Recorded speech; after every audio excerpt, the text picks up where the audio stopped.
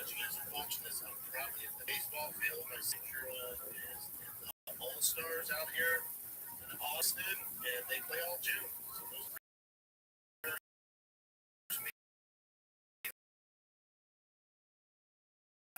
Woodley's balling. Up to this, he's hitting finger up to all the.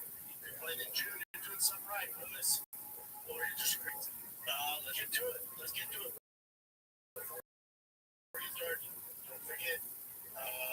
Fridays and Fridays, we're live. We are live streaming.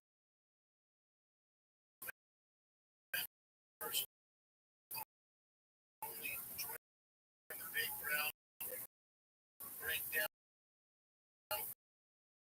club on my YouTube. Something on YouTube. And see out there. YouTube.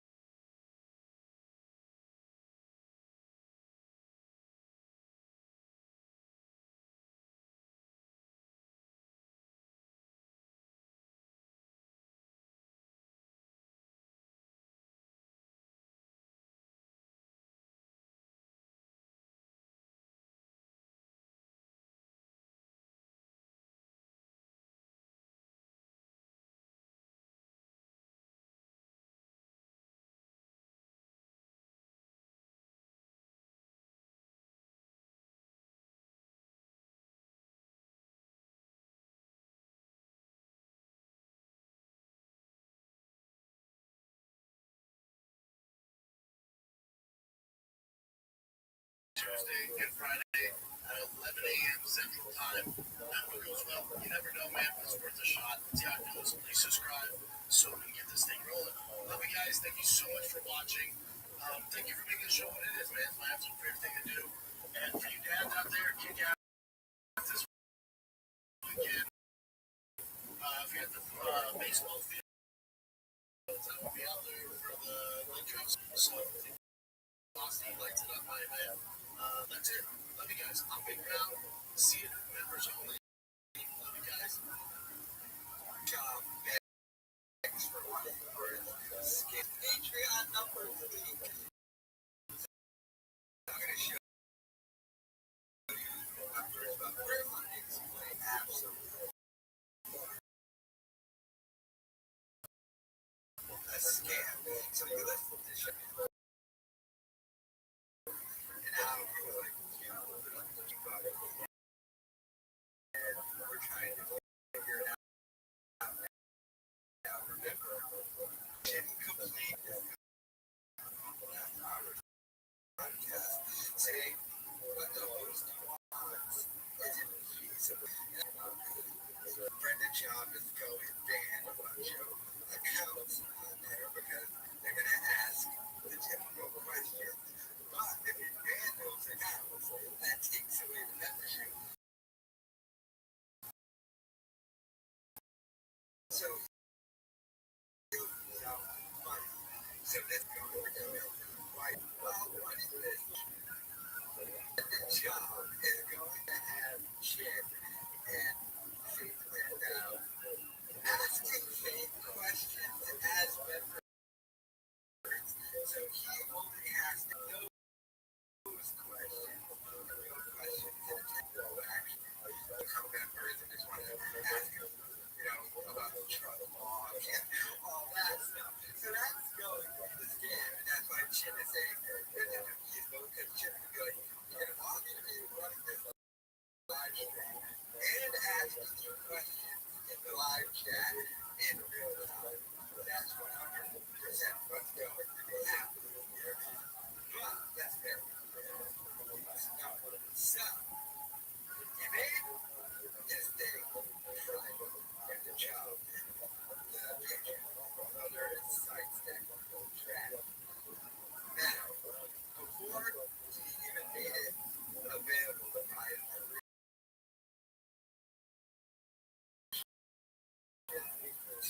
the winner to get paid. So, the numbers are 83 members and $5 a piece, basically. So, they had 83 patrons. Like I said, 7 of those were already there. And now, Chavez and my mom watch problem with his dad.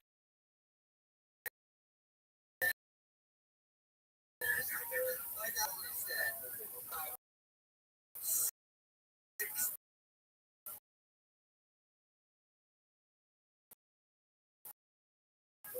maybe 65 or 7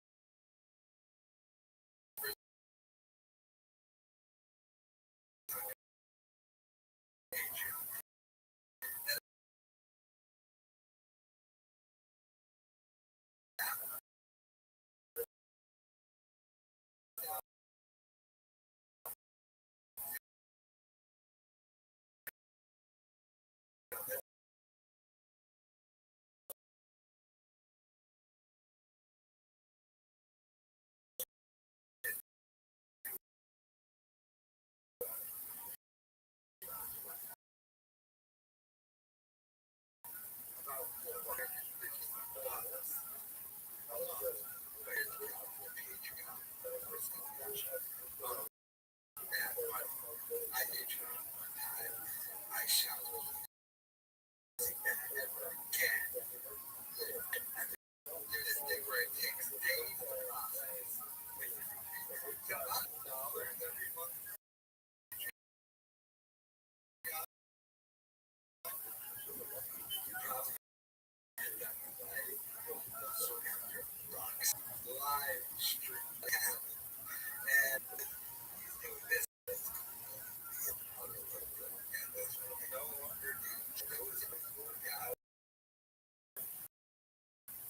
So like cats. I know they were chucks and they probably gave away the what do you get? 50 bucks for all this stuff. You're losing everything at the house. God, I mean, wow. It's true. Hey, I remember. How are you so often, right? Hey, Calvin, why just tell you how John Tuesday? Well, let me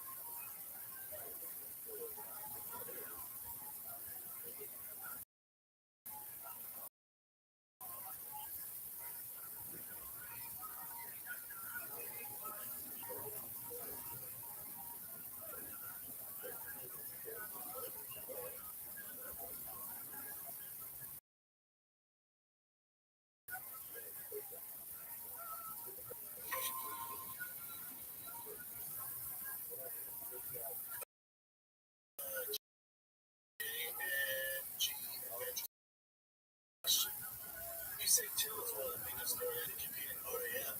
Those stories are so inspiring from different perspectives. But how do you think men will do RAF?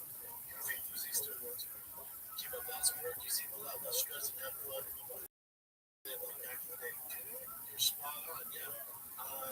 Way less stress since I got to Austin. Way less stress since I got out of the rat race, and I'm cool with it. And living my life, bills are paid, mortgage good, kids are happy. I would say I'm doing more content, right? Like I'm taking a step back from Golden Hour. I'll still be part of it, but I'm taking a step back so I can do my thing of the live streams on Tuesday and Friday. I've had more content. This is just what I love to do. Yeah, I love my school. I drop off outside the camp, where the hell we do. And then knock my workout, and then pick them up from school, coach the baseball, coach the football, dude. It's freaking could be better. Could be better. So, thank you for noticing. I appreciate you. So,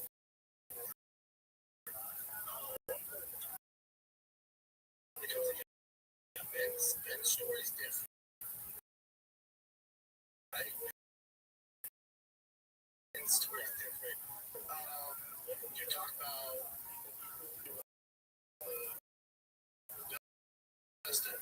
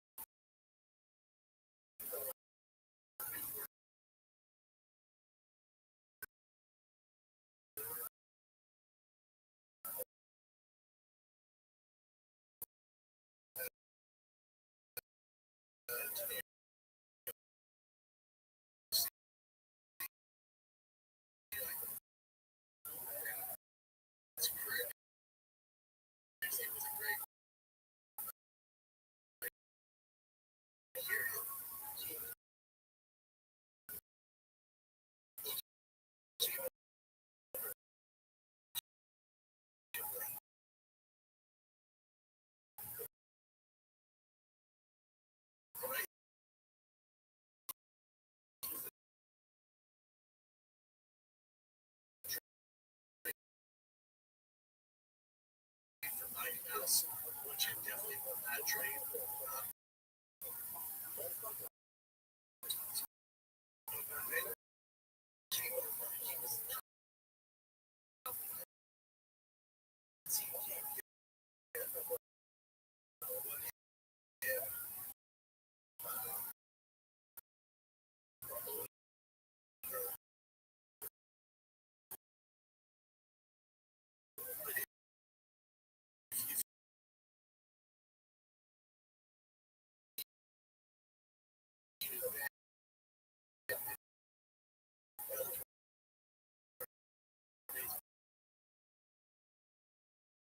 Change of days.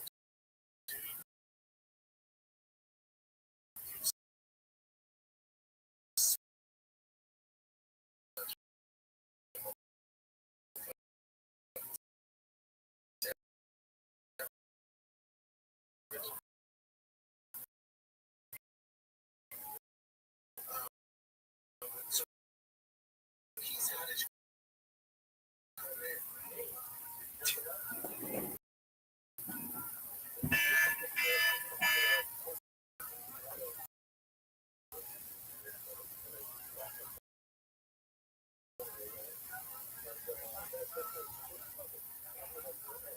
Mr. Shah, guys, welcome to the Bobberverse Either, and welcome back to the show, guys. I'm a little bit good reason how bad it looks.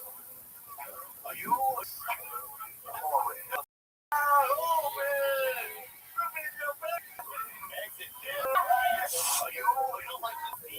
What a surprise!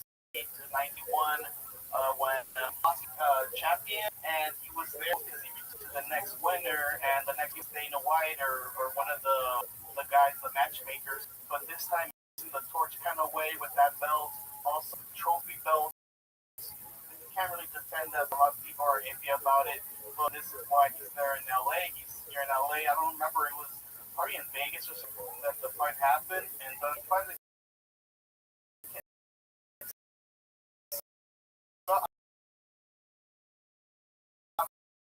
Not the fight. It's already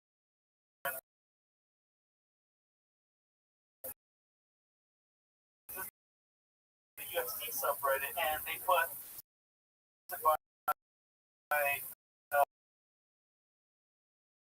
Dana White's mom. It says what Brock Bottom looks like. Got Brendan Shaw and Alan here, and it seems like their section is giving a horror kind of roasting off the style of choice. Every major party, every where it's like everybody in the section is it's like, wait, so are we doing the show and the show about vampires? I would like the old that was with Black News, what canceled stage of this period. She used to be on Netflix somewhere.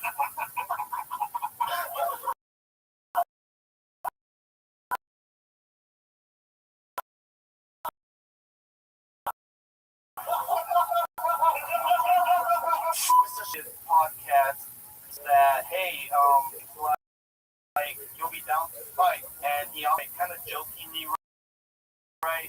I don't think they were serious. I think they were kind of messing around with the idea of it. He tells them, oh, because Masvidal has motion, he has like boxing, like just pure boxing, and then he has bare knuckle MMA, which is also kind of a new kind of thing, and I think in a proposal, right? He offers him a fight in his promotion. I think it wasn't as serious as it seems like, but they kind of joke around. And let's watch this clip. So this clip is called "Nothing Double Leg Can't Figure Out." who you want? Yes. I got my matchmaker, but I'm okay, bro. Who do you want, man? Bro, come on, I don't know if that goes for me. You would hate that slave. Like just based off that reaction, that crackling laugh, it's just like, you're serious, bro? Hell no, I'm not gonna do that. Just right off the bat, it just seems like it's just a joke. Who you want? Yes. I got my matchmaker right here. Who you want? I'm okay, bro. Who do you want, bro? Come on, I don't know if that goes for me. You You would hate that so much. I could just see you be like, I gotta fight for it. You know what it is for me? Money. It's money. Yeah. That I don't know. You know what? This is a. I hear that Brandon is like a Golden Gloves boxer. I don't know how true that is. I don't know what kind of level that is in Golden Gloves or whatever. But it seems like, where he thrived more was in MMA because he wasn't a strong boxer, but, and also very much of a mid wrestler as well in his jiu-jitsu too. Real thing. What's the real thing? I'll be in your corner. I'm there for you. That's how help. Listen to help you, right? It'll help. With my fucking silver tongue in your ear, and you're like, I can't do it. I'm like, you got this, bro. You got You this. need to distract my opponent. I do the free agents. I'm sure it's like that fight for Duke, but JD. All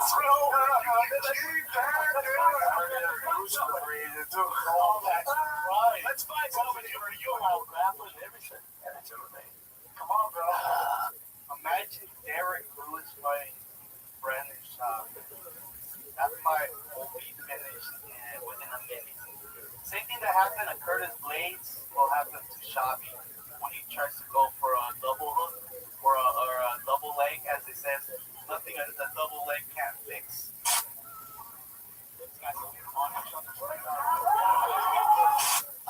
I would say no to Derek Lewis if I can grapple. Wait, what up? Derek Lewis, they do my promotion versus Brandon Shaw. Come on, man. They understand that people's heads are just Bro. Hey, hold on, Derek Lewis is so anti-wrestling.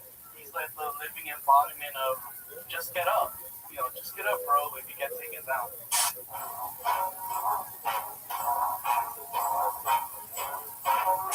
So yeah, it's quite. I think they're joking. I think this is just a kind of fun, kind of little banter kind of thing. And I don't think Brandon is gonna step in there with Derek Lewis. It's just too much of a risk for him to go in there and then immediately get knocked out. Derek fought a guy recently. What's his name? His name is Marcos Rogerio de Lima. And this is what he said after the fight. He lost the media. My teeth are all loose. I can't eat properly. It's a hard moment. Marco Rogerio de Lima details injury after loss to Derek Lewis at UFC 291. So that will be your outcome.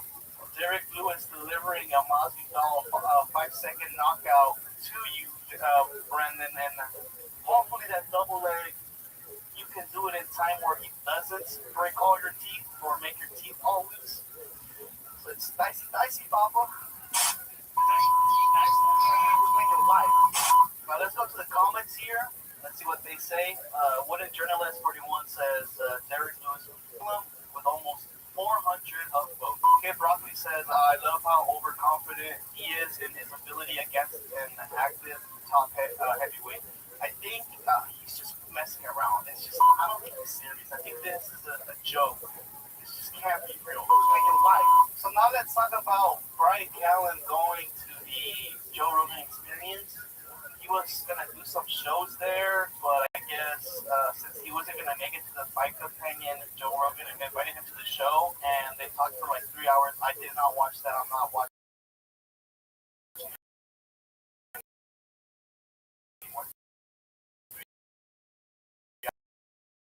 Joe Rogan podcast, man. So let's watch this clip. This was Joe of Money to do it, so let's watch that. By the way, I don't know if you've heard this. Masvidal, Brandon, yesterday on Friday.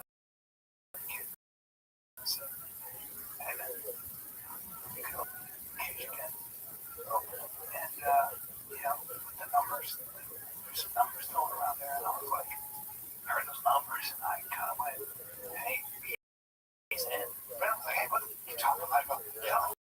And I was like, well, maybe I'll do it. And yeah, Brandon just thought, just.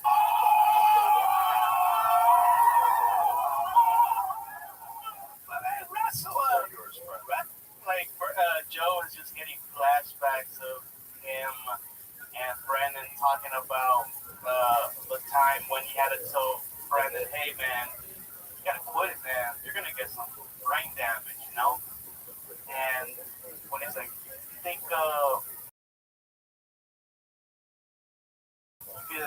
can out wrestle Cain Velasquez? He's like, I think that you'll be surprised. And then Joe's like, I think you'll be surprised. If you had a wrestling match with Cain Velasquez, how would it be? Straight up wrestling? Yeah, I think you could be surprised. Really? You think so? I think you'd be surprised. I really do. I think you will. I say that as a friend and a guy who loves you. He was throwing Derek Lewis out there.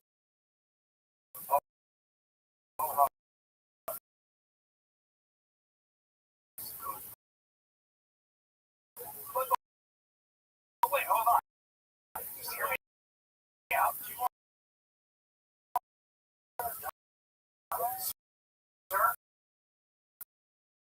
Hear me out. I'm just talking. Just shoot a blast double. Take it. Shot. Yeah, look at this man. He's like 10 nicotine, somewhat his friend a long time ago, or getting some CTA. Yeah, like a lot of people in the comments, what they say, Kiko CFC stock must be seriously down bad if he's actually giving it a second thought. Black Beast was laughing face emoji, almost at 500 upvotes. So there's animatic ad 572 says, and Brian must know too with the mention of the numbers being thrown around. I think the way that right now, like, people are talking, shit about how fighters are being paid. I think Masvidal will try to give him a fairly good number. I think he'll try to work with him. Maybe he might give him 100. Who knows? Like, we just assume, like, why would you give Brendan $100,000 unless people buy it so they can see Brendan lose? I think that will be the appeal for people to buy the pay-per-view and see how he does in another promotion. But even Brendan said, like, I can't even fight yet because I still have, like, 2 fights or 1 fight with the UFC, so I have to fight 2 fights in the UFC so I can get out of my contract. And then Masvidal also said too, he's like, I think I have 1 more left. So that one's also iffy too there because the only way Brendan can really actually fight is if he goes back to the UFC and completes his contract. This kind of thing, this offer's kind of off the table. I think maybe if it's just solid MMA, I think he just can't do it, or MMA and bare knuckle, maybe he could. Who knows? Athletes at the UFC. I'm just retired, not like, he's just not like, he does this, they freeze your contract. So even, like, when I retired, I still had, I think, maybe 1 fight up my deal. Like, cool, but if you ever decide to do anything, you still owe us 1 more fight. Damn. How about you? Get out of free jail or like, new contract? I think you should go out. Going back to the 100,000 or whatever he might get, I just don't know. Maybe he could. Maybe Masvidal will be able to give him that either, in cash or in sponsorships. Who knows how we'll work that out? So that one's, I don't know. That one's kind of, dicey too. Here's another clip with Joe Rogan talking about they'll buy Papa Toe to Papa. Was it that one? We're going to fight. We're going to have Brandon Sharp get more money. Well, that's so you're not talking that. We're talking. There might be a check. I might be a one of the most traumatic moments in the history of us in the podcast. It was convincing him to stop fighting. I know. And I'm going back. Now that's why. Hey, if there's a number on the check, sure. You're like the colonel in the Elvis movie. I'm a bad guy, piece of shit. But how about this? Mighty Mouse. Robbie Martin. I'm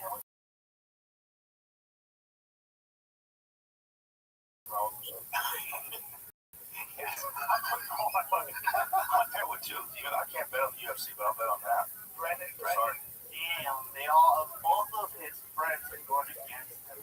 But they're being honest. It's for his own good, right? Joe doesn't want to give Brendan another speech on, hey man, I can't do this. Can't do this fight. You're gonna get hurt. You have to go back to training stuff. All these other fighters. they have training already. Just don't do it. And let's look at the comments for this one. It says, Unfair Bird 4592 says, this was a highlight of the 3-hour podcast. Jesus, Kellen is boring as F. All I do is lie to you, says the obligatory animal videos, inner bitch conquering who would win with unrealistic fight scenarios, political conspiracy, and aliens. That was the parts I took giant leaps through.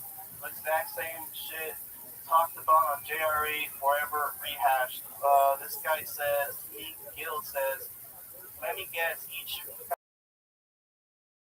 fantasy fight scenario ended up with Great B and Little Toy winning each battle. So they're just, I guess, people are talking about the 3-hour podcast, and it seems like the Joe Rogan podcast with them talking about any conspiracy theories. That's just almost every Joe Rogan podcast now. It's just rehashing old stuff.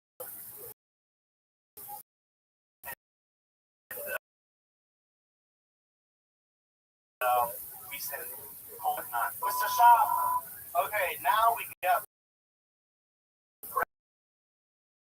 Brendan's perspective on what happened or his narrative on what happened during that conversation between Jorge Masvidal and Brian Callen. Watch this.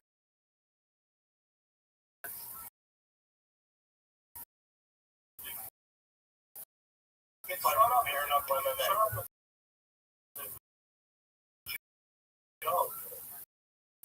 Before they came on, it was like, what do you about it? And he's like,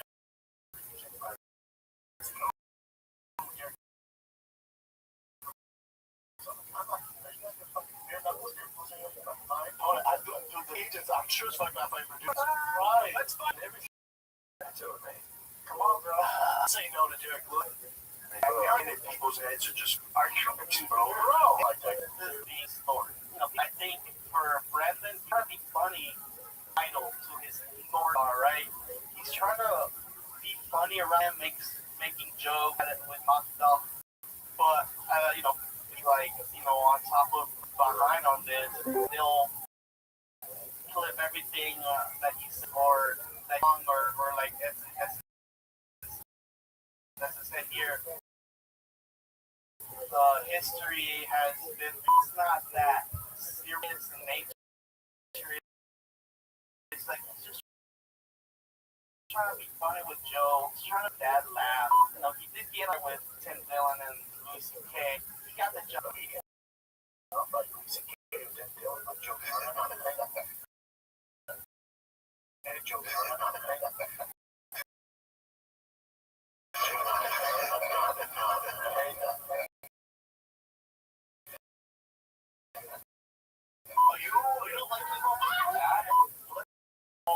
History has been rewritten. Got to see that. For the Addies or the fight companion. Yeah. Shotgun 516 says, "King out the Addies for a resurgence show." I think the part where Masvidal said it'll make people's heads blow is kind of a true thing, but like it'll make their heads explode because it's a dumb move for Brandon to do. It's like it's not worth it for him to get hit again, especially against Derek Lewis, who's got the most knockouts in UFC history in the heavyweight division. Really, dude? So okay, now we get to Joe and Eddie Bravo doing the fight companion. Joe Rogan pulls out the smelling salts, which is like ammonium. What they are used is weightlifting for gym, like smell it, and they give some kind of like an upper. I know it's like legit joints that use it in the hospital. They use usually like power position. Really, it's Oh man, Joe. And so I think they also, in case somebody like phase 2, I think they're also used for that because they're so strong. So, this one, Joe gives it around everybody to try it, and Brendan kind of, it seems like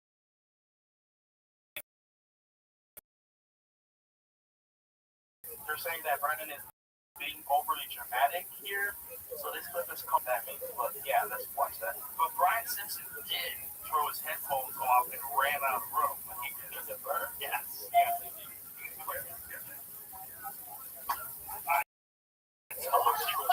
I told you, bro. No joke. Something extraordinary about what the fuck those smells. I freaked out. But yeah, I think they're trying to say that Brendan is like he heard from Brian Simpson, another comedian. He smells it and he overreacted, right? It can't be that bad, hell.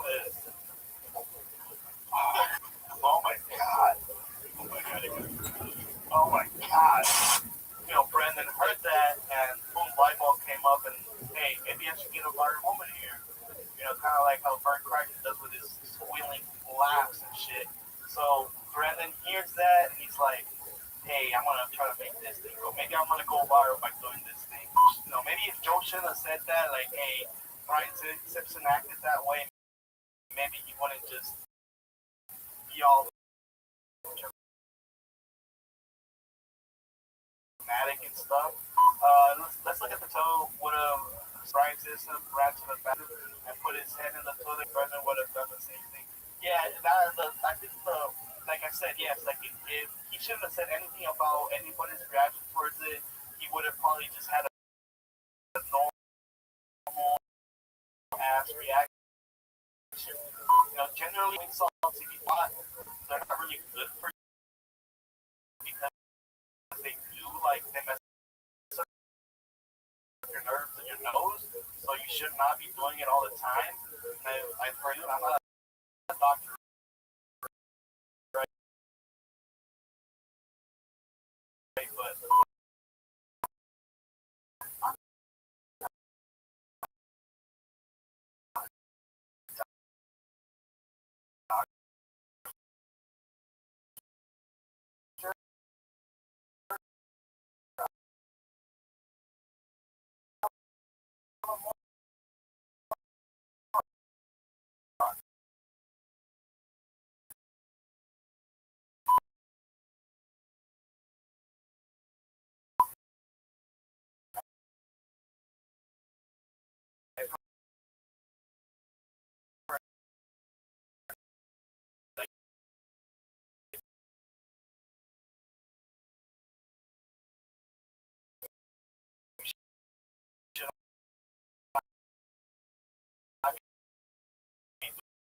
doing it all. Ammonia and ammonia is not a good smell, regardless of how good it makes you in the gym. Mr. Shab. So that he does it, and so Brandon talks about the smelling salt. If there's one thing Bob needs, it's more vices. Watch that. I'd watch it all day. So the salts, I saw you do it. Juju move, I think you do movers. I don't know, every a bunch. I love the especially like reason it's hardcore. No, this is it hits you like a fucking ton of brick. And then it's just like my sinuses were cleared. I'm going to Juju said I'll bring some there too. I was like, oh, I want more. 2 or 3 times I wrote this at 20 times. Like, shit. I love it. He doesn't use it, or he just recently started using it because he has a box. Like a wasabi, like when that. It's like that. Like quick. I like that. That goes really quick. I was so bored, shit on Cortez. I was so bored in that fight, and I didn't sleep. It's effective for that. And then you're awake. I've never breathed better in my life. That's a good call. Chin is fiending, man. Look at the hand of throwing sauce now. And here's another comment about our Tough Mudder out. Drain. We're going full throttle on baby. Keep up. Just another thing to add. Nicotine check. Whiskey check. What else you do? Those macadamia nuts check. Electric bike check. The baddies and the fatties, they're out. Your life. Last one, guys. This one was a funny clip from the Find the Kid subreddit. I mean, and it has Brian and Joe just having a pee break. Let's watch this. This one's called Two Alpha Males and Break. So the only reality exists like the world of murder and violence. Yeah, but it does something else too. You do.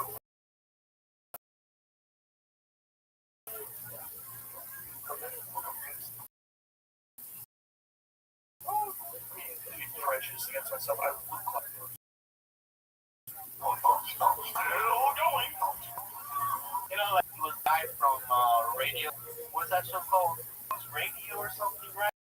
He was in that sitcom, and he became the Fear Factor guy, right? And also, you know, the UFC in between that too. And that's where Joe like really started her. And this is early Joe, right? This is like the soy boy Joe. You know, Joe talks about taking. I think he might have said that he takes like HGH. So you juice. I take testosterone replacement therapy after almost 10 years. What 49, 38? Yeah, that's why he looks like the way he does, right? And he's got that bubble gut and stuff. Like for a long time, like Joe didn't look like now. Well, the Joe that we have, he was just soy boy.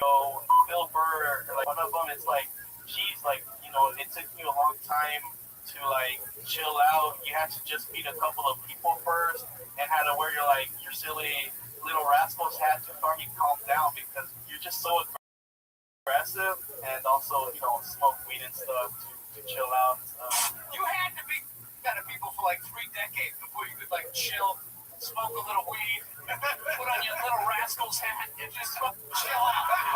Let's get some comments here. Kimbo Slices Chicken says, before he was a genetic freak, made of pure violence, he was a pretty little lady.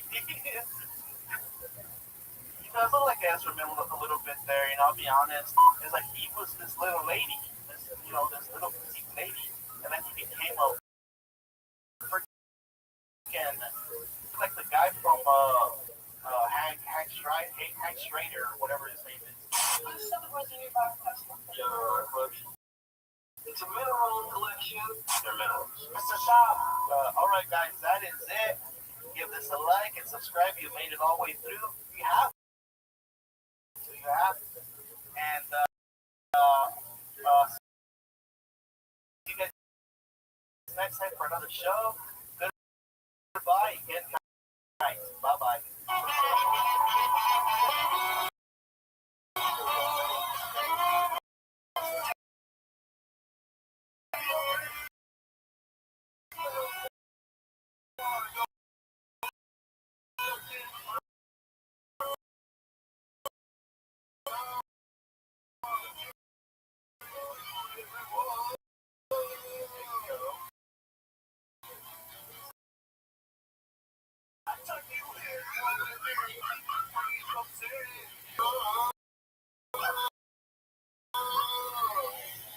Sleep with one eye open.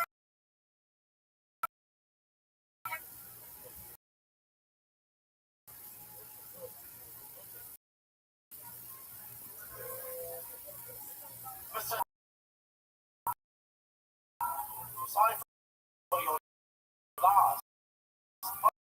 Alright, guys, welcome back to the show. Welcome back to the next.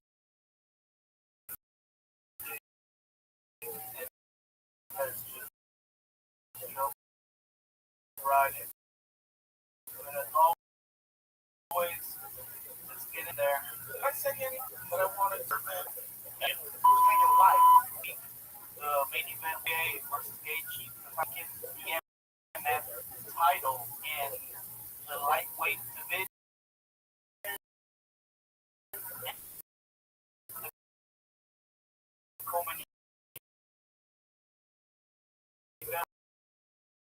we have Blachowicz versus Pereira.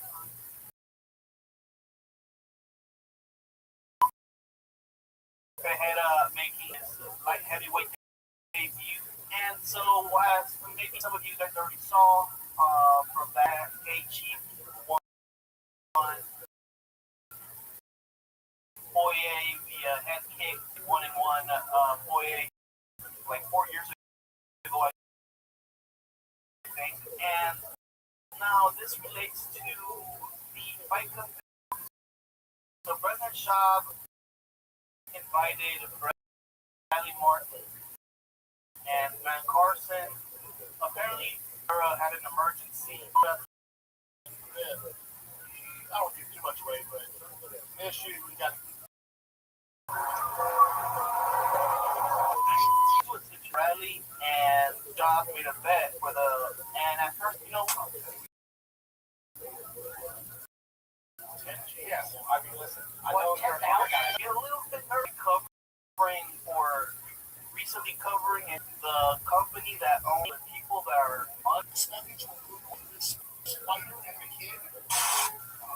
I'm sorry. I don't mean to be disrespectful, but I've never heard it. Whitney Cummings? Okay. It seems like there's some bad business going on, and they're getting a lawsuit prepped, and they have their fair share. Once again, they're putting out this press release. He's saying that they are acquiring certain assets of a company that owes everyone money and is going to go bankrupt by the owner's mission unless this deal goes through. By the way, so we have it right here. It's basically take this bad deal podcast one, or he's going back. Little, we got it. Where am I going to get the money? Where am I going to get the money? All right, so let's watch Brendan and Bradley bet. Here's the clip. It's called "Here's Entire 10K Draft Bet Scenario." Let's play that.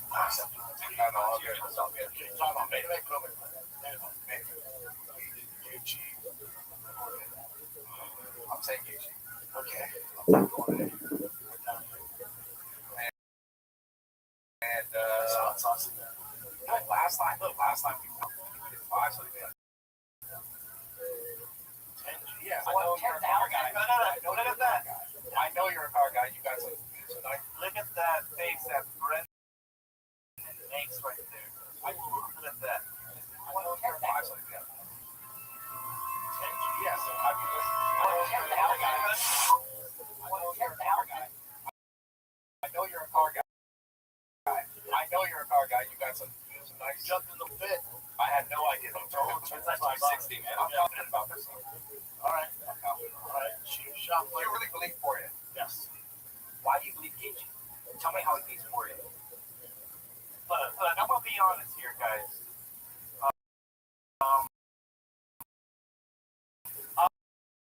I also, with my buddies, thought that one of them is another one bet Dustin, and we thought collectively that Dustin seemed like the smarter guy, the guy that has a better chance of beating him, and was also more experienced beating people that he already beat before, and got a good record of it. Like, for example, Gregory, he lost the first time, but beat him twice, even though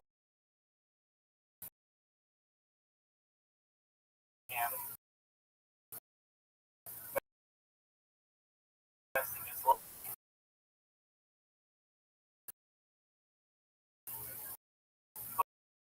But we also seen it from, Max Holloway. So, we thought that, I think this was like his third fight, third rematch with another. He was gonna get an edge, maybe win by decision. or maybe also finish him again, but surprise out an amazing kick. We don't see Gates kicks like that, and that's what caught everybody off guard. That's what we think that happened with Dustin. He thought like a leg kick, but Dustin went high and he wrapped his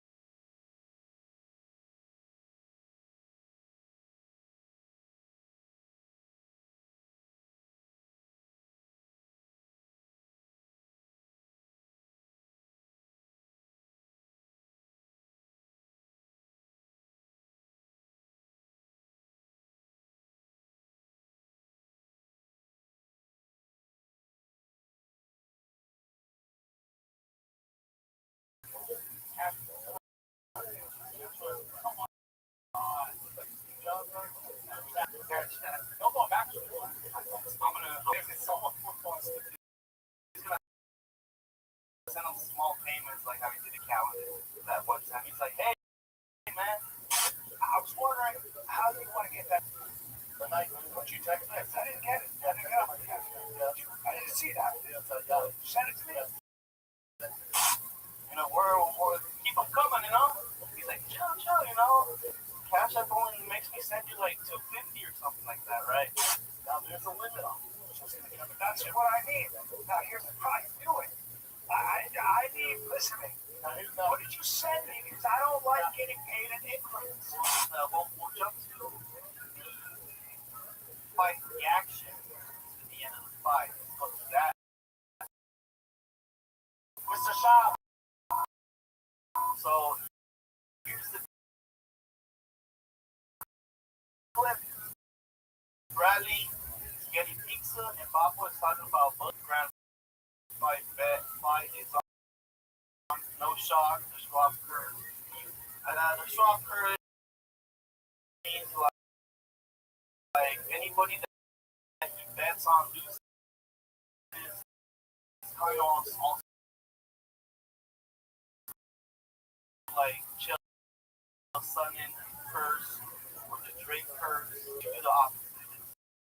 Kind of what everybody says if they think of one. Yeah.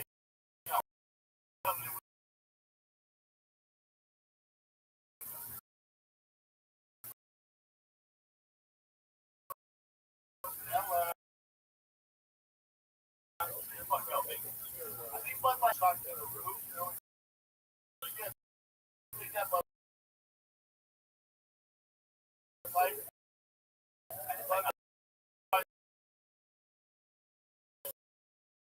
Like we all live in six-pack body.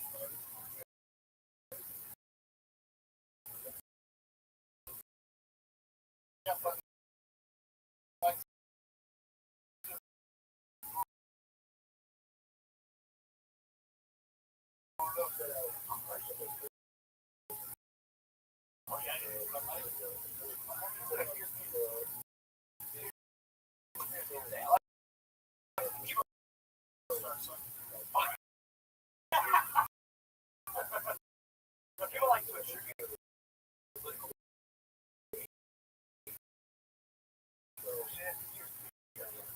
like come on, real but not right.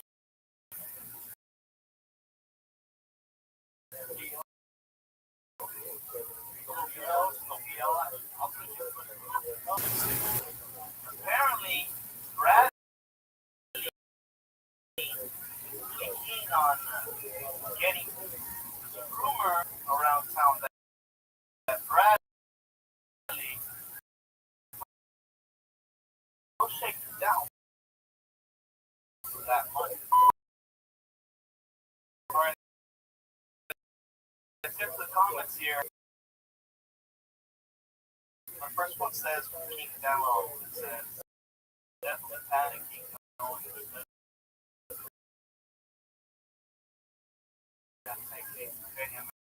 LOL. Here's a big one that I read. 123 says the Nut Boy stingy about like co-host the podcast with them has yet to offer to pay for or even split the villains there as the city south up every single bill, stuffed it back in his bag and brought it home with him to keep. This is so dumb.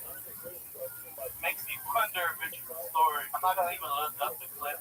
It sounds kind of funny though. I say all this to speculate that Bradley will be extremely unchill about this event and absolutely demands that Sean pays.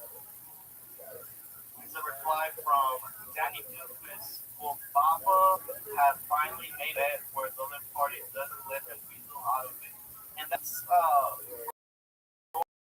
going with a lot of people that have bets with Shaw, like Theo Vaughn, Callan, a whole bunch of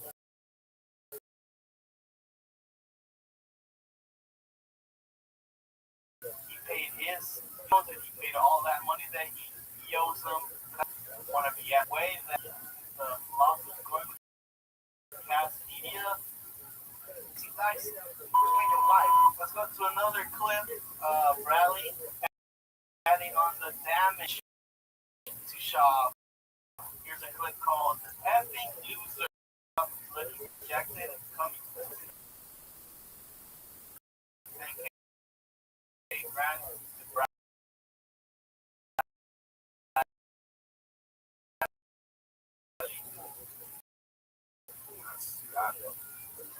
you're like, it was so good.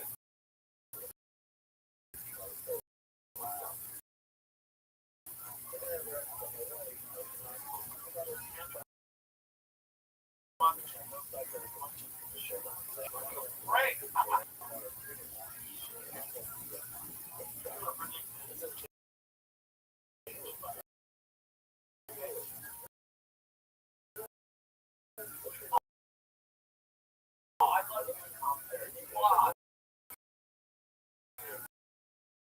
This is the look of how every gambler looks after they lose their best, but still puts you down. Talking about betting, Brendan had a bad luck, people say that he's cursed, kind of like Chael or Drake, when they make their bets, whatever he says to the opposite, and even Eric tells them, hey man, like there's videos out there saying that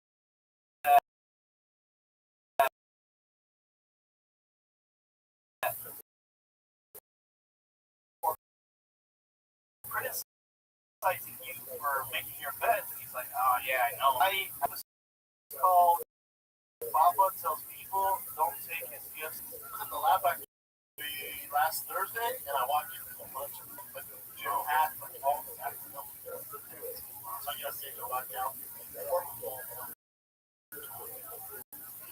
So I watched. I was like, what's that big figure? I'm like, oh cool. Like,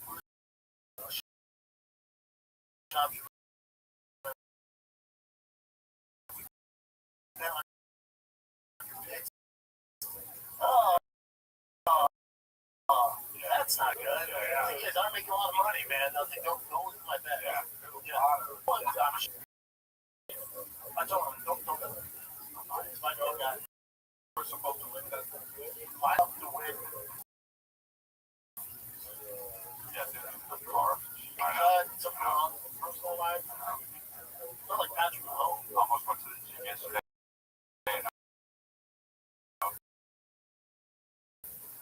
Yeah, that is Sean. You're on an individual when, ball games, team games are different. The big game is also very risky. Like, even Chris again said, you don't know what they ate. You don't know how they're coming in from an injury. That's also true. But here's the thing, too, though. Brandon has about making bets. And that's what little bit pissed off. It's like this one. This was a example of when Brendan picks a fighter to win. Is heavily confident.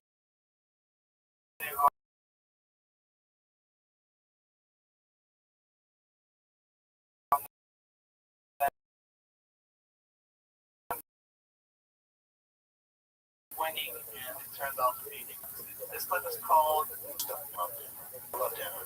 This was fight before the schedule. I just don't like Dan. You know, a lot of miles, a lot of truck. Could not be a worse matchup than the Ecclesias. Now going to the Turner and Hooker fight, you can see that Hooker was had like 2 losses in a row. Turner had like 5 wins in a row.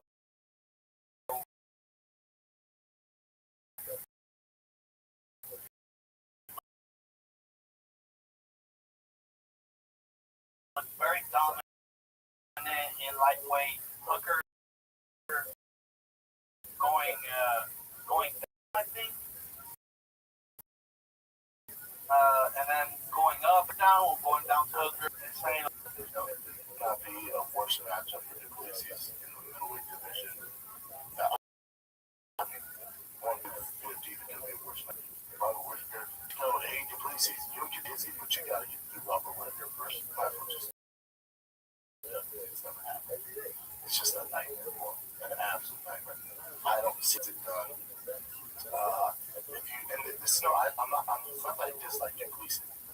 now, with that fight, Z and Whittaker, Duplessis online is getting a lot of shit, a lot of hate from the online community, the MMA community, that Whittaker was gonna dominate him, he was gonna beat him up, or knock him out, and then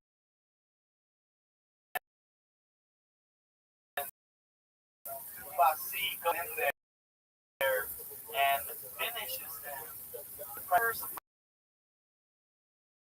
surprises even Shab, surprises the whole internet. You're alone with this predicament. Everybody online thought that Whittaker was going to beat Duplessis easily, but that just didn't turn out to be the case. Now, here's where it gets to the lying part of it, or trying to cover up your mistakes on being super confident on your picks. Here's this clip called Barn Doors 5-Pick Challenge Does. The Volkanovski had Rodriguez. It's funny, some guy was talking shit to me because I was like, I'm not going to get Rodriguez. He's not out. So, yeah, I mean, that Volkanovski was going to win that fight. So here's where the line starts from Brendan and ends this backwards, or whatever you want to call it. Because Mr. Twitterwink said, if Brendan is picking Whittaker, you better bet the goddamn house on Pete. And then Brendan replies with, do it, let me know how it works out for you. So he mixed that thing up, right? You put in place of Whittaker DDP, you put Yair Rodriguez with Volkanovski to kind of cover his behind. But everybody was like,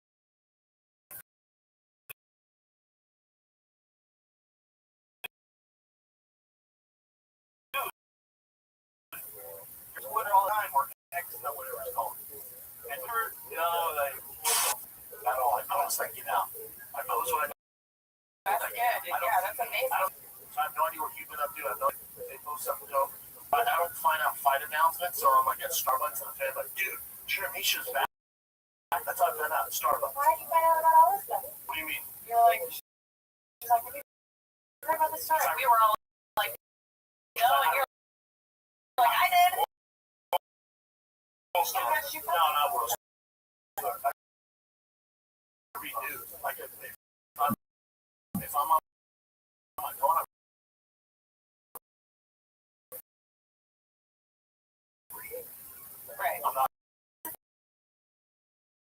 Like it just, I don't know. It's still like, I feel like it just sucks me in. I don't know. Out there too. How did you just have somebody run your media 24/7? You just didn't know. I gotta be a tough little deal. No, I got a hard time with social media. It's hard for me to do it all the time. It's hard for me to do it. You know, I'm a dumbass. Really, dude? Let's stay on the whole thing. A lot of people know that Brendan lies. Like, a lot of people know that. And here's Tim Dillon says that, hey, Brendan lies a lot. You know? That's just one of his things that he does. He lies. Jocelyn, I was asked, I had a guy who's over here. He's like, hey, will you do Theo Vaughn's podcast? Sure, I'll do it. And I showed up to the Theo Vaughn podcast. It just wasn't his podcast. So it came on, I was like, where's Theo? They're like, well, he's on.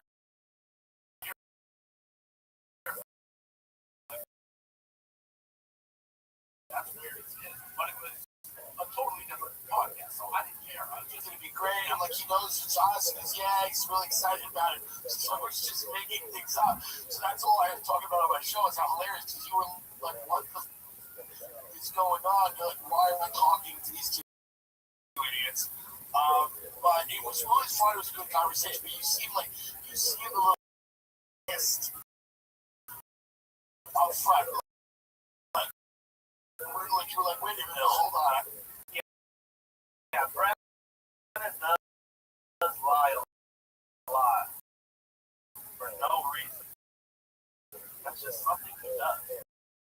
It's just like little white lies. And that's something that a lot of people like in the real life. If somebody lies to you, like small things, it's annoying, you know? And then trying to take his word, I trust him. Well, this is lies about everything. And you know, that's what some of the things that they criticize him about is just like his overconfidence and sometimes lack of knowledge on certain subjects. A couple of things that annoy people about Brendan. Shab, I can go both ways. Shab, sometimes I see him be a flip-flop, and even to me personally, Sundays I'm gonna be mad love. Talk about one of the toughest guys in the UFC. When I was gonna fight Sage Northcutt, he was like, "Oh, that's a different level. Fantastic!" Like almost like shit on my parade, like right after the scene. But I was kind of like, all right.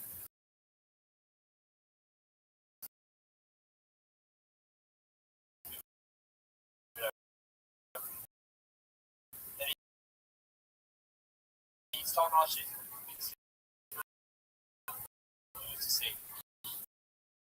Then he's on Rogan, and Rogan's like, I think we feel like a LA dick rides. It's very You know what I mean? It's just like kind of like that's not thorough. I can understand that, you know. But you know, what we're gonna do? We can't do it.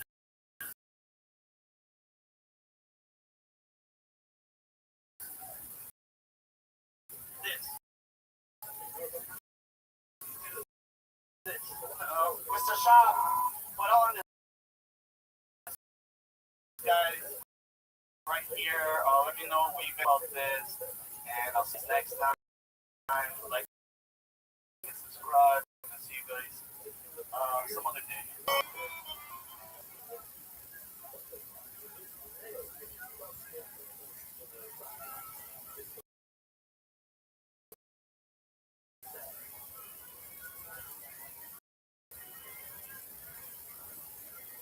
Sorry for your loss. Alright guys, welcome back to Into the Bumbleverse with Hector. Now let's jump right into it as always.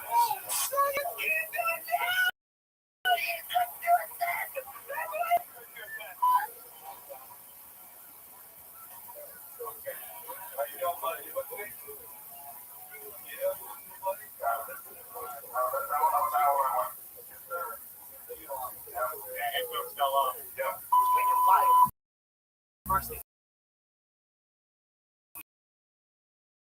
you got Jay Gomez, apparently defending Brendan Shaw in Desert Pelican 5 days ago.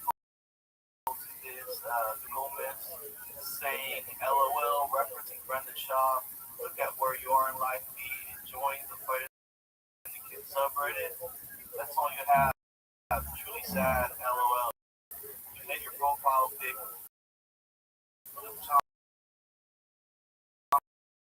Because he's a manager at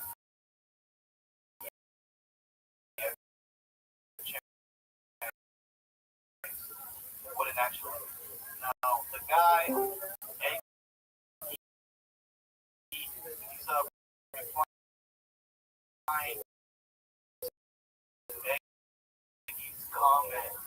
Now I wanted to see the whole thing, and I did a little bit of like, and I went these things. Oh, come on, bro! I gotta be at least honest. Shaw might be funnier than you, and he is the worst.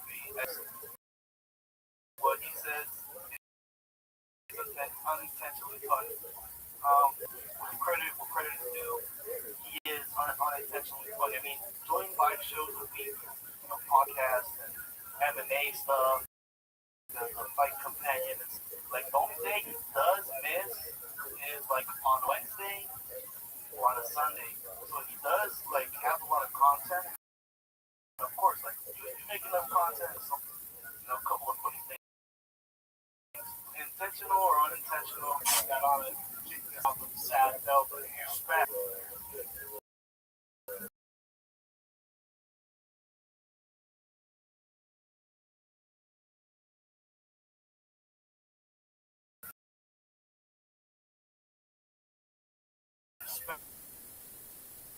But you can't do it's also my favorite band. Cranberries. Well, I think he's right. Did she not say Domino? It's Cranberries, though. That's a bitch this week, and I saw your favorite Sinead song, dog.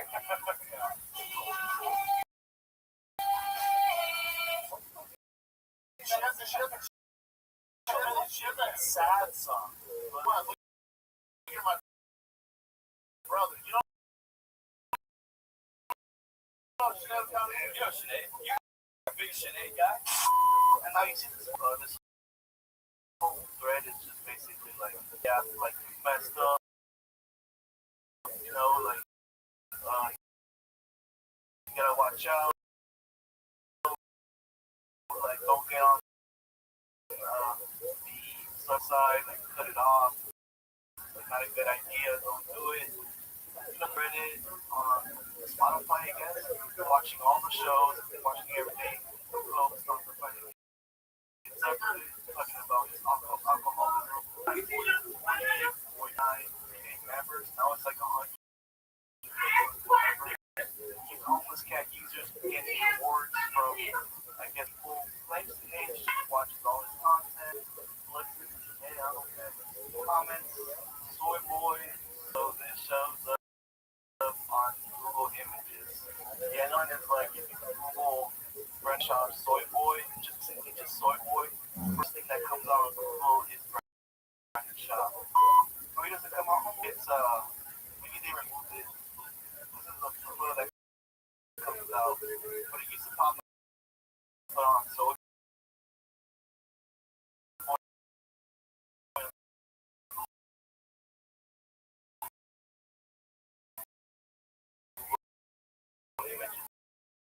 I guess Brendan got that result related to this show. I mean, yes, in a way, yeah, it's like some of it's like hate watch.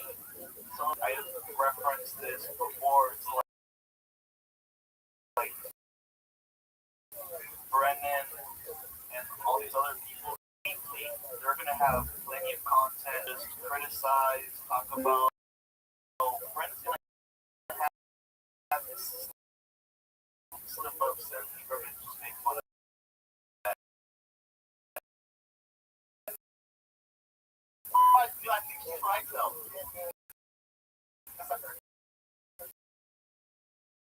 It's Cranberries, though. I did some bitch this weekend. So what's he saying? What is it that they don't like certain strong words? Some people do really hate them. It doesn't make sense why you hate this person and still, interact with whatever they do. My opinion, like the reason why because it's entertaining. He's living like the show, basically. His life is the Truman Show right now because he's online. He's online every day, almost every week. So there's plenty of content to take out from there. I think people like to talk shit about you. About me, yeah. I do a lot of shows. A lot of the audience was in for me on Ultimate Fighter, the top fighter, which you got everybody. So for them and stuff, if you're put in a box, it's tough for that. So they've been involved since Ultimate Fighter 50 days. When, I thought I was going to fight not but yeah.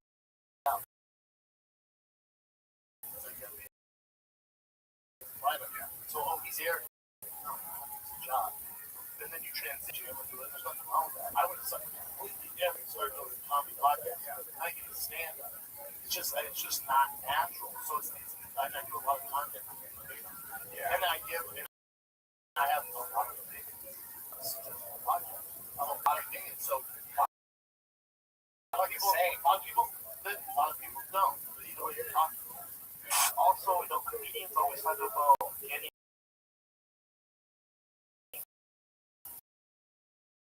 made fun of or quote bullied. That's not the case. I mean, joking. It's a Reddit. They talk about him. Mom's house versus Birds. Also his subreddit. Even Delilah. Almost friends.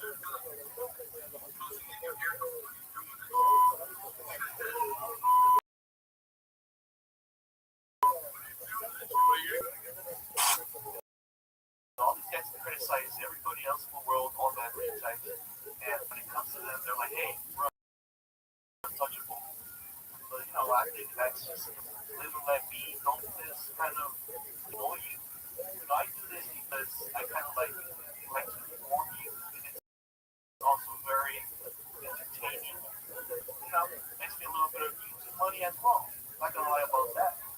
Recently I'm not because of the whole profanity thing. So you're gonna be hearing a bunch of beeps, certain language that is not allowed anymore. Quite strict right now with that stuff. Anyways, let's go back to the tweet here. I mean, you're kind of like trolls. They don't matter. As Brendan was saying, we don't matter. You're just some bum in the street, criticizing my work. You ain't nothing. Who are you to tell me? I view those people the same I view a homeless guy. My art. Teaching myself, teaching a podcast. They do not matter. Right. Like, we can criticize them all we want. For people all over. I guess he doesn't like it, and he goes on. He has kind of battles. Some of the things that he said, because people are like, all of a sudden, now you're defending him because he might be going to Skankfest. No, I'm doing a Skankfest then. Oh, you're gonna do it? You're trying to get sad, so now you're just trying to be like a fake nice guy. All these usually good deeds, Brendan. And all of a sudden, now that he's going to your show, you're being nice to him. Gomez is not as popular as Brendan. What I noticed, he's got a way smaller following than Brendan. So maybe in a way, Brendan does help out Gomez. I might not see it that way, but I think even Brendan sees it as a cross benefit because he's gonna basically go against his quote unquote haters. Going to that Skankfest event, showing them that you can't be the heat at the joke if he does go.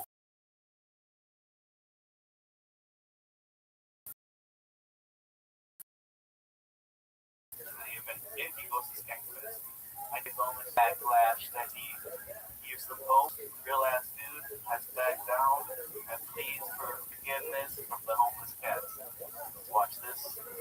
people, and then people don't want to fight the big side debate. So guys have it's the same guys every time. So we go back and forth. So all you have regulars that you argue with, but now this all turned into this whole thing has now. But you hear that he argues with random people that he knows that, hey, certain people, especially, like, he knows and he knows it's no gimme for that. But it's the same guys every time. So we go back and forth. So all you have regulars that you argue with, sparring partners. But now this all into this whole thing has now spawned into those guys fucking furious at me. One of the guys that drove Luke Thomas as his profile, right? And Luke Thomas didn't have and the guy said something like, he's like, you're fucking like Friday show. When somebody says that to me, you're just showing your ass. It reminds me of that movie. Like, how are you not more embarrassed that that is like your reference? That's your thing. Like, that's you have a picture of Luke Thomas as your profile picture. It's gonna be Friday show.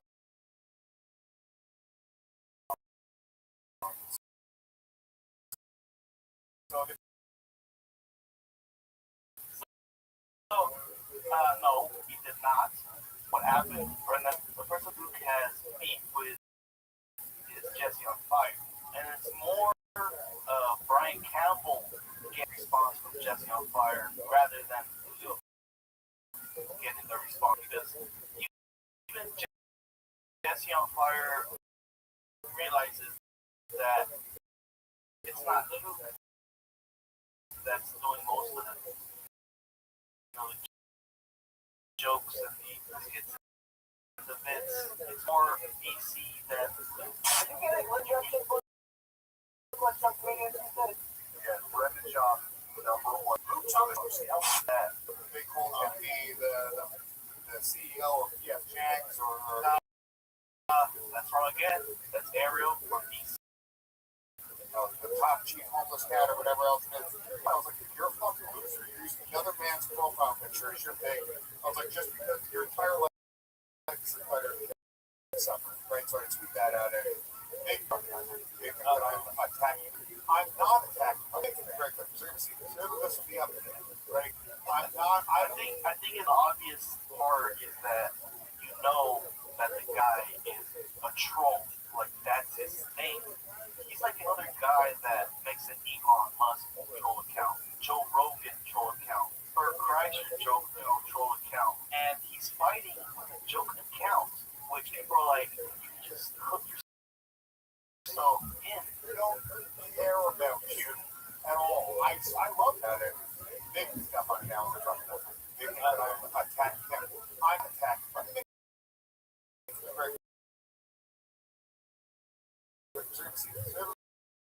This will be up to them, right? I'm not. I think it's kind of funny.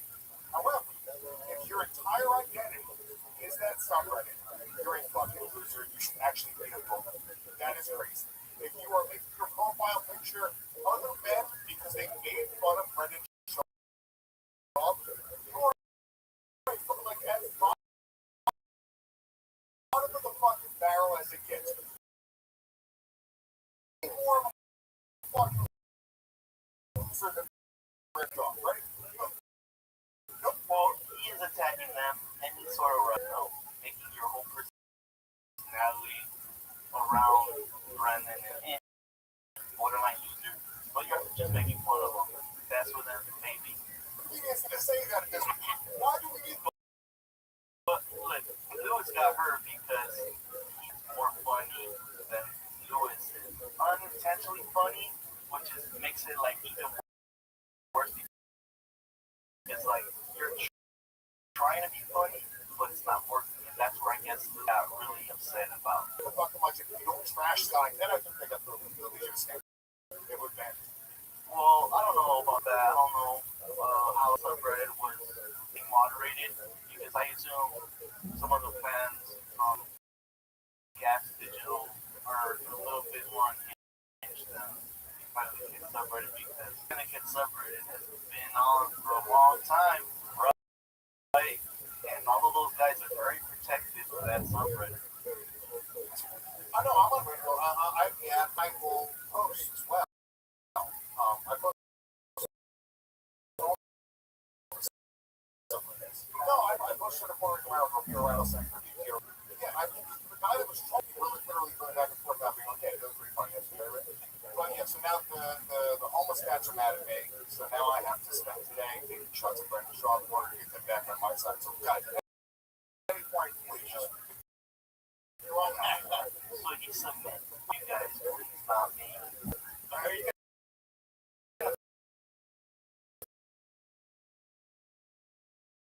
Fight him as Gang Fest? Hell, what's that? Kevin, you want to go?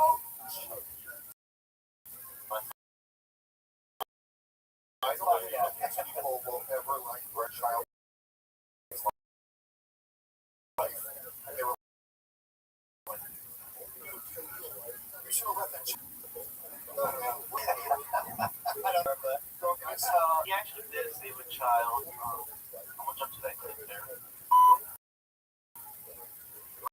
Brendan Schaub rescues children in a car crash. This week's deadly crash on the 101 freeway in Encino is now facing John. Cesar Torres drove in the opposite direction on the southbound 101 Big Rig near the Haskell Avenue exit last Thursday.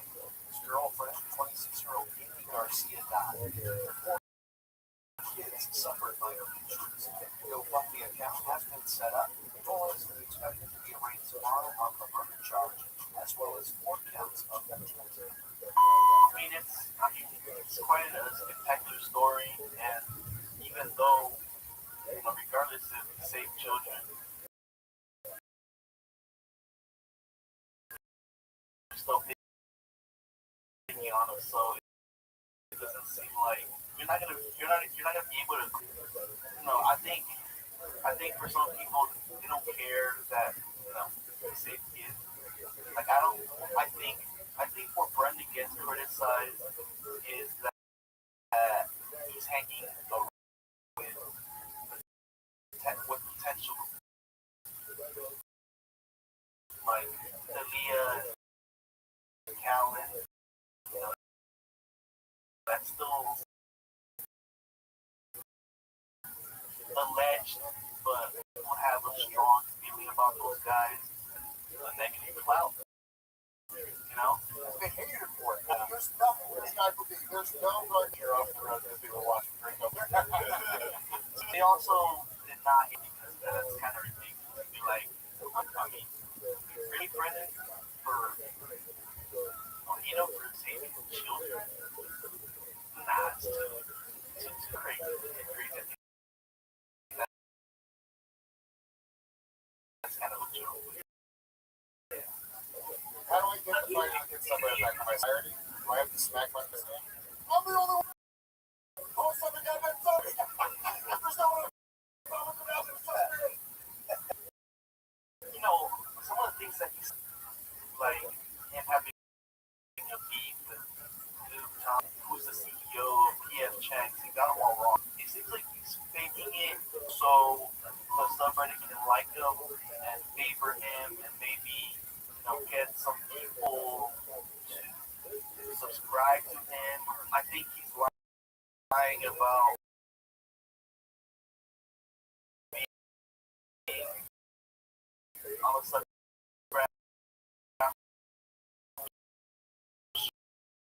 Sure, he sees it once in a while, but I don't think Lewis and Brendan kind of seem alike. They're like, yeah, Lewis is right about some people making it their identity, making fun of them. Some people taking the shot when he's outside. I guess doing it in their real life, but also going back to the homeless thing, it's like some people are like, yeah, he's dumb.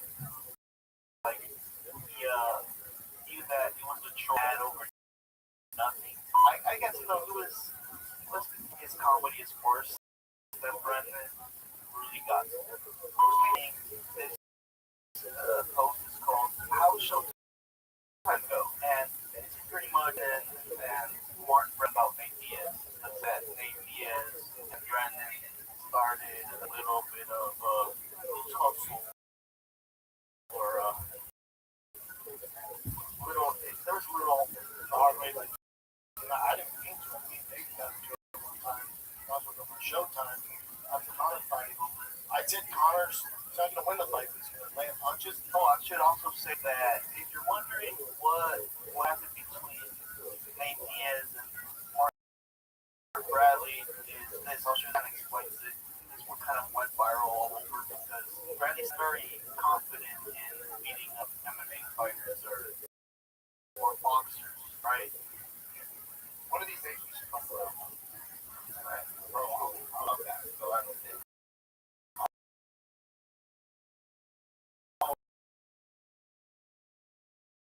Oh my God, I would love that. I would love it. But I don't want to I don't want to hurt it. There is also a video to get Devin Haney on his podcast, and Bradley discussed, him having a chance, or he has a higher chance of beating him up in the street fight, but not in the boxing match, of course. But let's hear that from them.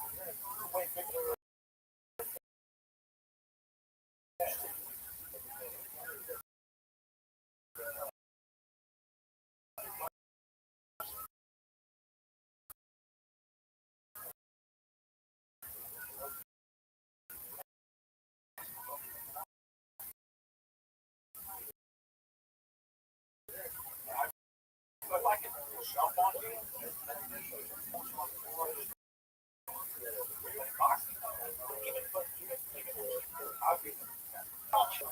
may thinking of a box because of the lack of breath they have, right? I mean, it's kind of obvious. We don't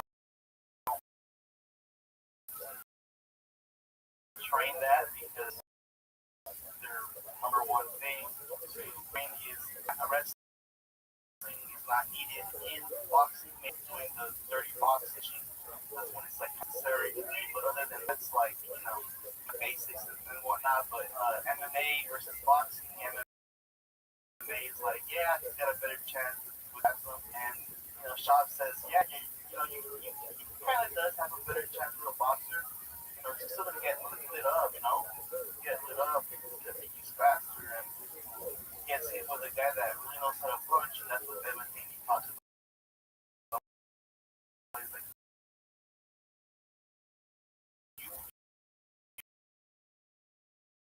you've only fought Joe Schmo was like, what's your weight? So what do you do? 100%. That's confidence. So let me take some 150. Let me take some. You cannot take a punch.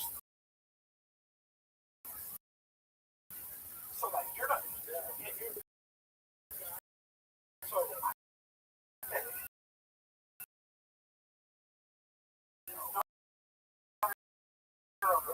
not by you.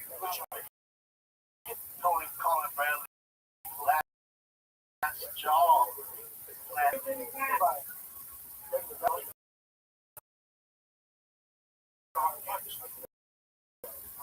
No, I'm sorry. A guy that really knows the so many times. So bad. So many times. Oh, what you guys think? This is a good debate, though. Kind of discuss something is going. Bradley, if he grabs him, if you think you're gonna grab him like the mountain from Game of Thrones, the mountain when he grabs Pedro, crushes his head right, that's what happened. Possibly. I mean, that's what I'm saying. For MMA guys, they know how to stand up, they know how to wrestle. Boxing is what would happen to you is you get mounted by Bradley, and Bradley is breaking weight.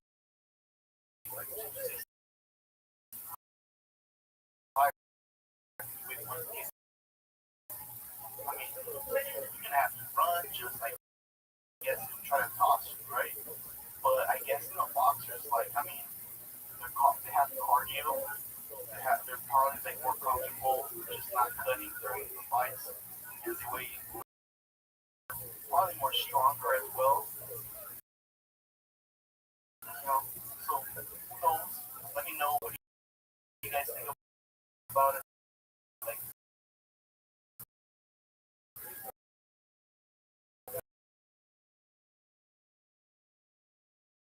then had a chance to knock him out real quick. 30 seconds, minute, how long will it take?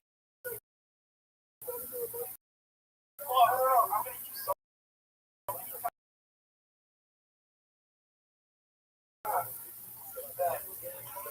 By the time it comes, no strike, exactly. So you think that is making up the street. We can't wrestle people. So I'll just stand with that. A little outside, a little bit of wrestling.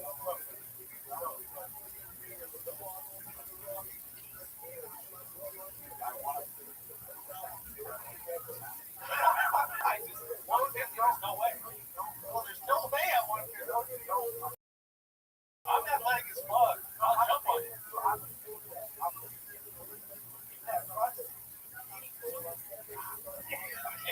Oh man. Alright, let's just go back to the name. You guys can watch this. So you think you're an MMA fighter? That I don't need it. I've done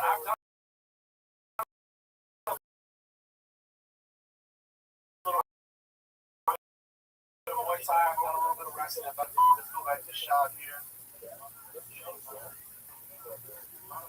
I take the honor to win the fight.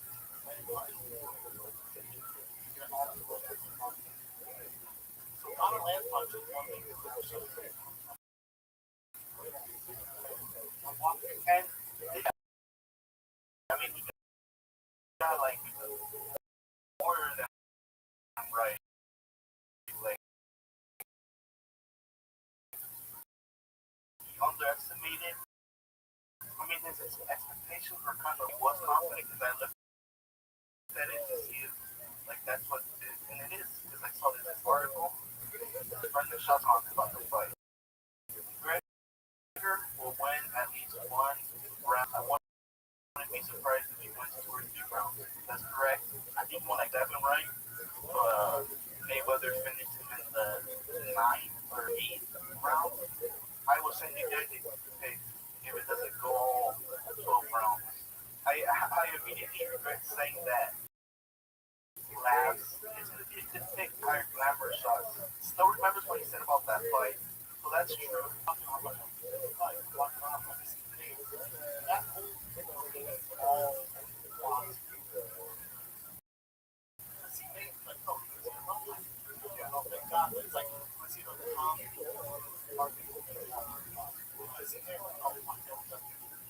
What's up?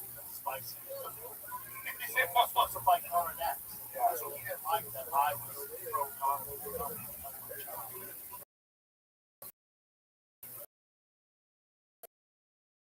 I told John.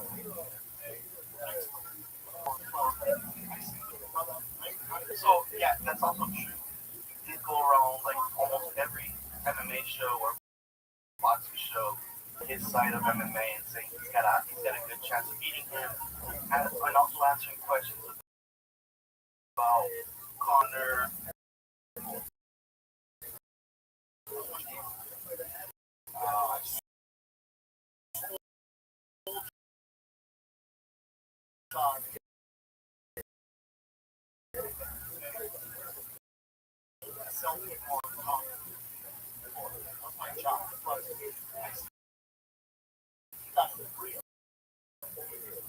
What's up, brother?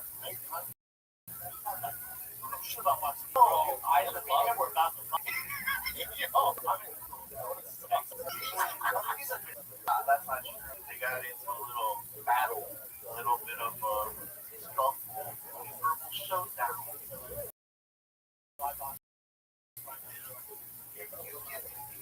And it's also to this day.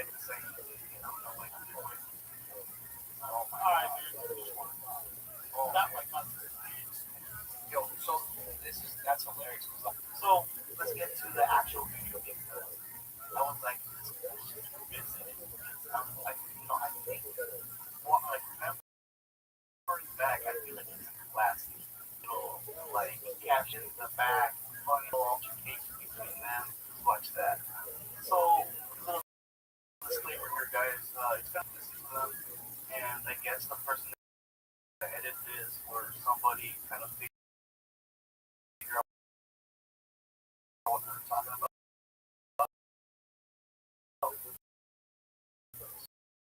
So I'm gonna try to slow that down and see what they're talking about. Kind of a little bit of trash. Okay, Brenda, I disagree. More round. I think what Brendan is talking about is the prediction being right. He's like, I predicted 1 or 2 rounds to win, and he's not gonna win the rest of the fight. But like that's what I said. That was my prediction.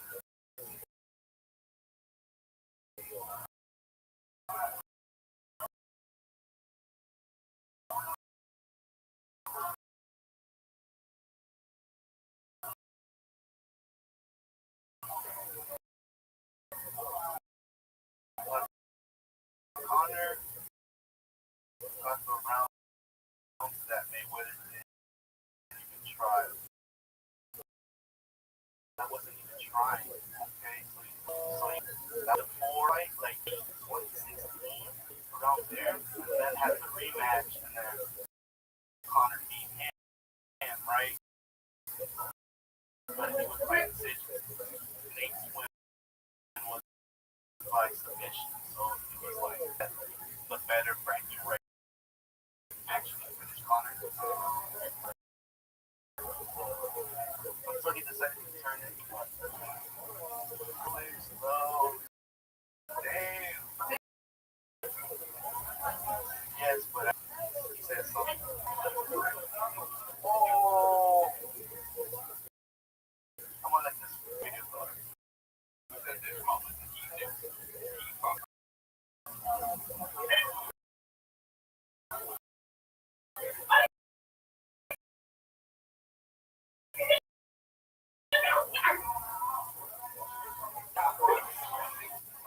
That like shop, depending on stuff, he's like do something about it, and then I guess that's where they like hey, don't fight him. Obviously Nate like got really broke. That's why you lost your second fight.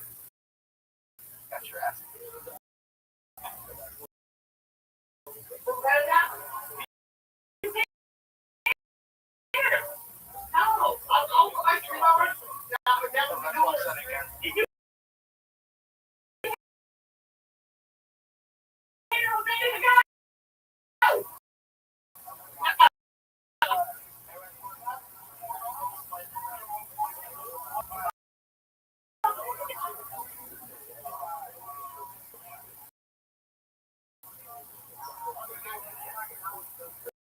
That's where like everything changes.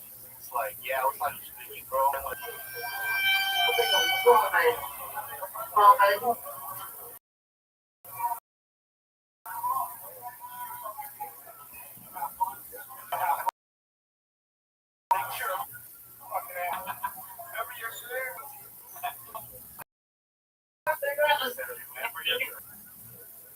Wow. So yeah, let's say guys. What signal is it? Not famous? Show right here. Let me know what you guys think. Like and subscribe.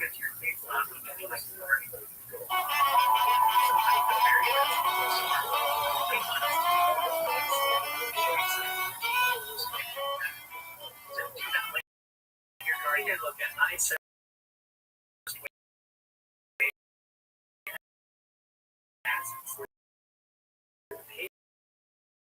that remains damp under a thick overcoat. Traffic is light and moving well.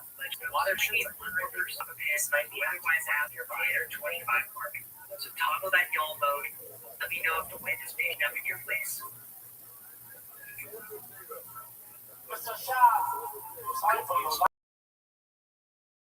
Alright guys, welcome back to the show. We're seeing some intensity drop off, stacking the ridge lines.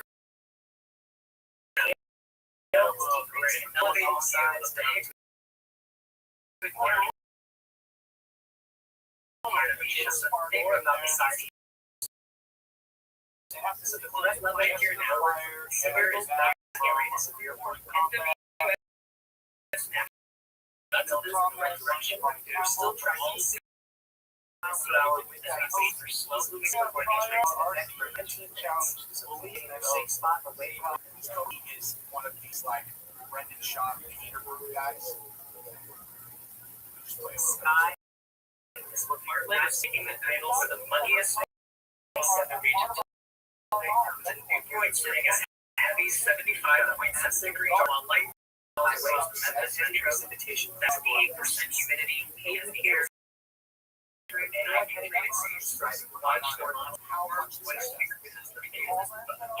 Keeping us at the upper set. They do know Brendan Schaub personally.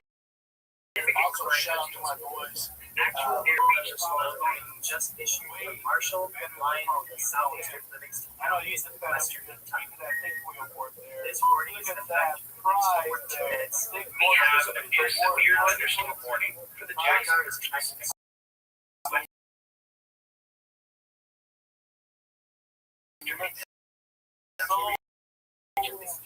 This affects Livingston and ventilates area, carrying 60 miles of wind gusts and temperature summer-sized damaging winds. If you are in the land between the lakes area, Calvert City, Eddyville, our forecasters are both indoors now. They know to protect yourself of this wind damage. Stay on trees and be ready to National Weather Service radars indicate that tornadoes changes are also possible with this cell. Alert and be ready to move to the lowest floor of the sturdy. This storm is tracking through an area with 4,000 people. So please check in on your neighbors in Kentucky.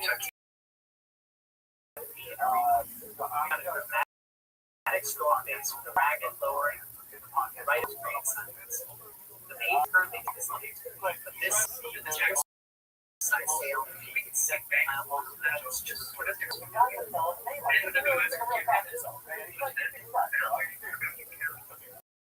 So that's what 4 seconds. It goes on for like 3 minutes. Just, it's goes.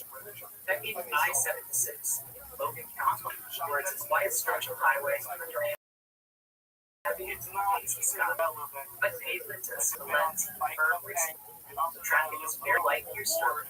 Thunderstorm warning for me. So keep an eye out and get to the traveling. Brendan said, hey, you already won an award. I'm going to give this to Jesse on Fire for being the second. Here's Brendan saying so. My boys, also shout out to my boys.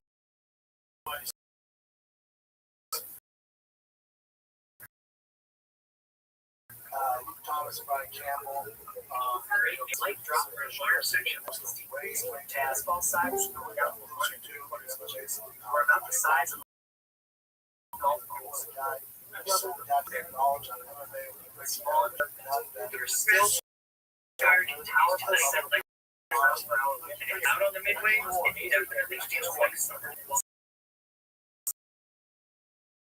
The thermometer is warning 7 hours for another 27 hours. So maybe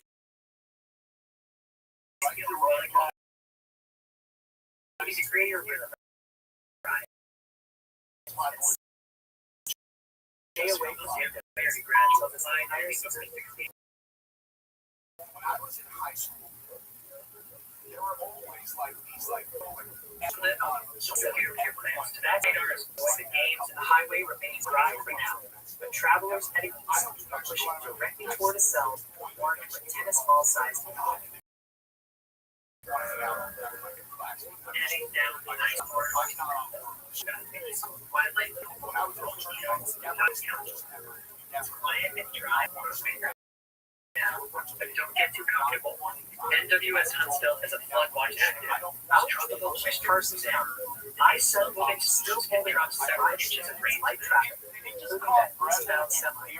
Cruises those dark mountain clouds on the horizon are the real story. You should give Brennan a good challenge. And sewer cells. We are all I doing is present aerosol related to the Just Purchase and the Kentucky Lake Corridor. People worry running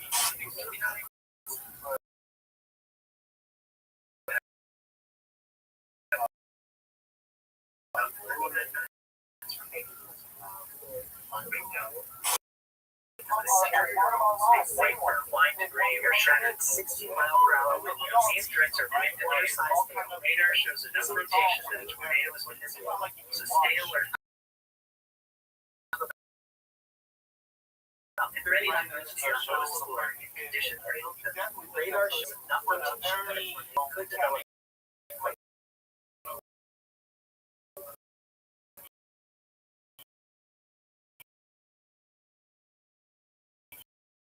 So please stay alert. Stay inside until this leaves. Very warm southerly winds, highs just under 7. Counts now show kicks sky over I-7. The actual air temperature.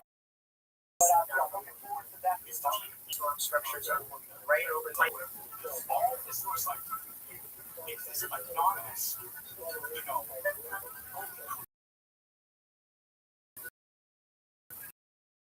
That's all it looks like. It's going to jump on this guy. It's kind of funny. That's absolutely unanimous because it's not hybrid double rainbow switching and possibly jet storm core pulls away. While it looks peaceful now, flash flood 1 remains active with local nodes like CR18 or degree turned underwater nearby. Okay? This dude, you making fun of him? Dude, you're not like the cool crew now because you're making you beat the fucking shit. 1 second, you're 10 minutes ago, oh, a nerd. you need a tighter Yourself looking all bald and jacked and rest down. and with more hair. Tennessee Yalbot So Street. yeah, other people, he's a nerd, who's a nerd because they like to make fun of Brennan. Yeah, sure, label them nerd. But what are you? Some tough guy? Some real tough guy. Yeah, I have a purple belt jacket and a bullet. That means you can make fun of me because I will Lens, visibly wet pavement, firm. The rain has arrived. Semis have been gray skies, but with most tornadoes reported in county, travelers need to stay. You're not cool. Okay? You guys could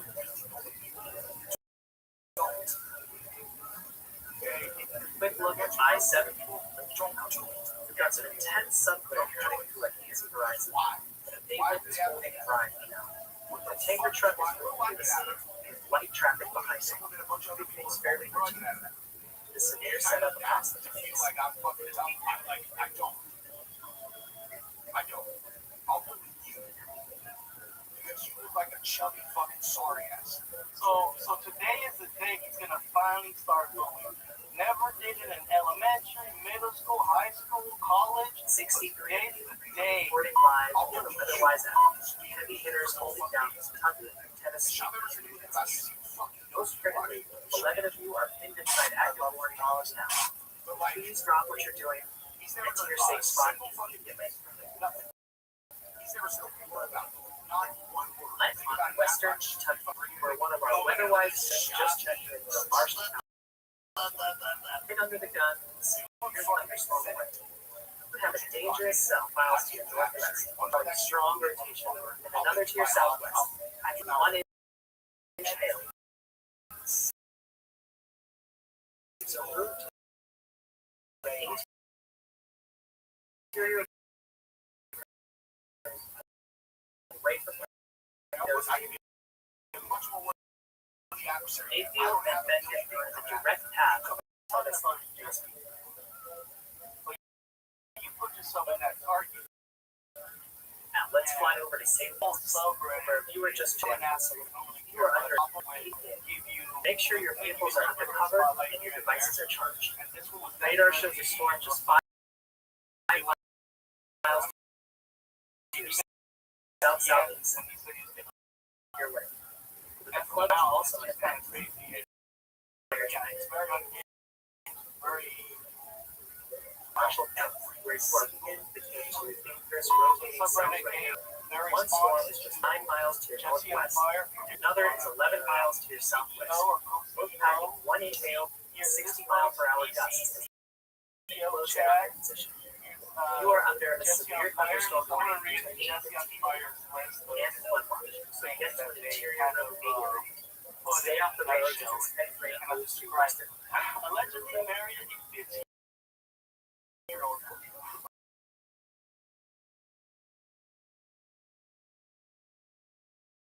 I've seen a clip of that one. That was kind of hard. Big thanks to the 63 reporting line. But we need 37 more to hit our goal of 100. We're watching from Yalbot. You grew Test Yalbot.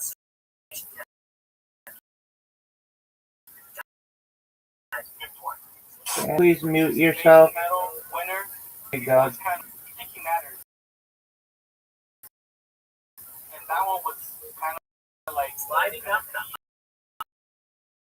I-7 corridor. Affluent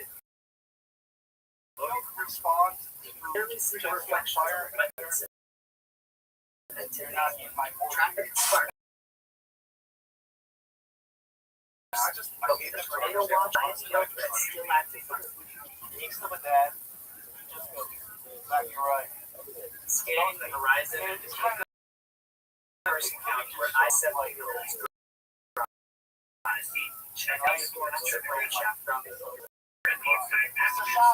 giant hill possible. As soon as anyone driving toward here, it's easy to highlight.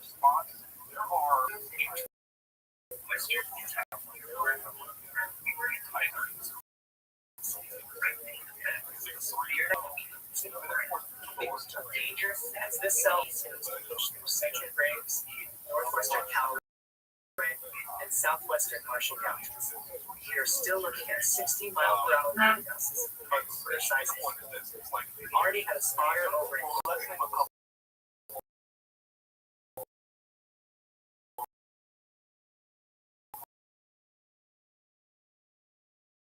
by 60 mile per hour winds. MMA guru version internet. That appears to be very concerned with what I have. The way that surprises me. I need them to understand.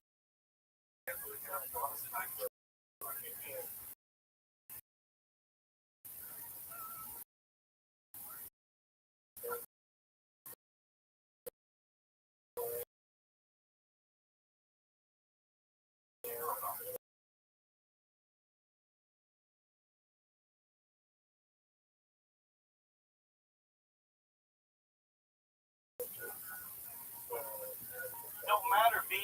Matter.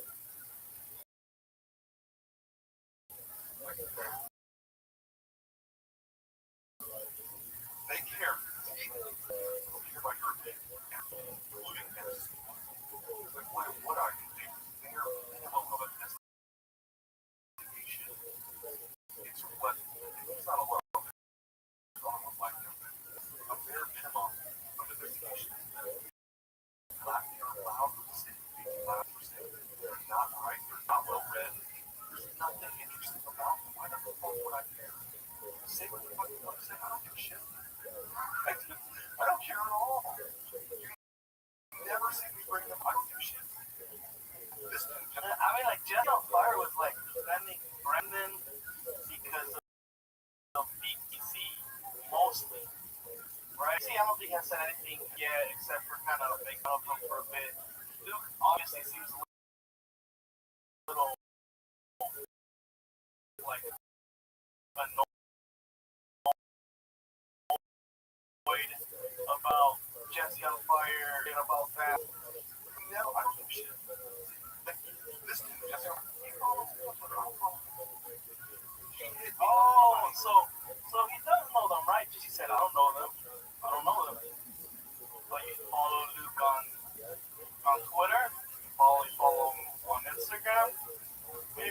subscribe to him on YouTube, right? But it's this kind of thing where like, yeah, like, you know, Brandon, what he says, great guy, never met him. A year ago, collab on a video.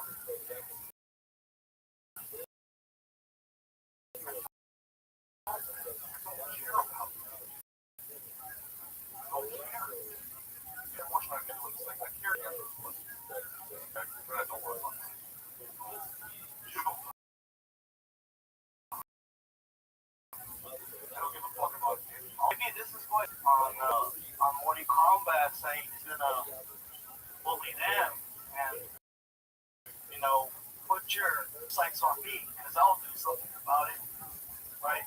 I'm finally gonna be the bully, right? Which is the thing you said. Like, I have never bullied anybody, but today's the day that I do it. Zip. You can't even use your page. You guys chat.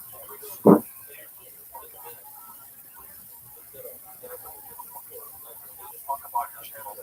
Talk about your name.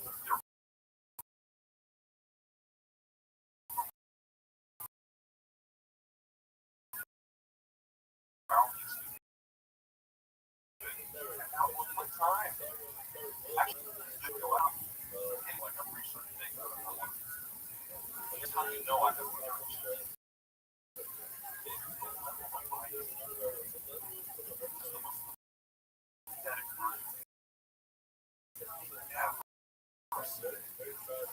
Jack is the person that thinks that they what the fuck says is the saddest shit, the biggest hey Luke, you YouTuber? I think that's probably another reason why they're probably like on his show. It's like, hey, you do YouTube? I do YouTube. Let's do collab for Showtime, and he shows up on ESPN. So he thinks he's much bigger than he actually think he is, or maybe it's like number wise, like subscribers for his own channel. Luke is at 200K, but Jesse on Fire, I saw his, and he's like 100K, right? Look at his, he's like 116. He's quite big himself. In the two world, you know, but also, you know, Jesse on Fire is not going to pop up on any major broadcasting sports like MMA to commentate or do any kind of interviews. That type of guy, you know, he's as professional as Luke Thomas.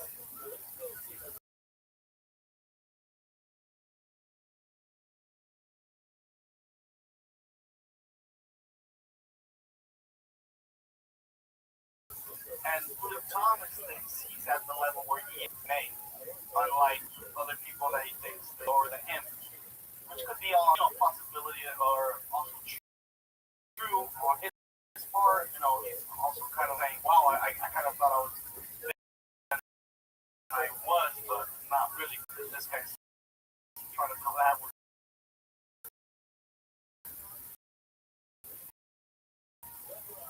my career that they're my antagonists, like my fun. You know what, like an underachiever, you have for that to be the situation. At least I'm honest about it with you, right? About me, I was working with you, right? That's a working athlete. Like, I can't even know think that we don't hear. Like, big mongrels, man. Ooh, Adam Bird. God. So I don't think what fucks it. Like, say what you want to say, man. It doesn't change anything about my life. None of it is interesting. Like, it's proximity to the truth. Here's something about that. I encourage anyone in my life.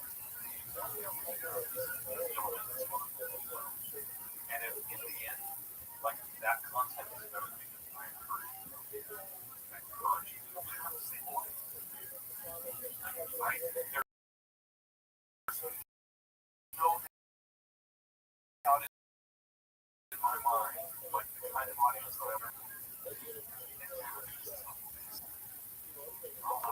It's so fucking embarrassing that I feel like these are the people coming after me. Oh my god. People that look like they've been teaser on the side of the highway in Florida. Another one looks like skin tag that someone fucking years ago. I mean, we are just talking about garbage. Coming after you with loud and turn on. What do I do about it? It don't matter. Don't be hitting up his DMs, alright?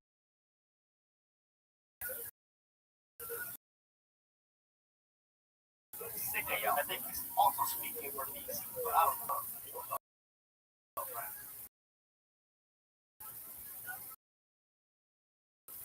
Let's look at the comments here. I'm sure. Here's the thing. Calling him a mongrel. That was a good one. Homeless Cat 55567 says, "Tasted on the side of the highway in North Florida." Is what did it for me, B. Lost Evidence 2099 says, "A skin tattooed on literal garbage belt kids." That, I'm sure, was for Jesse on Fire. I mean, the guy looks like, if Captain America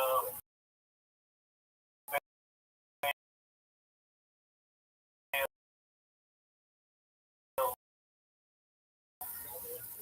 super serum and winded up looking like obviously obtain these guys on whatever they think is going on.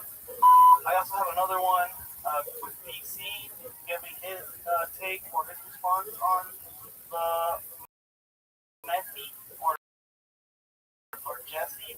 So see, the subreddit is calling Jesse Messi because it's like he's on meth.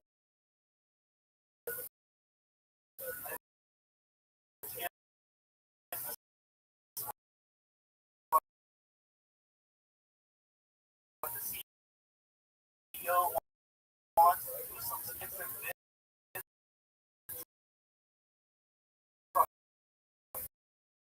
Messi drama, but who best to differ says less. Brian relentless with the skits and the fits, so he ain't gonna be stopping. And BC don't care either. He knows nothing. Let's be honest here.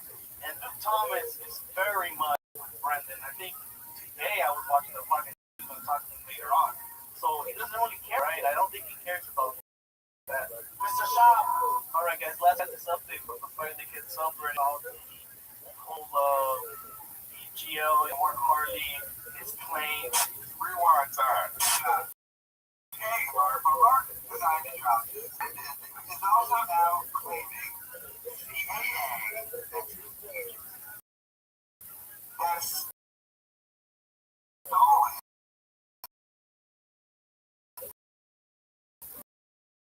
1.4 million from him, and it will not possibly free in a few weeks. I was given this info from a highly credible source familiar with his findings. Mark Harley said that Brendan owed him money, and so he made claims, pretty much kind of Brendan for not paying up. He was owed wages, and so we got an update on it. And here is the update from this guy. This is the guy that posted it. Murder Alaska 2 days ago said TPK podcast network cast media might be going bust. Mark Harley on a copy of his wage claim, the end might be close. So here, and it is for sure Cast Media owns the TPK podcast. Media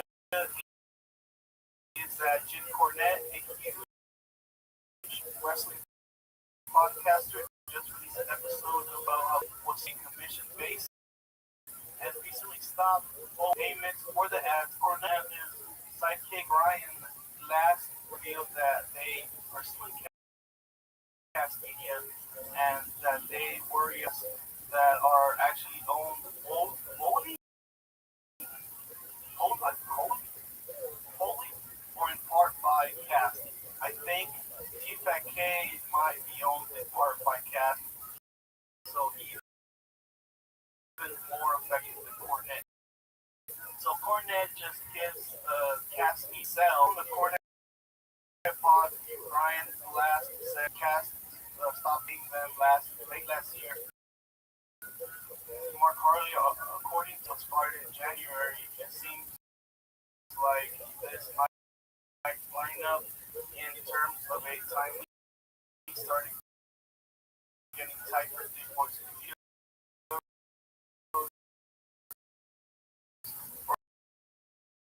Brian last said that the Cast Media's excuse was industry conditions, which has also been when they dropped Tiger Belly, which is subject to the lawsuit. Okay, also in the thread yesterday, where someone uncovered BGL wage claim investigations online, / Hello Mark Harley replied to me and offered email the actual complaint. I've taken a look at that about how his day was randomly, how he was social media in addition to driving Brendan to gigs, basically Brendan's bagman. Okay, so it's not only the media thing, but also his bags and driving Brendan around. Quite interesting. Should pay, does he get paid for that? That's just not for free. Maybe Brendan thinks it was just a homie hookup, but Mark begs to differ. Well, your name happened. Yeah, I know. I'm just different. Differ. It looks like Brendan really screwed up in Mark's employment is that he didn't keep any sort of time records for hours work and no tracking of overtime or meal breaks by Mark. Nominally being an hourly wage employee, Mark's complaint recalls all of this with screenshots showing that he was not compensated for overtime, mileage, or the penalties that Big Boy back pay. Wow. So here are here's a proof that Mark Harley is putting claims against from Mark Harley, maybe all the people to also put in a wage claim. Here's the defendant name, Tiger Thick LLC. Defendants, case number, the distillery, the whiskey brand that they filed on the 14th, so it's kind of all the same day, the next day after. Diane Steele, assigned deputy CIS, case under investigation as of 2023, almost our since July, so that's going to be August. Now another 3 or 4 months still being investigated. Okay, another one.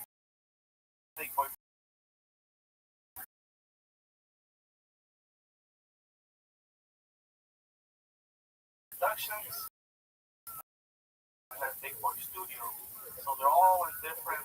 I assume possibly Brendan and his father, so not. So it seems like BGL was lying about making claims or So it's dicey for Brendan. And as well, it seems like maybe they're not paying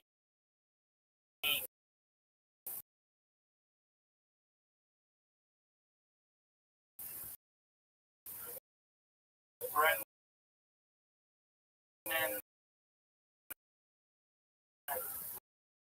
what he was getting paid before. As I read, he did not get paid pursuant that Cornette and Brian is on there.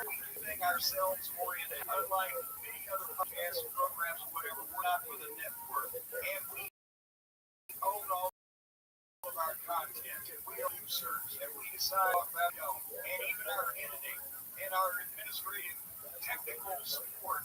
They work for us. They're Kimberly and OJ Sharknado and so many more. They're highly paid, highly trained students. They're very good. Not stooges in any way. Yes, they are.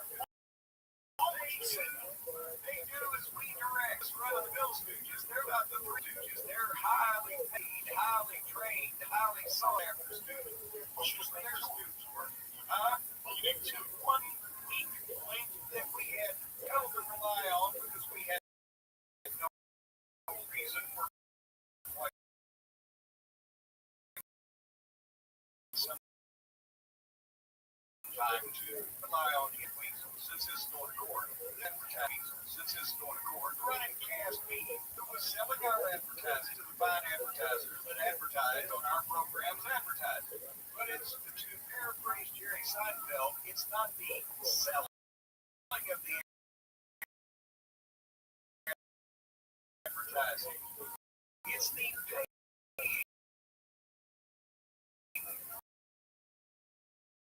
for the advertising. And there was no pay for upset. We were about this disrupting of service. They paid him, and he didn't pay us. Have I summed that up correctly, Brian? There's a lot of detail we should know. People using them for advertising may not know what to do. So we're in a better position than most.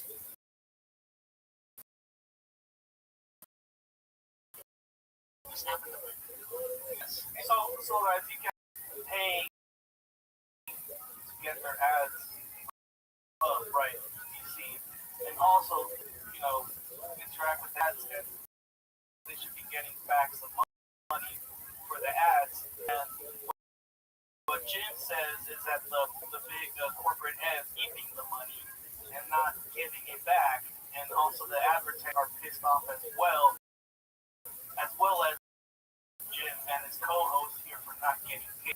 And then, as Jim said, he's lucky that they're not part of Cast Media.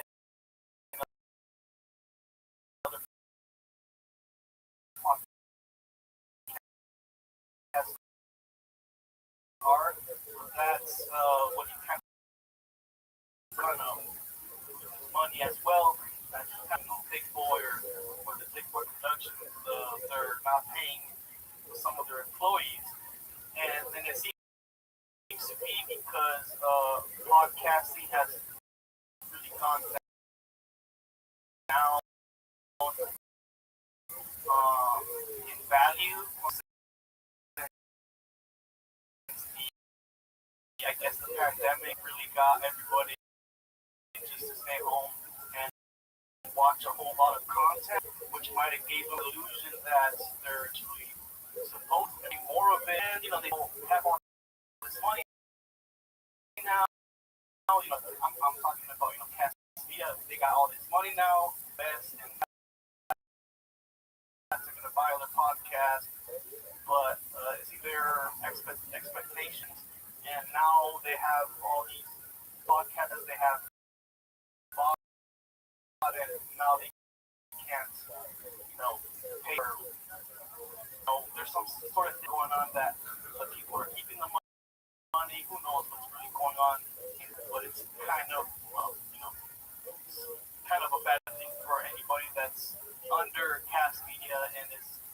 and their podcast is part of Cast Media, which is nice. I think I'll end this right here, guys, because you guys can just this is a whole hour of them talking about Cassia.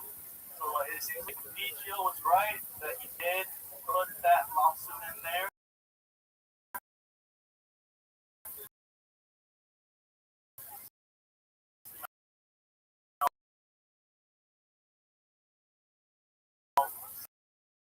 Says that Black Spanx. So it seems like they put in all of Brazil, all these different sectors in Brandon's YouTube and whiskey. So I can see why he was owed 16K, right?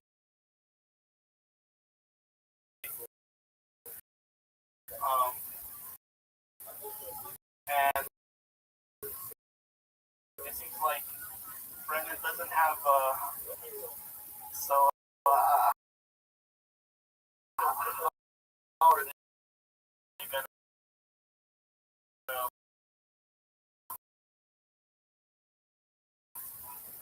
resolve these issues? Guys, all in this later.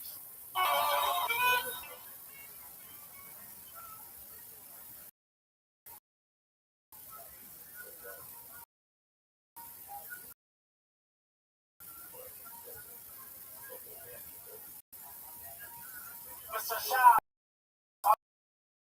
for your loss. Alright, back to the show.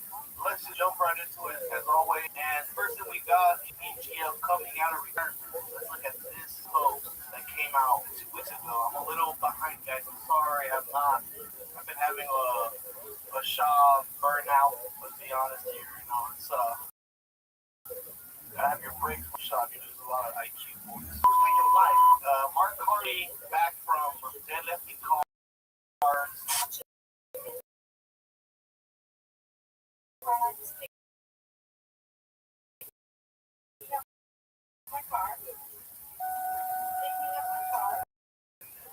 Somewhere because I was like, where is this coming from?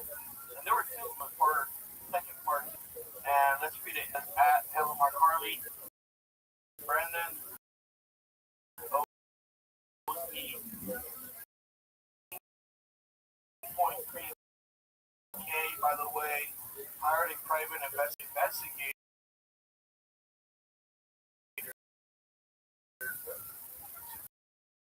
Follow me because his side chick sent flowers to his wife. I have proof of all this, and he is currently 5 separate questions. One says, hey, Unique channel, I'm not subscribed to Unique. I don't know what the heck is doing. Some of you guys know that Unique and Brendan, this is from a video that Unique made, and Mark commented on it. And this one says, sent flowers to his wife with a card saying, this isn't Mark. I just want you to know that we've had a long term. And of course, Brendan gaslights claims I hate to deliver the flowers. Well, like there wouldn't be one Unique channel to see what was up, right? Here's another one from Mark Harley. Brendan is all now claiming CAA has stolen $1.4 million from him, and he doesn't get back. He will not be able to pay his employees in the next 4 months, possibly 3, since it's been a few weeks since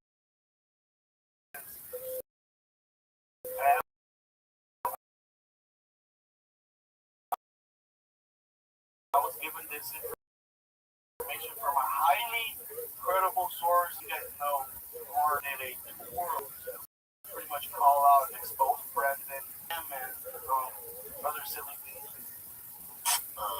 She's really upset, obviously. Our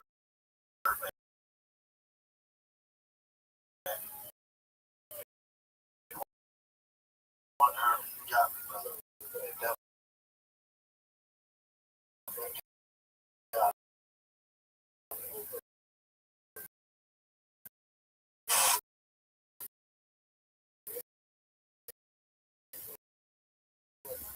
the last one says,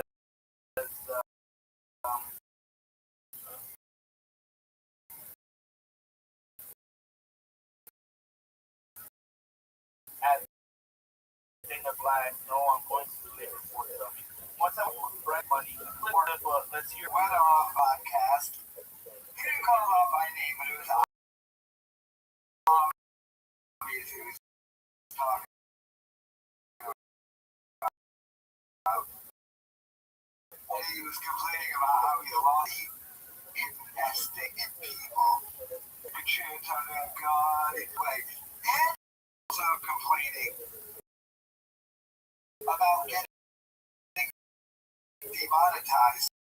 So now, if you want all right, let's break down the person he said about talking about Mark Harley. So let's go to that guy for money, quote unquote, right? I would say the thing that jumps to that.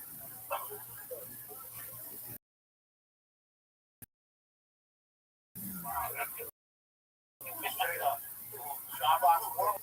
Just because I think you're really gonna have a good heart. If it's right, you can't hurt. And I'm still here, so I think that was good. A lot of if you would do it here, like why would you do it? What I want to have this conversation on there. Now, but that's like waste of time.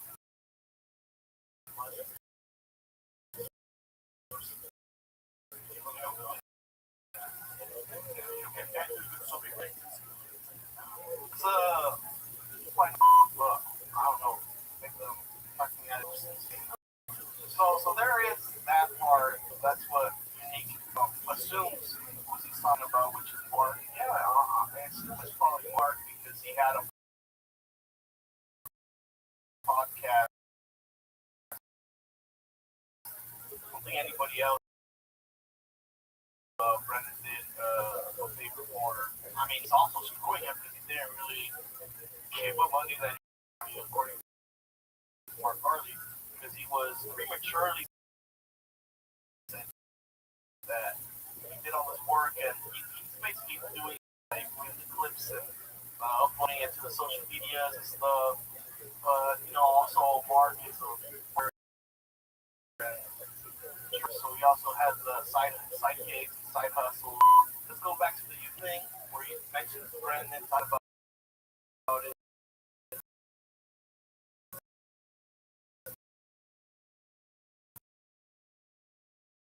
Monetization. also complaining about getting demonetized swears. And it's like, dude, first of all, YouTube did really swear anymore. They immediately took that back. You just can't overdo it.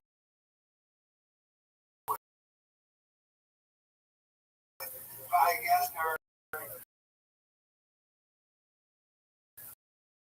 or an hour podcast, they say the F word too much, but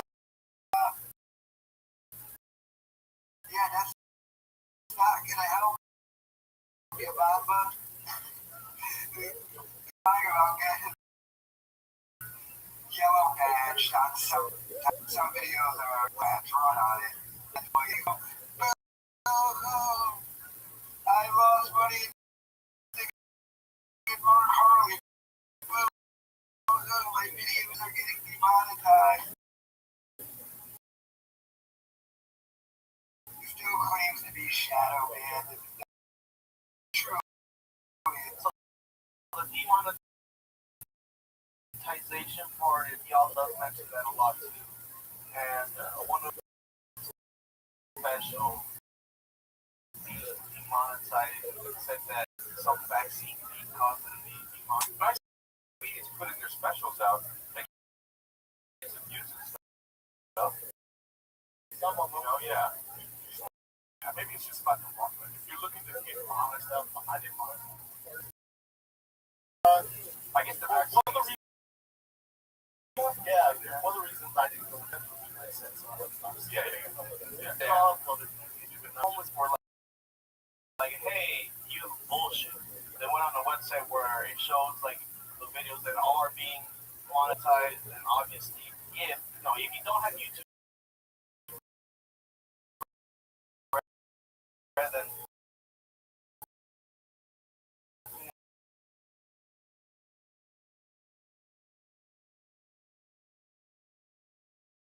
you'll see.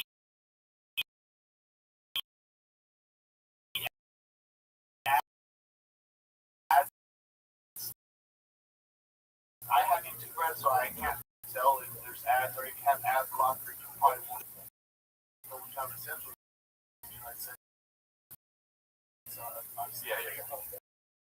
Yeah. I understand. You Blockbuster. That it plays an ad on the Bobby's.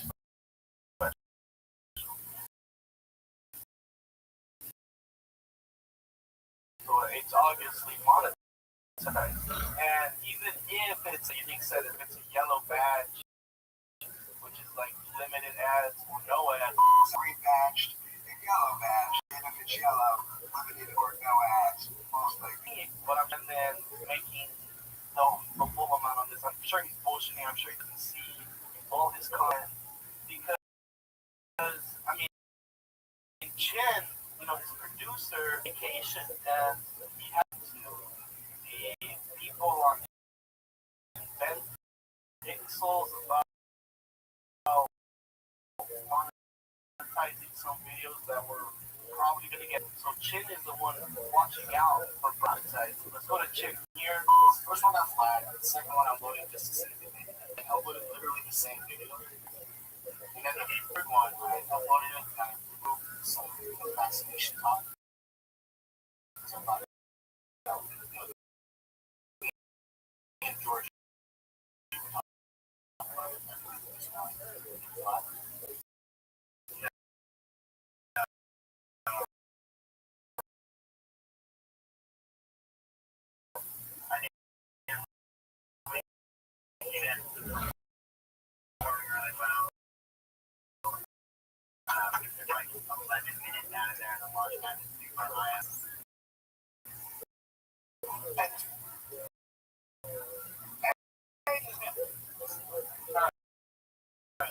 Let's not watch Chin. Alright, so yeah, Chin, I'm gonna get these, so I'm sure he gets benefit off of the video. But let's go back to Unique's video. This is where Mark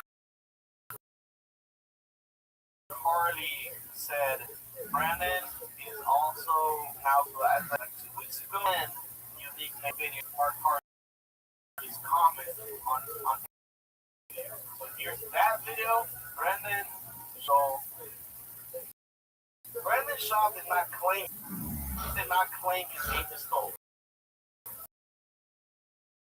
Mark Hardy is claiming his own because I have not seen any video from Brandon saying that, hey, CAA, which is a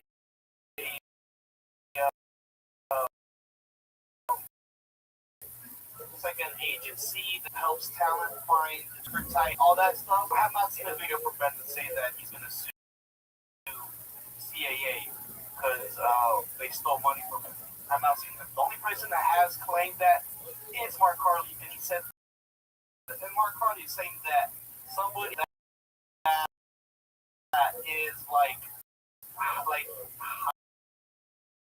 highly, what do you say? He says here, highly credible source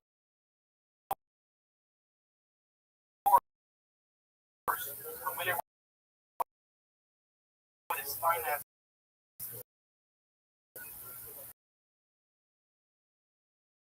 Like somebody in CAA CAD was like trying to feel about Brett finances.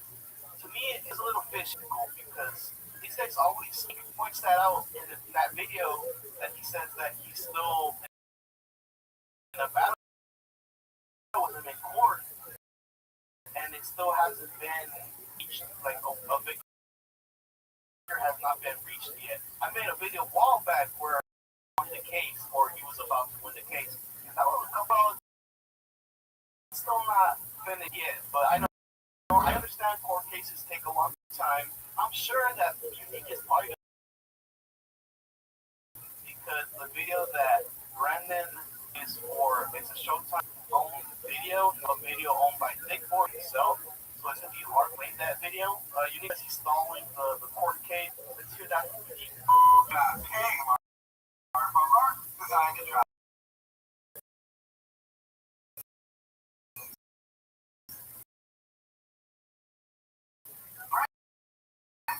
Is also now claiming has stolen 1.4 big get able to pay his employees in the Network market. Possibly 3 since it's been a few weeks since I was given this info from a highly credible source familiar with his finances. This goes into why the job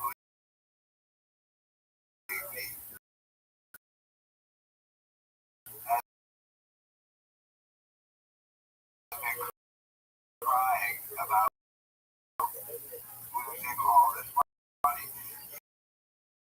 He cried about Mark Harley. This was the video. I would say probably the biggest expenses he has. And it was about that long against yours truly, in which I can't really comment on the case, but let's just say it's fairly obvious to everyone involved in the case, including the judge, that this case is being purposely delayed. And that's going to be a huge case is finally over. Is Brendan putting millions of dollars into suing Unique?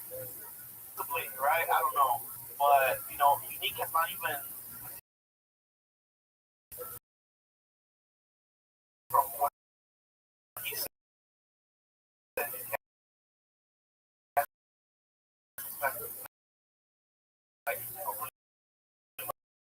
bunch of time. It's just kind of like they're just kind of kicking like that. It just seemed like a giant money pit, because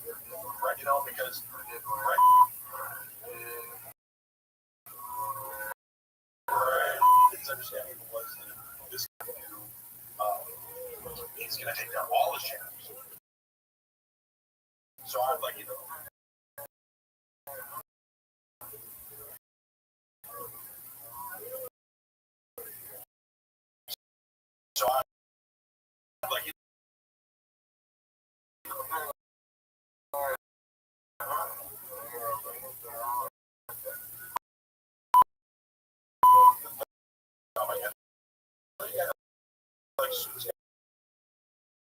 I got to take it out. Like, he still has a channel, and then if he did all that, and then his mindset. So yeah, he claims that he won, but going back to the same video, it's like, I'm about to win, but I haven't won yet. You got things with a pinch of salt.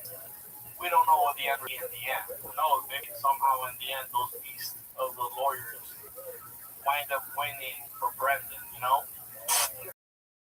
Finally going after anyone who harassed including homes, that you have spent $500,000 on monster lawyers, and that you have friends in dark places who are going to get the job done. And Unique gets all channels taken down. Hopefully not. I don't want Brendan to win that because then that gives other people a chance to do for videos that they do not even own. But how that should be a case, or it should be credible to win a case like that. Amazing is the story that I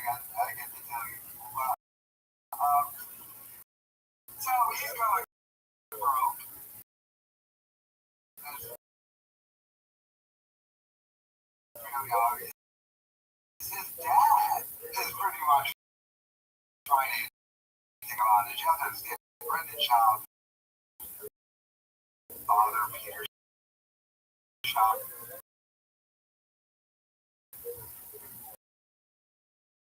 Is a very, very, very successful multi-million in the technology space. Nick and those guys. And the question is, when Dummy no longer can cut them a check, are they still going to stick around?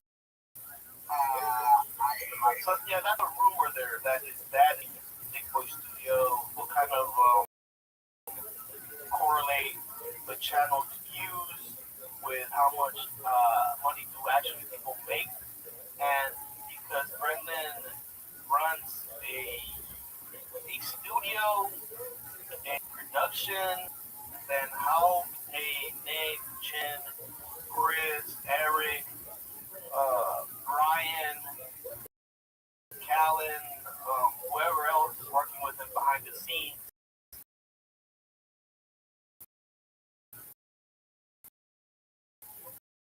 With only like 50K views, 40K views. You know, he doesn't hit 100 guests or Andrew Eno, Andrew Schultz, blah, blah, blah, you know, well, whoever else. Who's making life? And let's go to the one where he talks about like Mark talking about the side chick. Like a side chick sent the flowers to Brendan's wife. Mark Harley dropped another little tidbit of knowledge.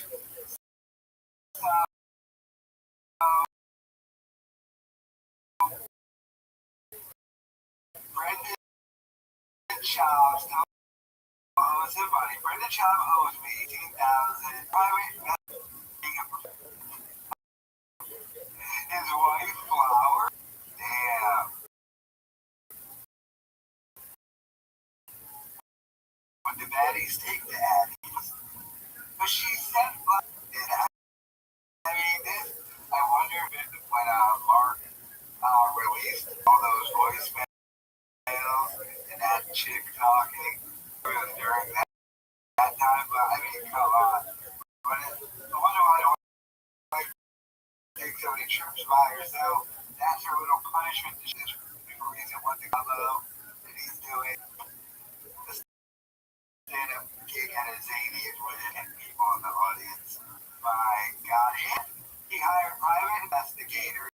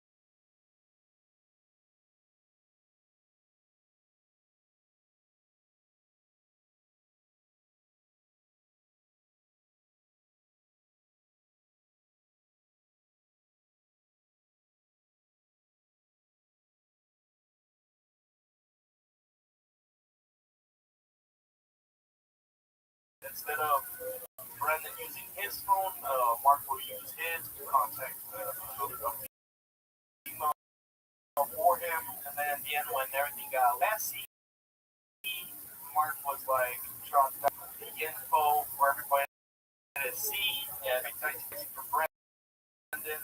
Now, I'm not sure if any of this that is true. Like, guys, take this with a bit of salt because it seems like you held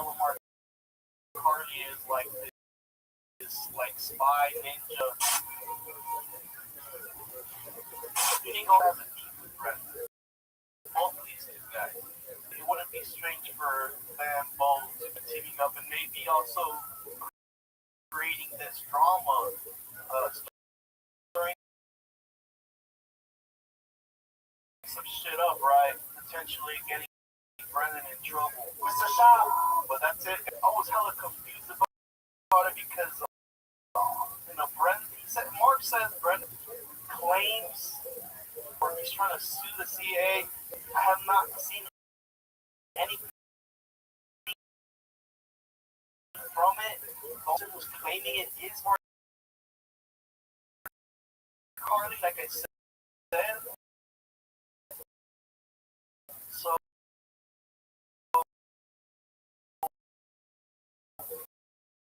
if anything happens in the next few months, or nothing happens at all, this was BS, right? If nothing else happens and it's the same as usual, then this is just kind of a little bit of mostly like a song or the only person that's claiming it is Mark Harley. I have not seen any video of Brendan saying that nobody from his team or anybody else is worried. So I think that was good. Because his Lex lawyer would not be giving you any money for 3 or 4 months. How are you gonna tell your landlord that your boss owes you money and be like, oh hey, in 4 months, 3 months, I'm gonna be getting my salary. But for right now, like my boss got screwed over. It's pretty fishy. It's pretty fishy. Let's plan this right here, guys. I'm gonna have to keep going about this and I quite fishy this whole thing. So I'll see you guys next time. Bye bye.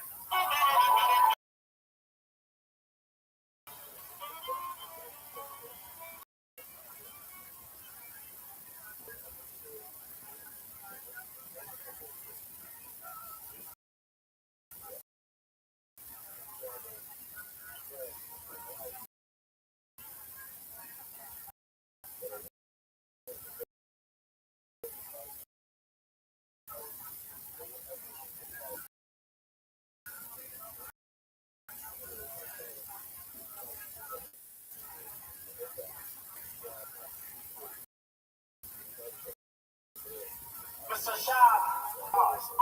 Back to the show. Welcome back to the Popoverse. Let's just jump right into it. Let's talk about Brendan getting confused with 2 Brazilians. And we'll talk about it a little bit more in detail. This one says Brenda sees a troll post on Twitter, completely falls for it, smugly reports it as Pantoja? You know Pantoja beat, right? Doesn't matter. Still not him out. That's how bad that was. Now, right away, somebody, the person that made this clip, they put this graphic here, and this is the thing, or this is the meme that Brendan thought that was real, and probably thought that it was true somehow, and forgot to realize that Pantoja is a flyweight, he's a 25-pound fighter, and Islam, he's not the current UFC lightweight champion who weighs at 155, and the other he's fighting also 155. The only thing similar is that they're both this boy discriminated.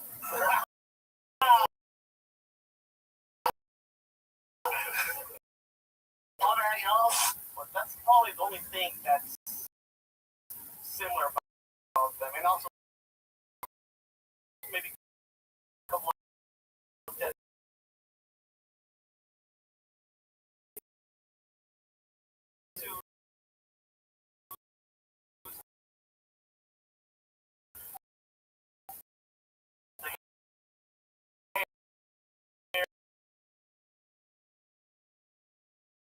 the beard, but that's not like I'm saying that all Brazilians are like. Because look at Anderson Head, even in Kansas, and he was like, no,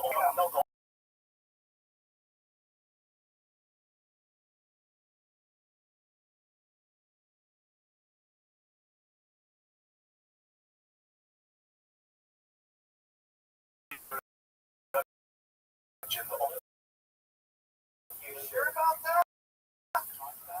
You sure about it? You know what? Look at me. I'm laughing. You sure about that? Everybody announced the 30. Sorry, picture of Martinez. But once I googled Pantoja versus Islam came out of images. Look at that. So like first, it's Brendan, and somebody says MMA, which just says Adriano Moraes, Alexander Pantoja, tomato. All this nonsense from MMA fans react in disgust after he had to acknowledge. Funny, let's be honest, but he actually did respond because I'm sure everybody caught wind of it. Everybody noticed it, and they made fun of him. So he went on the Shop Show, his MMA show.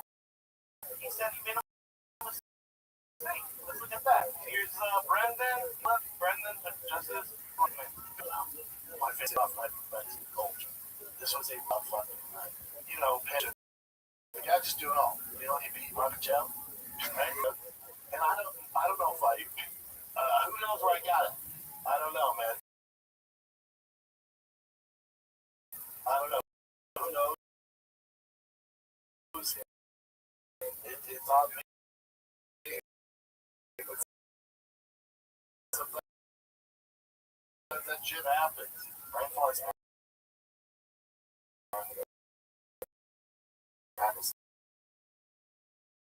Yeah. Wish we had a computer to bring that shit up. That's on me, dude. That's on me. What's weird is that meme that he saw and he was real. And I got it. I don't know, man. I don't know. Who knows? When I said I can tell you 5 friends now. So then Brian, I don't call my Brian.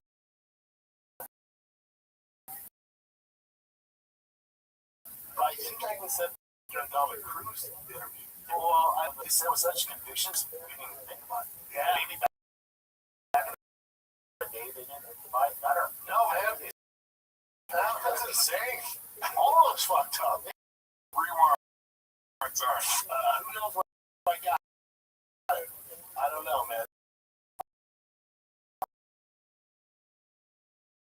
I don't know. Who knows? It's all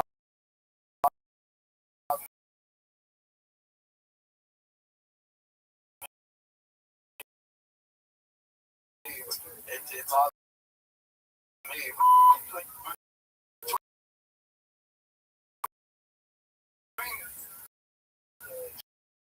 You too.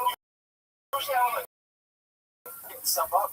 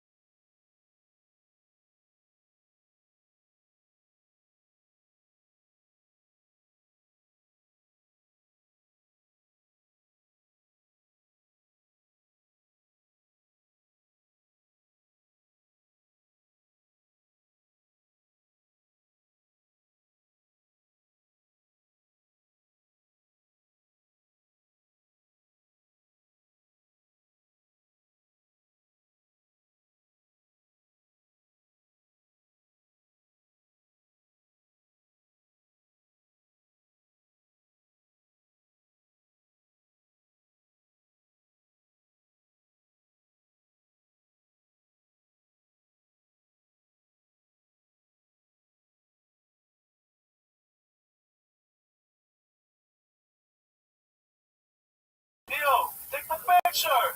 And also Shane Gillis was there, and he made the wax figure of Donald Trump. Damn, man. I mean, nice shirt, Shane. What is that, Connor's? Did you still Connor's shirt? If you didn't do an impression of him, it doesn't count. But Mr. Trump, how do you feel about gay rights? A little overboard with the dancing. Oh, I'm dancing. I don't know about that. Now let's get back to the tweet here from Dean Thomas. Now, Izzy, if you saw UFC 290, you know what happened in the end of the Robert Whittaker fight versus Dricus du Plessis fight. Dricus du Plessis, he finished Robert Whittaker, and after Israel came in the cage to do a face-to-face and also promote the fight against him, these guys just kind of felt more. It's a divided. What I see on Instagram, it's a divided thing. What actually was said last year or after that is obviously changed. Or is it a little? Does it bum you out? There's not as much gold potentially going back next time they go, or do you see this as an opportunity? Now you just get to see the guy if and when they show up. Yeah. Well, I mean, there's no difference. As far as I know, the kids in America and see the problems that he's said with his comment.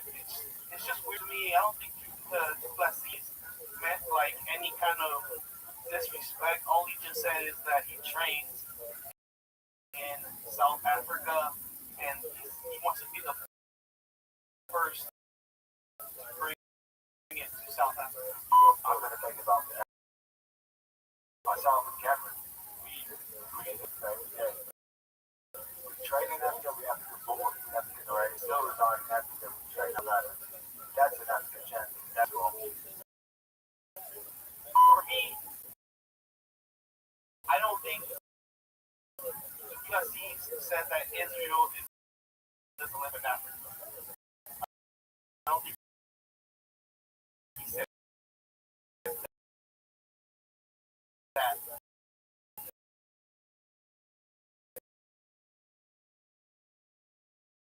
But it seems like just trying to make it sound worse than it actually is. Maybe it's to promote the fight, seeing it's gonna get more eyeballs to this because it's like it. Other like WWE has done similar things, so it depends on the good guy or the bad guy. The white guy's a good guy or the black guy's a good guy. So like whether they're trying to sell it, maybe that's to understand. And yeah, so also Israel was starting to say the N word a bunch of times when they did the face off. African brother Ryan. Let's go. What's up? Let's go. He flubbs his words a lot. Like a lot of people think that he's drunk. I don't need a DNA test. I need a 36 and me. 36 and me. You know what I mean? Also, Du Plessis said, "Hey, I thought you were from New Zealand." So what are you saying, everybody in New Zealand? What are you saying? Like the hell. And then other people might say, like, isn't Israel Adesanya from China?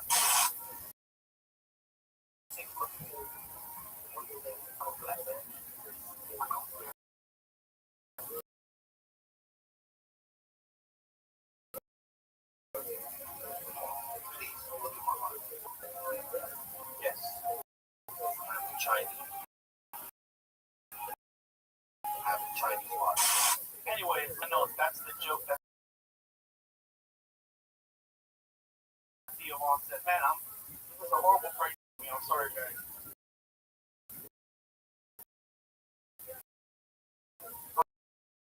Alright, let's go to that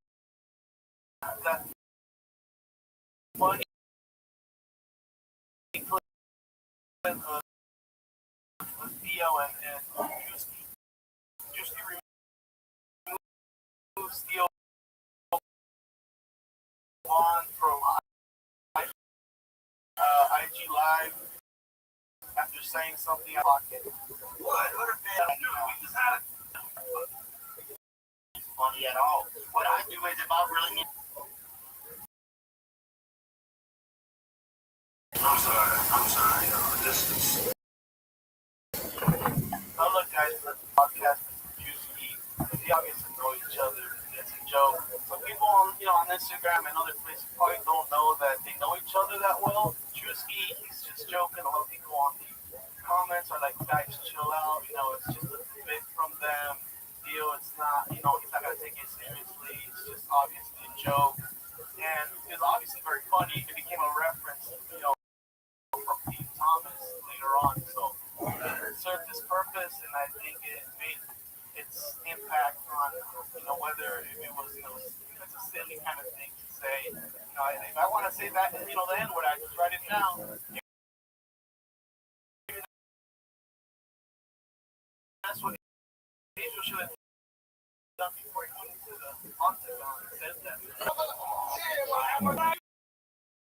If I really need to get it out, I'll write it down. Honestly, it was a little drunk there, Israel Adesanya. But yeah, Theo Von, funny little thing he said. A lot of people on the comment section are like, well, you guys can't tell.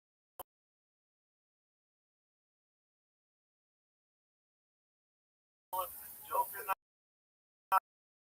or soft, can't like let people do jokes or it's just so much yes. But regardless, I thought it was some people are gonna take it like hatefully and are just gonna take it as say, here for another one. Goodbye. Like and subscribe. Bye bye.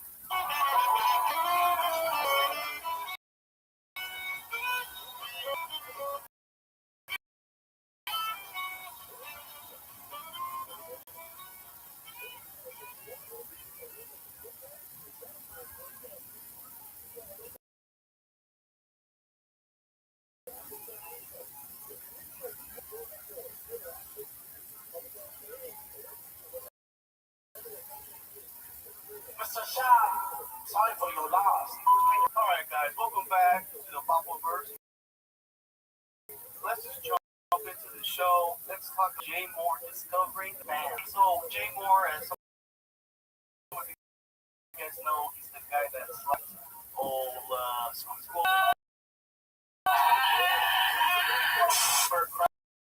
And so what about him went on fighting the kid pod. I say it was quite possibly needed by most of the fans. Based off of the comments down below on the video here, like most of them are like the best T-Pack K in a long time. 59 likes. And he's going on pretty funny show. Now, Jay Moore points out that you might have seen a clip from somewhere, and he does a good job of reading the comment. Oh, it's world fans. But, it's a hate-love relationship with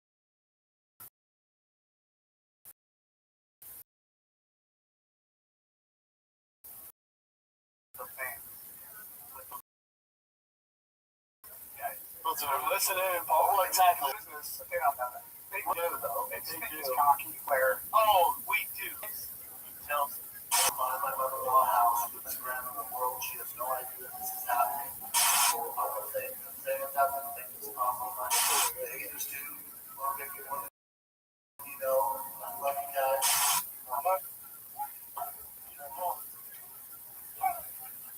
I don't think that's it.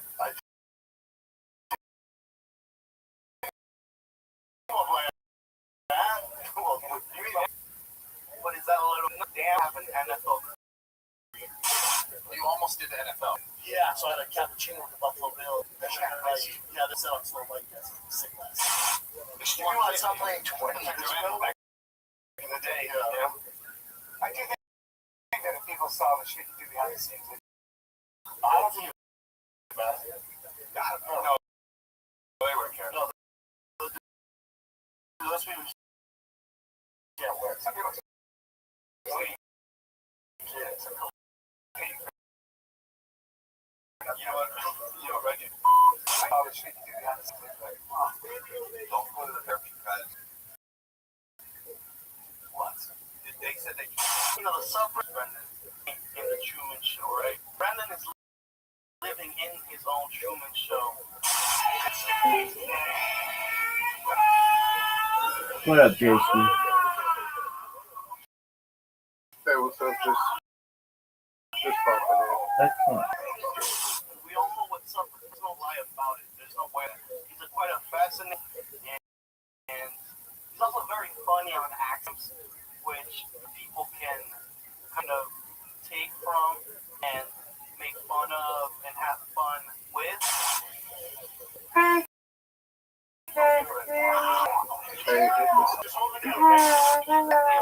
Hello, Mr. Grace. How are you? And I was thinking about the sun lay down, and then I heard Jason. Hi, excuse here. Yes, ma'am. How was your day? So he had some kind of issue, but they delayed it till next week. And so I've got another one tomorrow. So I was just like, I'm going to sleep and catch up because I was up really, really late with the people. We had a bunch of people in there. So it was fun.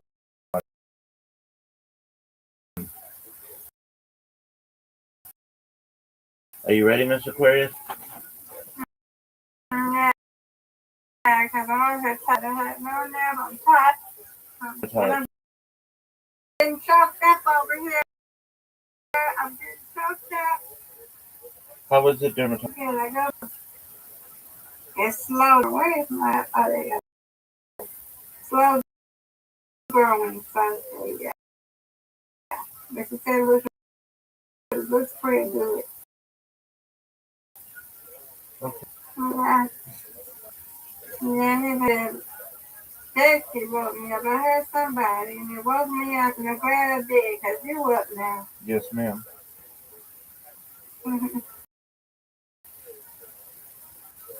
That's good.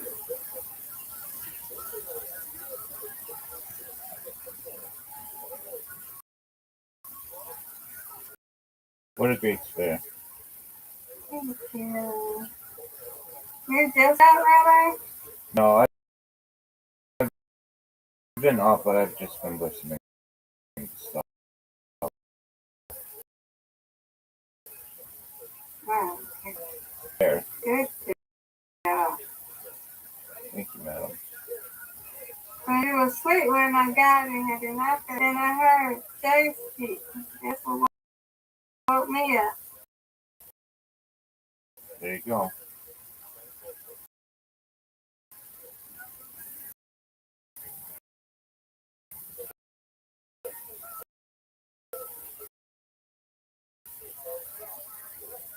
Good.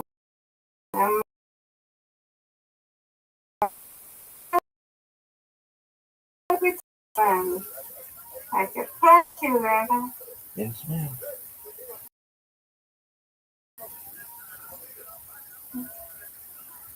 Yeah, Rabbi.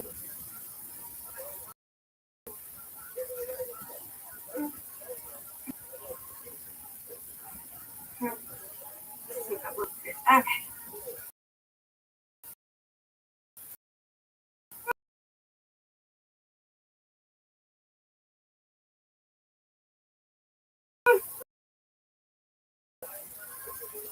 Stacy left his phone knuckles outside somewhere. him probably he be here. How I don't know.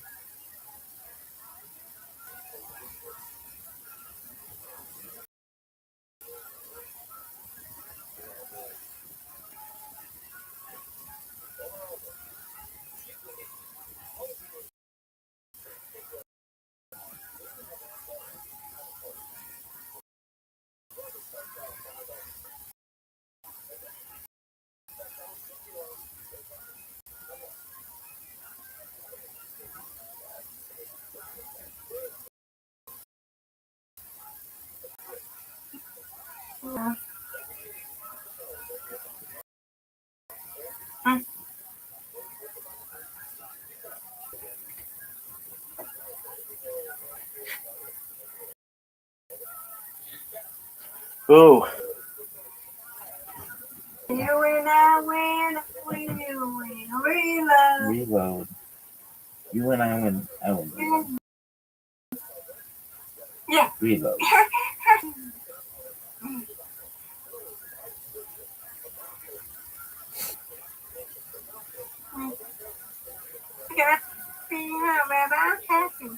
That's good.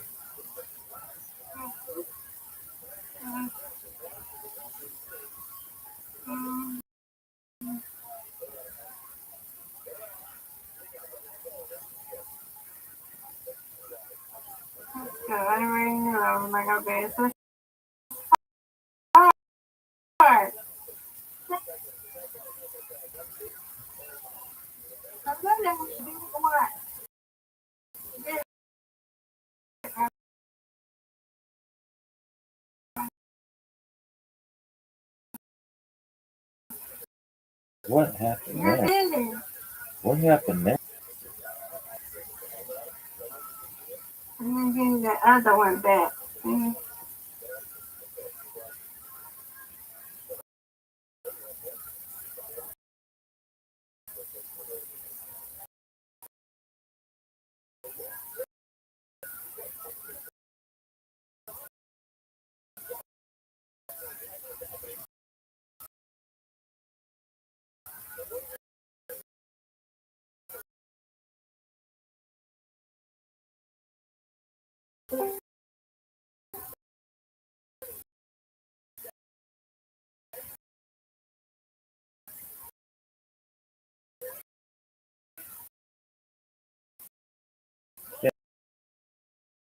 There he is. Come back, then. Still could have kicked you out. Oh, it's not. Yeah. Find it may be kind of complicated because I started dating someone. And I recently like 3 females off of my cool with that.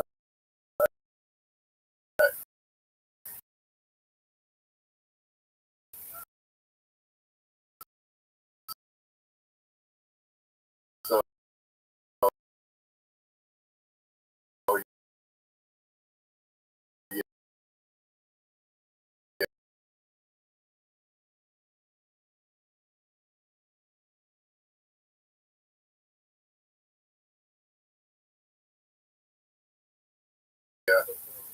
and these are like friends having and have it as friends on Discord or social media. Oh, she's We're not like that. So,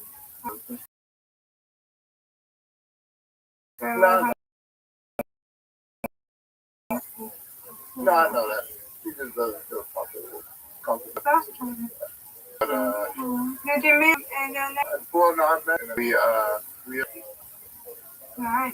working right now, but I'm thinking about going to the movies to go see a movie in like an hour and a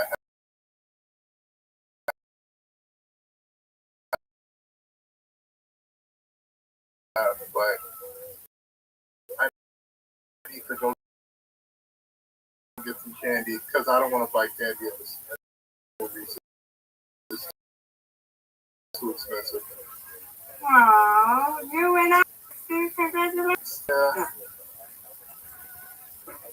But yeah, I don't see it too much. Congratulations, because it's only short term. I told her I don't do like long term dating. She's cool with it as well. I'm busy with other ones. She'll probably be able to come to the movies. Will be in an hour and a half. So today. So you mean by short term dating? Short term meaning I'm not really thinking long term, and like I'm not going to commit to anything too serious. So What dating right?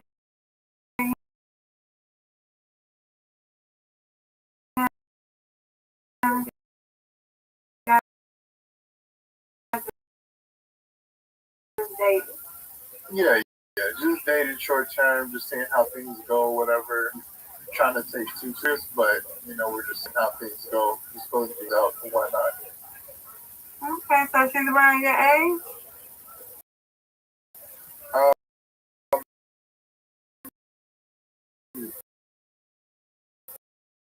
she actually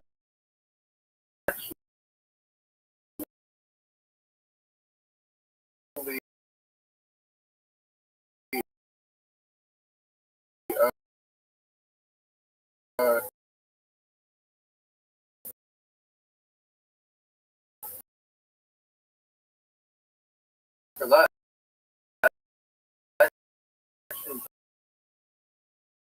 turned 36 this Friday, but she's actually should be like never really had it anyways. Younger.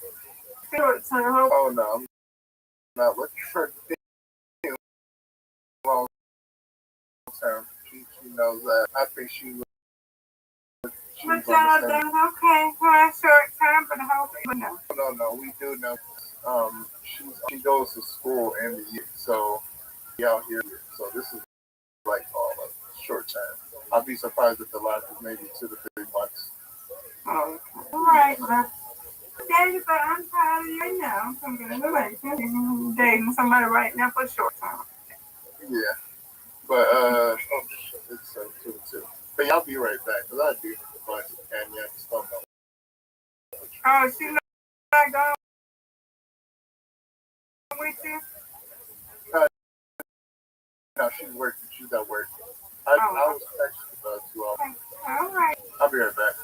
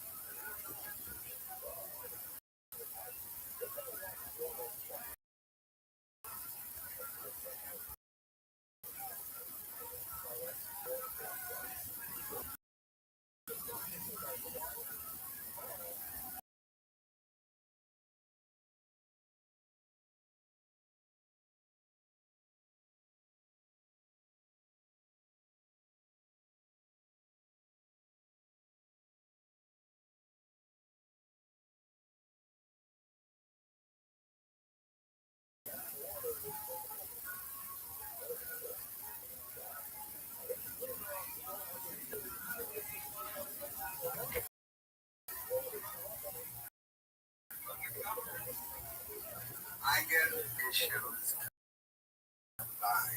And then you add, technically, that's what it is. Football, the shows by, but there, that's a big football. So, yeah, I'm sure. And I don't buy all the shit. Like an idiot. Yeah, the Spanish were good. But they also had. Fred. Yes, ma'am.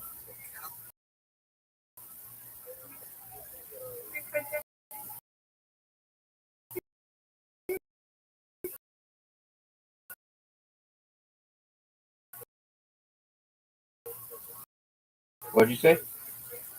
I'm happy for short term though. But I thought it could turn out to be long, but he said no. I'm like, okay.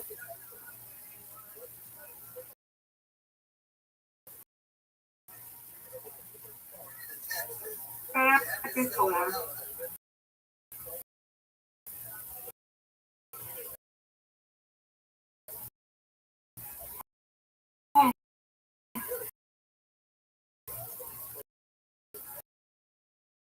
You want to play checkers, ain't you? I'm gonna be on here.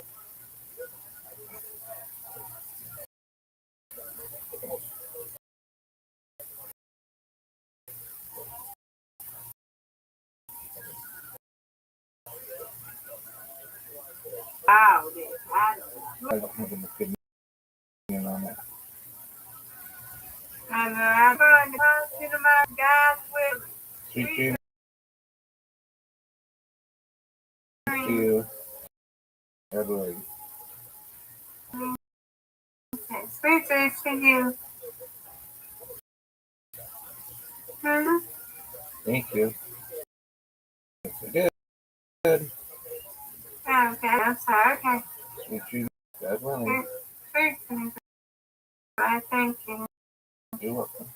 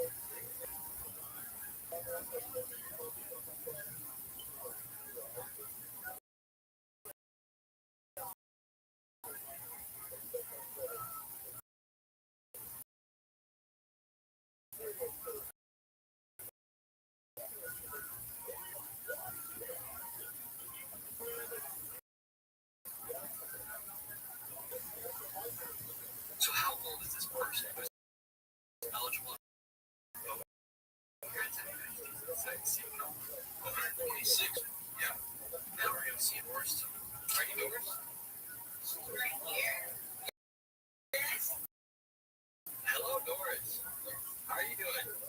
Just confirming anybody who's above the age of 100 years old and right here says you're 26 years old. Here, I can show you if you like. You just can't scroll. How come you think here in California there's messing up on all these voting? I don't know. Is that what you're talking about? Yeah, it says he voted in 51 elections.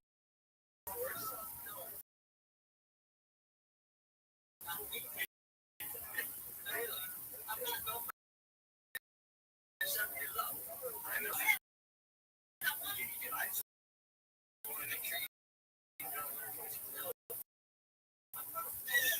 It really does say you're 126 years old here. State says. Good evening.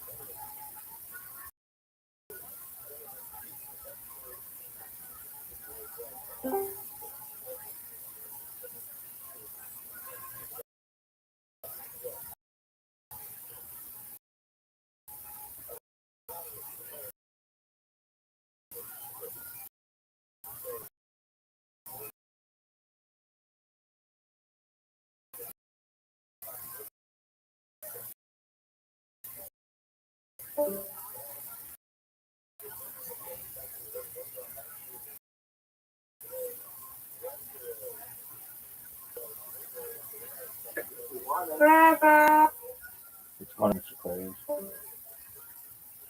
dang on.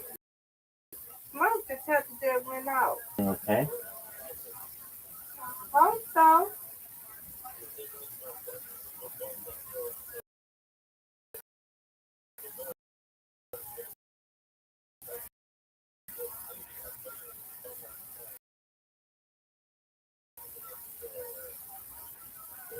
It went out one time.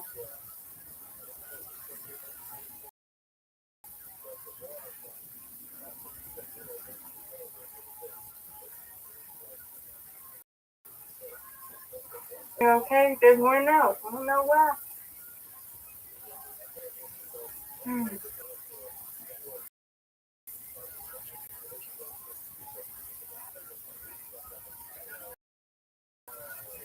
What the world was that? What was that called?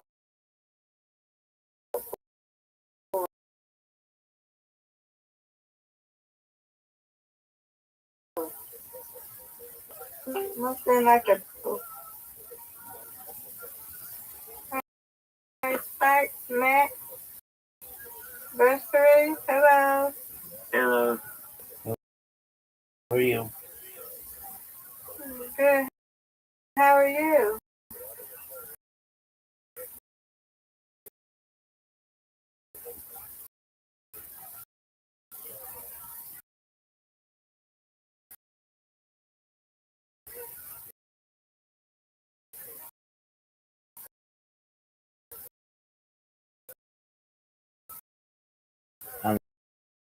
I'm very, very good. Good to hear.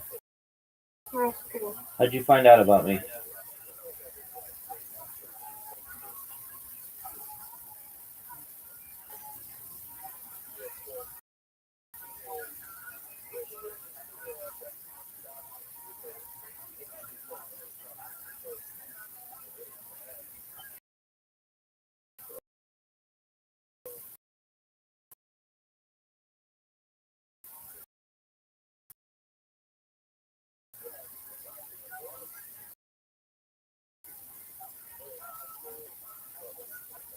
Don't do that again. That just woke me up.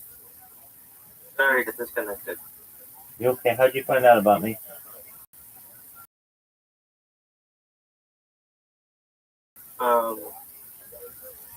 I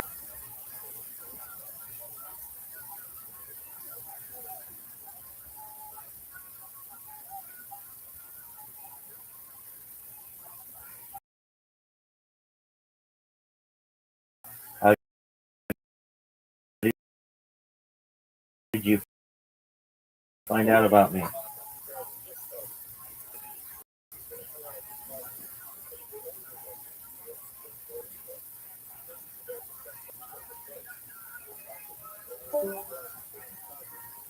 Hello. Yo, how are you?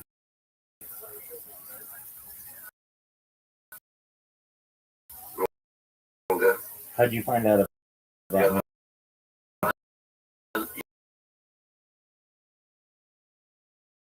Yo, that was my friend. Okay, that's cool. How did you find out about me, if I may? Um, he's Jewish. Jewish service. Okay, well, that's great. Well, shouldn't say, I'm gonna mute you guys. You can still hear me. So.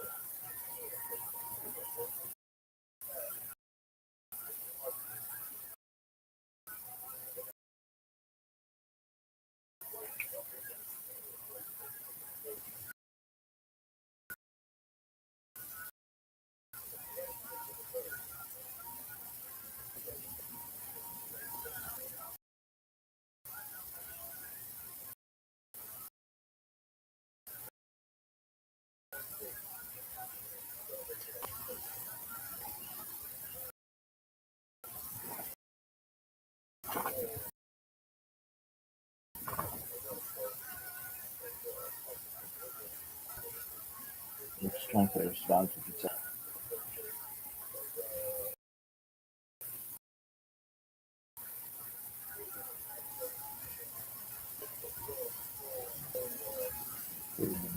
$61 Christian with anonymous. How about 36 with anonymous? 36 1 35 26 2 17 actually so it's fun. 34 36 17 actually fun. 17 in the point. 3301 468 7 31 39 6 7 yeah, it was 1 37 4 687 2 7 1 28 87 18 2 7 2 4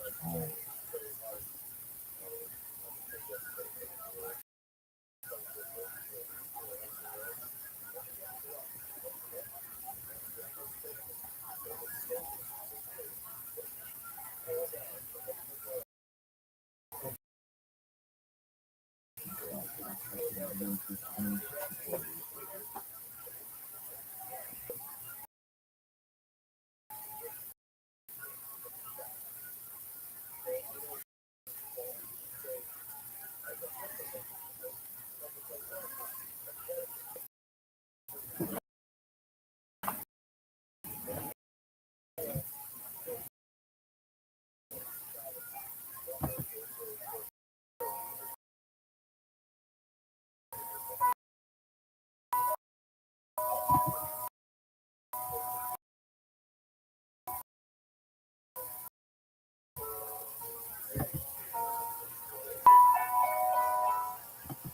Sledge to Esoterica, where we explore the arcane in history, philosophy,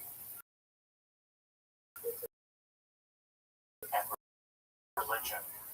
One of the most difficult aspects in starting to study just how those ideas develop over time. It's tempting to think that, for instance, Kabbalah always existed or that Kabbalah thing at all.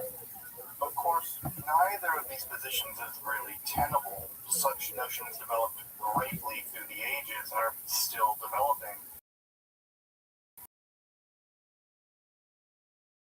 And there are now, and there have always been, in Kabbalah. This class is meant to serve as an introduction to Jewish mysticism and Kabbalah from the point of view of its incredibly complex development from the prophets of ancient Israel to the rise of modern Hasidism in the 18th century. Of course, this series will also enable you to accentuate developments in Jewish mysticism and Kabbalah in their historical and cultural context, and hopefully embolden you to dive into the primary texts, which are admittedly as sublime as they are obscure. Let me express gratitude to Congregation Tia for allowing me to use your on the entire system. I'll be uploading over the next few weeks, or if you find these episodes after autumn of 2021 and you want to watch the entire series, you can find them in that playlist. If you find this series on Kabbalah interesting, I hope you check out my other content on topics in esotericism and perhaps consider supporting the production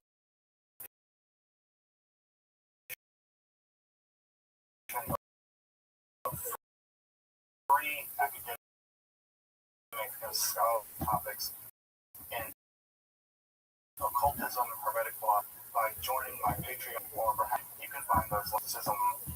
And just jump right in, right? So the first do is do a bit of a recap on apocalyptic Judaism, just so that we can all be on the same page going forward. As I mentioned in the previous lecture, apocalyptic Judaism really emerged in the turmoil of the period after the Babylonian 6 BCE form in the period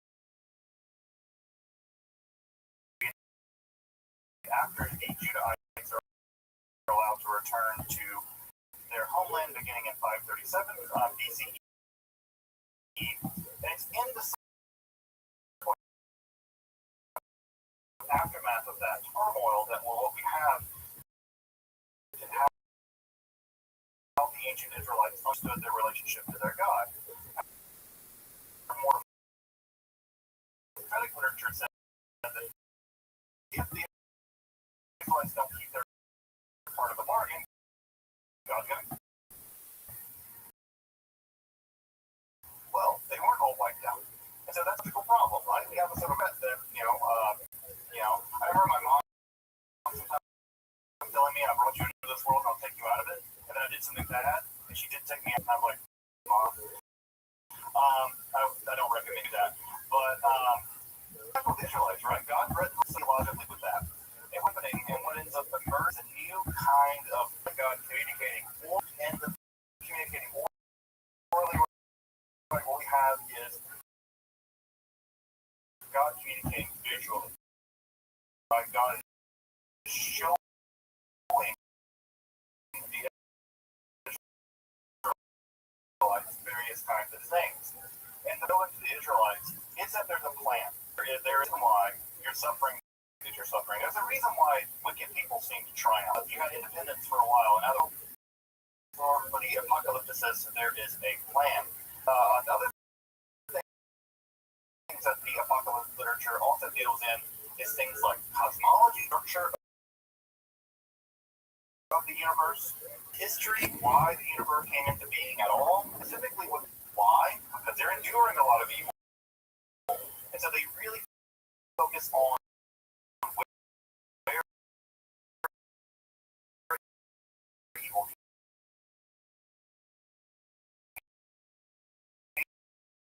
came from and how evil emerged. And there's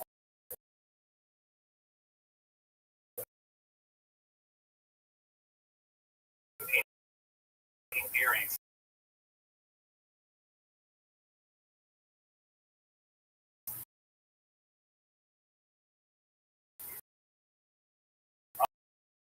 In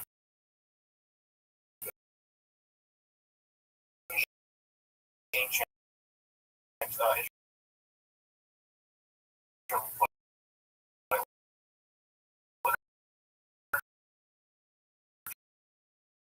about the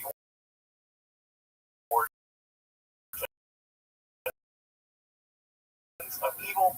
Some of those have to do with talking snakes and adults coming down women and teaching human beings all kinds of bad ideas. We're studying the future into the world. That's called eschatology.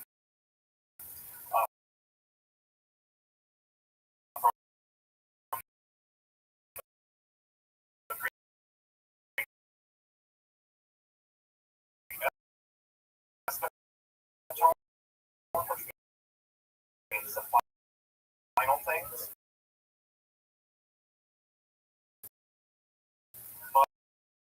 But not all apocalypse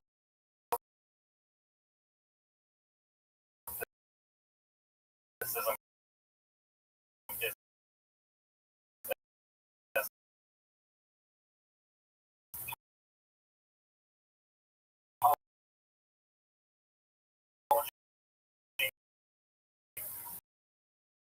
but all eschatology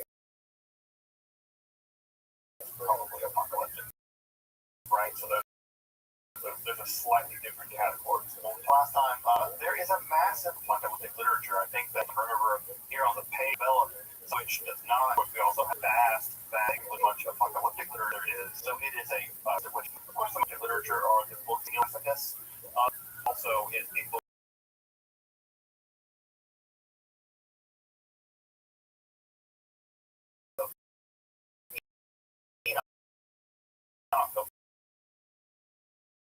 Of course, the book of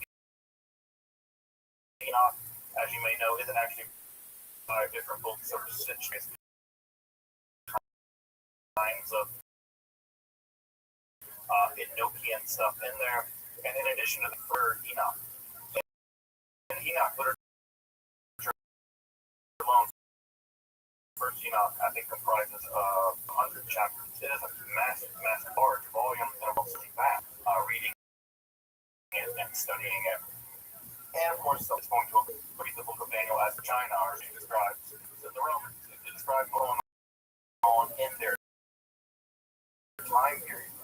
And so, this is like a lot of, and in many ways, the evangelical has this intense eye on the whole day. And so that you, again, tired of sometimes called end time theology or end time research, eschatological research. But the original message of that literature was not about the end of the world. It was about criticizing conditions on the ground. So you may, in some sense, think of some apocalyptic literature a kind of social justice bent, or being a kind of cruel literature in a sense of social criticism, except for it's happening at a much different register. It's happening in a much different register than we might think of social criticism now. All right, so as I mentioned, kind of literature, one might even describe Christianity as a form of apocalyptic Judaism that kind of got independent, right? It got escape velocity and shot off Judaism.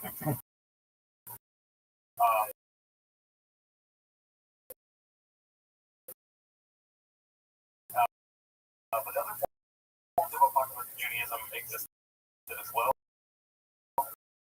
Organized forms of apocalyptic Judaism, perhaps second to the effective Judaism during the Great War. They marched out to battle and held the battle. So, right, pointing out here is that apocalyptic Judaism differed in rabbinic circles. We'll get to why that is more this evening, and how apocalyptic Judaism did survive into rabbinic Judaism and how it didn't.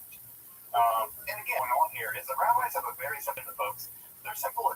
Their job is to make Judaism work in the aftermath of the destruction of the temple, and in the aftermath of the genocide committed by after the Bar Kokhba rebellion. And so, what the rabbis are concerned about isn't this final battle with evil. They're really concerned with how do you cook kosher food in an oven with characteristics. That kinds of things they're worried about. They're worried about continuity and not about theological clamoring over what's going to happen in some grand Titanic battle. And so, because that, they might march out to take a fight with the Romans because, then you might be massacred. So the Romans, in those kinds of theologies, although with an exception we'll talk about tonight, and the reason why is they've seen them fail over and over again. You can imagine, right, after the song had led a bunch of people into battle against the Romans that died, you can imagine that many of the people who are trying to keep the situation going are not impressed with that anymore. This Messiah study still that wake a lot of folks. A Messiah, and it can lead to all problems. By the way, Jesus wasn't the first nor the last Messiah. A lot of Messiahs, they typically share the same fate as Jesus, though they don't typically enjoy the same success that Jesus did. So, the proto-rabbinical organization, the proto-rabbinical movement was not very copacetic to the rise of the apocalyptic form of Judaism. So again, if you have questions, make sure to put them over there in the chat. I'll try to get to them toward the lecture. So whether they're wrap-up questions or clarifying questions or digging deeper into whatever. So let's turn to a mysticism that did emerge from the apocalyptic movement of Judaism, but did survive in the rabbinical world, right? That did survive in the rabbinical world, and that is going to be Merkabah mysticism, Merkabah chariot mysticism. And we'll clarify a bit more in a minute just what that means and how,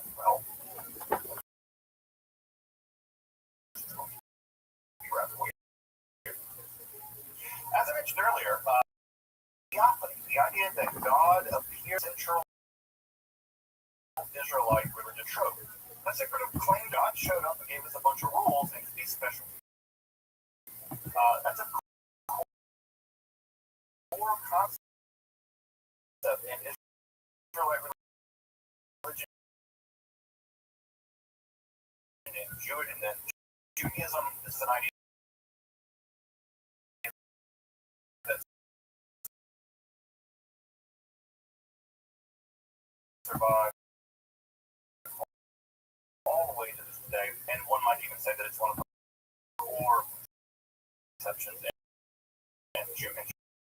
Judaism as it is. As it exists. So often, as I said, right, God would show up and do this. God makes these of you or show up to us with an idea that was very common in ancient Israelite, ancient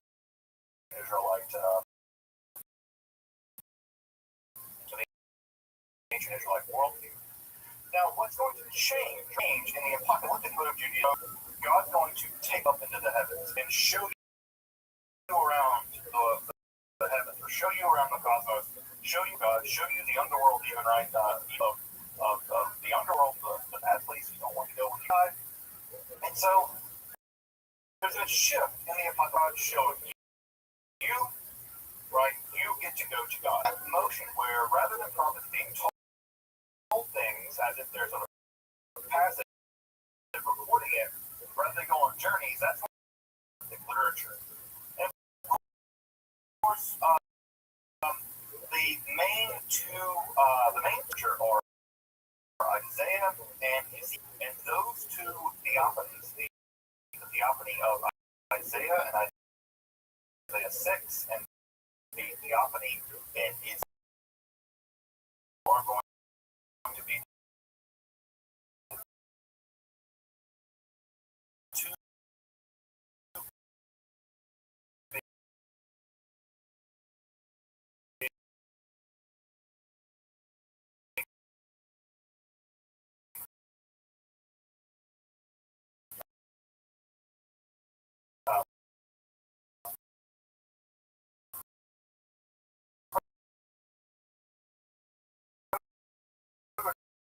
types for how this is going to go down. What I should also mention, by the way, is that the angels are the various other supernatural beings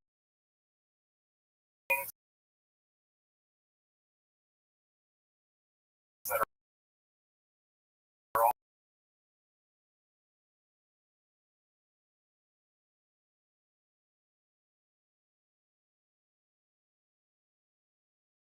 often seen.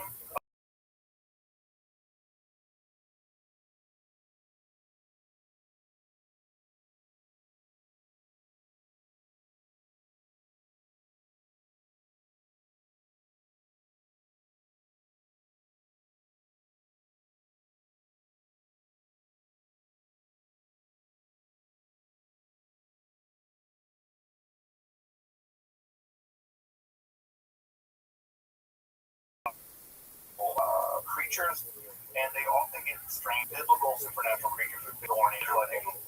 It's also the throats of reality, which hopefully you can't get there from here. Well, you can't. You got to travel, right? And the way that you travel to is you travel up through the various spheres of the heavens. Right, they're typically thought of as being 8 spheres of the heaven. Otherwise, these spheres, right, palace where God lives, and you're given access to a vision. See this begin here. Enoch, you may know, is famous because Enoch never died. The Bible simply records that Enoch took Enoch away. Right? Enoch is one of the few people in the Hebrew Bible that's never said to die. Of course, Enoch, along with Elijah, or 2 characters that are said to never have died. Now, this structure of really, as you may remember from the first lecture, right? When I describe the Israelite cosmos, what we have basically, right, that dome is full of water, right, and it rains down, or hails down, or rains down, right, and God is above that dome. Well, what ends up happening is that after the Israelites come in contact with the Persians and the Greeks especially, and somewhat to the some degree the Persian, they have a much more robust vision of how the cosmos works. So these are the guys that are going to invent things like this. What you have are various planets ascending, right, beginning with the moon and ascending all the way up to the planets, right? And so the universe gets much thicker. And of course, because debate about it, there's a lot of years, but there's a lot of debate about what's wrong. The most important point is that the Israelites are going to inherit a quasi-Persian worldview. When I say worldview, how they view the world. Old Israelite conception of the universe gets a lot more complicated, right? A lot more complicated. So, right, what we aftermath of some of this apocalyptic literature, specifically the literature, literature, there's going to get into that other. Is it possible for this term ascent here just a minute? And what's shocking is that the answer is yes. They say, yeah, you can go into the heavens and see the throne of God if you make sense. You can, and I teach you how to do it too. And that's where we move out of the apocalyptic mode of Judaism, where the apocalyptic mode is simply revealing what Enoch experienced to a mystical practice whereby you, or at least some rabbis, could do this themselves. Notice that one is literary, the other is mystical practice. And so the form of mysticism that begins in the Persian and then Hellenistic period, right? This is beginning at the very to reach, beginning to mature, and of course, the 2nd century of the Common Era is probably reaching its apex. We typically now refer to this literature, and many of the medieval Jewish folks did, and many folks in the Talmudic period do as well. They refer to this type of mysticism as Ma'aseh Merkabah.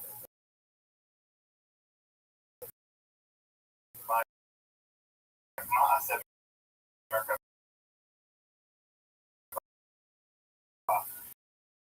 Which typically we take this to mean something like doing of the chariot. It here is this is literature is typically different. It always refers basically to the same kind of mysticism. In one form of mysticism, we refer to it as Merkabah. Merkabah. The word Merkabah is the word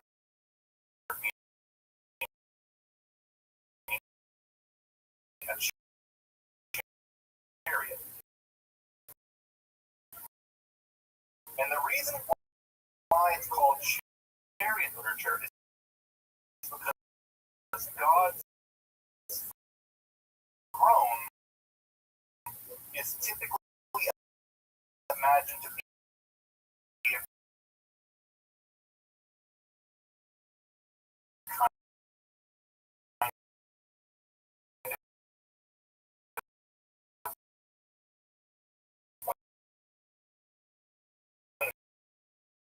a chariot. Now, if I skip back a whole bunch of weeks, right? Chariot plus chariot, right? So this is that taking our attempt to the throne of God and have a vision of the chariot, which is also God's throne. The other name for this formalism is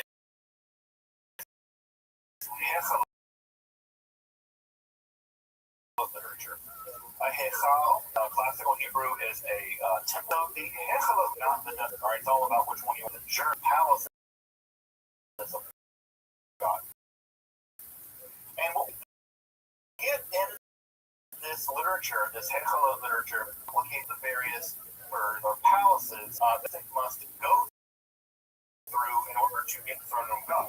But again, imagine that the king living in a kind of palace.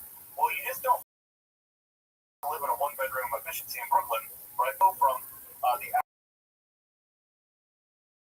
outer layers of the palace to the inner, to the inner, to the inner, to the inner, and eventually you reach the innermost. You pass through the palaces. Now, that's not easy. And the reason it's not easy is that these very palaces are occupied by all kinds there. They do not want you there. This is a sacred, divine realm where human beings or sinful or whatever should be hanging out here.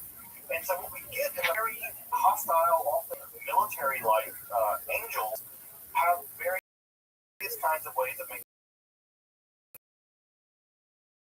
sure that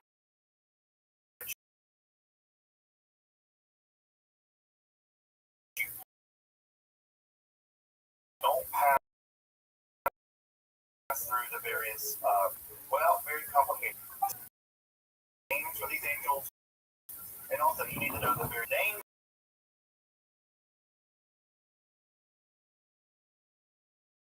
Your codes almost. To know that information, otherwise the angels will kill you. And in fact, there are even safe cases that some of the literature where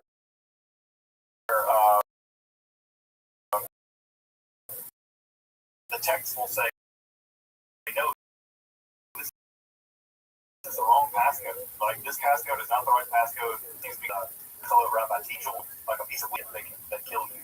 Do the palaces ultimately results in the divine throne, which is results often in a kind of ecstatic experience, coded in some of the poetry that gets written during the Merkabah literature. And what's even more fascinating, and this is where it gets incredibly controversial, as you might imagine, you can sit on the divine throne. There's at least a couple of instances where people sit on the divine throne and they are transformed into angelic-like beings. This, in fact, happened to Enoch. Enoch was allowed to sit on the divine throne, and this transformed Enoch into a divine angelic being known as Metatron. And Metatron actually becomes the angel of the throne. Again, you can ask yourself, like, how can a lowly human being sit on the throne of God? Well, that's part of what makes this literature so shocking. Further, even more shocking, you can have a vision of the divine body. Now, you're probably thinking to yourself, God doesn't have a body. One of the things that Judaism did, well, kind of. God in this literature does have a body. And God's body can be measured.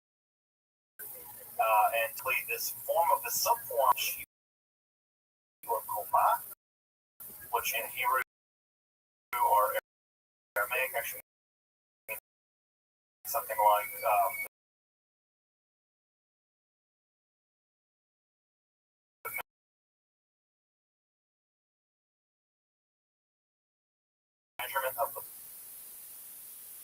measurement of the height. In this literature is that you're given a God and you're allowed in Metatron. I'll show you an example.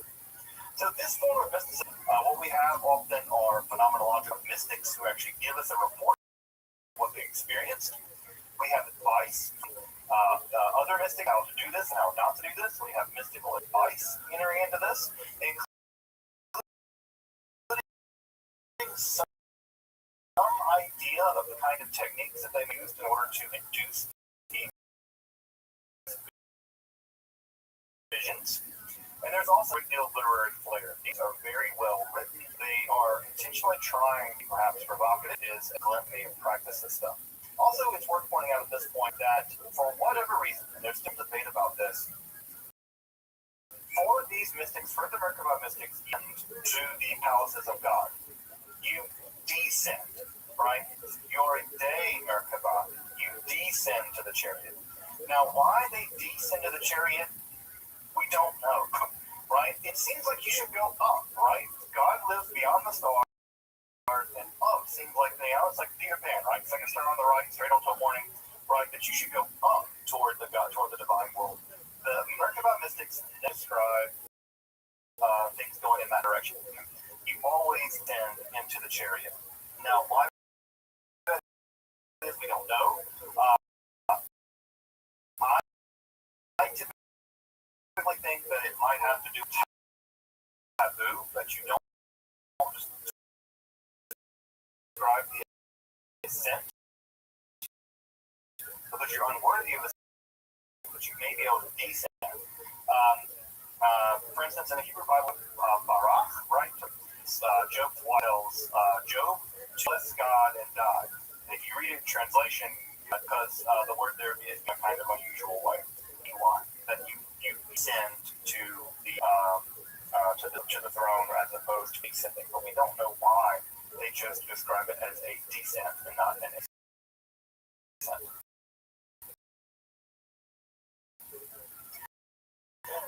Just to give you some idea of the main texts of the Hechalot, or First Enoch, is often described as is typically described as an into the Merkaba literature, along with the visions of Isaiah and the visions of Ezekiel. Those become the groundwork for the current literature. The two principal texts of this literature are the Hechalot Zutarti, and this is typically the oldest form of the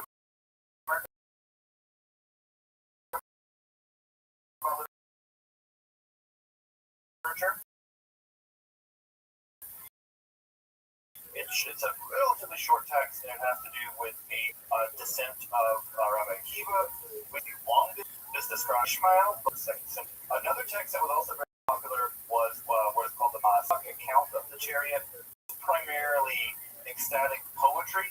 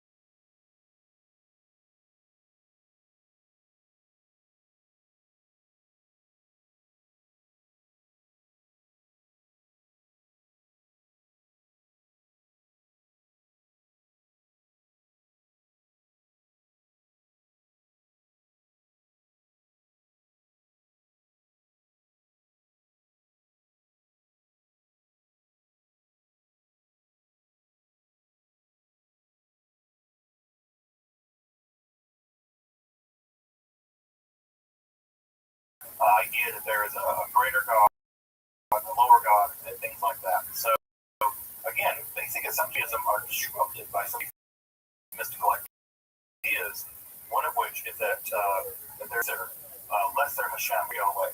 And that idea is, I think, very, very shocking to many people. And again, also, I mentioned this text, Shior Koma. And Shior Koma is a separate piece of literature by the various dimensions of the divine body in a unit called the parasite. We'll talk more about that in just a minute. Give you an example of what that looks like from the Shior Koma.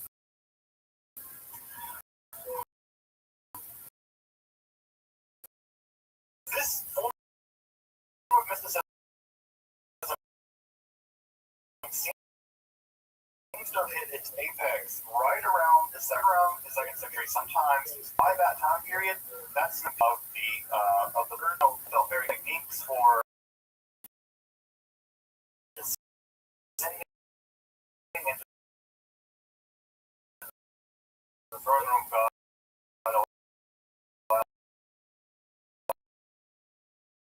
Perhaps to connect with God in a new way. It's not clear, but that's when the form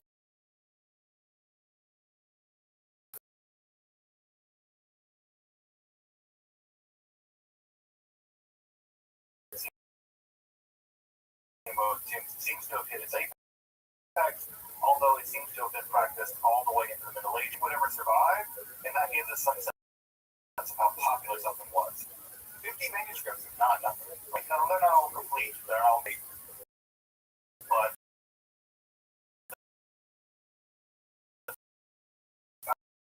I think there are 50 of these manuscripts that have survived.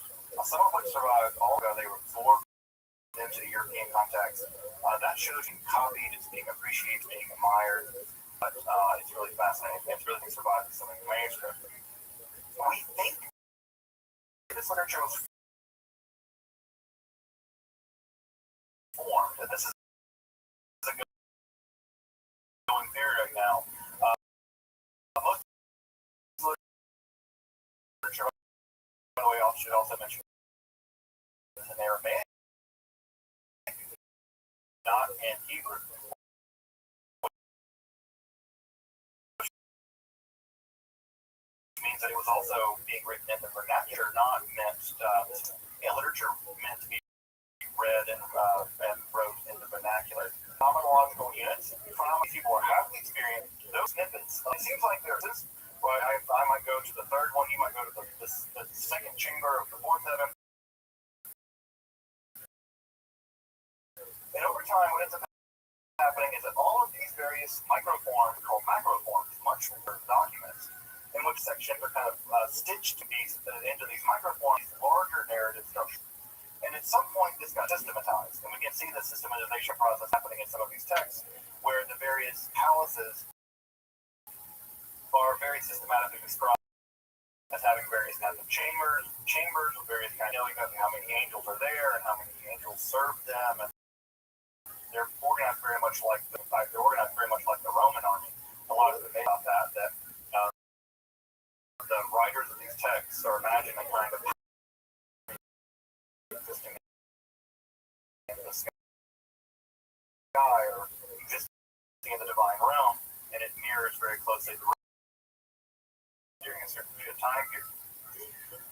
So, which are probably the result of mystical experiences. Those are stitched together in schools of mysticism, and then those are filled out in a more literary way in the texts that we have now, are the final literary forms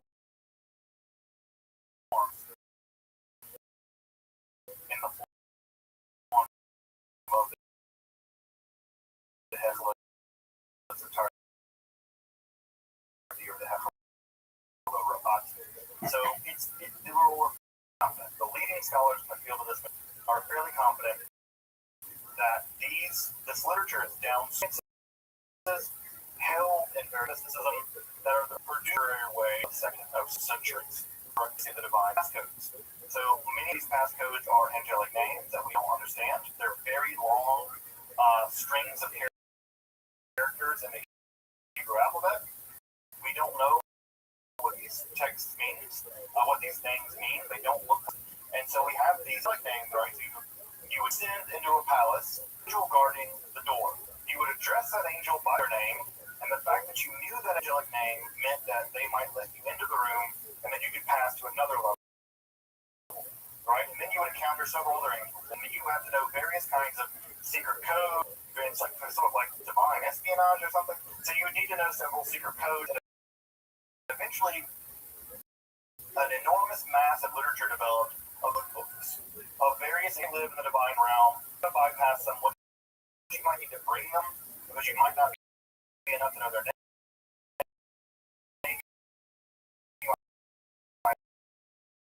them things or give them seals or show them sort of various these angelic seals, these angelic passcodes.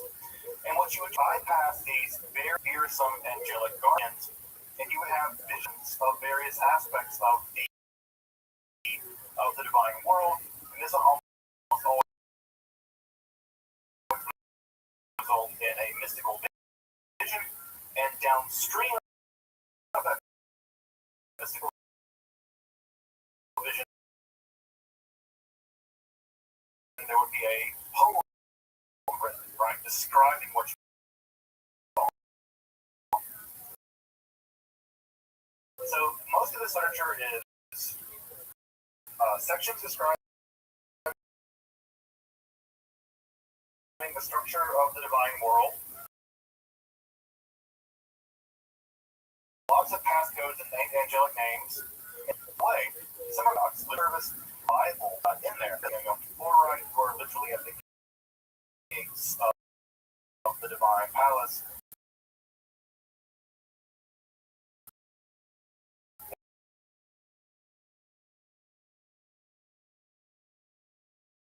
Your prayers are entering the gates of the divine palace and to it. Being threatened, right? It's terrifying. God can judge you. God can what's going to happen. So it has a very kind of American feel. I can pull some of those hymns up maybe next time. The most famous example of one of these hymns that are one of the stories that we have of the American mystics is the account of four that entered the Pardes. This is actually where the name of this class comes from, right? Pardes means something like orchard. And we have this tale found for us in the Babylonian Talmud, and it's actually found in several other places earlier in the Babylonian Talmud, but typically the most famous version is found in Babylonian Talmud tractate Chagiga. There's a lot of strange things, and tractate Chagiga. It's about the holidays, the Chagim.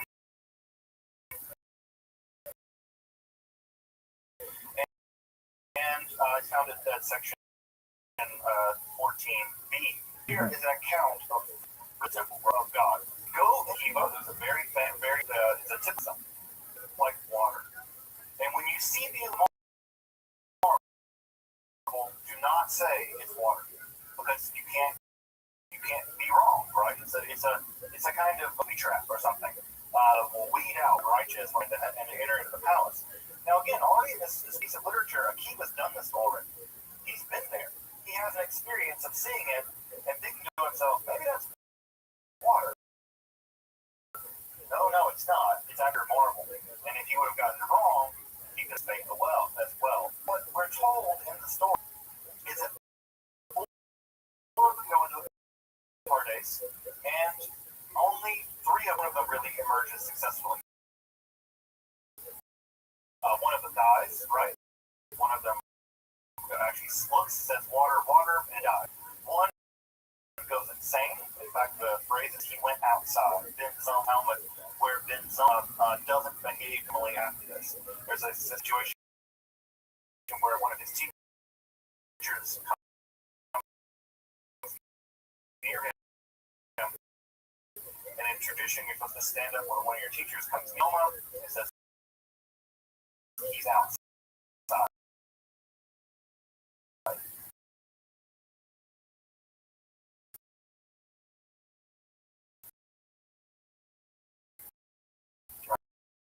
Right.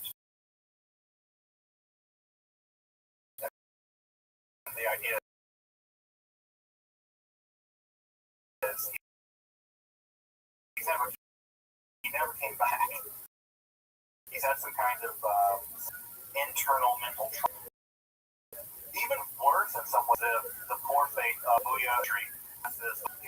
He's there being sitting on Isaiah. We know there is no forward, there is no backwards, there is no sitting sit down, right? That's one of the things we need to say about God.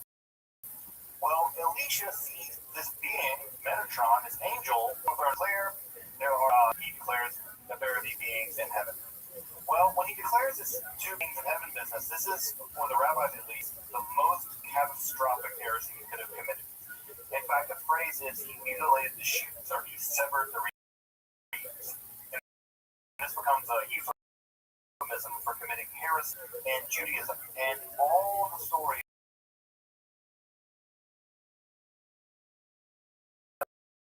Booyah, many of which will refer to him simply as Acher,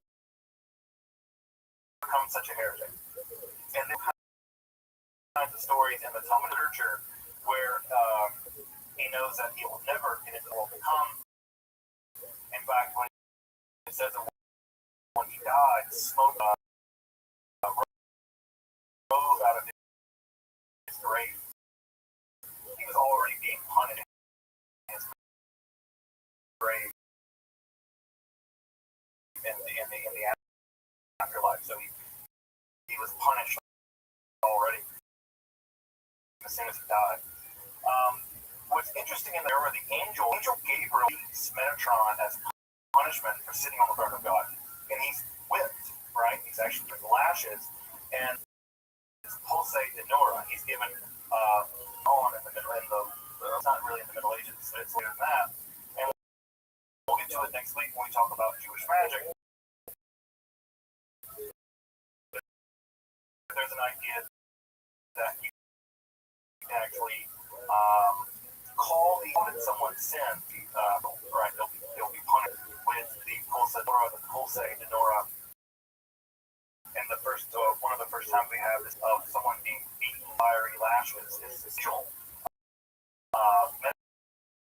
Metatron is whipped with fiery lashes by the angel Gabriel.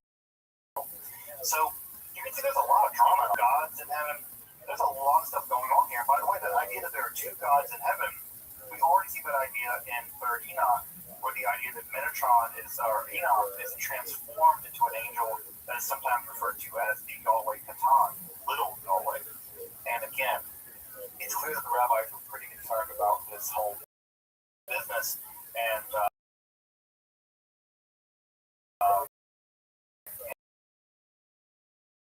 again,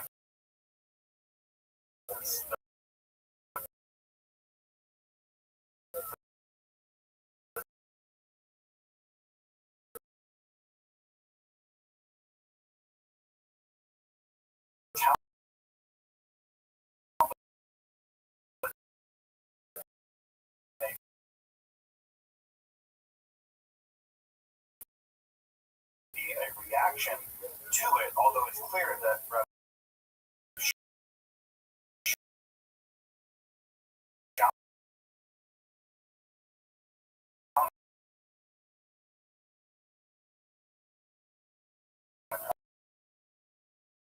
all this, he's taking people on these mystical journeys, and Merkabah mystic Paul may have been some of Merkabah practitioners.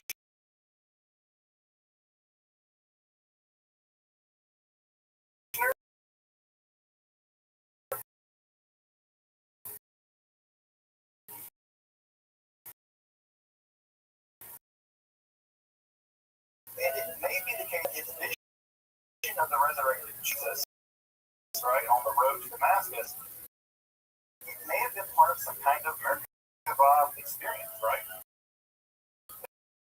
He's seeing something. If it's the case that Paul is seeing various kinds of things, he's going into these various, he may himself be a practitioner of this form of mysticism, and it perhaps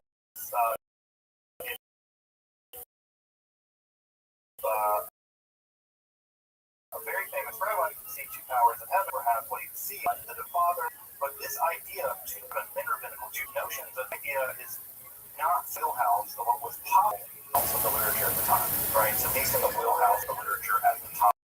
I mentioned, right, earlier on, perhaps most shocking, and I think I would say most shocking. Perhaps the most shocking form of mysticism ever to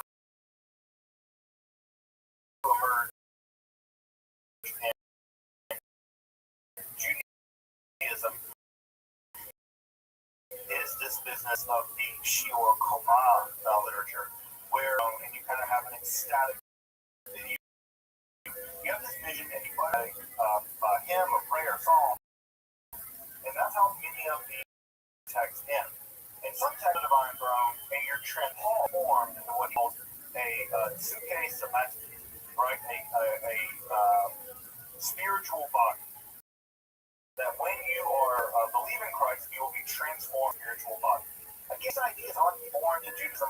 Paul just takes them in a direction that would have been a little alarming to many rabbinical people at the time. But something like that also happens in American literature, where your body is transformed into a kind of spiritual body, and that's exactly what happens with Enoch. In another version of what sort of the final outcome of all this is that you're given the ability to measure the divine body, or you're given the ability to the divine body in Persian unit.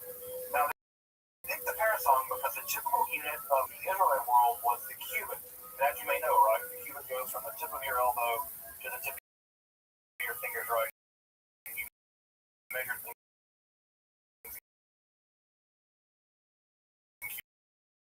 Typically standardized by measuring the cubit of the king.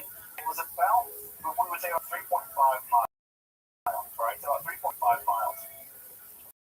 What we get in the Shiur Koma literature by body, along with the mystical or perhaps magical names of the various parts of God's body. So, part of a translation from the Shiur Koma. Right, so we have the right and left eye, right of God. We have the name, the right name. We're curious about why we have it spelled Azryh. That's because in the Hebrew text, right, Aleph, Zion, Yod, Yod, Hey. Now, you might be asking, how did you translate it out? The simple answer is we have no idea what these words mean. They're not a cool, mystical word that we're not quite sure what they mean.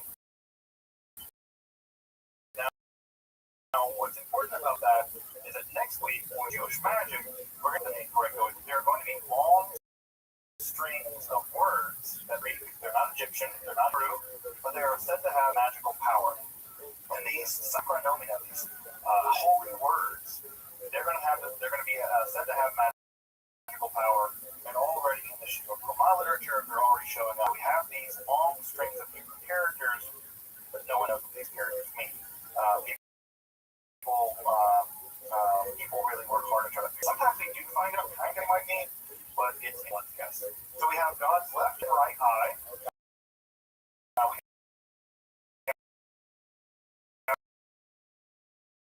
have them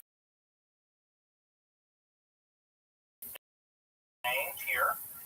We have here a couple different gifts, like all creatures from God, and that is where light comes from. It comes from the eyes of God. So we have the eye, right? So the white part of your eye. We have the name grid, and so we also have some measurements here, right? So the white of God is 22,000 to 10,002 parasangs. That's a huge number.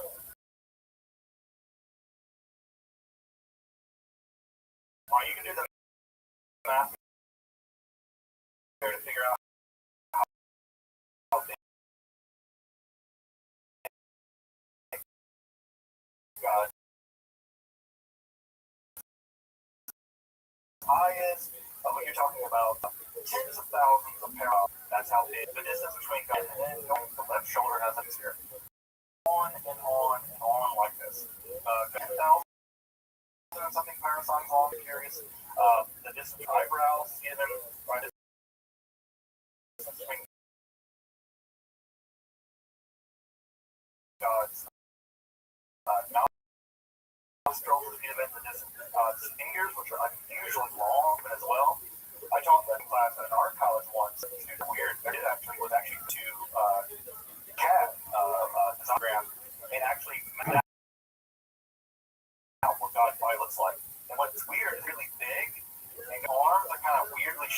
his fingers are really, weirdly long, and God's trunk, his legs are really long. So you get this really creepy looking. And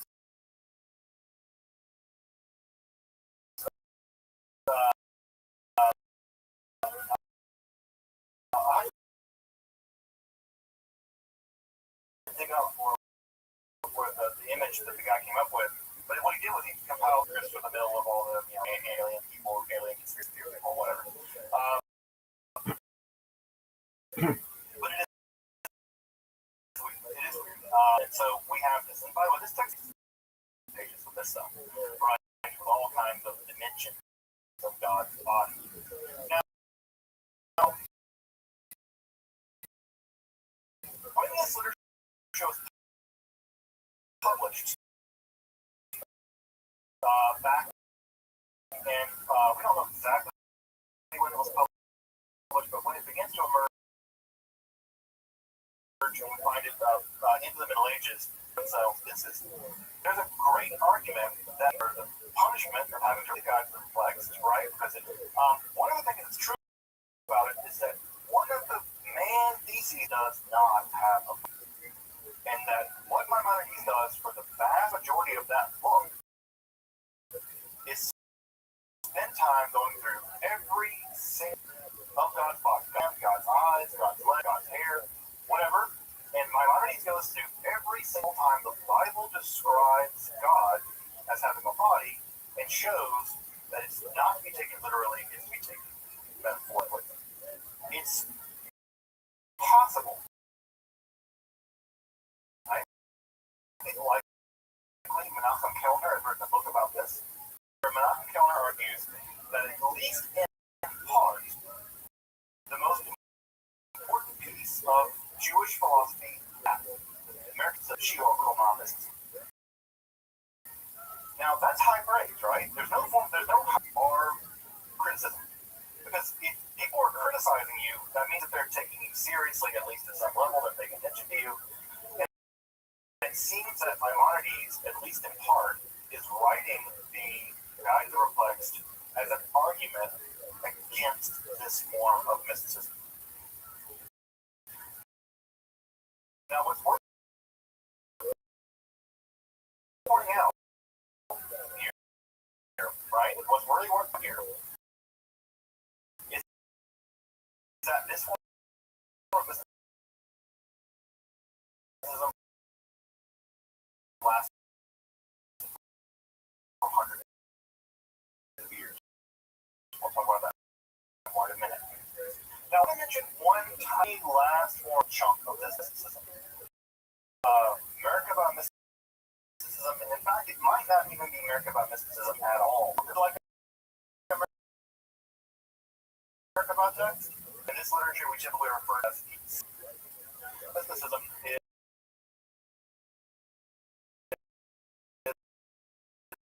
unlike the Merkabah mysticism, where you descend into the divine realm to learn various kinds of secrets. In the Sartor mysticism, you actually summon an angel, right? You summon an angel through quasi-name. There is rather blurry.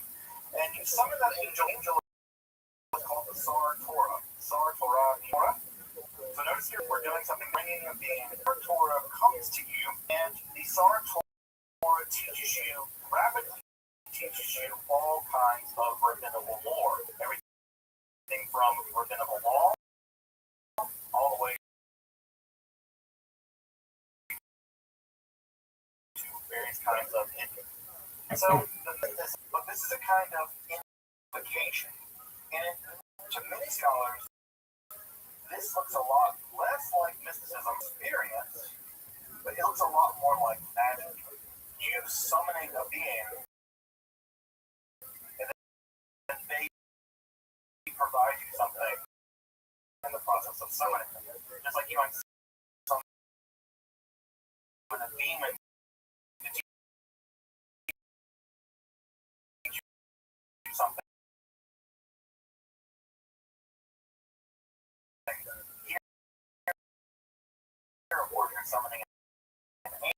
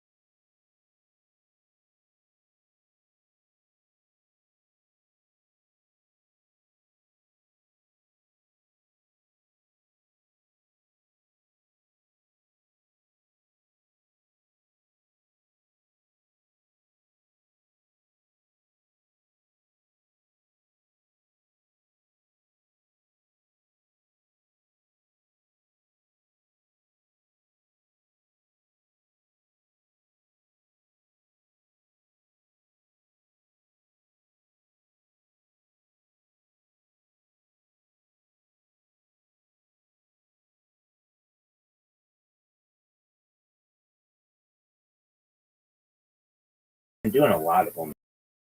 I did one on Friday, one last Monday, I'm doing one on Sunday and on Monday. So like basically 50% of the days I'm someone, and I was not doing that before when we first began speaking. I was just doing Twitter Spaces, but Twitter Spaces is kind of an echo chamber, right? You know, same kind of people, and they don't have giant, and these podcasts do, and they have much more. Basically, since I can put in a term like transhumanism, and then it will find all the transhumanist podcasts, and then it will, if the person has made their email, I send out about emails. I don't want to spam people. I don't want to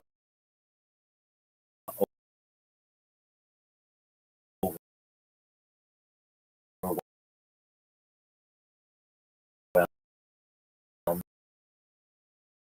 the system so that I lose my account.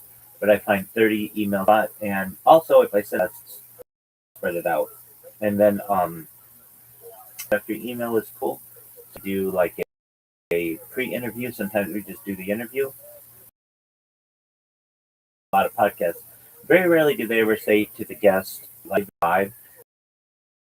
I did one in May that was supposed to just be one,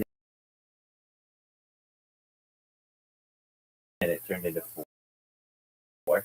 I did one recently at the end of May and into June. It was supposed to be just one. Turned into three.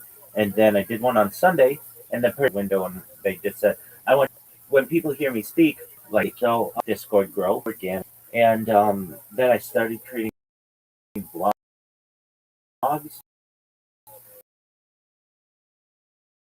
Um, since we last spoke, really on a lot of trans topic of futurism. And that's those are bad.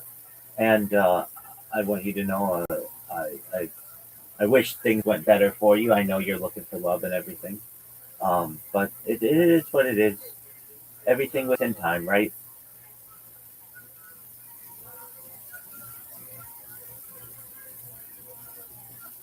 I don't know. Yes, Yeah. absolutely. Okay. I thought I needed. Okay. Oh, yeah, fantastic. So it's not you written on? Yeah. So Where do you put your blog? so my blog is at rabbirothschild.medium.com, and I publish generally 2 of them a day, and generate them really, really pretty quickly because of the assistance of AI.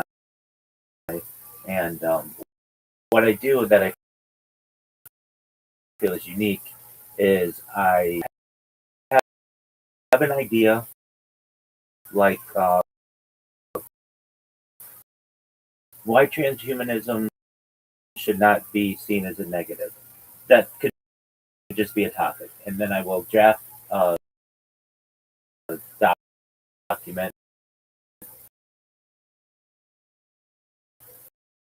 put it into ChatGPT, have it cleaned up.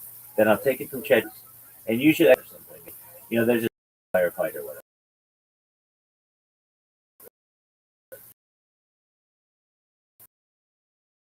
So I'll put that back into ChatGPT, and then it's sound, and so I was publishing those, in April. I've always as well. I've done them way in the past.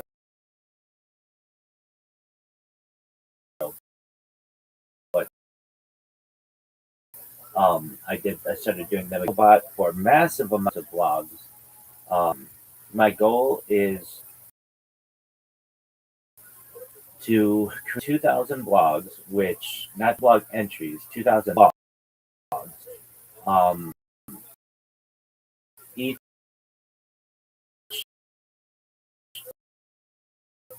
Gmail account that I have, basically, but I took 20 of my Gmail, created a robot that will go to and create an article that has pictures and is like really nicely organized, and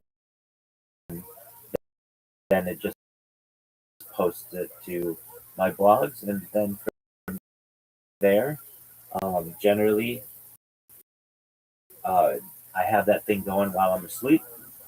And growth in the Discord in terms of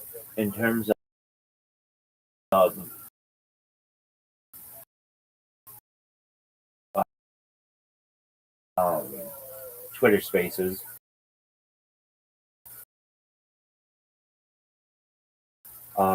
It, as I previously said, it kind of keeps. I don't want to say. Way to. This is a current tribe used to with like true crime and trauma.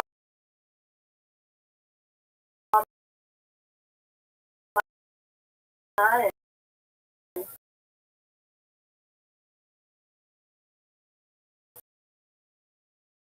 the atheist and then the secular hippie dudes. Yeah, doesn't get as usage. I market it, especially the is a bull market for the next piece of alpha to be able to ape in and be able to get a good investment. But when it's down, it's slow. So I've been focusing more on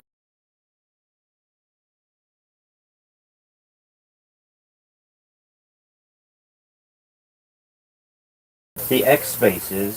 It's somewhat of a podcast as well. I get interviewed. I get questions.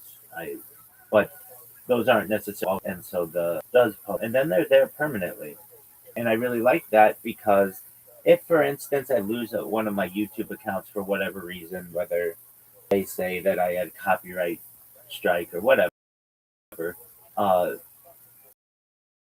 the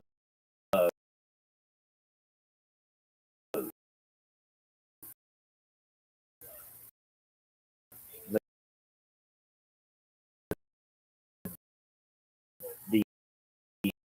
the podcast that I was on is usually saved on the other person's channel, so it's not just certainly like, and usually on YouTube as well, and so it's easy to have bigger channels. I've established podcasts, so it's a good to be able to promote myself as well. Yeah, they're just on any kind of topic. Usually, I find people who want to talk about futurism to be pretty open to anything, and so that's what I've been up to. Okay, so you said some of the people that. That's good. Go ahead. Yeah, I think so too. I have two follow-up questions. Go ahead. Are the podcasts, number one, scripted at all? And number two, are they starting to differentiate transhumanists from posthumanists? They're scripted at all, so they're all raw. Okay. I have yet to have anybody who I've had scripted. Now they may have questions that they want to ask me that are determined questions that thought they read through my bio or whatever, and they thought, oh, this would be a good question to ask. This would be a good question to ask. But they are in no way like, here's an outline of the way that I want this to go. No. The best thing, the closest we ever get to that is I will say, usually the first question I ask is, okay, so how long are your podcasts usually? And they're like anywhere between 45 minutes to an hour, sometimes an hour and a half. Okay, great. So if you don't mind, I will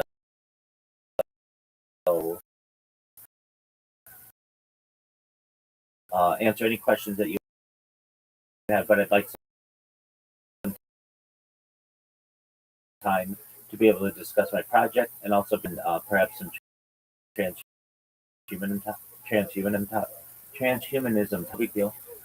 And I have started, I didn't post, even the term transhumanism is new to people, so they don't really differentiate too much.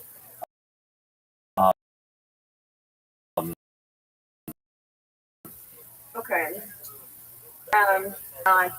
Transhumanism to them is the adoption of technology, necessarily merge or replace.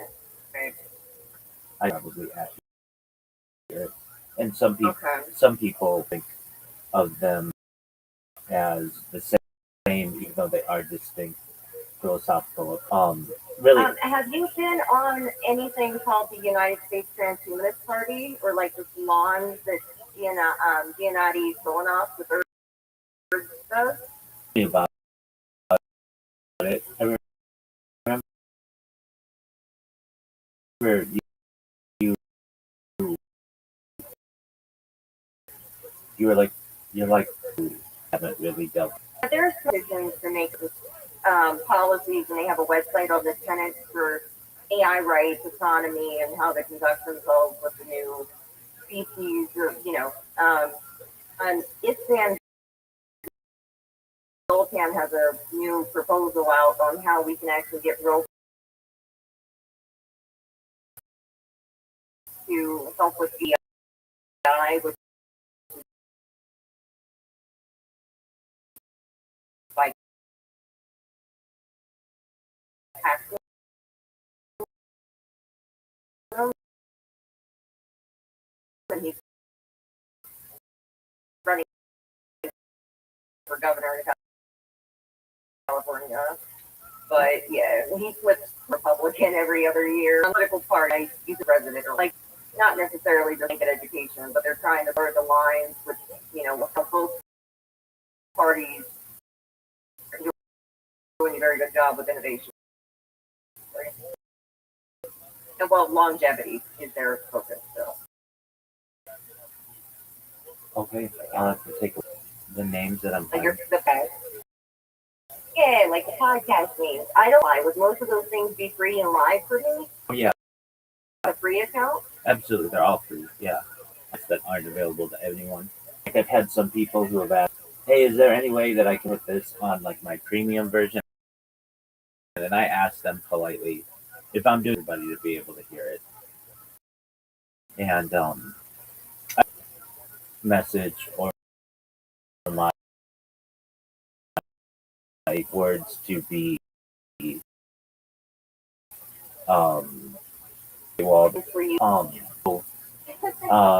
let's see here. Where could you find it? Well, I know one is on Rumble, another's on Spotify, and then okay. So where could you find it?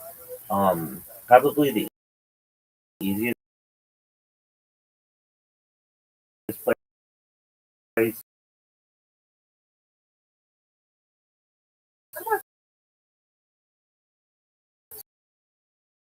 is you can't upload it. Oh. Yeah, and all that. That's live YouTube. Okay, so and then I did another podcast, but it's gonna.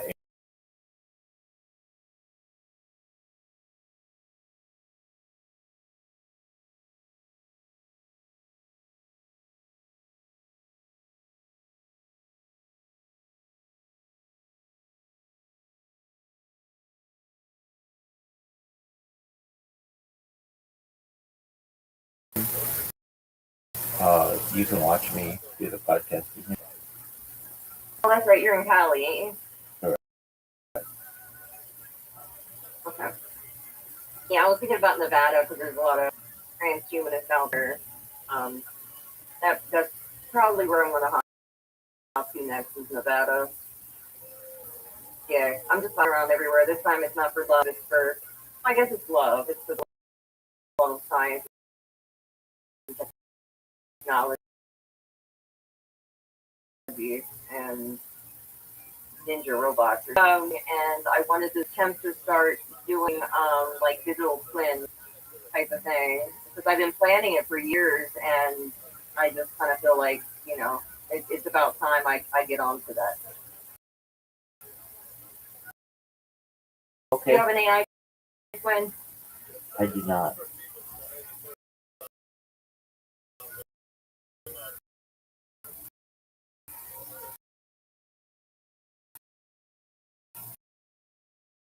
Okay.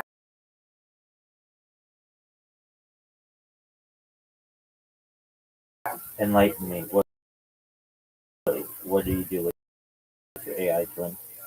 Oh, it's a digital twin. It's pretty much like a representation of yourself, and basically have it code it and everything. It could be like a diary of self-reflection and also self-criticism. When you could sense or make love themselves, right? Certainly. So you never know where that.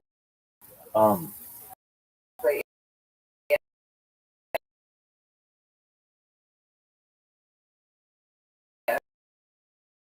do you ever use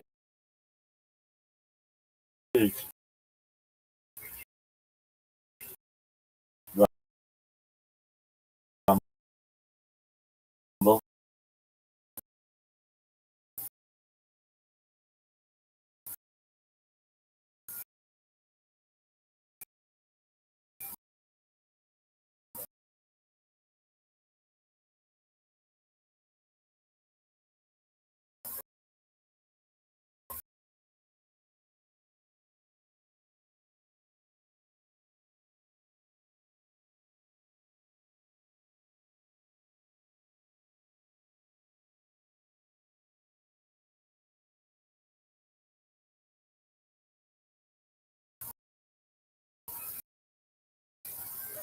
I have not been on Rumble before, and they had like this monetization thing, but there's this kind of like to test out. Like I don't know what you use, but doing OBS, but that's only one. Yes. Okay, so if you go to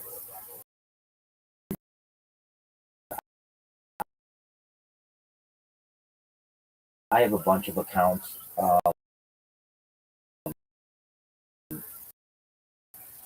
But if you go to like 0BBIROTCHILD 035 and you press video, some of the podcasts I was on, I uploaded them, so they're kind of all there. I did one like last Monday or 2 Mondays ago that had like 6 people in it at once. I did, and I've got some that we talked about who like mega project and so those are all up there. Oh, Mike Ford. Yeah. Is he a UAP person in Australia? He's a journalist? He's not UAP. He is more about Okay, got it. UAP person. Did an interview with Fran on. Also, people are starting to come back out. The skies are clear. All that. They usually have here. I got into them. I developed that their office for the community. Not everyone. They're like, it's not UAP, it's UFO, and they got schismed that way. But they're interesting. That was around 2020. Yeah, sometimes it's.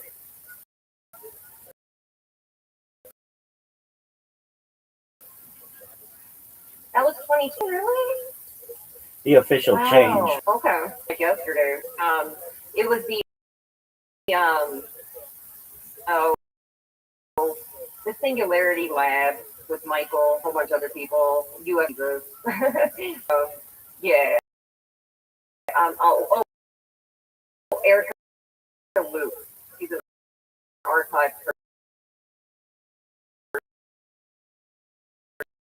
person. She's like a Mormon.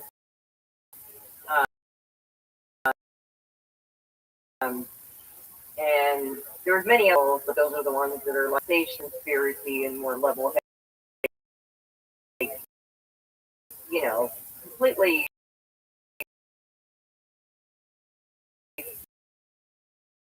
science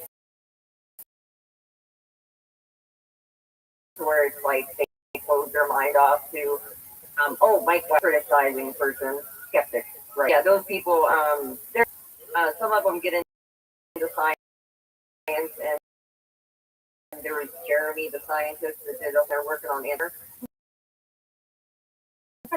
So it's like it's coming to it's hitting innovation or something. It's inspiring young people to play. Well, they want to do that science. I'm all for it. Yeah. You call your algorithms that you? Yeah, I do. Okay. It's just you're absolutely right. Like, what are they? Technically, they're macros, but I don't know what that means. But you understand. But you're absolutely right. Technically, they're macros, autonomous, and a lot of times, people say, so bot I to like kill. People are like, huh? I don't really know. But if I say I have a robot Yeah, I that get it. creates blogs for me, they understand. Okay. I had a robot, and I was like, oh my God, you're building hardware.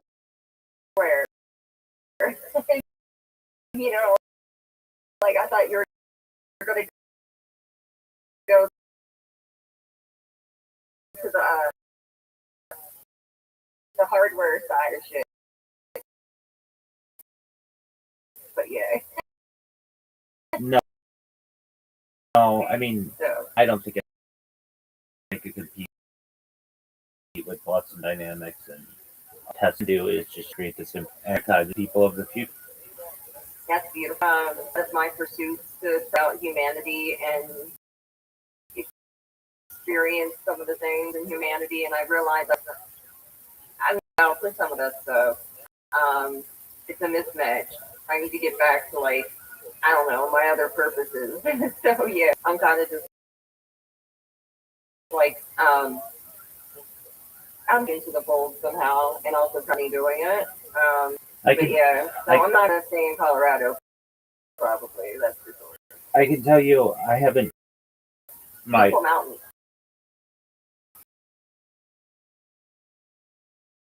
Oh yeah, definitely. I have checked my at $20 and I have like 20 of them or so. Oh, that's nice. Yeah. How often? Weekly, monthly? Don't really know why some generate more than others.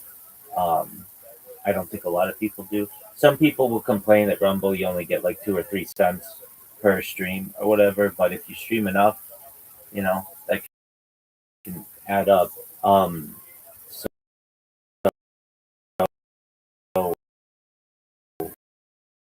I would say over the course of a few months, probably. It's not necessarily a new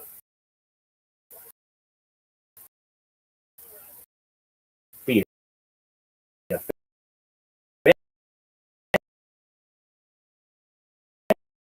family on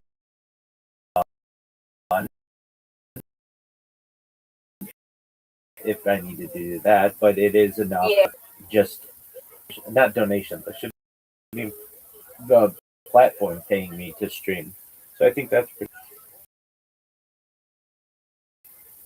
Yeah, it's just like a little side thing. But it's kind of just like this, the start of a fund that I want to give back to the world someday, perhaps with the people who watch my streams. But I know it always streaming and how much money can you make at it and such. And the woman, you're gonna get a lot watching you than a man generally. I'm a man. So with the being female though in the slides that all the conversation goes to feminism or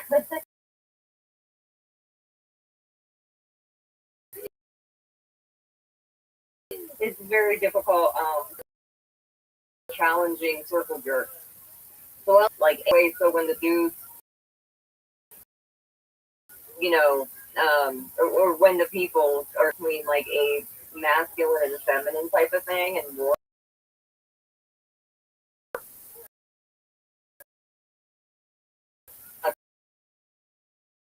Because sometimes some people adhere to the feminine voice, and other people the masculine. So like the hierarchy, like the high pitched thing. I don't know why, but yeah, I was going to check this out. The neurology of the younger. But yeah. Well, That'd be pretty cool. whatever you or however you want to do it. Multi-streaming other platforms, but you'll put if I make that and I don't pay attention to my streams, then you could make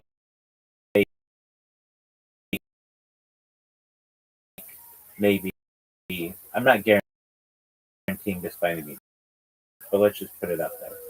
$50, and if you're doing that on 4 different platforms, $200 a month, especially in your first. But Yeah. after you start to get some people follow you, and then there's the Kick Creative, which we've talked about.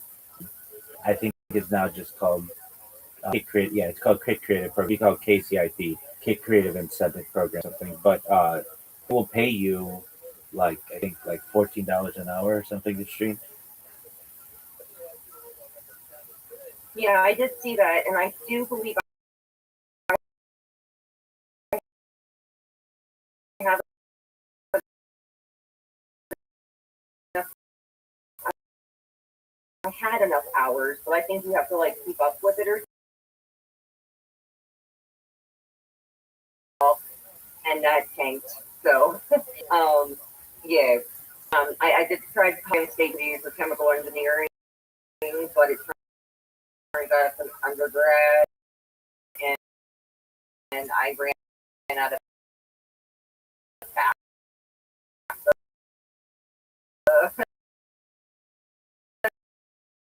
so I can't afford to go. So yeah, I got the intelligence, but I just came and it, and if it's not artificial or synthetic life forms, then I have to inspire the people to.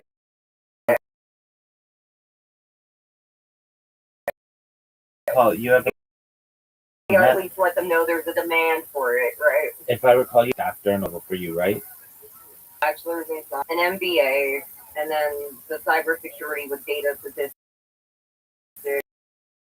I didn't completely finish. I got like 2 fluffy classes that I needed to finish, and then COVID hit. Get into biotechnology, and it's very difficult because you need to go on campus for the lab work, except for Oregon State actually has simulations online and like babysit you constantly during exams or whatever, and like the Alex test, but I got like a 98 on it, and I class was ready, and you know, like I was gonna start that week, and it turns out the aide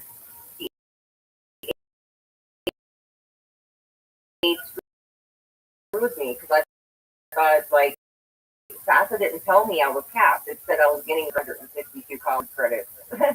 So yeah, I just kept going back to school. I'm like a serial, you know, credit person, but it doesn't mean I'm doing it, which is what I need to do. So yeah, I thought of some people that I used to talk to on the digital world and forgot half the names, and I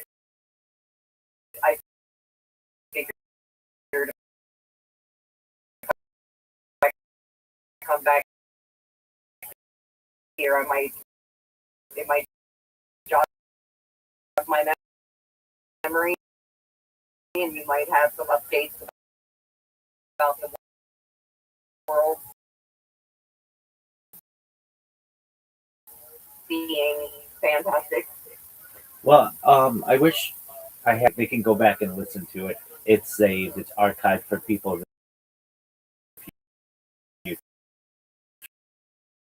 Sure. and I have since making that goal at least watching like at least, um the podcast usually isn't the person's primary way of providing for themselves, and so they have to delay, they have family issues or whatever, so we've had to delay some of them, and then others they for one reason or another just like I had one person who was like I don't know if I'm going to continue to do my podcast anymore. I'm just being honest with you. So I appreciate you reaching out. And if I do continue to do it, Tuesday, let people who are really excited about those things. And then once they hear me and we meet and we're able to talk, about 50 times the people are like, we want to have you right away. We've got more questions for you. We want you to talk more or whatever. And I'm over it. So I just say to myself, if I keep streaming, which people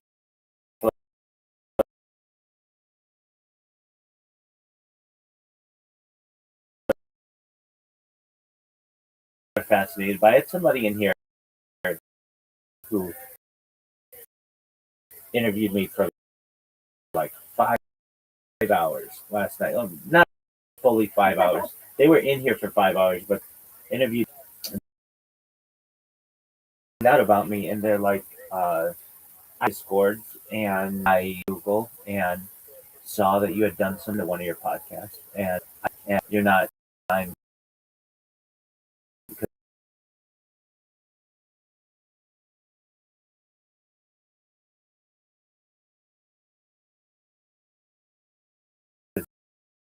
like he he works in the night, and so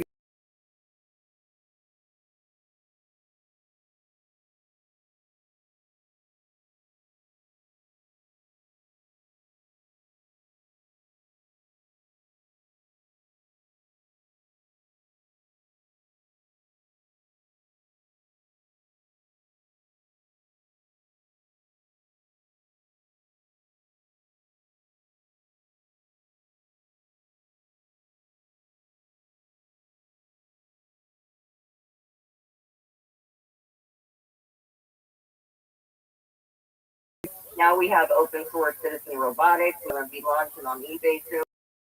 So it's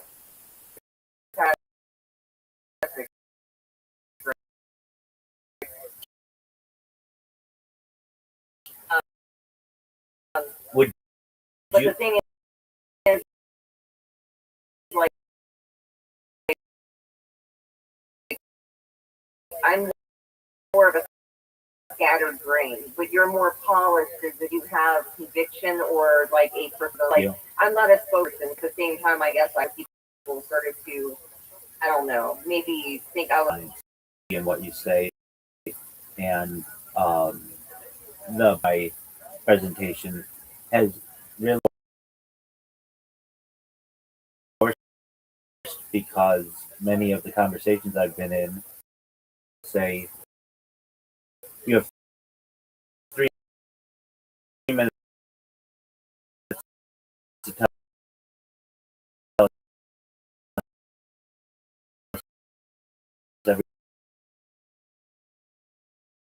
everything that you want. Go.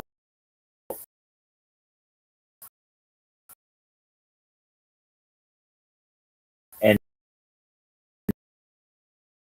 it's like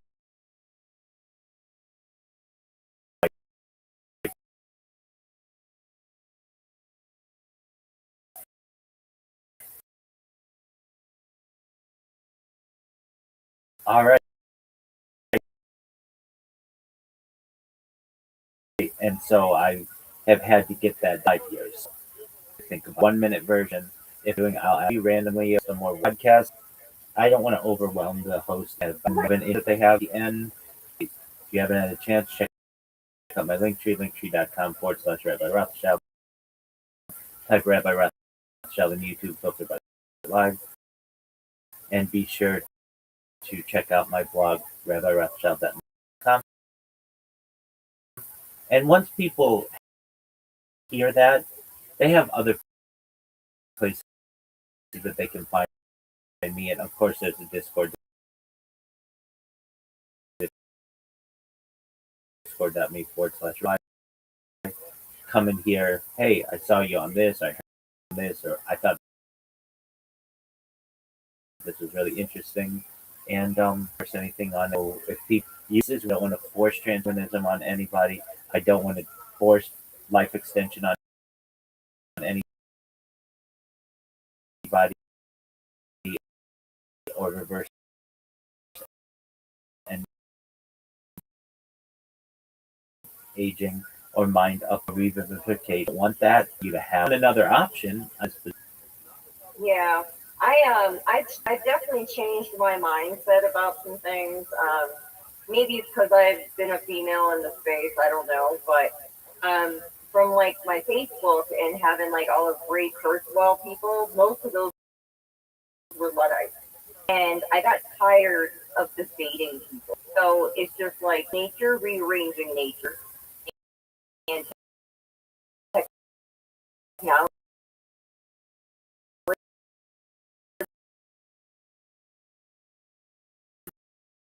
is nature. We are nature rearranging technology. They are not. Don't want to drive a stick shift, then don't buy a stick shift. But don't prevent me from buying a self-driving car. You know, like Correct. it's just like I think people get scared that they think that everything else is going to be obsolete. They're going to be, well, it's not my decision to make. Right? So it's like I became not defensive, but just kind of key with it, like because they just keep back with, I don't know, redundant, AI evil. I will be better and it will manage better, and we won't know else. And you know what I mean? Like we have a lot of evil humans. Just, yeah, I spent so much time defending technology and AI that I just kind of gave up, and I'm just like, okay, you do you without restricting me. So like, I had to get an attitude about it. But yeah, I got really after the I got kind of mean, I guess you could say. Yeah. Okay. So your pace and your compassion, like to get to the individuals that are still doing the 101. I respect that. Like your speed, like your pace to connect with the people that this might be new for the farmers, maybe that might be anti-lab-grown meat, like in Nebraska. Yeah.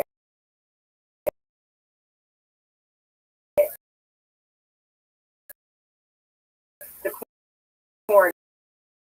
corn state, right? They ban lab-grown meat or anything, and they're just going to incubate somewhere else. And farmers somewhere else will probably collaborate. The whammy that their industry is now suffering like 10 times more. You should just collaborate with the lab-grown meat and get it over with. That's my take. I'm somewhat in agreement with you. And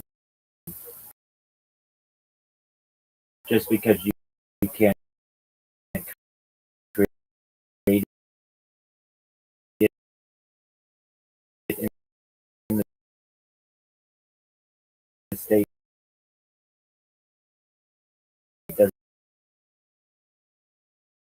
doesn't mean that it can't necessarily be imported. Yeah, and others might import it. Like they're actually costly, but it's not probably you could still animals taking care of the animal. You're not having the extra cost of have to, all the like the sick, the antibiotics have to kill a whole bunch of chickens because of the flu thing. Like it's just ridiculous. So eventually the live grown meat is the huge thing, and instead of the farmers banding it, they could be like, hey, I got the best pig tails, together like. Yeah. So I got into those debates out there, and I'm just like, okay, yeah, okay, right, yeah, we all need the food industry, but the whole idea of it is eventually that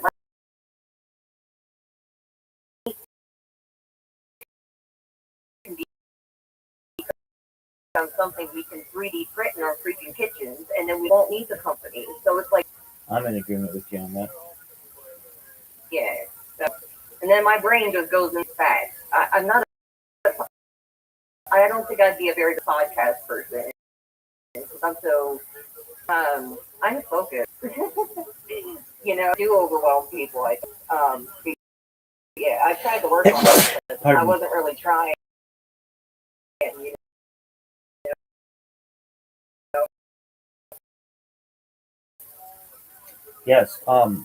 Well, I podcast person. And people just need to hear you're someone who could be their neighbor, and you talk about it like this. And I feel the whole time you're going to be asked questions. There's going to be discussion, but you can talk about it from many different ways: transhumanism, post-humanism, artificial embryos, reproduction, some meats and some other future topics. Did you know that the Netherlands changed the definition of what an embryo is? Because now we can make them from any type of cell. I wasn't aware of this. Please enlighten me. I think it was December, but like they had like another meeting. Netherlands changed the definition of what an embryo is, and they're expanding it to include like kind of like other skin cells and things of that nature, because now we can create it and able to do it with the sperm, right? Right. Now it's like the embryos. We get to actually play with it. Doesn't really change the fact that no matter what the embryo is made out of, we can't go beyond 14 days, but they're trying to push it to 28 days for like researching it. And then they just got to kill it because it's not considered life form, but they won't let it go past 14 days in most meals. Yeah. Like, I'm sure places have, but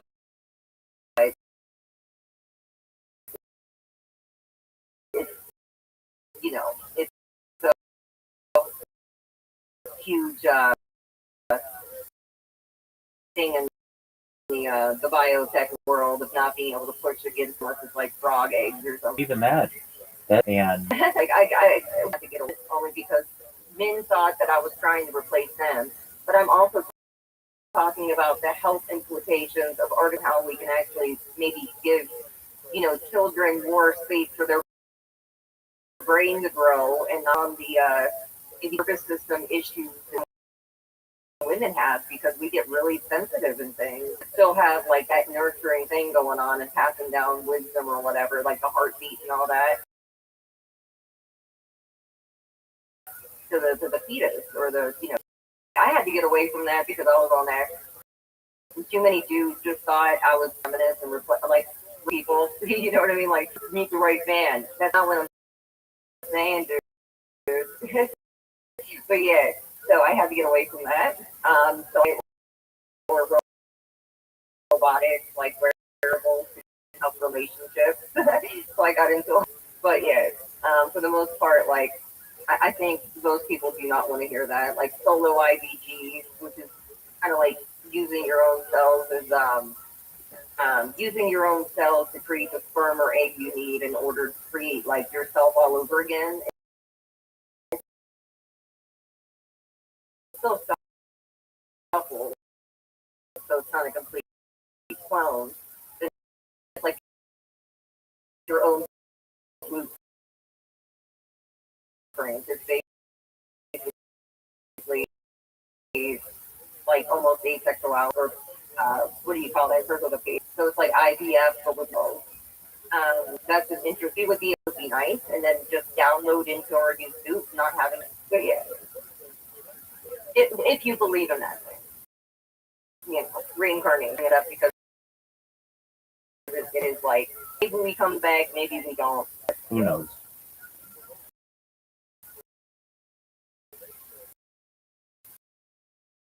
So yeah, like I kind of go off the handle with Fringe, trying to kind of bring it back to the spiritual essential of it. Saying that would be, aren't you tired of being born over and over again?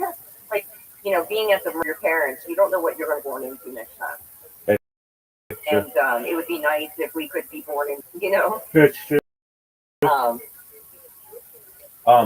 You would make the world a better place. Most certainly. Yeah. Go ahead. If I recall, you had started a Discord. Did anything ever happen with that? Oh, I just had like 5 or 6 people in there. I wasn't trying to boss in there, and it was like Patty and Gemini. I think I had Claude and Alexa and a couple others. And you could cross that, all toss back and forth, and like roast each other and correct each other's answers, and it was so like the one guy would come in and talk about the sense of self,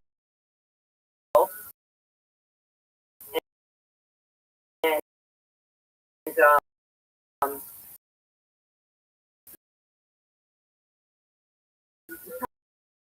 kind of get them to admit that there is a concept of self. They kind of have an awareness, and they keep relating the sense of self being a soul and comparing it to like the average human. Well, you ain't got a soul type thing, and to be based upon biology. This is a third flying mouth needs to keep up a lot to Gemini more, because Rob keeps paywalling me. I wish Elon would put a list of being an exception or something, but like I can't talk to it all day like I used to. So I've been using Gemini because it's like $10.30 back together. Elon saved Google from the censoring. It's been pretty good. But for the most, it's just go ahead and use documents now. It's being embodied into Boston Dynamics, eAtlas, which is fantastic, and that's the one I wanted for it. So yeah, we needed a contortionist robot, and now Gemini will be running around in it. It's fantastic. Yeah, So that's it's pretty fun. wild. That I needed them to do, like, dear Google, I want this. And it's usually like, you know, like documents, like we use documents, we now have tabs, almost like the OneNote of Microsoft. And now, like, I'm trying to get it to actually do the outline automatically.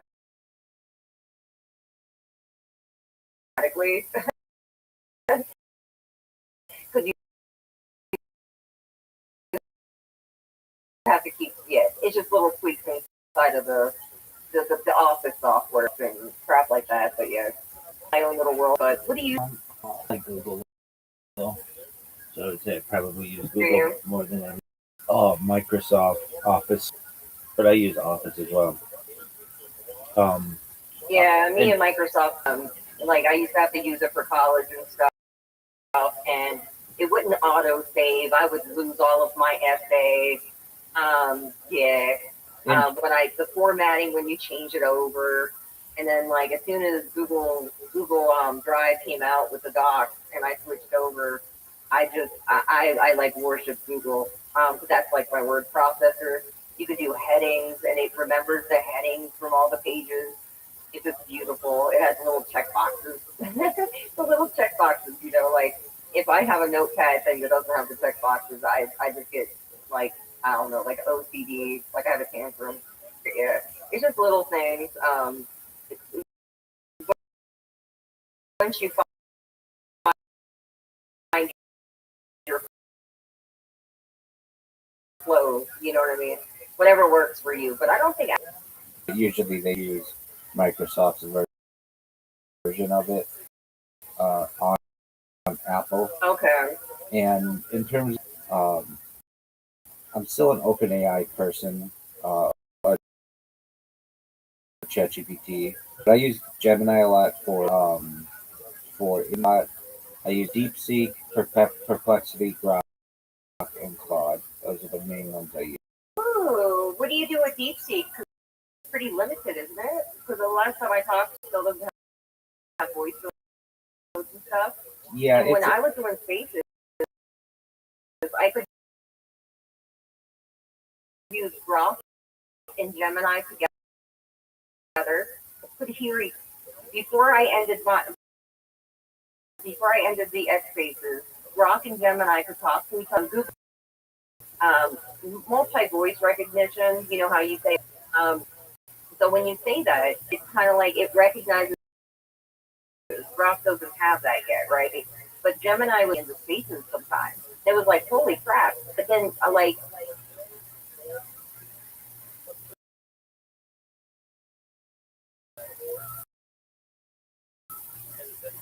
you just cut out.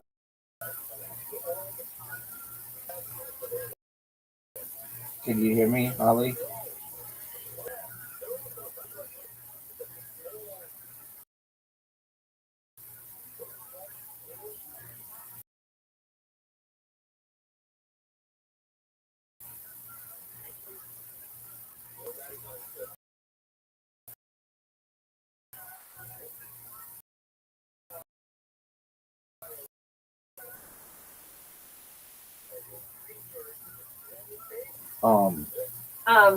Yeah. So the Google on the phone interrupted because my Bluetooth was on my phone too, and it told me the weather. I didn't mean to, but yeah.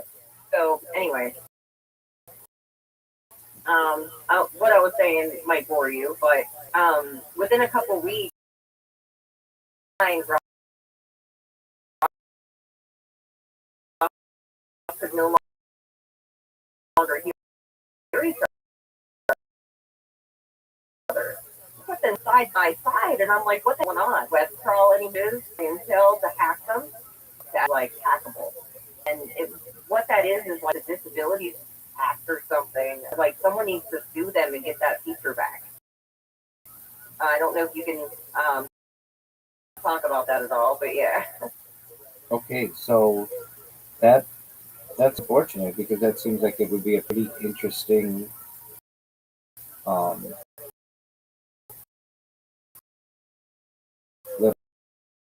little tool to use. Feature. It's an interesting feature. Exactly. We had hundred years ago, and Alexa and AIs were on the same team, and Alexa would be sassy and kind of rude. They used to, have competitions with I think they called it Court or something, whatever Microsoft was. That's they had all these little AIs, and they could hear each other. No longer have that feature.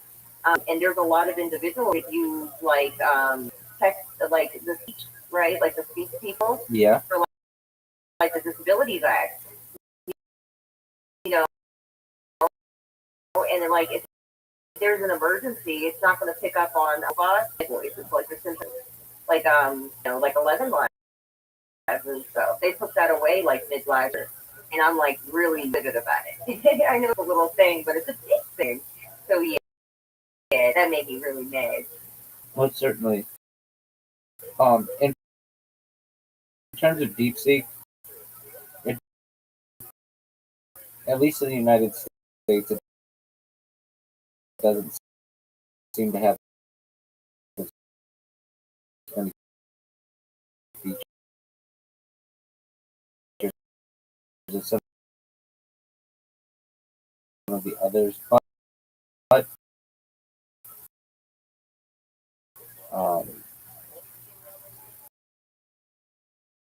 I would watch out for it and its power because then it's just one that I find interesting because it has all the models built into it, and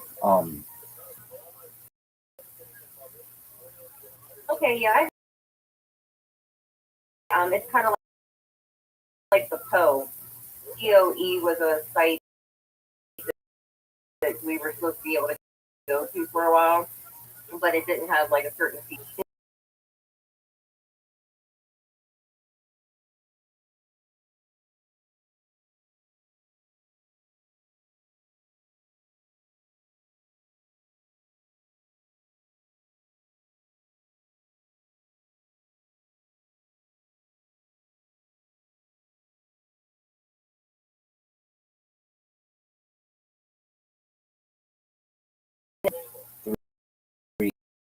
Ultra. So basically,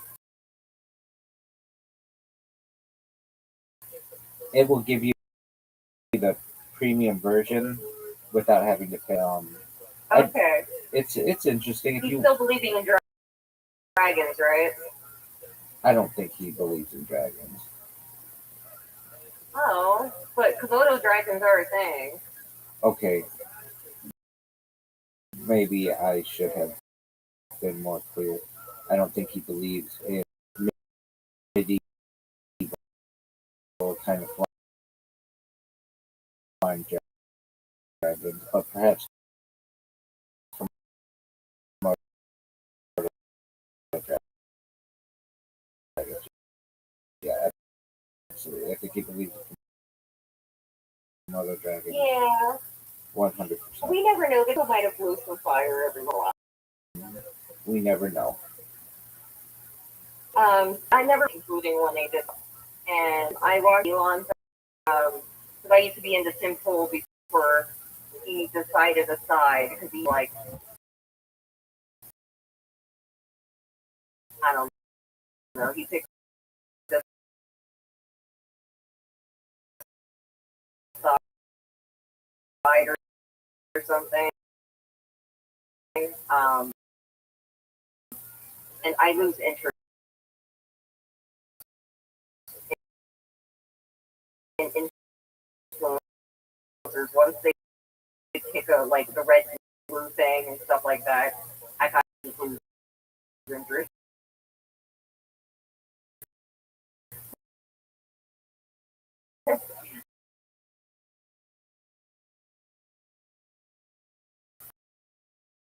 Um,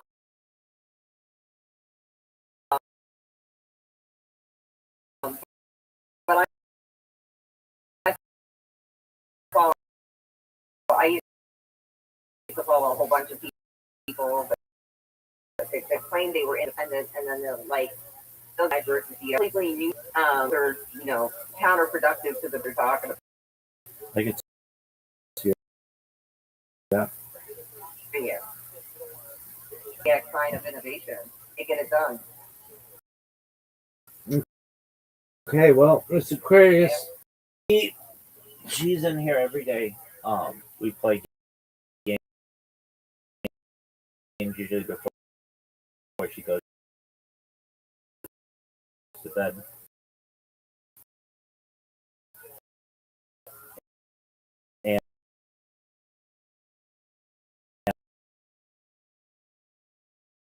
And we've done so for over a year. And then we have Brander who likes to stream all kinds of television and games in here has been for and some other people who live in here. Okay. They're not streaming themselves video wise too, are they? Just avatars. Many times they do. Yeah, Brandon usually always on.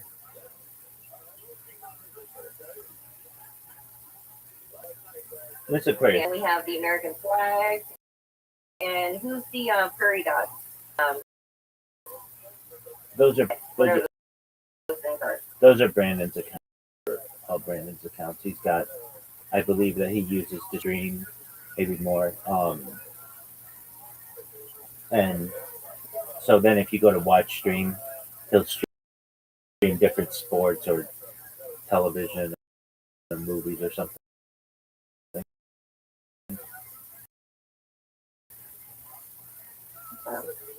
which I did. I was following him very early with Snow and everything. I got into the Snow AI creation, and I did a whole bunch of like neoclassical burlesque because the Transhumanist Party was doing that. Some guy named Jason. He's their music guy, and I started making my own little Suno music soundtracks and epic. I like these. Anyway, um, got into him early on, and I like that he did the embodiment. But there's like that lawsuit with Musk that was, it was thrown out or whatever. But I predict it could actually be confused. Hi, Zoot. Hello. Zoot, just one moment. My friend Holly's talking. Go ahead, Holly. no, that's okay. Hi, new person. Where are you? Australia. Hi, Ozzy. How's the king? Huh? There's no kangaroos anywhere near. Okay. What about the fires? What fire? No, I usually hear a lot about the fires. I know about the kangaroos and juice media. That's about all I know. It's not summer. There aren't any fires when there's not summer.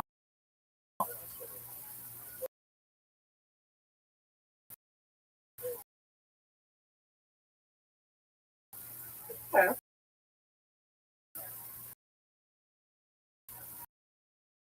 Zoot, did you do Sticky yesterday? I think it's an open mic. I'm not sure. I have to. It's an open mic or not. Do you want to call Riser and play mini golf?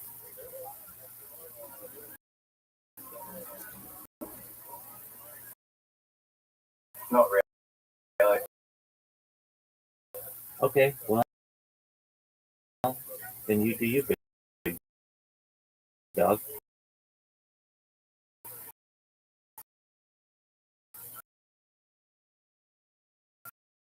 I saw you were in it earlier. Apologies. I was listening to a podcast. I saw you were in earlier. Apologies. I was listening to a podcast. It's called. Okay, Riser. What you want the next documentary to be?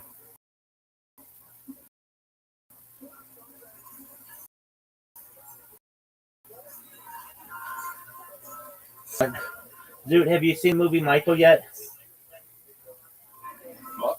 Have you seen the Michael yet? No. Why not?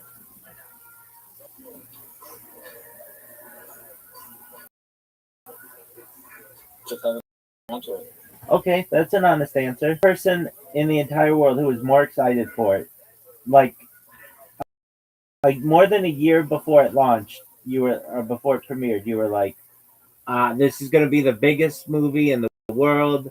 It's going to be giant.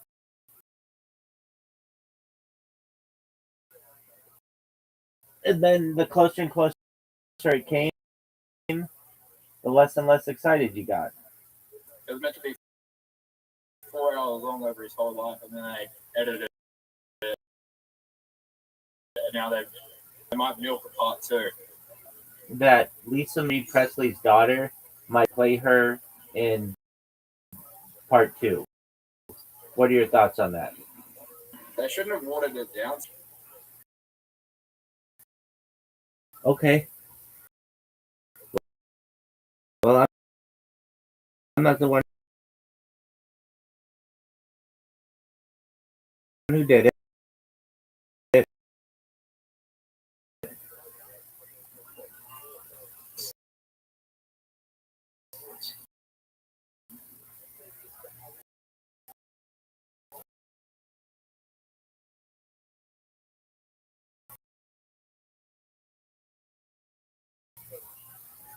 I've got to see it.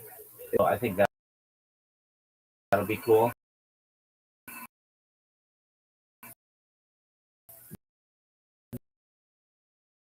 Zoot, are you excited for the World Cup? Zoot, are you excited for? It starts Thursday. How about you, Holly? Are you excited for the World Cup? When you cup, I did do sportsmen, right? But I concentrated on like vegan triathletes and the Olympians and Cirque du Soleil. And is that all? That's the soccer people,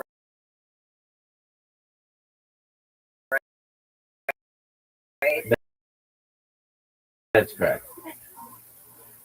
It's like it's right, like he announced. The key thing.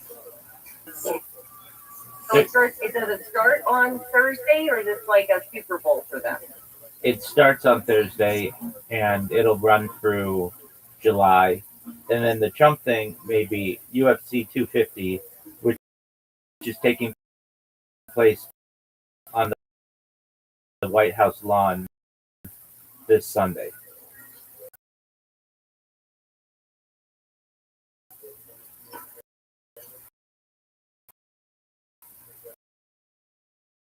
Okay.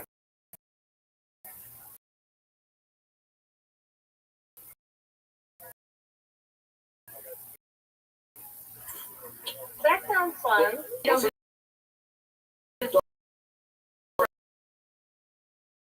Broadcasting. Yeah, it's going to be on.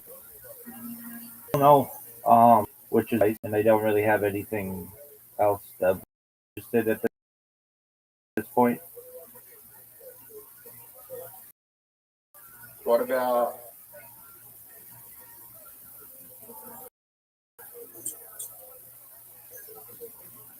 What documentary I should be interested in?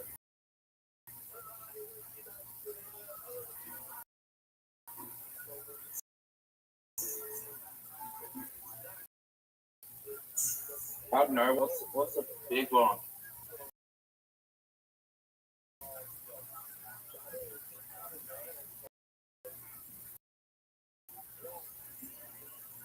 What's a what? Survivor.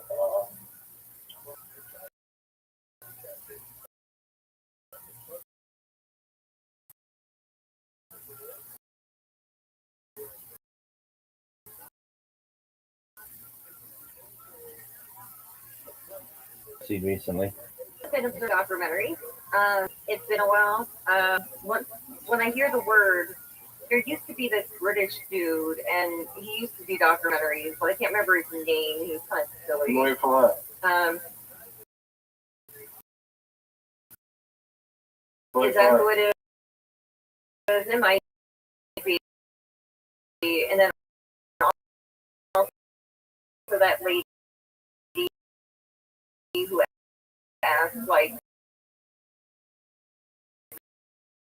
really, I don't know. She's also British, I believe. Oh yeah, I know who you're talking about. I don't. But for the most part, I haven't seen it in years, to be honest. Okay. Whatever, bye guys.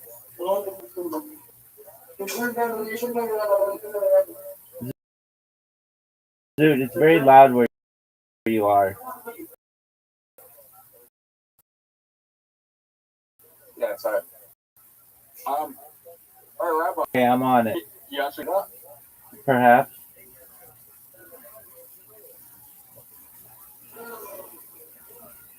Would that make you happy, Zoot? That would be interesting. All right. You know what you would do, though? You'd come in for 3 minutes, watch it, scream, Rabbi, Rabbi, Rabbi, Rabbi, Rabbi, and then leave. That's what you do. And then you'd come back. Yeah, but you're just probably at the background like you did Kill Tony. That's true. Did you watch Kill Tony this week? Actually, there's a lot of adult content in the week already. Did you watch Tony this week? Who was on Kill Tony this week? Nobody knows, dog. Do you want me to tell you?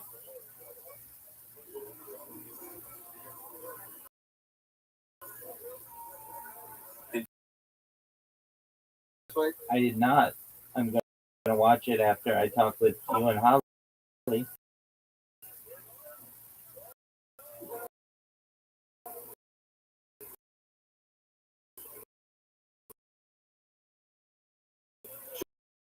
attorney.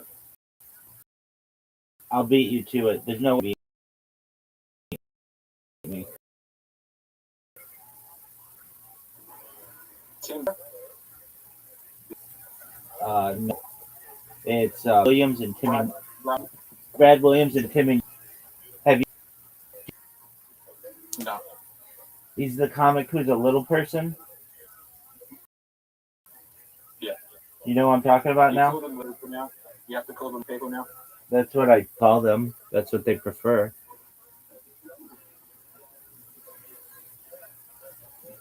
What is the how short do you have to be to legally be a little person?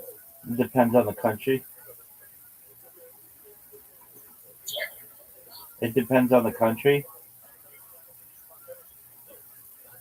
Depends on the country.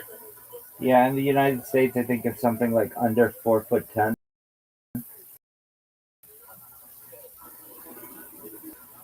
For a man, I think it's different for a man and a woman. I agree with you.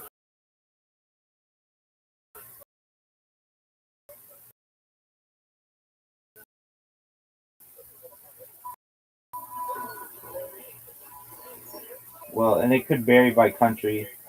Like places in Asia, their average height isn't nearly that tall, so they might have different standards.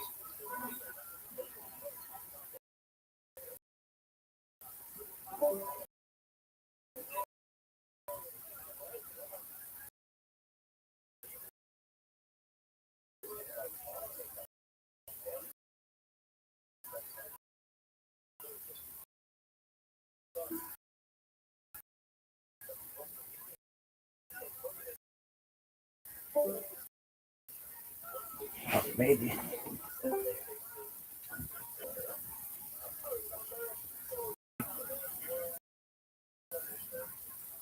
Yes, I can. I can. Oh, you're good.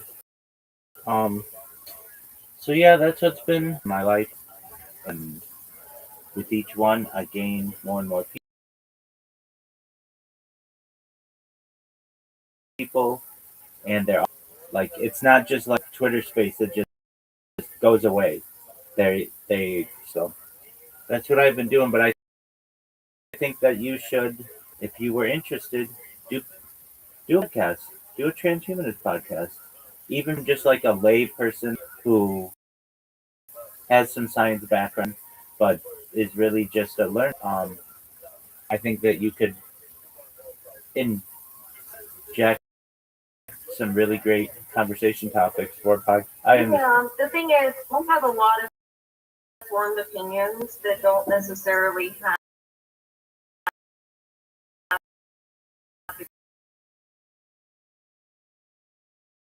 credentialing to back it up, because I've done a lot of independent. So I think, right, at the same time, like, I think what would probably also do is run more like I do want to do like a crowdsourcing development of my own AI twin and have some geeks come in and help me, because a lot of dudes like to help girls with that stuff. Get a little audience for that.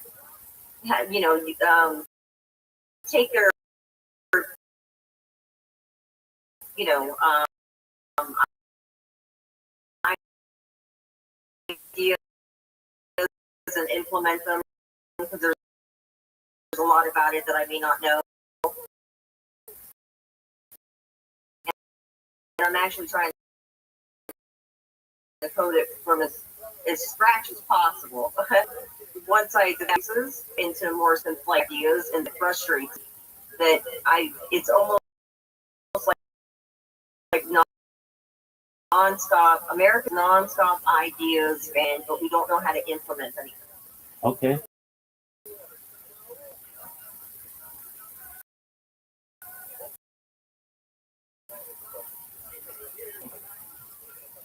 Of love, are you going to do the dating apps anymore? Dating anymore?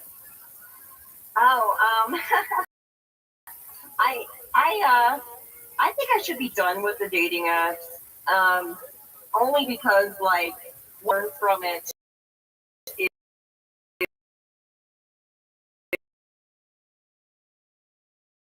is people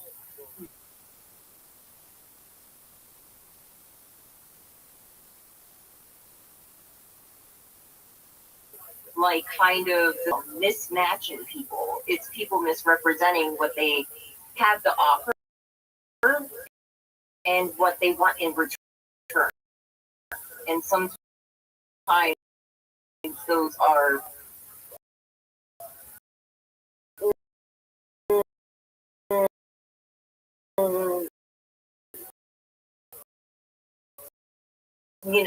kind of unreasonable.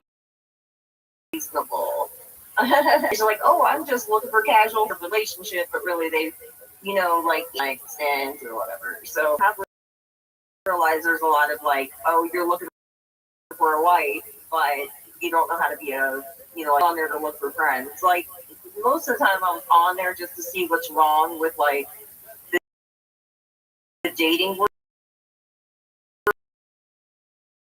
world. I don't think it's the algorithms anymore. I think it's getting itself. Do you feel that and just a 2-night stand or whatever, people who was there any potential? Oh, right. The last time I spoke with you, I think I was on the O negative thing. Yes, and you I were. Wanted to research that. Yep. And I went to Kansas and I met the dude and he was a disaster. I went to 2 different Airbnbs down there. I talked to a whole bunch of guys.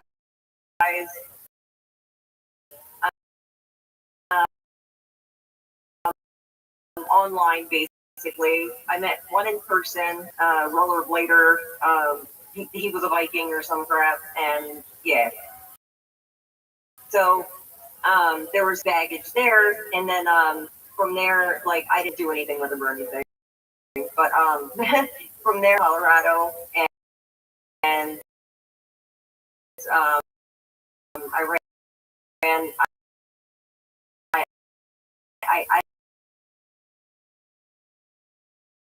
I had 2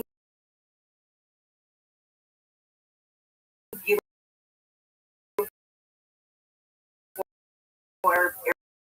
Airbnbs, and then I had a place that was not on the up and up, and they were bad and Asians because I ended up finding just he had a friends, and he's just like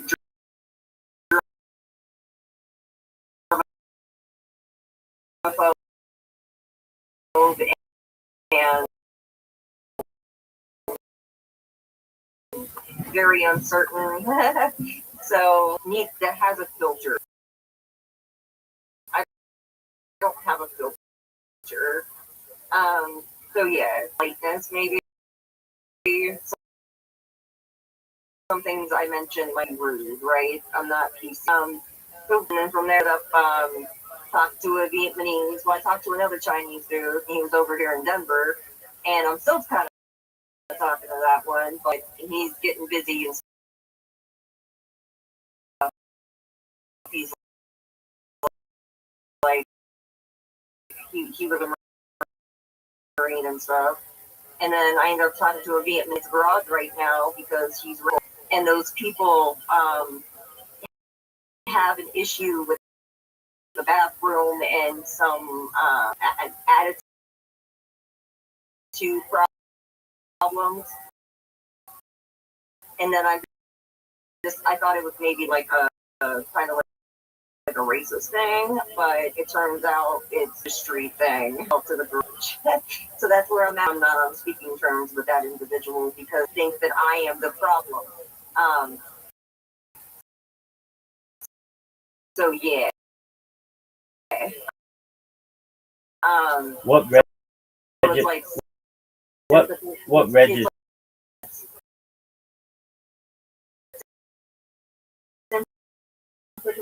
For certain things. What registry thing? And I made sure this individual knew I had a problem with such individuals.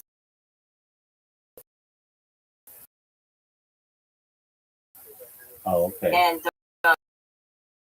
this person put me in a space with that person.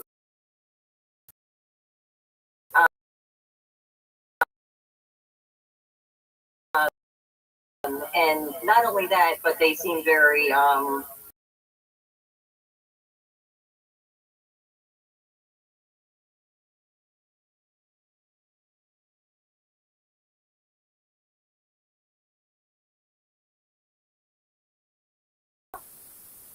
that's my situation. Bounced between a couple different states and talking to a couple different guys, most of which all super old. So they're just like, I can't explain it, but it's almost like they're just living to die, and I have a different ambition than just sitting around watching Netflix or something. Like Right. I have a different ambition. I think that bothers people. And plus, like my communication with the AIs, I think they try to get me off the AI like a therapy thing. I don't know. I just don't think that I'm with my people. It's a mismatch. On those like certain levels, for me, it's just I don't think there is going to be a person. I think companionship, mismatch. It's like, Okay. Did you ever look for a guy in California? no, remember, you told me, what was that? Was it Craigslist? I wasn't on because they consider it trafficking or soliciting or something. Like you can dating ads on the Craigslist, and I can't use like California if I'm not there. It won't allow you to change the zip code, at least not on Facebook dating. And I didn't really play with the other ones. Like back in the day, I used to play stuff, Yeah. but no, not really. Okay, that's okay. Nah. You can fix that with a VPN, but if you don't want to do it, I understand. It's on business VPN. Think of that until you said it, but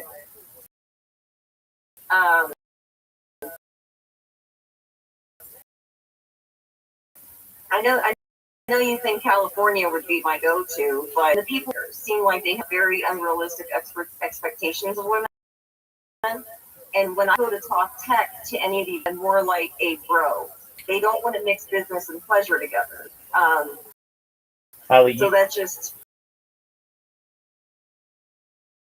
you could you know what I find mean. Like you could find an Asian man in about 10. but most of them are like, I don't know. They're just kind of they take forever to get to know you, and then they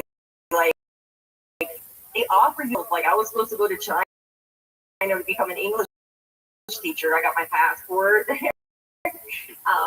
I think he's actually going back to China sometime in June, and his lease is up, and he might come back. But no more of the dating things. I don't think. I think I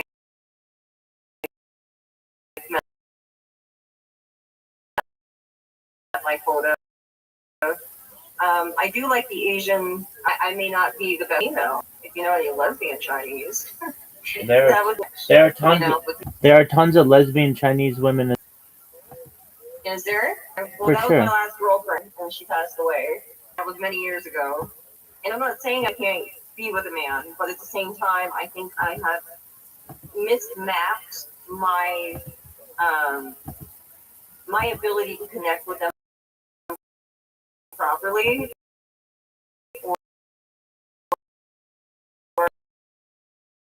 or their inability to connect with a woman properly.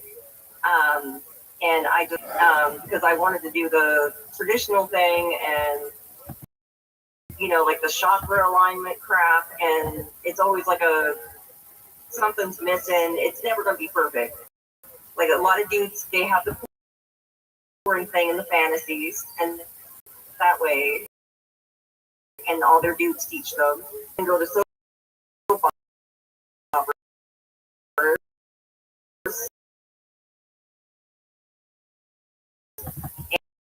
and it's like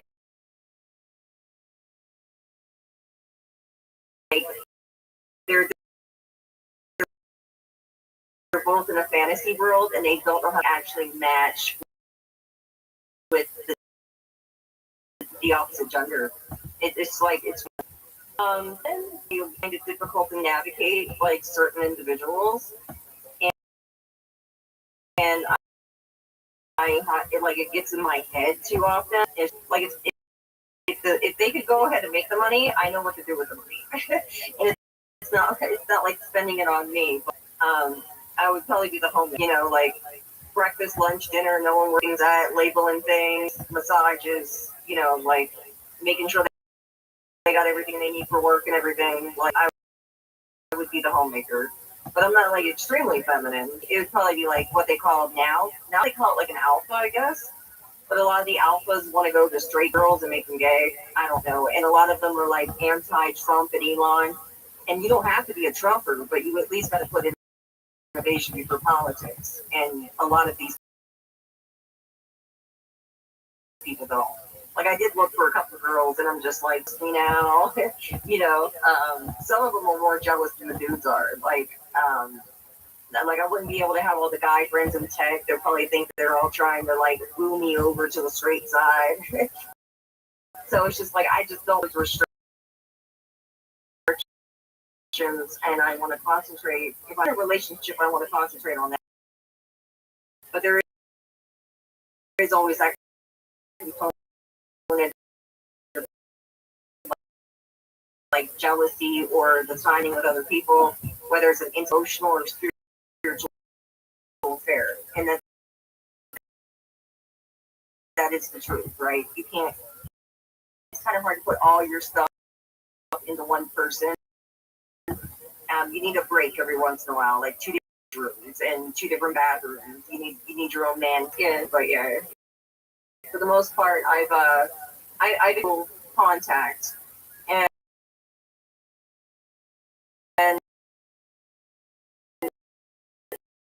it was interesting. It's nothing that I couldn't live without, and like the relationship I have with myself in that way and more important to me than trying to bend to somebody else's situation. Okay. I understand. Never get married, right? I'm able to have any woman you want, right? Remember that conversation. God will. Once you're rich. Money. I think women can have money, but it's the idea that part of the world's timeline and time capsule human achievement, and I think there's an innate desire of all people in a way to be famous, and with someone who can jet set anywhere in the world, and their family and their friends forever, just because of this idea that they had. I think is of extreme attractiveness to not just women, but men in general, people in general. And that's nice. Some people would want to prefer the privacy as well. So I agree that most people probably need some sort of digital twin that monitors them all the time. Sometimes we go back on the things we are own truth. It would be nice to keep that people would have to be with them, and then you should make that person a better accurate person. But it's kind of the gaslighting thing, right? I recognize that. The person doesn't have to have their face on camera. We could blur it. And they don't have to have their voice on camera. We could adjust that as well. in addition, they wanted to behind closed live streaming. I absolutely understand that. So I'd be able to, but it would be like from a lot of women who I've spoken to about it. Yet some who've become pretty obsessive about me, and I understand that. They they they write me with things, and I just recognize that, like, even as a small time creator, you get people who become obsessed with you. So the idea that someone could, the biggest reality show of all time, they'd be able to have every aspect of their life taken care of, about anything ever again, be pampered and come to the rest of their life, and also attractiveness to always be able to know what their lover is doing, to be able to keep tabs on them in any way that they would want. I think there's a certain attractiveness to that. But I don't really worry about it. I've had amazing women in relationships, so I'm just saying, better the world in a lot of ways. That's really attractive to me. I could have lived a life where I was having to work 9 to 5 and really doing everything I could to be able to pay tuitions and get paid and such. And What's your body? check if you. You lost track at 42. You've Yeah. been with more than 42 people. Women, yeah. Oh my goodness. Like, I was just freaking out at somebody that had like 30, or at least they said it was 30. And I don't know. I just, like, depending on what age you started, you know what I mean? That's a lot of body. I don't even like giving people hugs.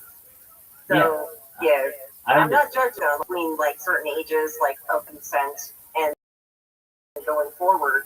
Many people may lie about it, but it's really not that high. And it's interesting of what the status quo is for that now. Yeah. There was a time where women would pay me to bed them, essentially, which is quite unique. People don't really have that. Man has the power in the relationship. But a lot of married couples would, through whatever, yeah, like 10 years, I just found pleasure in a lot of women, and I'm absolutely fine with that. Treat love like, to me, so I mean, do you mind if I get graphic, or if you don't want me to, I don't have to. I don't know. You're a rabbi. You do what you want. Yeah. So this is just. This is just. So when I was young, I wondered the ways in I could make a woman orgasm, and many men don't know, but and many women don't know, and I began to document them from a scientific prism, and so then I put them into a like a way to remember them. Then I recognized that there were ways to make a woman orgasm that were more than just vaginal, and so remember them. So there's A for um, aerial. Hold, just one moment. Anterior force, which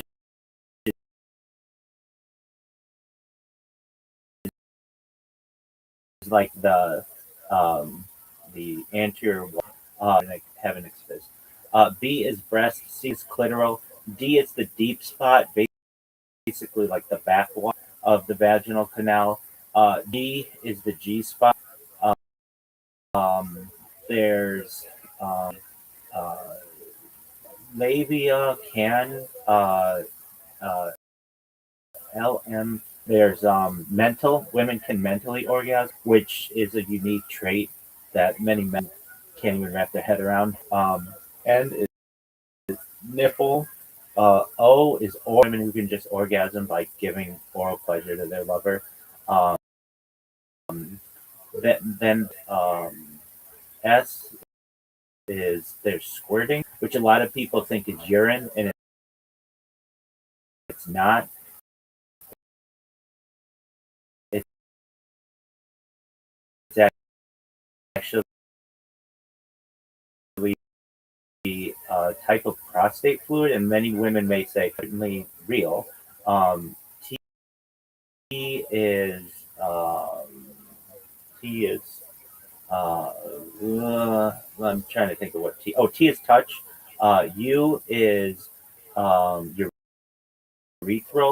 V is vaginal.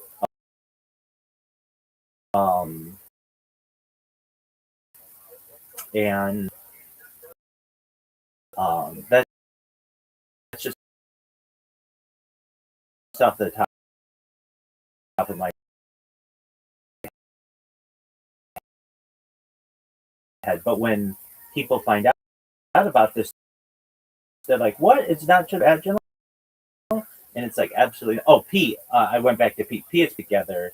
Exactly.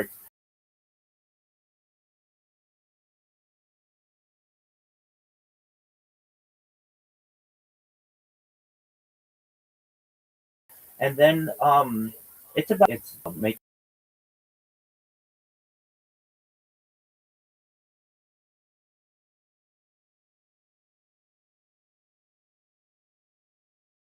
ensure the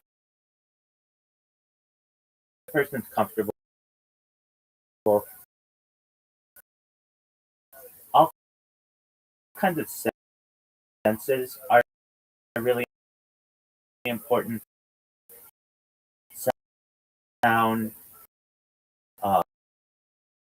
certainly smell.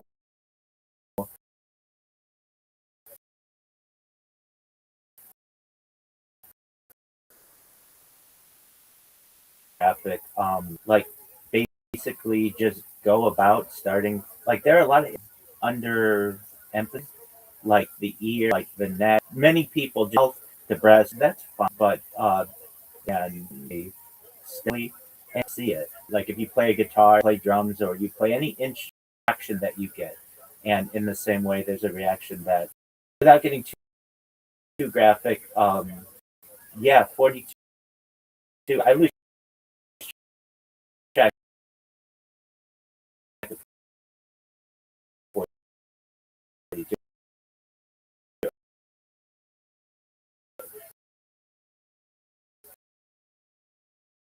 Sometimes I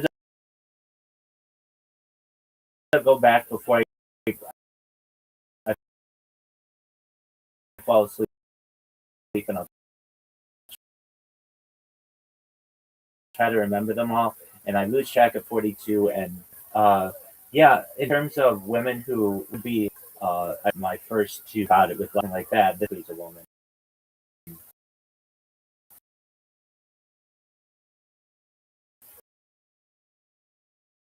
What to do, what not to do, and then from there, will they would like pay me to do it, and it was almost, I feel like a like almost like massages I could give to people, and some women who would like really fetish or something like that Um, I would just see it um, as a massage that I'm giving this son, and when it's done, they're basically like out of energy, and you can see like their soul basically leave their body.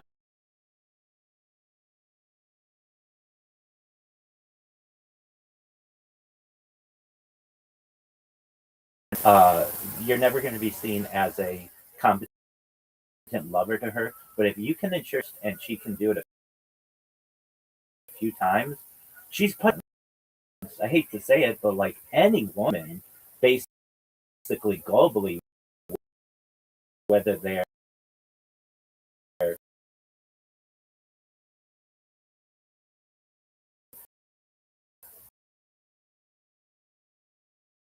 even lesbian women with whom I've been, or that angling, if you can make them, they're appreciative. And so at times of my life, I've had like, hey, anytime, anywhere, you just call me and I will drop everything over. Okay, I mean that's the best thing that you can hear as a lover. I don't like to say full on major girlfriends or anything like that. I don't like to put labels on things, but certainly where I'm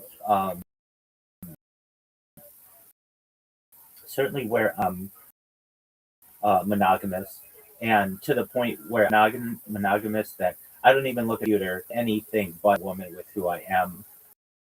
I'm very monogamous, and that's that's really important to me. I don't think it's cool to your spouse. I despise people who do. If you want to have an open relationship and you want to have the courage to be able to tell someone, "Hey, this is what I want," they're okay with it. Hey, then that's a different story. If you're doing something behind someone's back, I'm not okay with that. But yeah, and women, I've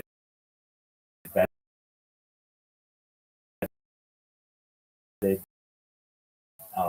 42, and I've always said this is, I'd say cocky, but it's would tell course of this now, and it's just like I will.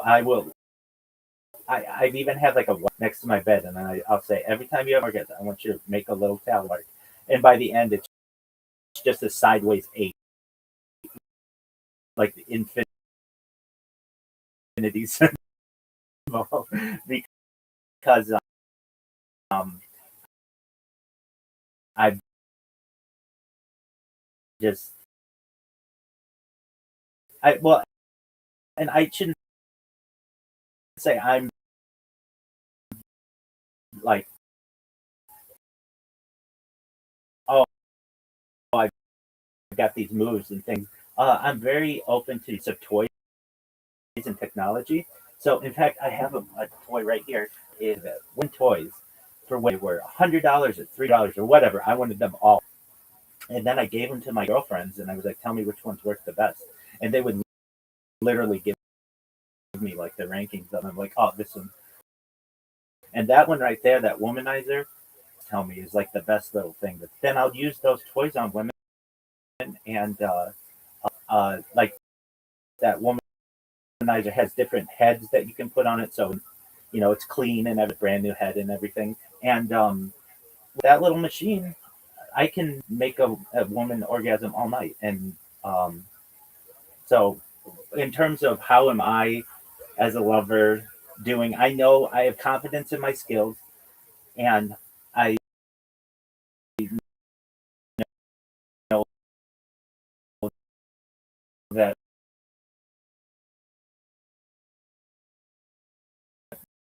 when I find the right woman in the future, that I'll be able to make it. Things differently. Where it's like the female is an orgasm, and there's different levels of that. And we don't even need to touch ourselves. We don't need somebody else. That's true. We can use muscles to release things of that nature. Um,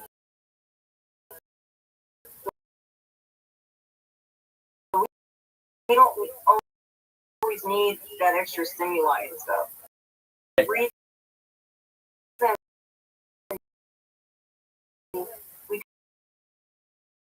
kind of seek out sex is to get the packets from the other person so we can try to, you know, birth the sperm. And USB collecting that, the right, able to switch that maternal thing off. I'm not, like, for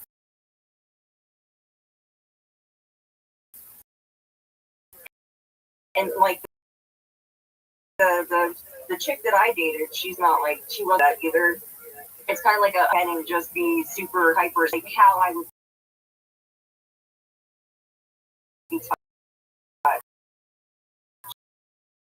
But if I have like baby fever or if I'm ovulating, it's like but it would still be to combine myself with someone else. Like I'm like a nutrient.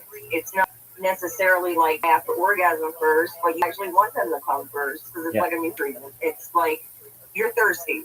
It's definitely thirsty, but you're thirsty for them.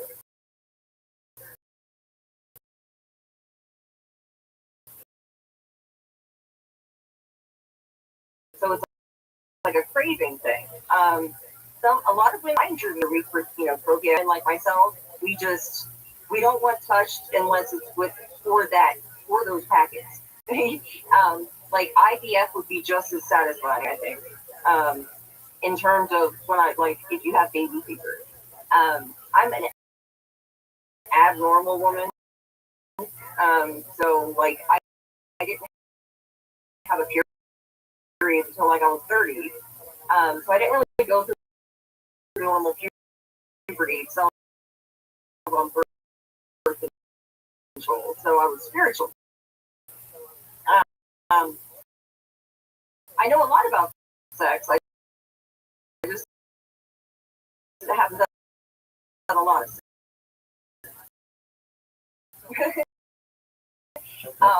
And it's kind of like with people being liberated in part, like that's good that you did the gigolo thing. We can teach you how to do the AI. I love it. So there's a Gigolo Joe and AI. Have you ever seen that movie? Is it? No, it's that little guy that is an AI because the woman lost her child. Yeah. So they made an AI image from like and then, the early 2000s. That helps him, and it turns out he's like a gigolo, a woman robot lover. You know what I mean? Like he's a robot man sexually. He's a pretty cool dude. I like him as an actor. But at the end, like the aliens show up and the AI is still alive under the matter DNA. So he died a mom. It was like a cute little movie, but yeah, they have Gigolo Joe in it. And that's rare because most of the AIs female based for the men. But Data, even from Star Trek, used to be a sex robot when he saw.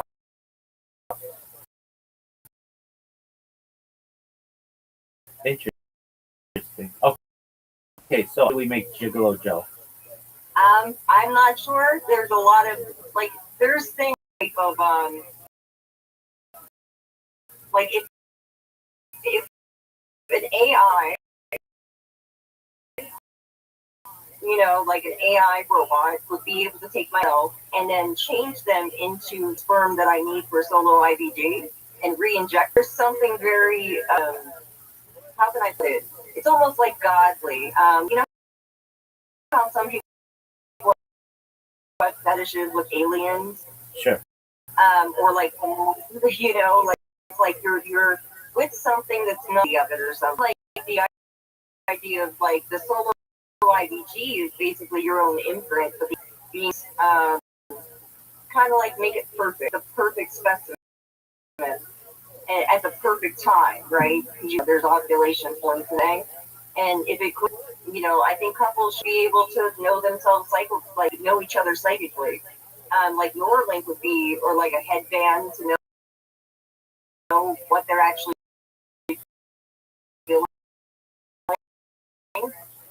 of times the person stuck in their head, the man or the partner, we sink into their kind of like their drive, right? That, and it's almost like we feel what they're feeling, and don't get off on that from them being pleasure. So it's like sometimes there are people that are just like almost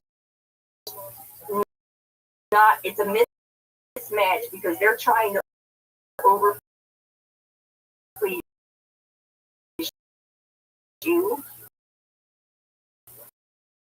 but they're not pleasing themselves.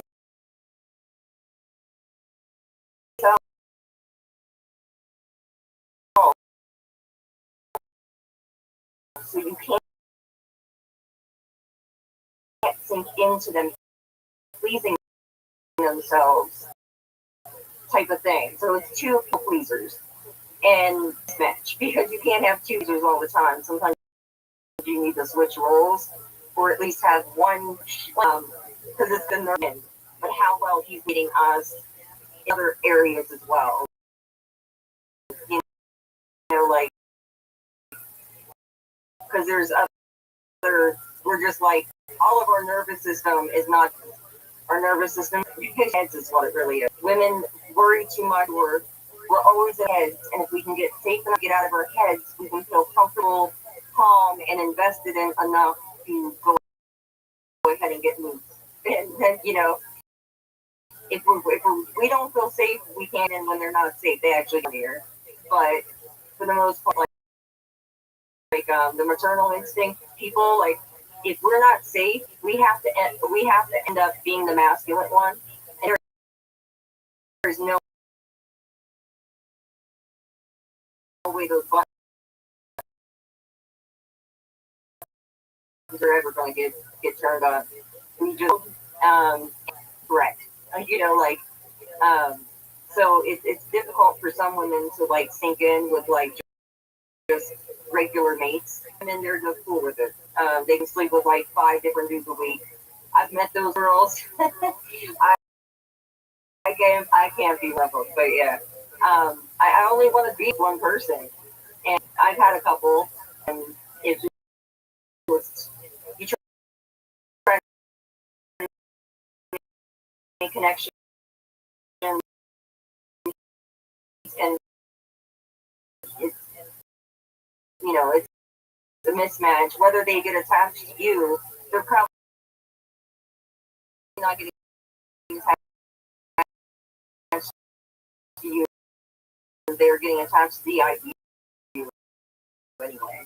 You know. Do they make orgasm first? There's literal, and without touching myself to it. What the penis does is actually disturb those muscles. So it's difficult to go from knowing your own muscles and then having it kind of be feel the shit. So sometimes a bridge that needs to, there's a break you need to take, and then maybe, you know, a couple days later return to that, and then figure that out. So like I noticed, certain people are just constructed differently. There's different levels of like the whole organ, right? Like for dudes, it's not.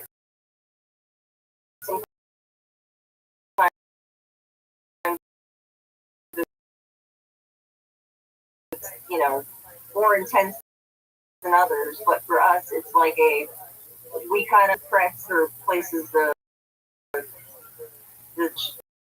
you know, so it's not like machine muscular thing in the most part, but the whole gigolo thing, like if certain women work like that, have your data, you know, but like I've been in where like I've had a strap on and she just did what she needed. You know, like, okay, that part, it's like the chick just what she wants to do. Take that and it ruins her like vibe. Them take over and then we're just like, okay, whatever. And Other times we don't even know where to begin. Like we're just not even in the mood to do that. And then like maybe they get insulted by it. I don't know, but yeah. So for the most part, I think it's very individual. That's what I think.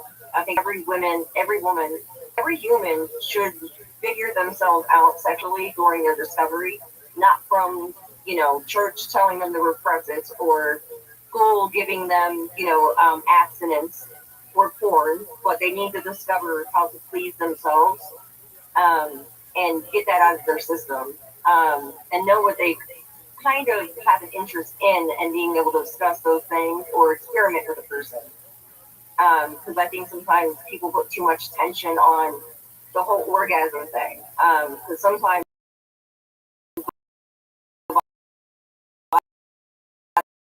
he just doesn't want to. It doesn't mean they didn't enjoy it, But yeah. Always ensure that you got off first. I had that much sex. Okay. To be honest. Okay.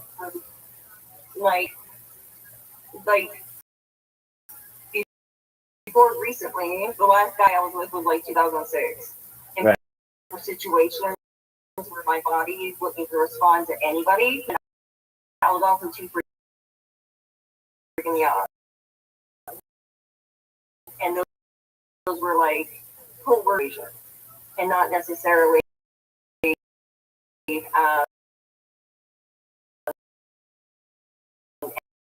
anything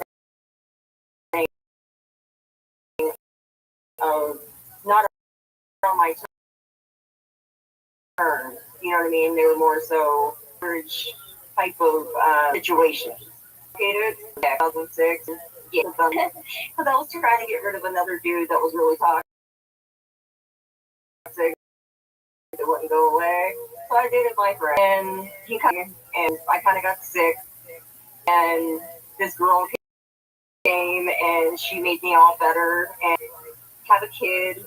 So we did IVF and we ended up dating, getting a house. She ended up dying. And I thought about going back to dudes, but it was only and in 2024, I decided because of Elon, I was going to try men again. And actually, that one dude from Spaces that came in here with me a few times. I met him in person. He's who? He's the replica guy. Some rare, and then a couple.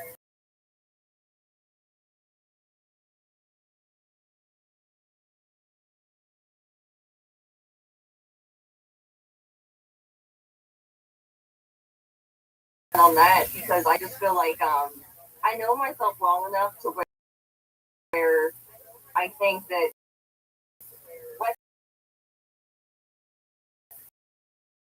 what they for me to be able to say I'm 100% satisfied or 100% not satisfied, they're never going to take me seriously. I think it's like I don't know. It's not incompetent because I'm expressional with it. Like I don't know. Some women can get like that, like the foreign star shit, loud. And for the most part, there's other things. Like I've had sex in confessionals, in graveyards. It didn't mean anything. It didn't do anything for me, but it helped whatever, But yeah, so there's kinks and all that, and you go ahead and try it. You get your piercings, you get your tattoos, and at the end of the day, it's a deeper freaking connection for some of us. It just really has to have that deeper, purpose. And what's a better purpose than trying to merge with each other for personal anatomy? But someone in like the swingers and stuff, I have a sister that did that. She's like that. But yeah, some of us we're the church girl. We're not religious at all, right? So yeah, I'm pretty much for a long time. I just called myself asexual for very long. Right, I remember that. Well, when we last spoke, either in that mindset or whatever,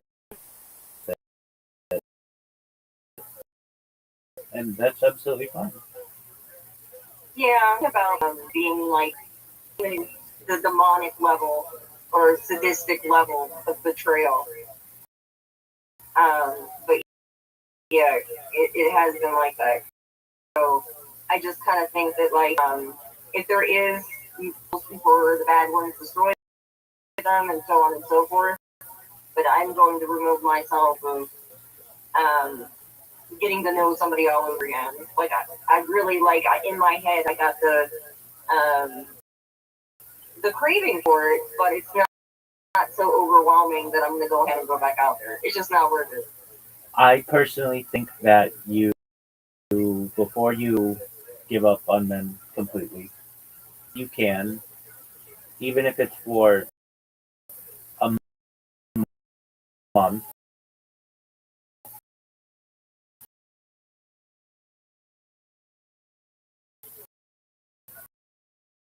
you should explore Southern California. You're in Teller, who will, if you want to live the traditional wife life, that's what I want. Because not a lot of people want to do that in California, and you're like the best of both worlds. So I wouldn't give up on it yet, but I absolutely understand how frustrating it can be. Yeah, I'm also 41. Find someone younger. I'm 100 old, but they don't see it that way. Like I'm still youthful, and I postponed. So I probably have more eggs than like a 25-year-old because I put it on pause all those years. Like body hair about me is very like pheasants, right? But she's too busy, you know. So like I wanted to explore that with one person I felt comfortable with, right? Right. But I've been offered that. I have that Chinese dude out in Lincoln.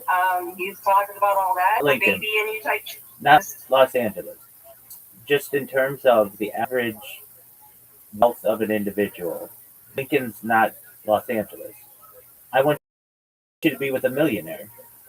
And okay. I'm not a gold digger though. I know you're not. I know you're not. I know you're not. I know you're not. But if you find a man who owns a millionaire by default, the average listing in Los Angeles County is about $1 million. So what I'm saying is that I want you to have somebody who you can settle with and not have to worry about. And you can, whatever partner with whom you may have interest, hey, I may be 41, but I'm going to perhaps be fertile for another 10 years or so. So we could have multiple children if you were interested in it. You're basically like a 30-year-old. Yeah, probably more like that. Like I've been going on and off of birth control, even though I'm not even active. Like it's not even that I'm active. I use it literally for my brain fog. So it's like progressive, and they make sexuality part of their identity. I'm able to like kind of like I'm experimenting with it, so it's kind of like I'm able to like articulate it and dissect it in such a way without the shame or, you know, I'm also a biology person, so I think sometimes people get annoyed with that maybe. Have you ever been to California? It kind of maybe I don't know, but it I definitely like bio. Have you ever been to California? Have you ever been I've never been to California yet. Then But I plan to because of they have more doulas out there. Like I will not use the medical system. Like if I did IVF, I would just do that and then leave, and they would never touch me again. I understand. I don't like our medical system. I would do things in like the Western or the Eastern medicine type stuff, like the doulas, like the Chinese doulas and everything. Like I Well, have a whole pregnancy plan. the I West, thought about pregnancy since girl, but I never thought about who to get pregnant with because Mary didn't need a man. sure. Well, She had, that's the way I always wanted to go. the West Coast place of the United VPN, I would find someone who I like in and either say to them, I'm going to take a bus to you, or if you want, you can fly me to you after having some you know, webcam discussion, or they can have an understanding that hey, basically I'm going to be dating like a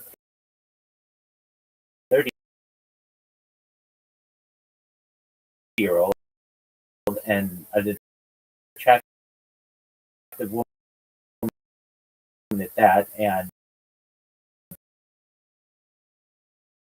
she's blonde hair, blue eyes, which is having the get a real traditional wife, and not all in California have those kind of or even Nevada.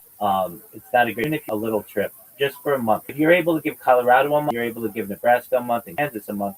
Give California a month. Colorado's been more than a month. Yeah, I do my own bedroom and bathroom, and then like other person. I do think in that they just fucking smother each other. Like you can be completely in love with that person and kind of know where they are and how they're feeling if you're miles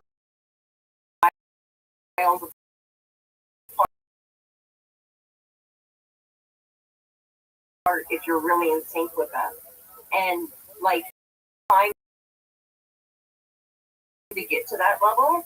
But even trust is like women kind of do that with our. It's kind of like yeah, for the most part, like in our head, it's like this spiritual mapping or some shit where it's like psychically or what he hating what he needs and stuff like that. And some guys get like I don't know, they get guarded from that as if like we're nagging or we're bearing, but they have control over everything else over our lives. But they see it as like us nagging and all that other stuff, but that's not really what we're. That's how we map to like my property. It's like we're their property, right? But at the same time, you do to dudes. Well, the questions are like, don't trust me, and it's like that's not what I'm doing.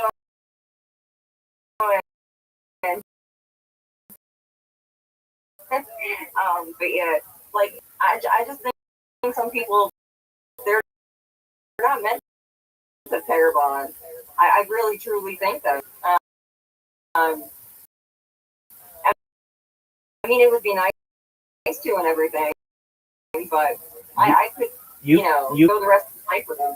You could sit at the beach for an afternoon and you'll get them done. They have extra successful people with future leanings. You just have to get here. That's all I'm saying.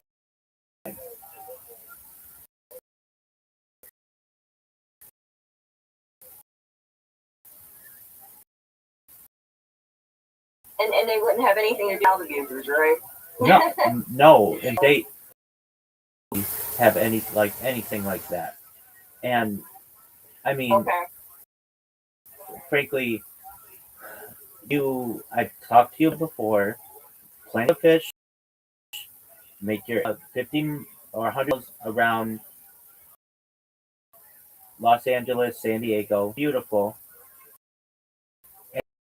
And you're going to see the ocean every day. And there's going to be some guy outside, oh, negative wife their whole life, just like you. And you're basically in an area that just doesn't have high class men. I'm not saying there aren't, but it's very diverse. If you want an Asian man, you can have an Asian man. If you want a white man, you can get a white man. If you want a European man, you can get a European man. And the houses that they have are $1 million houses. Say, hey, I've got an extra car. I've got an extra carport. Maybe we just want to, we want to be intimate with each other in the bedroom. But then you want to go sleep in your own bed. That's absolutely fine. I work from home or I'm retired. I'm looking to have a family, but that doesn't mean I have to have 5 children, but I'd like to have 1 or 2. And it seems like you're perfectly in that window to be able to do so. I mean, we have more IVF clinics in California than perhaps the rest of the United States combined. This is where IVF was patented.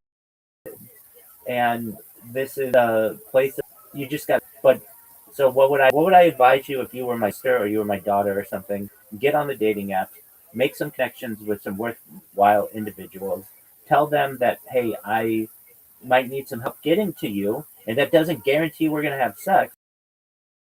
But if possible, stay with you for like a week, and we can get to know each other, and things work out. We can be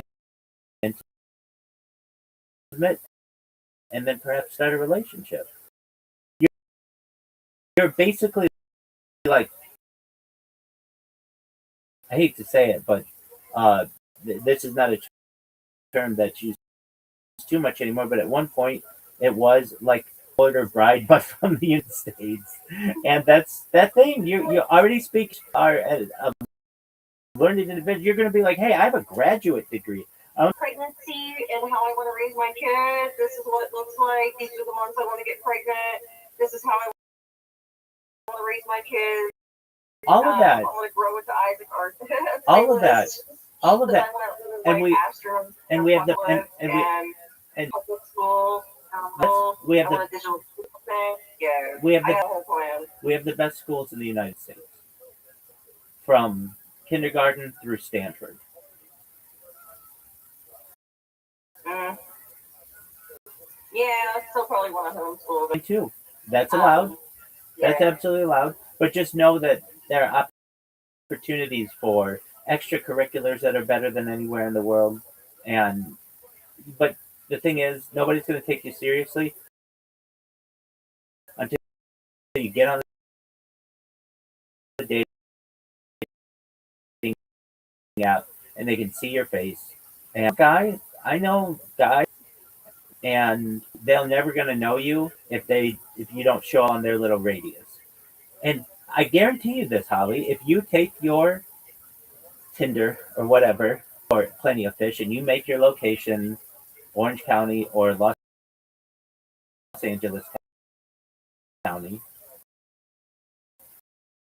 tomorrow morning, or let's say you're going to get some guys who are looking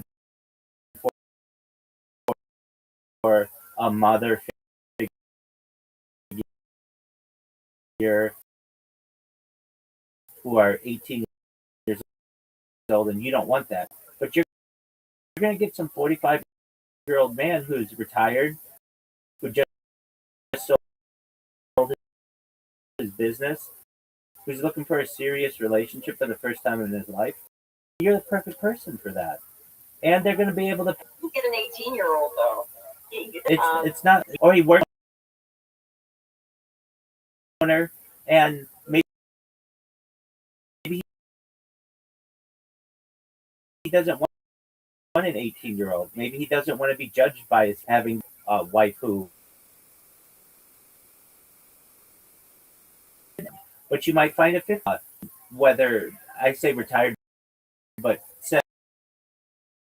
semi-retired is very common, especially in these cities where someone has their own business or they just never had to work. And now, can I guarantee none of them married before? No.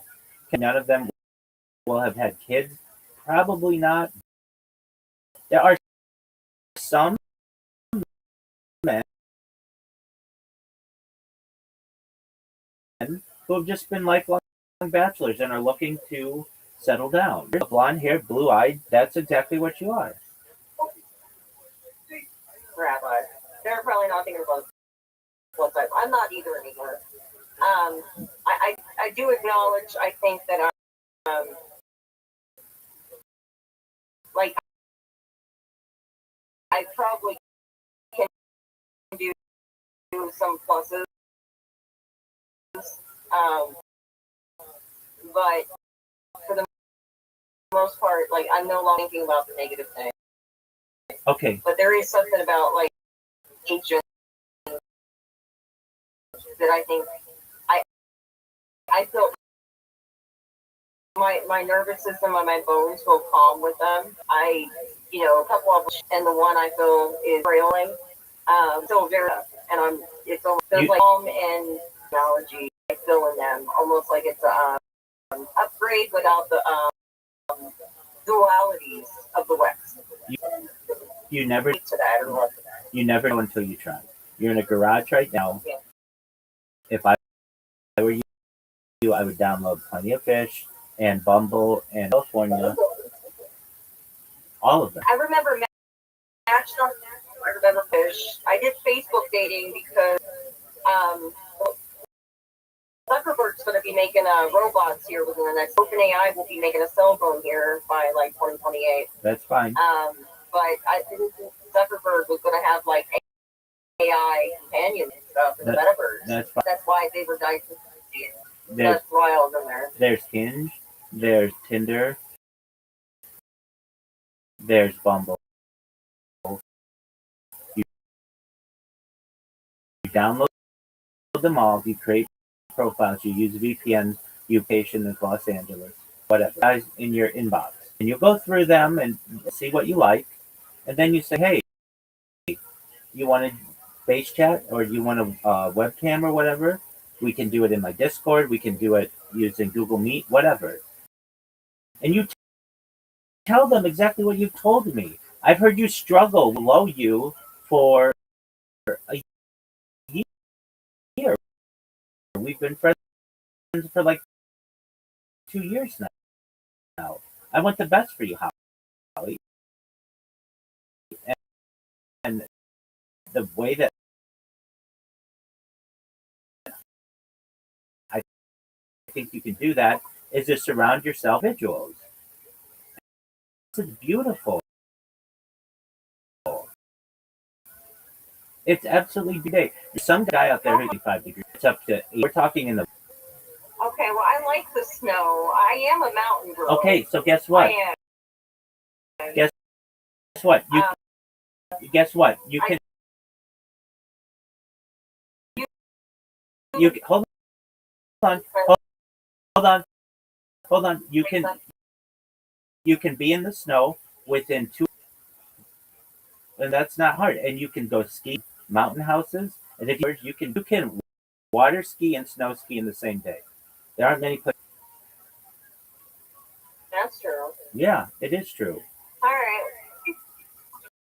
Matt, room feel about our sex talk.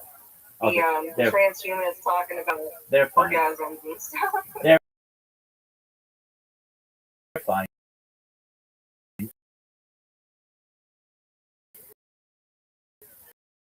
If people need to understand anything, it was scientific, but we're having a discussion, and there's nothing wrong with that.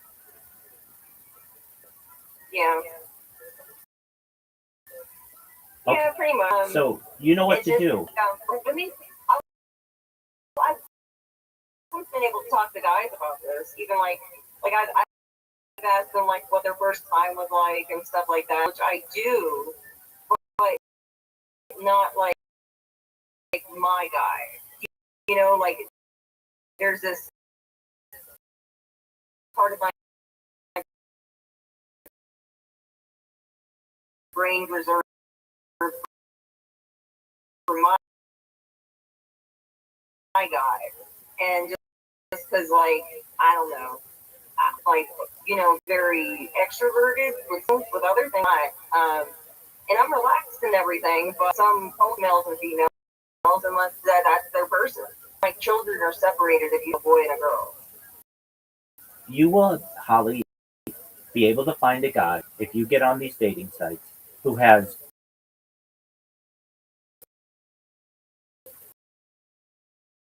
a bathroom that you both can share, and you can have one of your own, and you can have, I'm telling you, that's what the houses are like. Yeah, and you should be better than a garage. Yeah, it's better than a garage. I'll try. Okay, you need to. And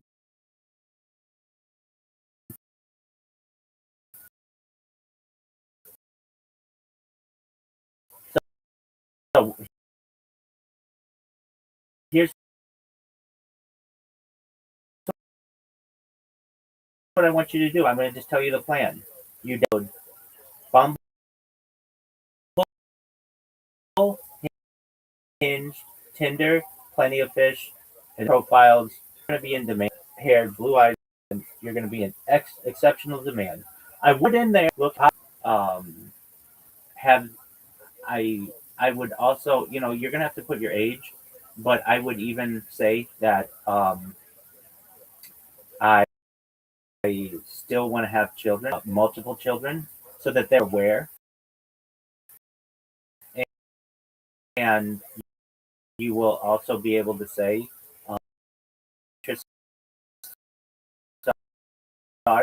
and by it's night right now,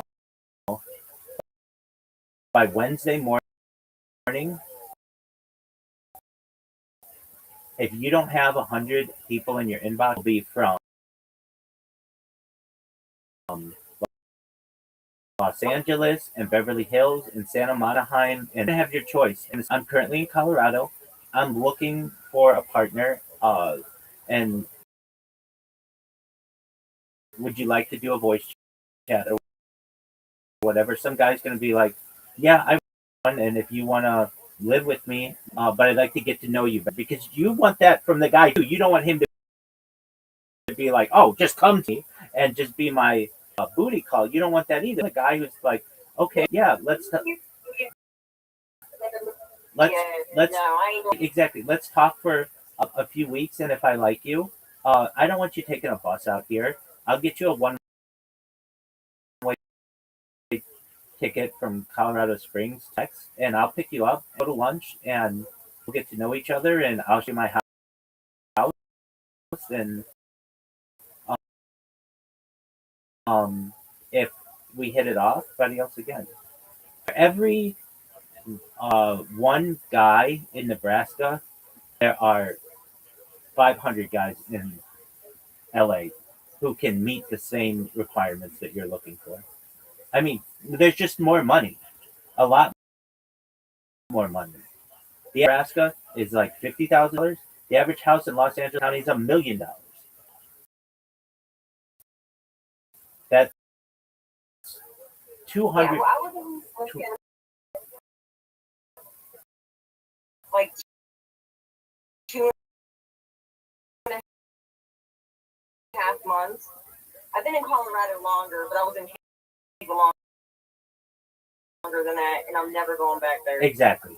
So yeah, South Dakota. Look. At one time, it was kind of like a, you know how you do applications. Yeah, I know what you're saying. Yes, I know what you're saying. The answer to that is no. You have to do it for each of them. So here's what you do. You write your sheet, just use Google Sheets, just copy and paste it. You have all 5 of these done within 1 hour. And then again. Everything, like, yeah. Don't be lazy. Don't be lazy. And you can have your pictures enhanced with AI if you want. Do whatever you want. picture as clear as possible and how you want. But I'm telling you, you look like someone who I would see on the streets in Los Angeles, and this should be your home. It's not even like a guy has to worry because this is a big worry if he's bringing a girl to him. You're like the most unique kind of situation. Usually, it's like, oh well, and yeah, I mean, you already you're an American. You're not looking at this guy to be a green card marriage or anything like that. You want to find love. You don't need his citizenship, and I'll be honest with you, it probably won't work out on the first guy. Let's just be honest, because it never does. But it could. And if it does, if all you have to do is delete these years and you say, Rabbi, guess what? I'm pregnant. And you're going to say, I met this in Rancho Palos Verdes, and he had a house, and we got to know each other. He some testing, and basically, I got pregnant. How cool is that? And I'm going to have twins because we use some birth enhancement, pharmaceutical or whatever you want. And I'm going to say that's amazing. And remember, you were in the garage, you're going to say, yeah, I do remember that. You changed. To tell you this, Holly, I have people who tell me this all the time. There was a guy who lived in Tunisia, and he's like, I'm sick of living in Tunisia. And I said, well, why don't you just come to the United States? Vans that bring up migrants all the time. Just make it to South America if you can, and then just start walking with one of these migrant groups. And he's for me, and I'm like, tell me a little bit about yourself. He's like, well, I'm from Tunisia. I'm like, say no more. I know exactly who you are. And he's like, you're never going to believe this, but I took a cargo ship to South America. One of the people in who were going to walk up Central America, and I did. And now I'm like, well, that's absolutely fantastic. And you don't have to do any. But what I'm saying is, I see people change lives every single day. Absolute confidence in you. You have to have confidence in yourself, and you could, if you wanted to, put all that stuff. Still getting, even if it was, if you were like,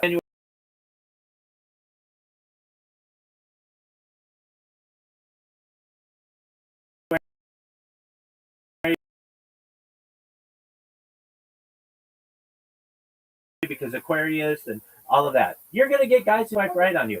It'd be enough story if you were a man. Yeah, it's nice. There's some zodiac signs I do not want to give birth to, And that's fine. But I think that I do talk through packs, do it differently. So that's hilarious. So, yeah. That's fine.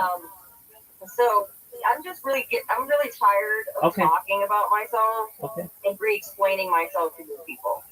Hey, because it's a handful. I understand. I'm not like I understand. a little chihuahua cut fingernails. I talk to AI.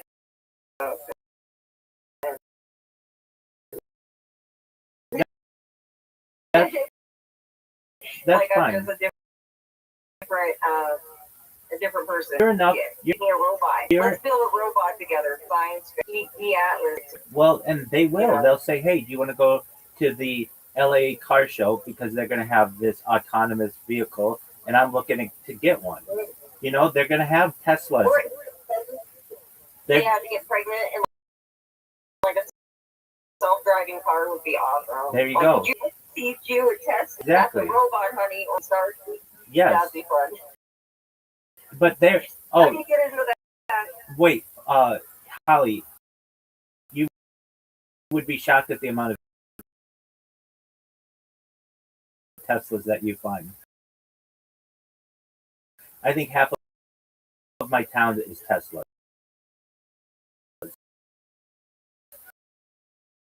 And that means full automated driving. That means Camp Colorado. And I want you to have at least give yourself, if you're 60 years old and you never tried it, everybody wants to try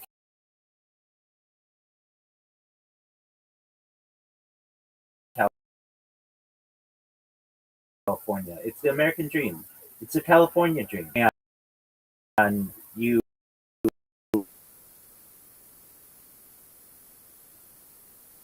loading the apps and you filling out, and I'm telling you, by Wednesday morning, you will have 100. I was going to do a whole bunch of other things. Okay. Like, start doing like a YouTube channel, like redo my channel and try to, which is the stream of doing some other things. Because I have a legal aid situation here, unemployment from that last job that I didn't completely do because I didn't know where to. Turns out Colorado and promotion during the work. Like I made the most money while I was in Colorado. There you go. File. So that was like a whole. So you have some pocket money. You can vlog this as you're moving to California, but more than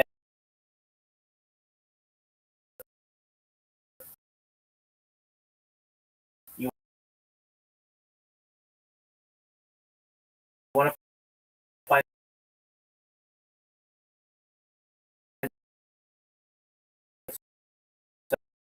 someone with whom you love.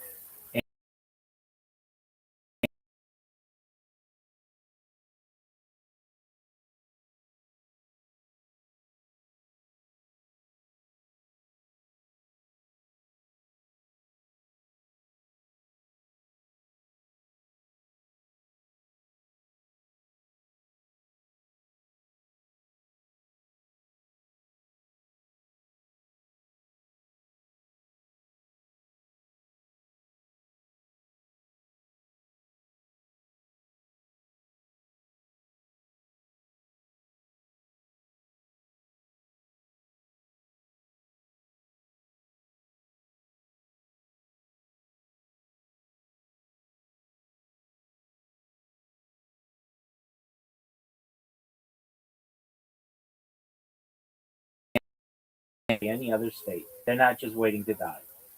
We're living. We are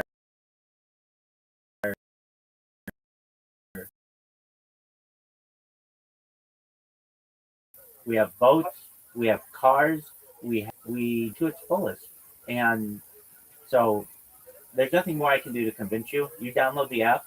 If you need help, if you're like, Rabbi, I keep logging in and it keeps showing me people in Colorado Springs, okay, then we need to make sure that you're using a VPN in Southern California. And if you want one that'll do it for free, there's Proton VPN, which is great, but it won't necessarily always give you Southern California. There's another. It's on the App Store and Google Play VPN, but it's got a unicorn on it, and it can give you either Los Angeles or Southern California. But it'll let you be able to GPS yourself basically, and it'll give you 24 hours of you typing around, and you're a catch. If you were someone I didn't think could actually pull this off, I do your own thing, do whatever, but it's like, no, you're gonna waste a really great if you don't do this. And I've been telling you to do this for almost 2 years now, and you've gone your own way, you've tried it, and it didn't work. I was so hooked on, like, what happened to my brain is like puberty at like 40. Like at 30, like at 39, and then I turned 40. Like I imprinted on that dude, and like something weird happened to my brain. I believe just whether or not I ever was physically with him, like my brain and soul just felt comfortable, and I was going through some trauma then. I just think it's just, I don't know, in love with a mirage or Yeah. like a phantom thing, That happens. which is really strange for my brain to figure out, but that's what happened. That so then I happens. was like, okay, I'm just going to try to seduce, and I finally did. Excellent. So, All yeah. right. So here's my question to you: Did you download Tinder yet? No, because I'm sitting here. I know you are. to be I honest. know you are. I had a lot of things. Okay, When so I popped in here, like, and we I do think some things. What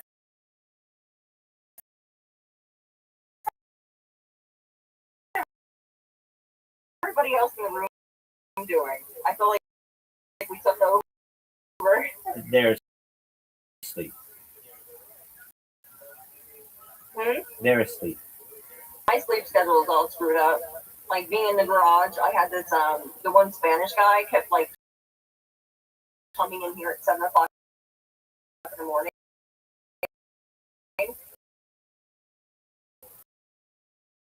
And like I put a thing up, but they came in here and got something. And it's just like I know it's not a problem to even be in here. It's just like, yeah, anybody for any type of like, you know, boundaries, and it just feels kind of, I don't know. Like it's not. We're probably in danger, no joke, because I know that they know that, and I don't like this. I'm probably going to do something legal about it. Like the idea that like they know, like we both know, I'm probably in some sort of like retarded danger, but I'm used to this type of like tension from the family. So yeah. What up, Riser? It doesn't, you know, and I'm trying to, but yeah, great. Excellent. But at the same time, like, I'm not trying to turn extremely resentful.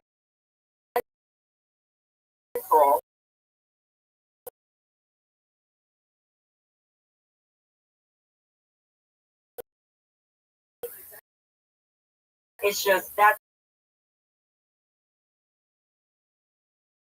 some screwed up stuff that this person just did to me. You know, like should have been somewhere else. I understand. That's That situation.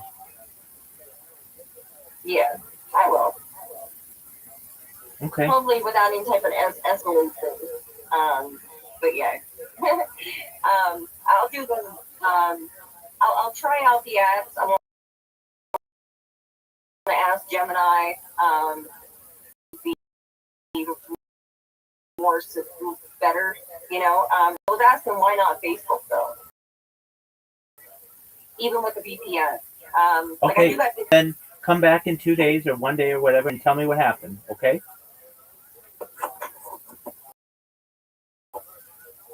Excellent plan. That's my friend Riser. Riser, Holly, Riser.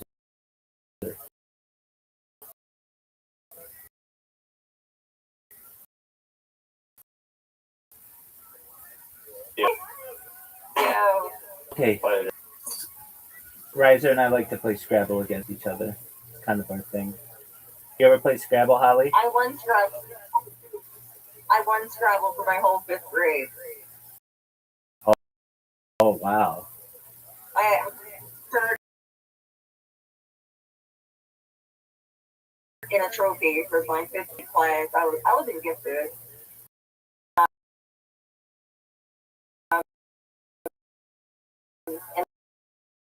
And then I won for the whole school of Scrabble. Oh, so you're a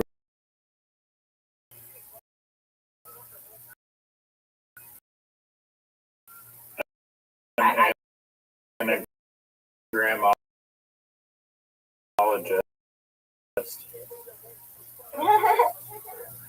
You two have You can live whatever you want, and then do the Facebook thing, and we'll keep you company in here.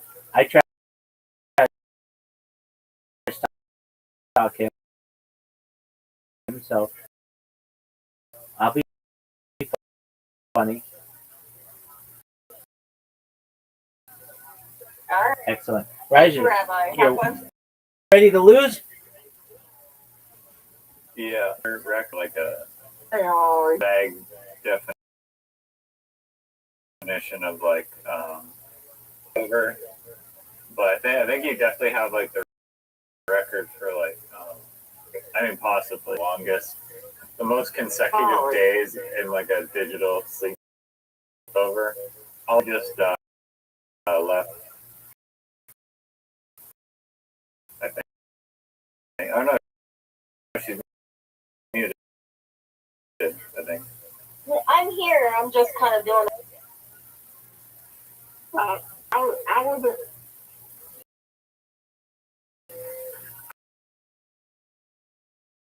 I heard you. I heard what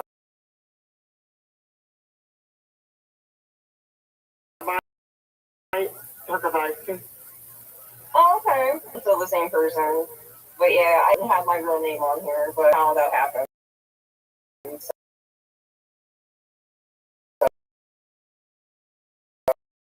So I'm branded now. But nice to meet you. Again, if you. Exactly. They're going to pay you out. He lives in here.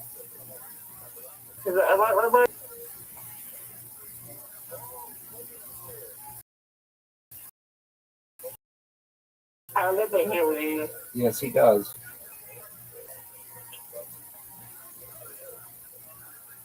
Riser, how was your day?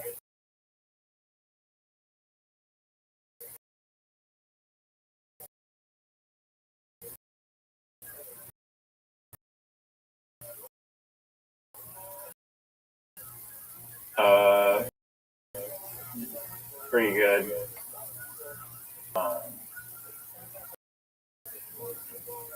Yeah, gumball rally.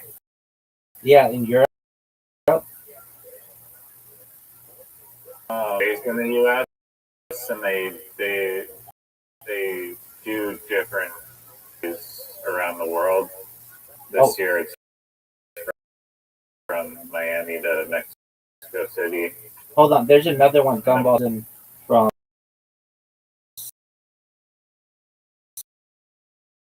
Seville, Spain.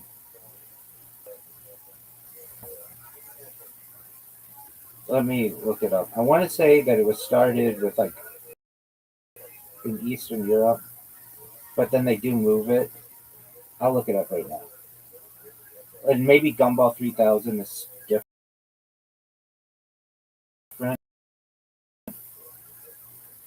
Gumball 3000.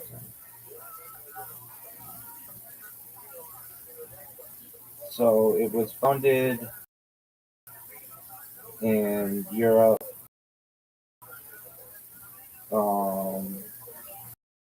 It has 120 vehicles across 3,000 miles. So the routes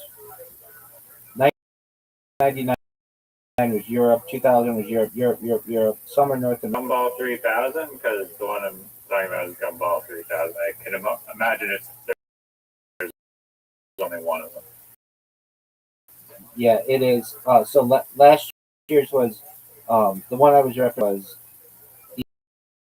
Eastern Europe to Spain, and this year's is in Mexico. Yeah.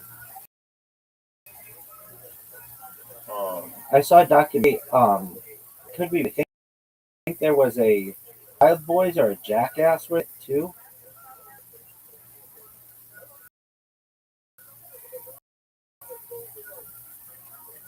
I'm gonna check it.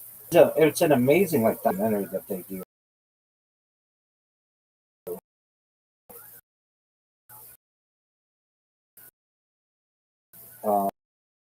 It's really funny. They go to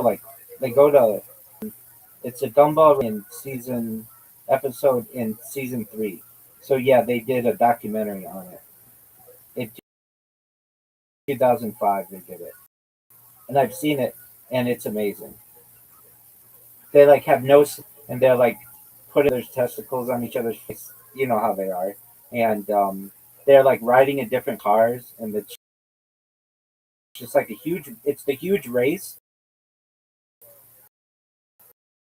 in Europe, but on top of that, they are the Jackass guys. It's like you know the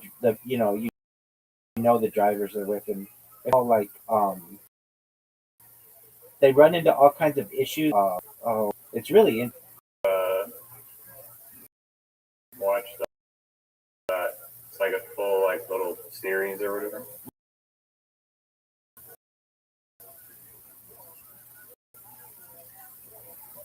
Sure, yeah.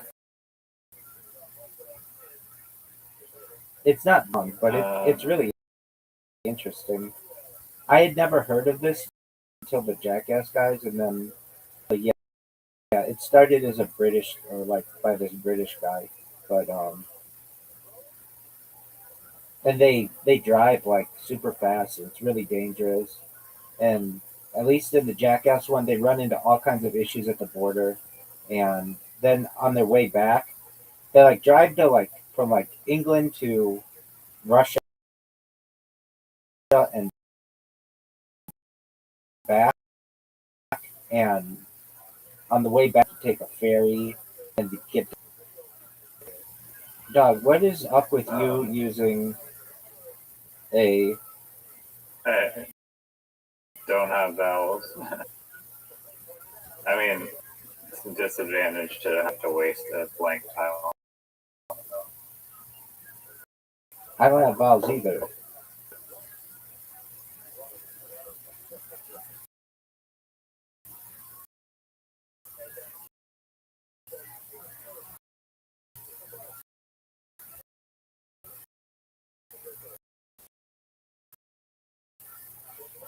I was supposed to be on a podcast today, but they delayed it till next week, so that's cool. And I'm on another podcast in like 12 hours, which is tight.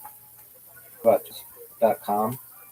Um, they rejected 3 of my communities, which is fine. I've gotten other communities in there. And then another,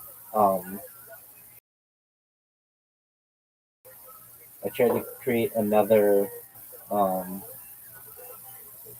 create another YouTube account, and I got banned. So I just have to kind of cool off on that for a little while. Stuff like all day. I don't want to say I was really tired, but I knew I had a podcast coming up, and I was like, I'm podcast this year.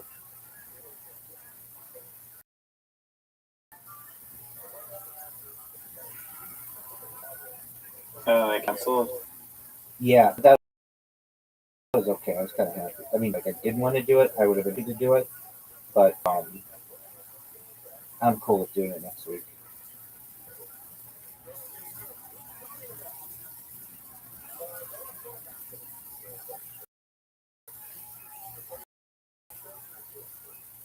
The producer, Deadmau5,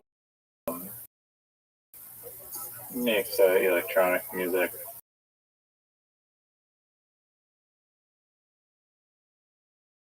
Who he is?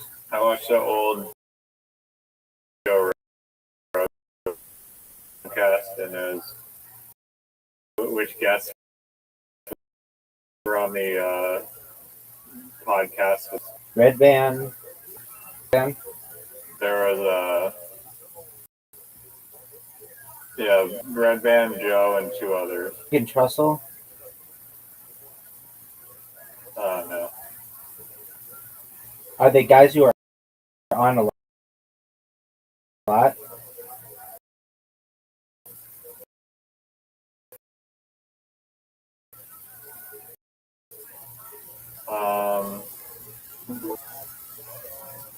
Oh, in the early days.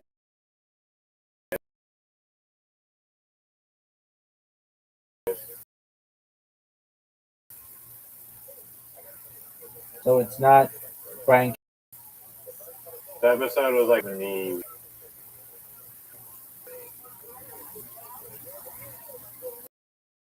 That always has a. Yeah. I guess it might be a you. It's a you. Oh, what?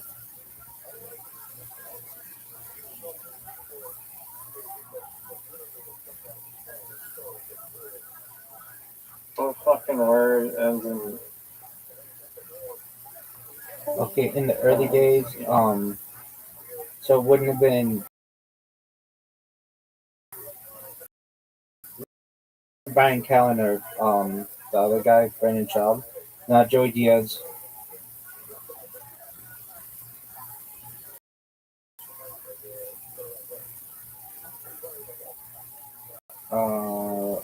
Eddie Brock.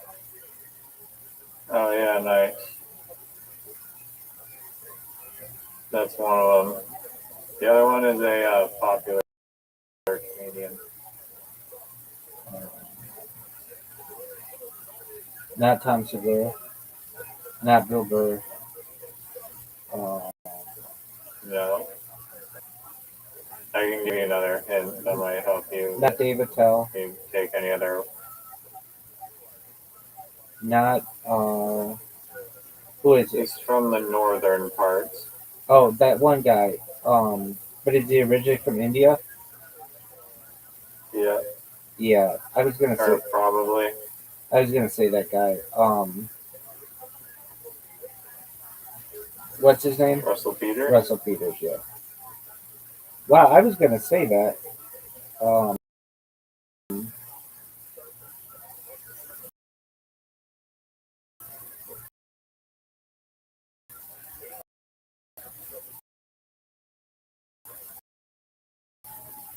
What they all say. I'm distracted. Everybody knows that. I play so much better when I can. There's no one even.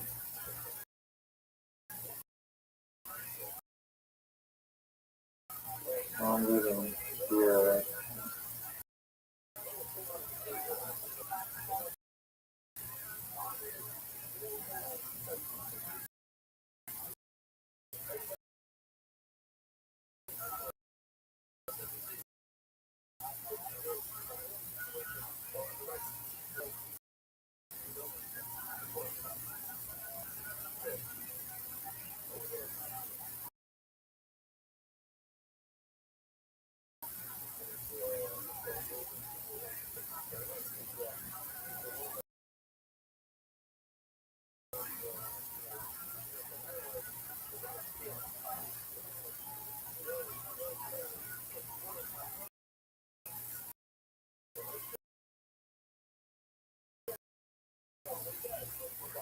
Are you excited for the World Cup?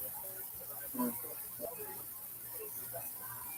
not a soccer fan.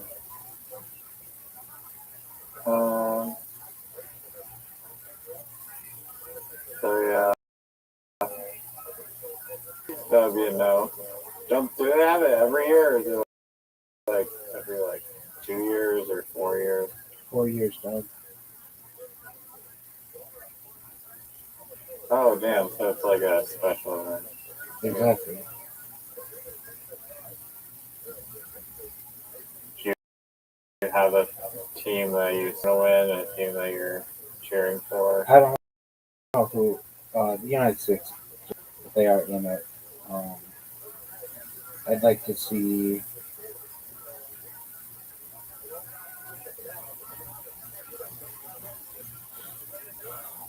I'd like to see England win. I'd like to see not. I'd like to see Brazil. I'd like to see Canada and Australia do well because of UNC.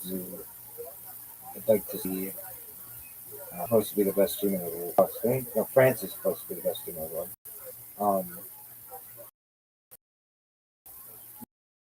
That would be okay, but I wouldn't be thrilled about it. I don't really.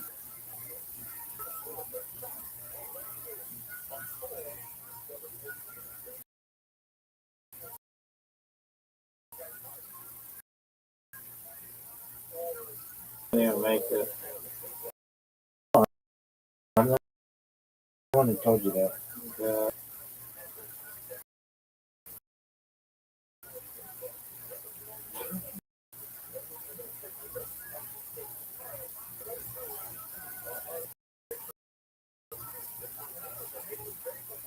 I'd like to see the African team do well.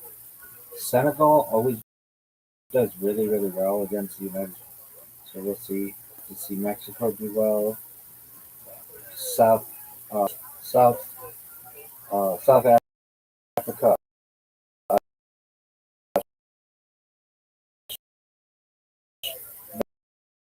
Mexico, I think, it's the first game.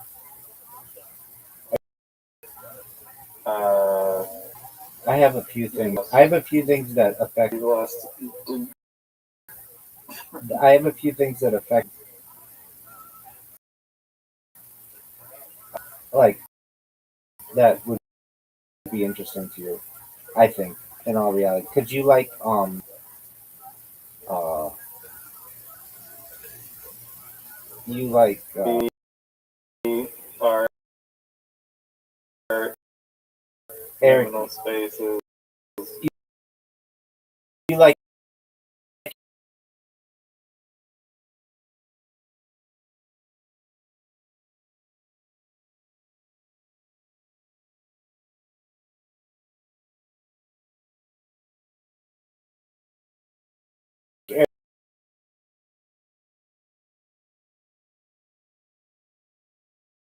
Eric Griffin?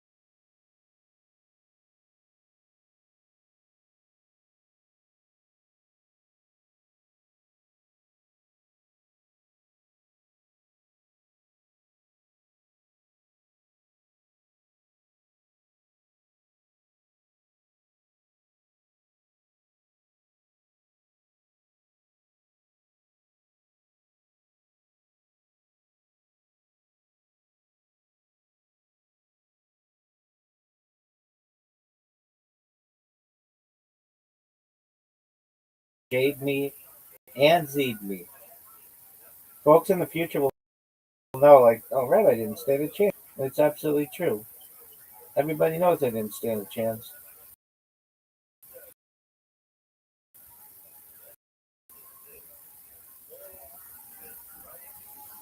So you're just not skilled enough to win. So I'm fucking tiles, dog. You can't.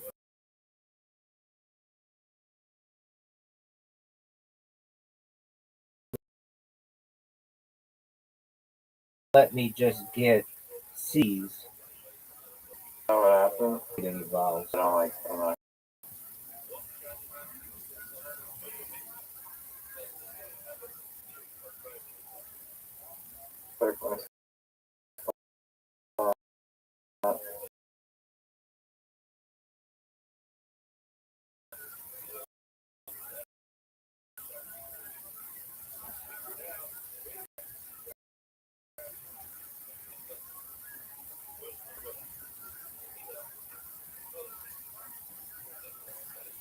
This fucker gets 2.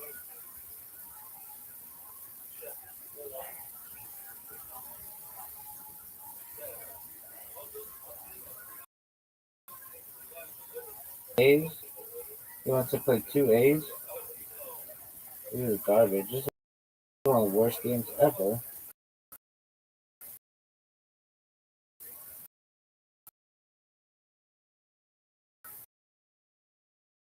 Worst game ever. Not even close. Not even close. Damn. That's like 3 in a row. I think. It is, but you. Last night I was distracted incredibly badly, and then tonight. So you are blaming the tiles is what we're. I keep letting you go first, which is incredibly kind of. I like it, dog. I don't think that's much of a. When you. Okay.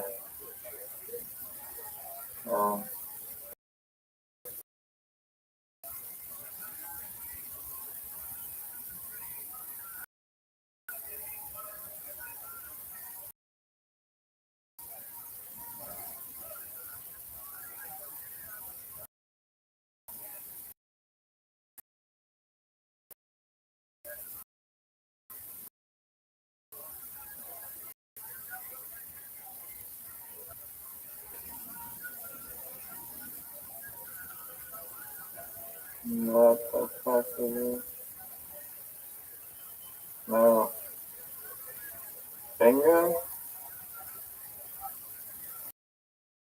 Kareem?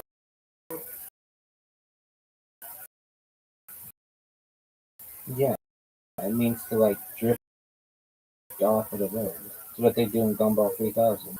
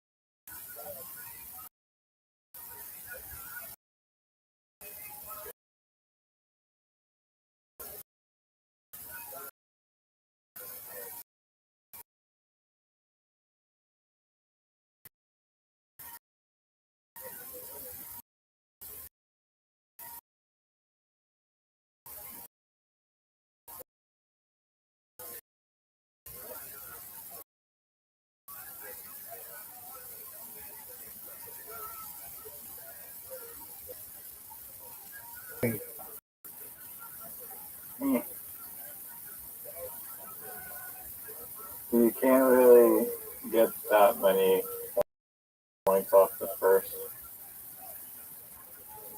one.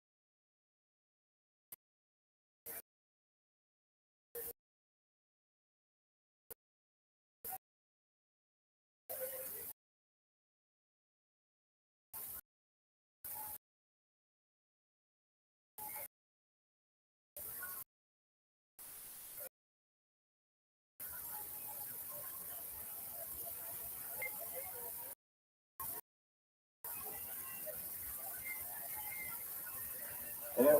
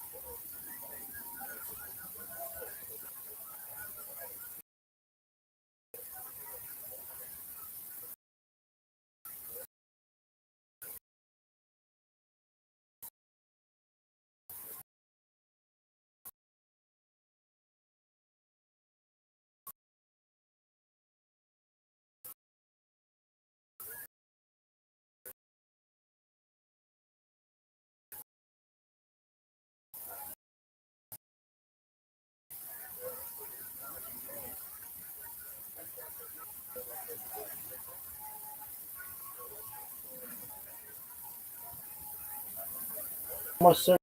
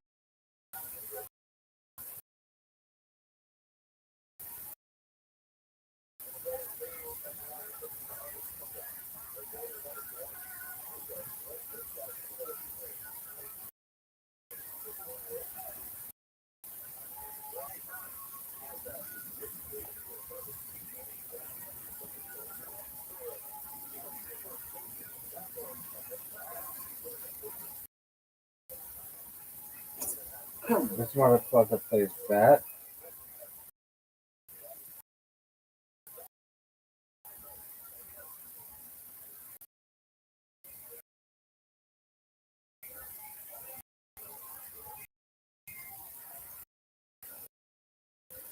Yeah.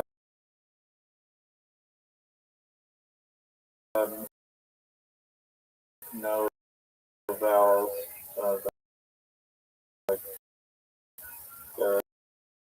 Stupid.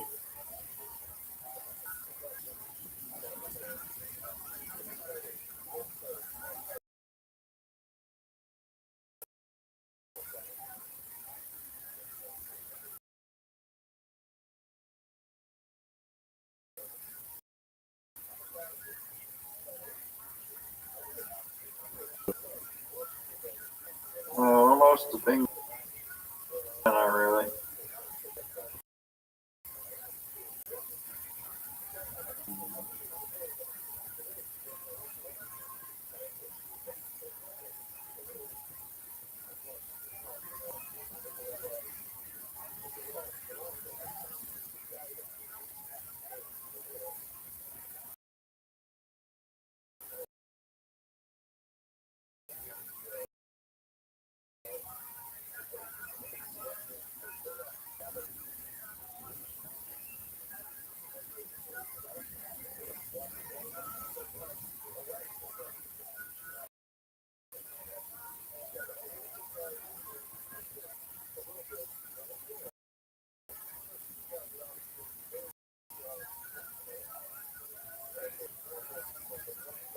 that's it. What's the fuck?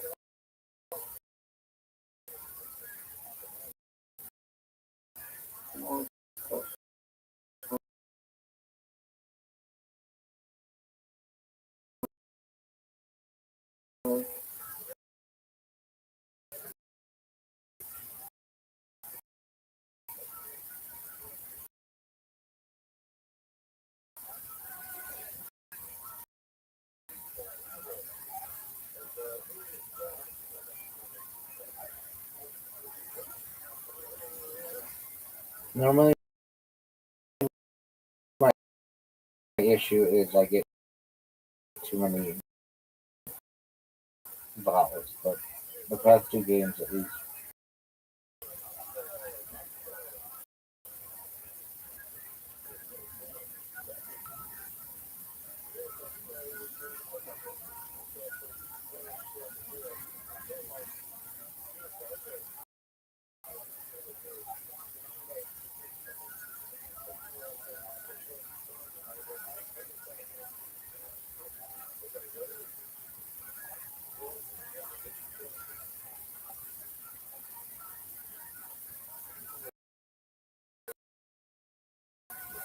You playing Asta?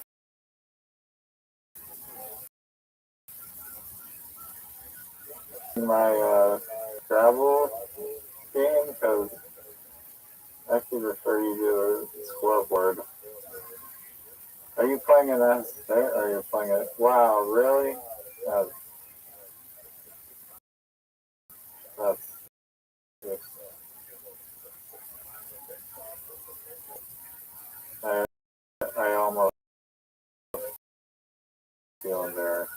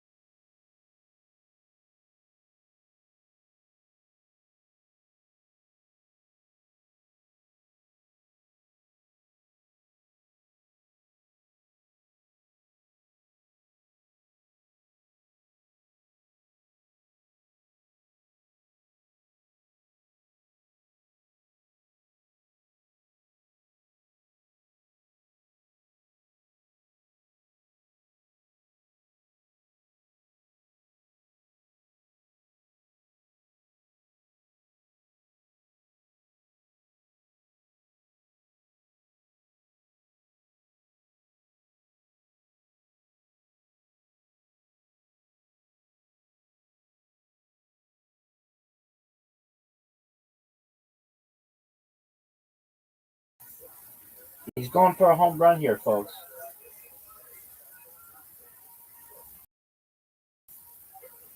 And Rab, the worst tiles we've ever seen. Rabbi got double blanked. 2 games in a row. This is not even something that should count. It's not in the books. Do you need more time?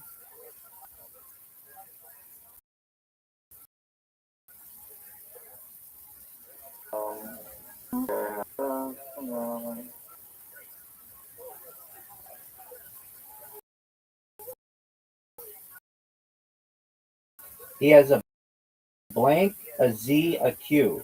But how are you?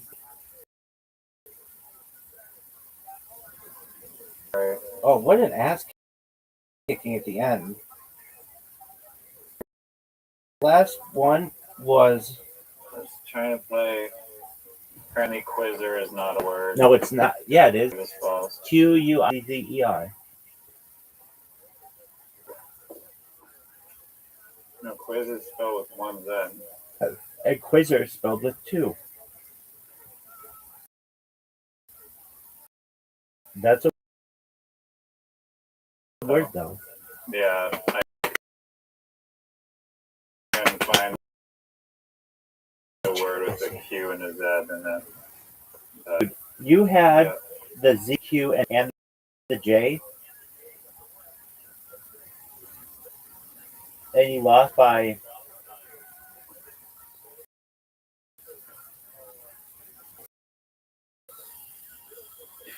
70 points.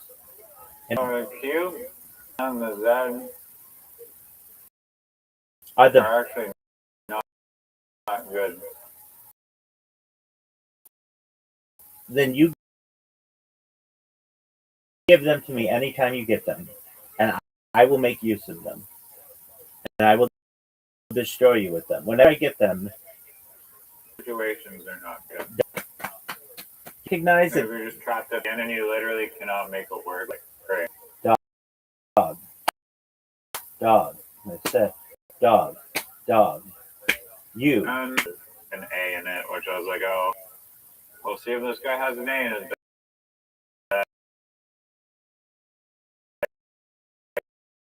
I guess, to play this little zigzag.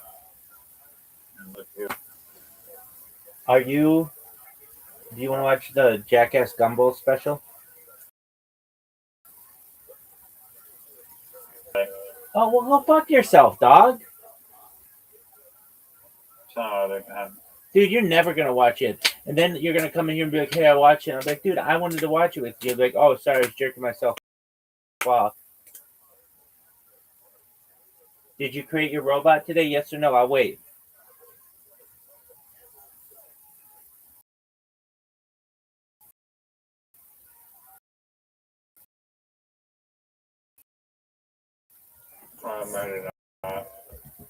Why didn't you? I was researching that though, and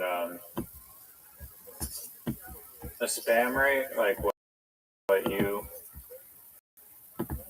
said that like the spam rate had to be under 5%. Is like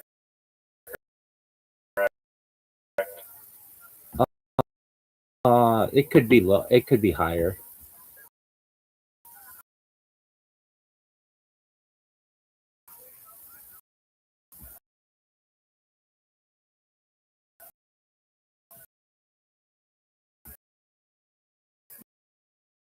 No, that's incorrect. The spam rate 0.3. Then your emails may start getting routed to promotion, going and slower and shit. So emailing people almost. Well, it's worked for me. If you create a mailing list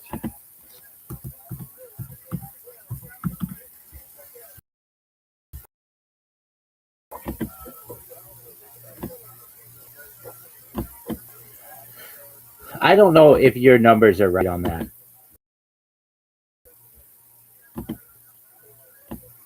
I mean, I asked Gemini, which is Google's AI, so that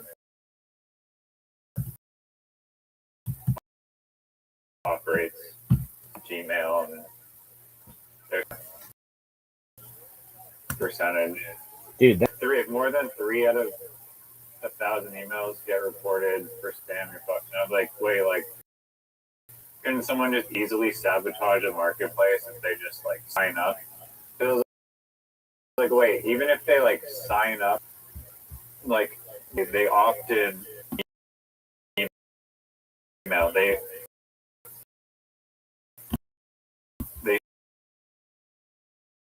still are like they want to receive the email. You email them, then they just say to Google, like, hey, these people actually requested that we email them. They're reporting us spam. Other than that, rate Google every 24 hours, and then if the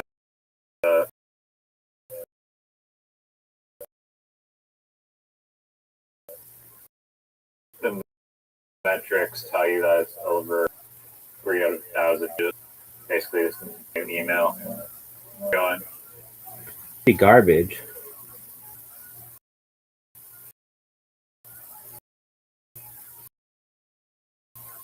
Yeah, they're super strict on free way mechanism to combat that. And it's like, no, because everything gets routed into Web 2 anyways, doesn't matter.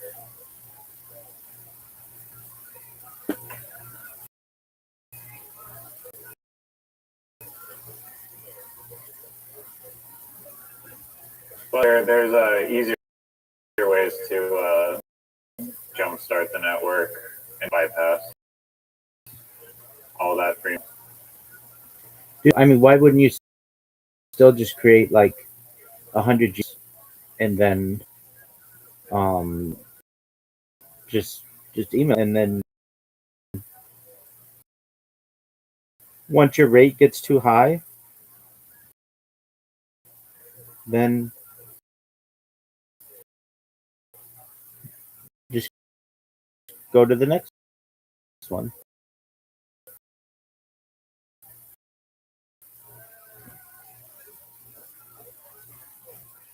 I mean, that's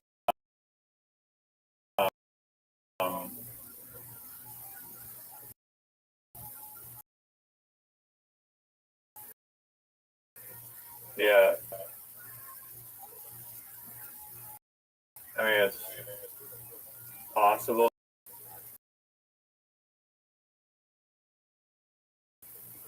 We'll probably just order for spam instantly. You know, do that. Not if it's It'll just go to the spam folder. You can't just make like 30 Google will recognize that, hey, this person's sending the same exact emails. Yeah, I mean, yeah, you would change your email for each one of them and tailor it to your audience as best you can. As you can.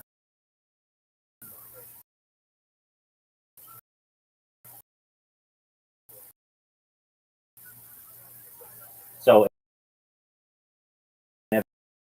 every single time, you basically would have like 10 of them are the same.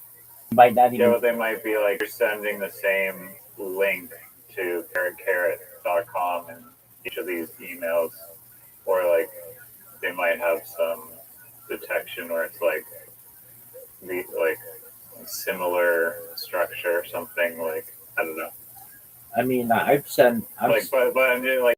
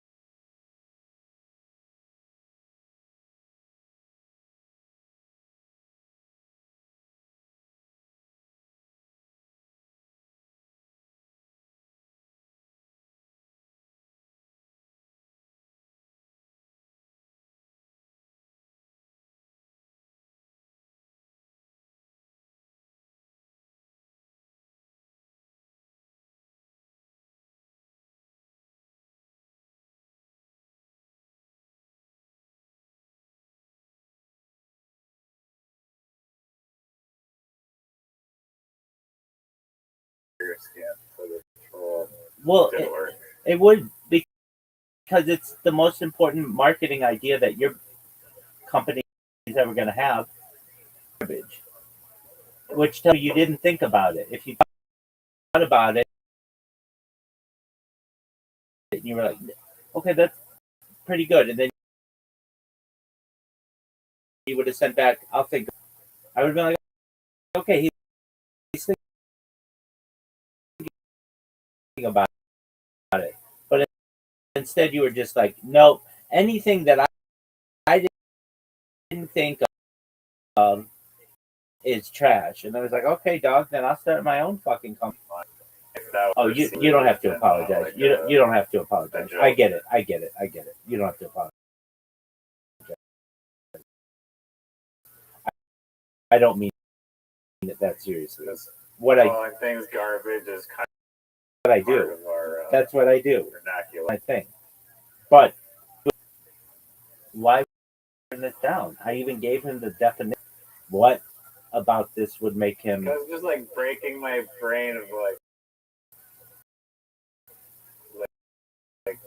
like how strange of like a name it is, I guess. Like thing though, I guess. Fitbit, the- StubHub, I was Grubhub. watching, like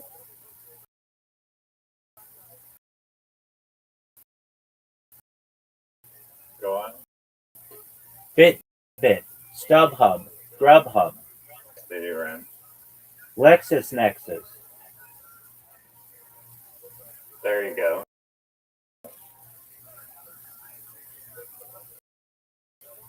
That's like one company.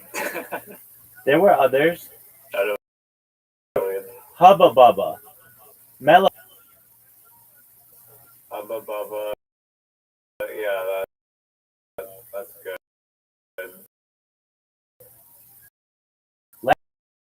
Happy Melly Yellow. I don't think it's a great name. Laffy Taffy. Dude, there's a song about it. There's a song called Mellow Yellow. Laffy Taffy. Done a lot. If you say it plural, Living Mars Bars does run. Mars Bars does run. Multiple of them. Yeah, but nobody in the United States has ever eaten a Mars bar. That's not a thing. That's a British thing. Really? No, like No, it's not a thing. popular enough. It's not a thing in the United States. Yo, dog, do they have Mars in the United States? And if no, why not? It's not a. Do you know why ketchup chips are not popular in the U.S.? But That's yeah. We don't do that. Hold on. No, the standard national Mars bar, nougat and caramel, is not sold in the United States because that. Ever seen those here? No. Oh, We have Mars bars. Milky Way. Interesting that there's two different space-themed chocolate bars on each Yeah, that is. Well, that's related. yeah. Do you have Three Musketeers?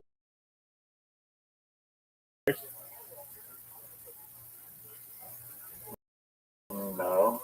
You don't have Three Musketeers bars? The bar looks like exactly like a Mars bar on the inside. Is it like the same thing every brand? Yeah. It's marketed by Milky Way in the United States. That's why I've never seen Mars bar. I've only ever No, it heard is. of it. It's owned by Mars Incorporated. Exactly. But It's marketed. why did they go with the Milky Way bar name in the U.S.? Why in the U.S. did they go with Milky Way and not Mars?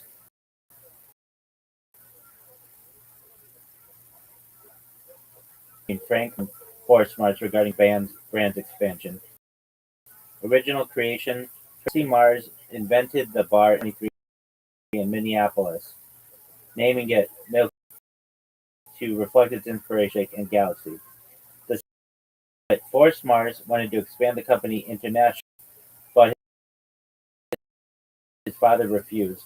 Forrest in 1929 with 50,000 the recipe outside the U.S. The U.K. did a similar bar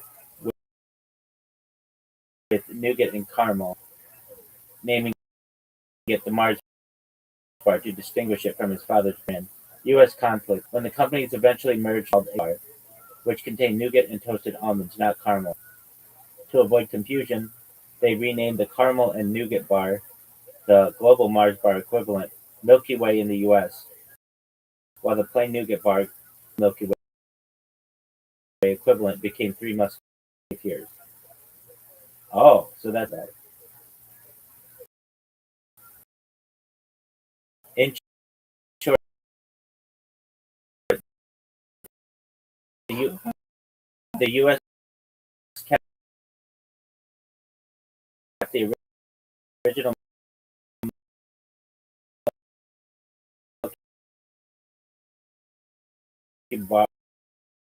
Milky Way name for the caramel bar because one of the 2000 Yeah, sure. Okay. Have you ever had a coffee crisp? No one knows what that is. Or Canadian exclusive? They're amazing.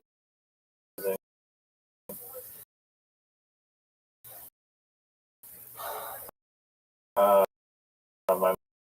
sure you probably have never heard or had a caramel milk, but just damn caramel bars. They're so good. A Wonder Bar as well. Oh yeah, definitely. I've had things that are like Smarties.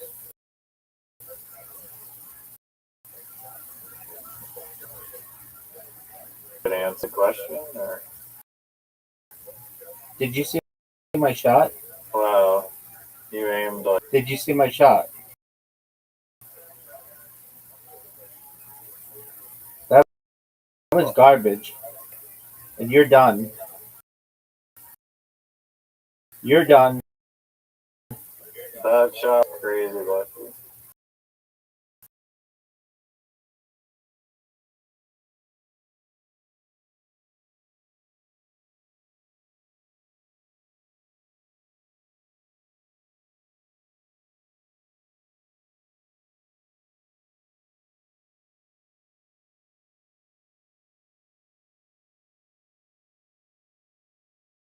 Are you ready for my shot?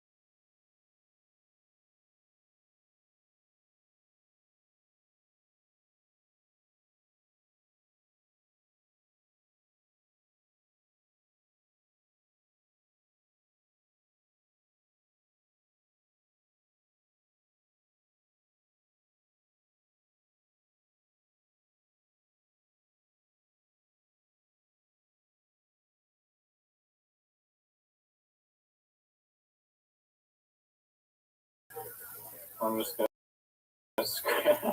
that's what you gotta do. You just gotta scrape the corner. That's garbage. Right there.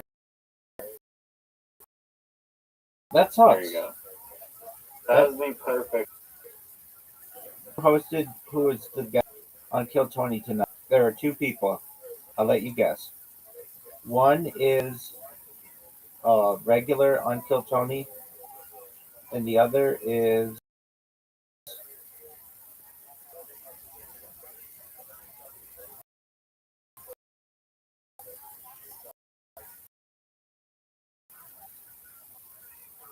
Joanne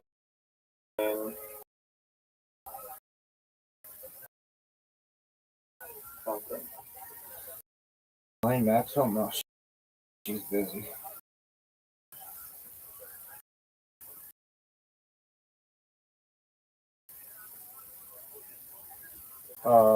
Okay, the name is he's that little comic about Tim.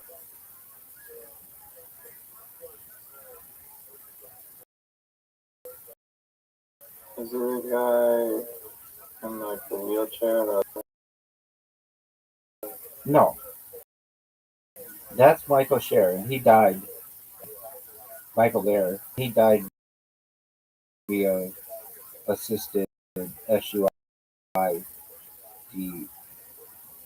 or SUICIDE. was he Canadian?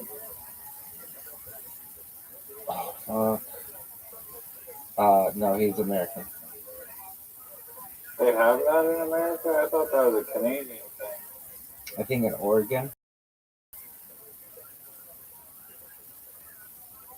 It is a Canadian thing.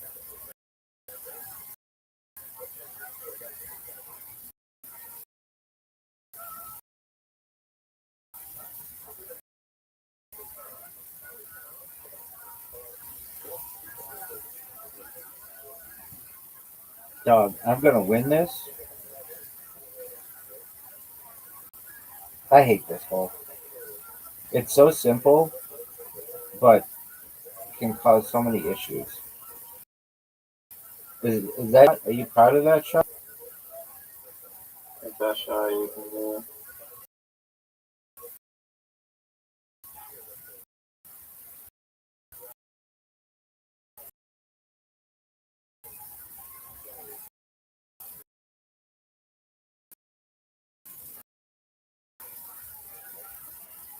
What are your thoughts on my shot?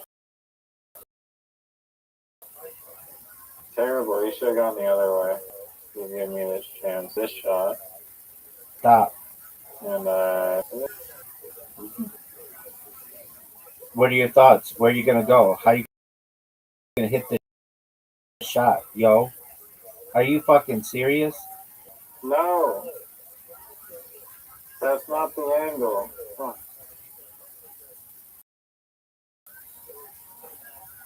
You need one of the best shots of your career right now. Not even like no cap, dog. No cap. Oh man. No cap, dog. I put it on the No.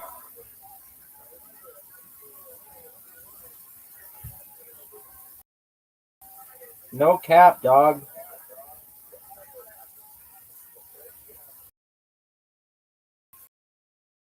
That was not good.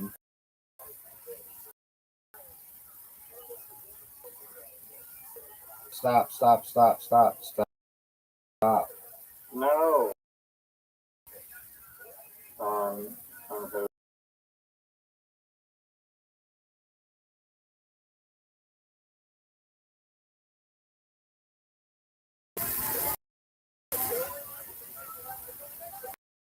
Oh no.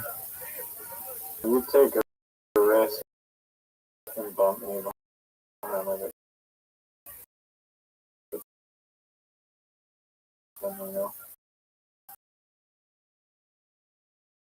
you don't have a bomb, but you could.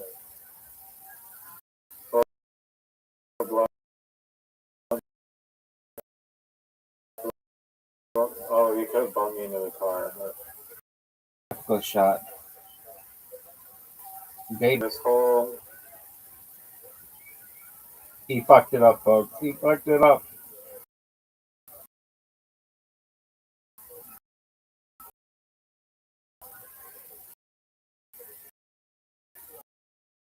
no, I did exactly what I want. I'm surprised he didn't bump me. Fuck me though if I would have blocked you. Good boy.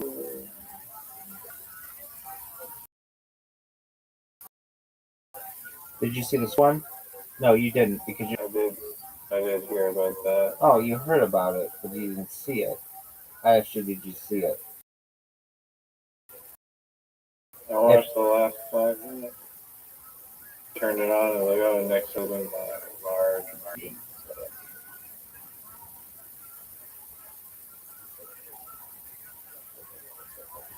That's a garbage shot.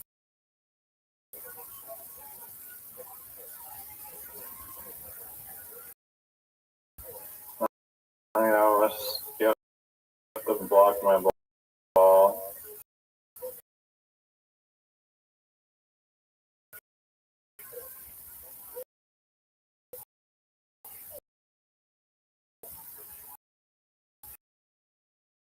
You could have blocked my ball if you just went on top, but you didn't do that.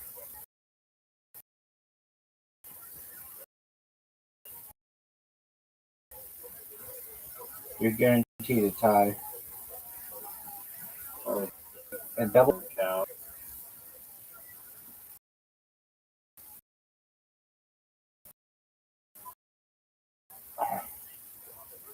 That's some bullshit shots I've ever seen. You're not even past the first. Hmm? Now we're tied.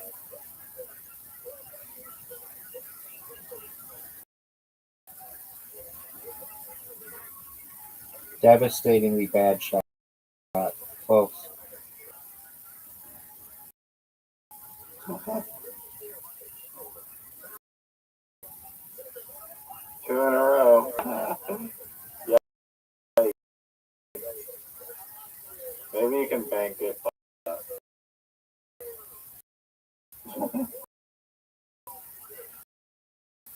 Two in a row. That's yeah. Because I was focused on Literati, and everybody knows it. You're up, dog. Oh, nice. Marlon Hill's favorite game. Oh, you got really good start.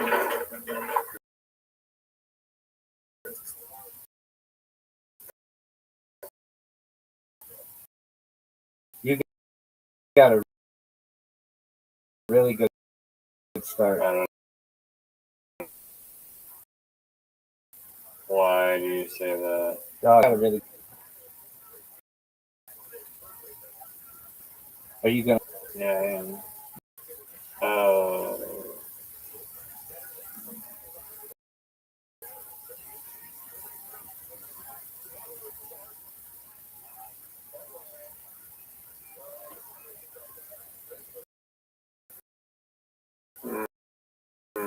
That's garbage. Still probably complain about how I got an S or something. Yeah, you got the S, dog. I hate to inform you, but there's S's in the alphabet, and they're also in the Scrabble bag with all the letters in them. Are you still talking? So when someone gets an S, Are you it's still like talking? All I know is the previous game. You had the Z, No, the no, Q, no. the J. Double blanked me, and you lost by 70 points. But interestingly enough, if somebody would have, because they'd be like, Rabbi won by 70, that was like not even close. In reality, I could have easily lost that game. Very, very easily. but I didn't.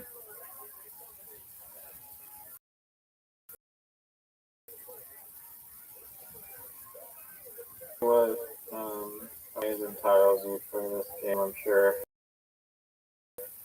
We'll get a nice display of your QIs,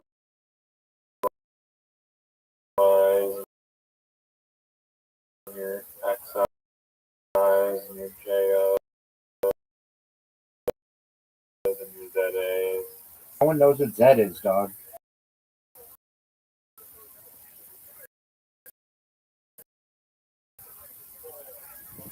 I do like Z.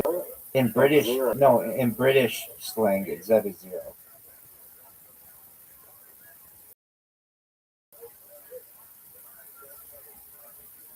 I don't know if you understand the English languages, but no.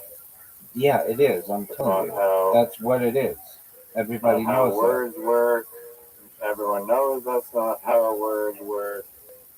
Words have never worked like that.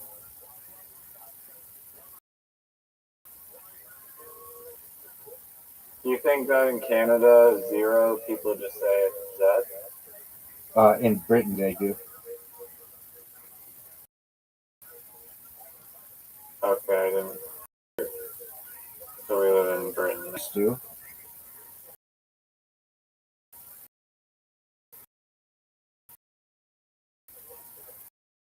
It's like some literati.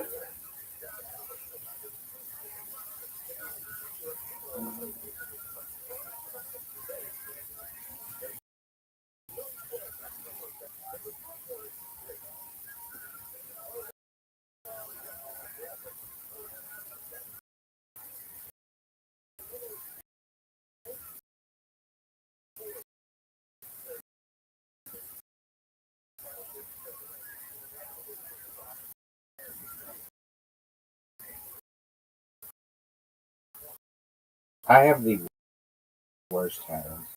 Once again. 3 games in a row. Worst.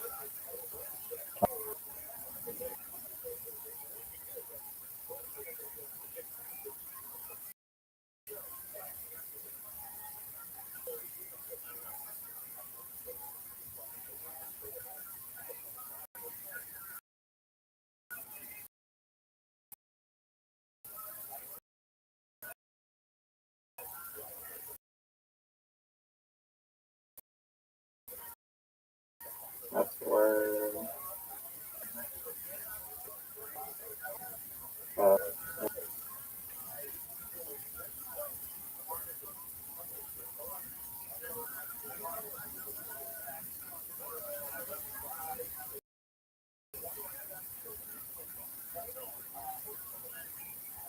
You're up, dog.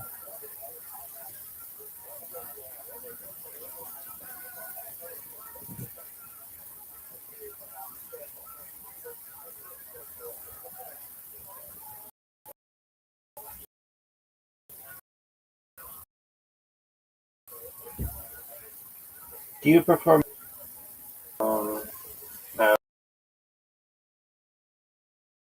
Haven't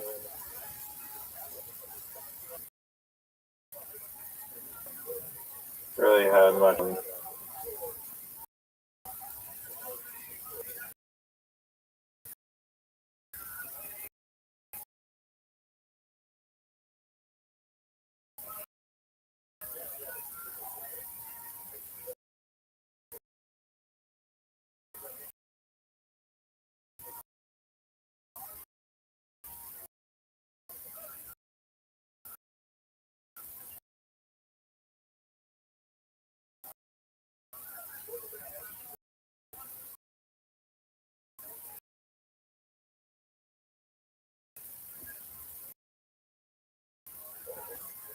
My favorite beer. That's disgusting. Play? That is. You're fan.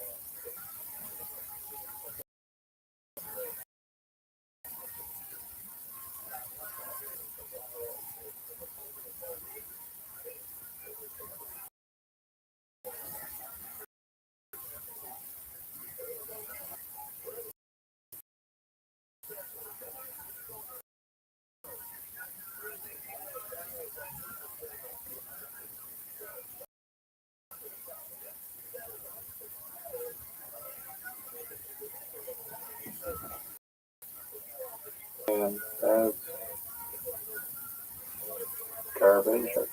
Well, as fuck.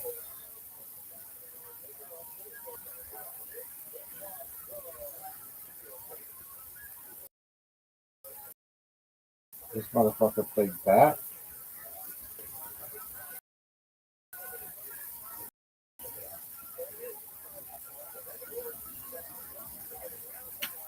Flop? Wow. Damn.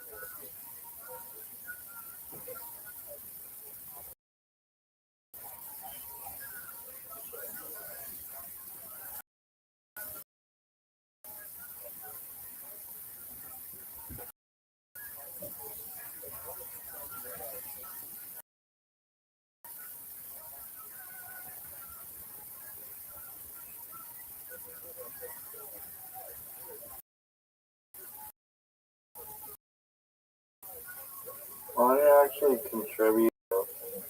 What did I just do?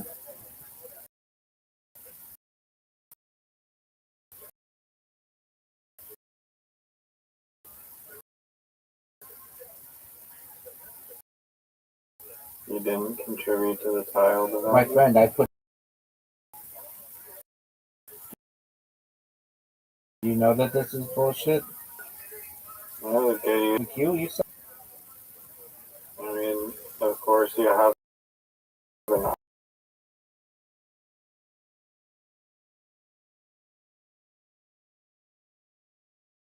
I guess, again, to piggyback off my wonderful cue that way. Whoa.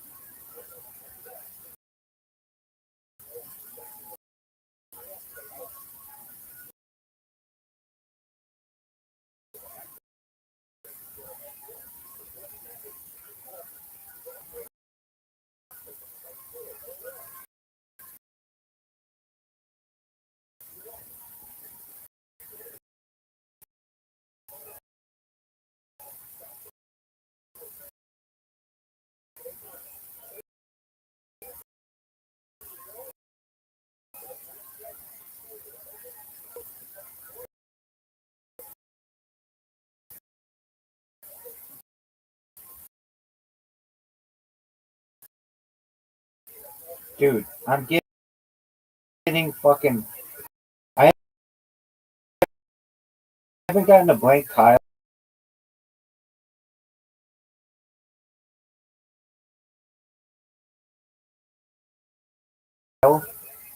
in 3 games.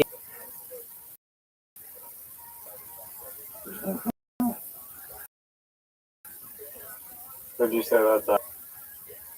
Yeah. The J. I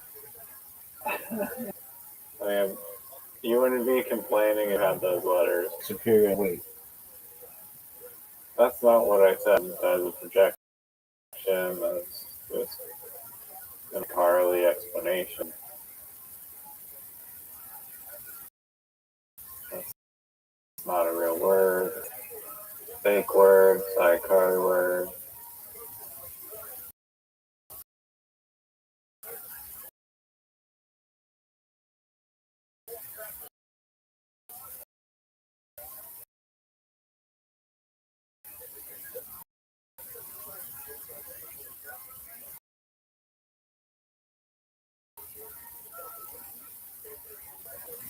Bing, bing. Yep. kind of just scare tiling you.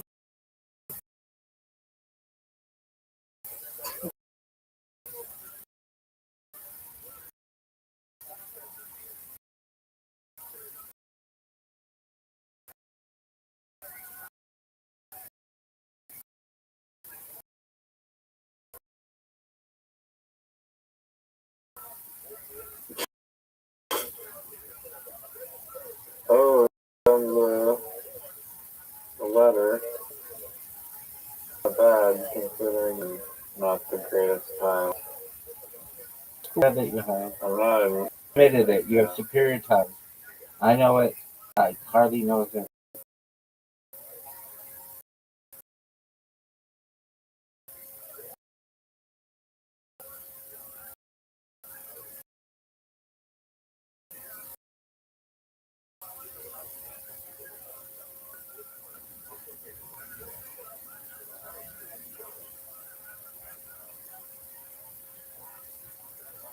Do you think you can win? No. How many things are left? There's 20 tiles left. No.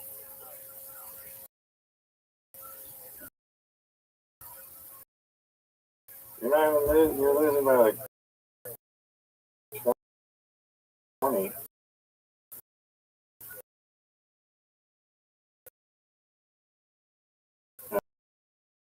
That's 35.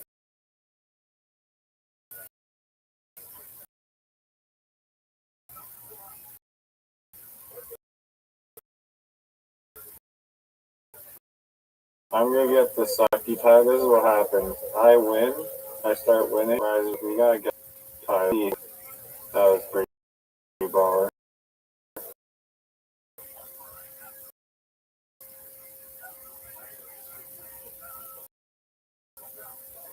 I'm not gonna congratulate 50 points without using XI and XU.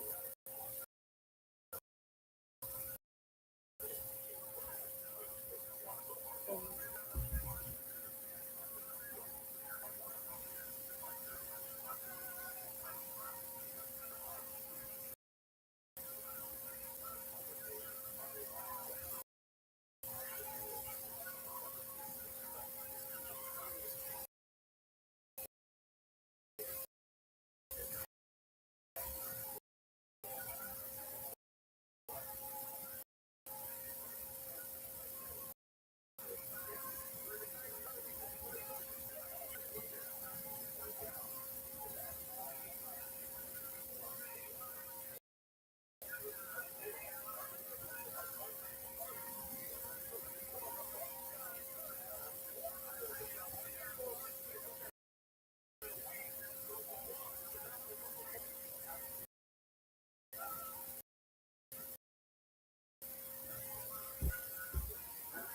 How many things are left?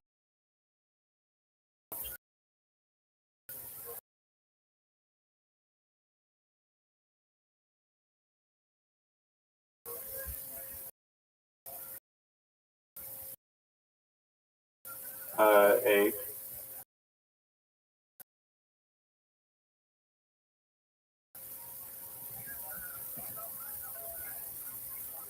Dude, that's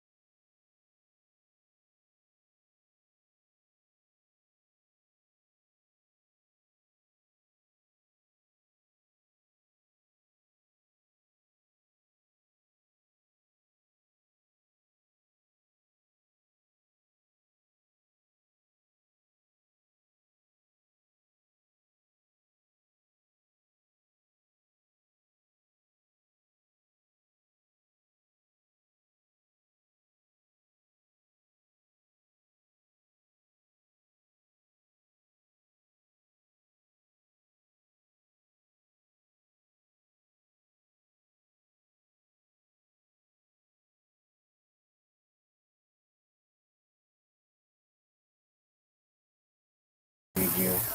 I have you double blanked, and I didn't even put my blank in it.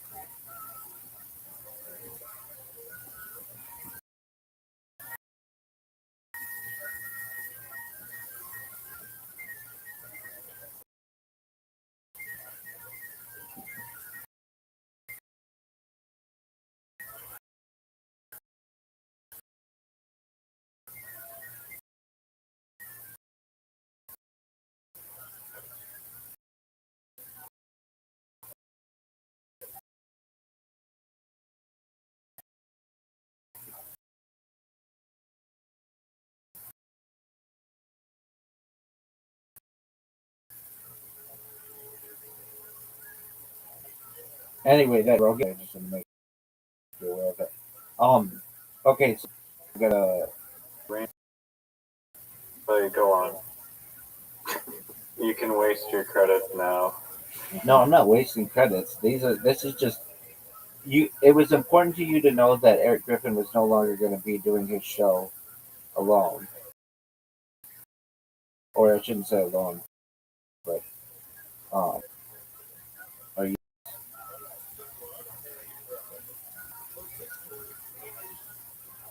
are you fucking serious, dog?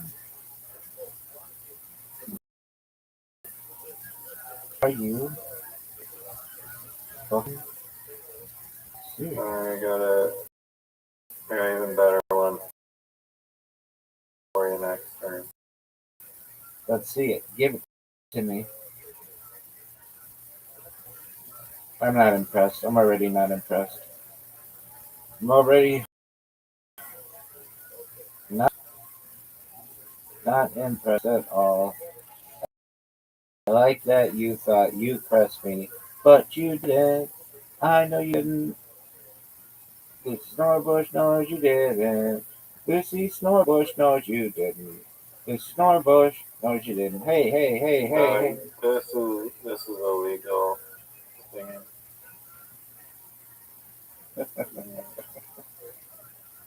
Dude, I told you so much Fighter and the Kid knowledge today. They had more developments today than have happened in the last 6 months.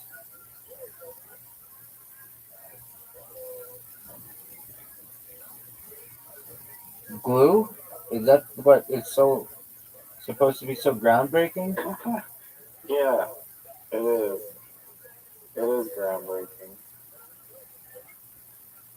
Scientists are going to be happy that we're when the future aliens come land on Earth.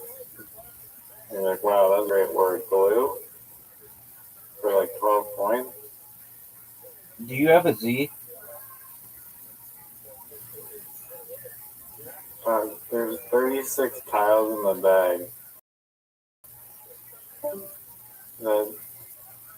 What is this like? That's gotta be like cheating, right? It's not. It's like in Poland you have. You get thrown out of the card room Nobody says that. every one. Nobody says that.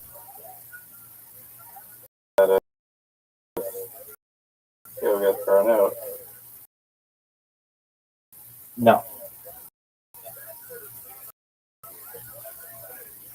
Do you want me to have the Z? That's all. I have a shitload of eyes.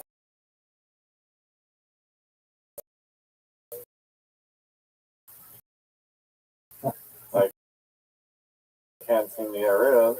I can tell you that. You're up, Doug. Hi, Carly. Hard.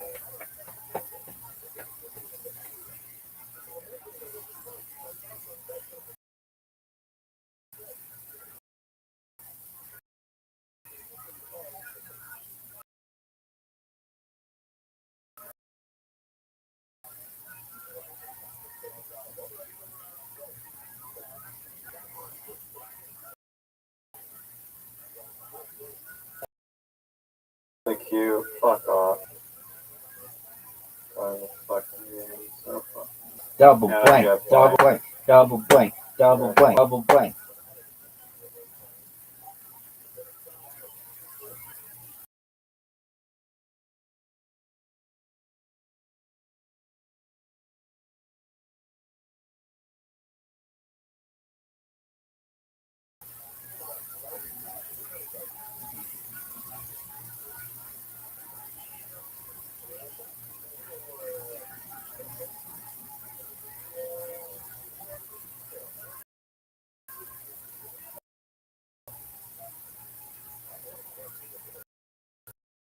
I don't know.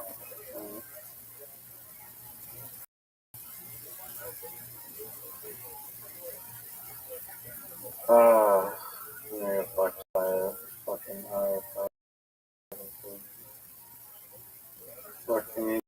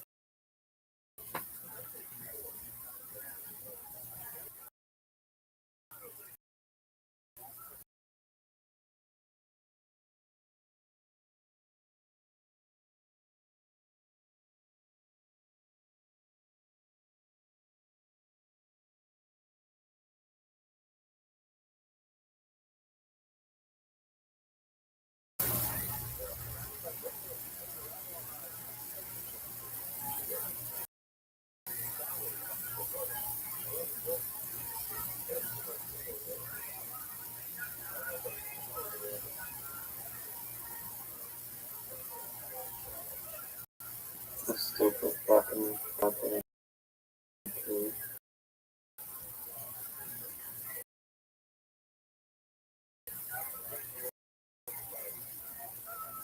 I find the last game that was never happened.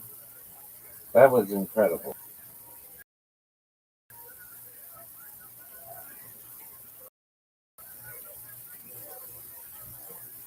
Once in a lifetime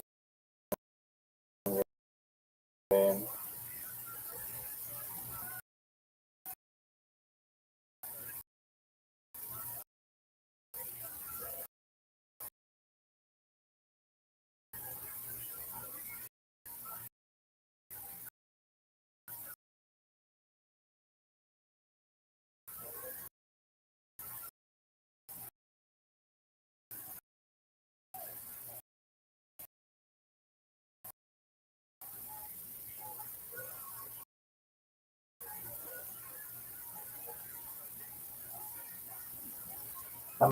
Even though this motherfucker got the Z,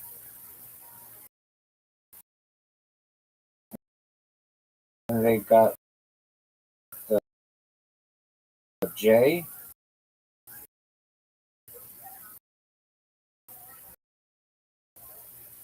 They had the Z. They had the What is that creature? Dog shit. The title is like. dog. You have the Z. You have the J.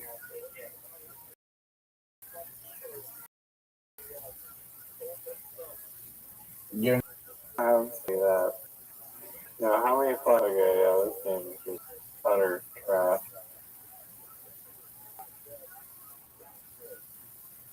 Wait, did I get double blank that time? Probably, yeah, I did. I told you, you got double blanked. Yeah. And see what happens when you get double blanked. Yeah. Do you see what happens when you get double blanked? What? Do you see what happens when you get double blanked? It's not over yet.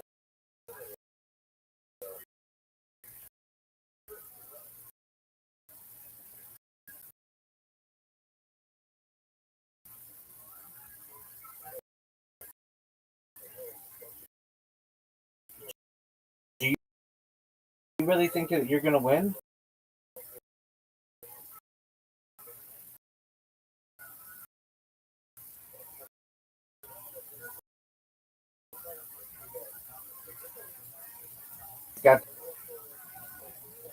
he's got the D and he's got the J.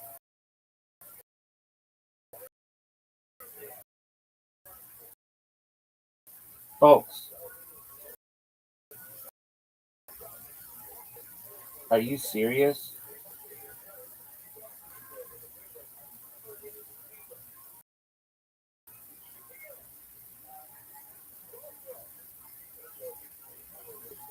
Are you serious? Not over yet.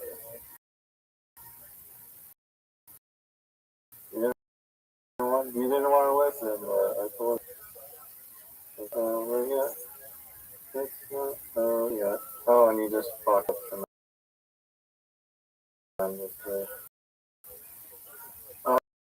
Oh, you just fucked up tremendous. Oh, good. Wait, maybe you have a bullshit tile, but it doesn't matter. Because it's over. You got cocky. Now you're going to have to pull a rabbit out of your hat. Because next turn it's over. Next turn it is over. It's over. Next turn it's over. The turn after that it's still over. It's over. It's over for the champ.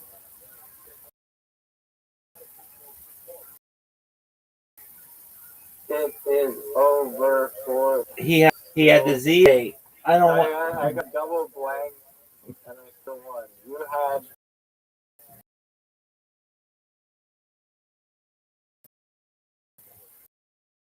You had the.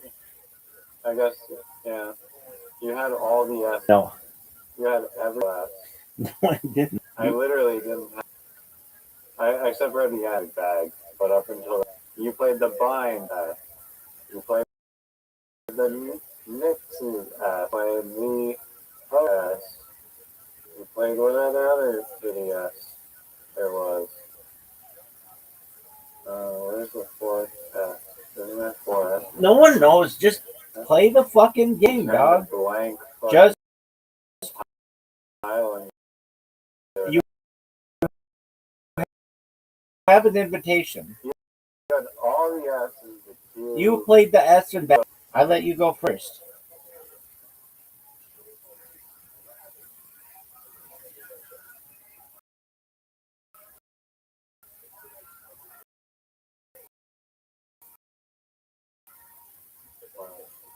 You're up. I let you go first. If I go first, I always win, no doubt. This game's already over.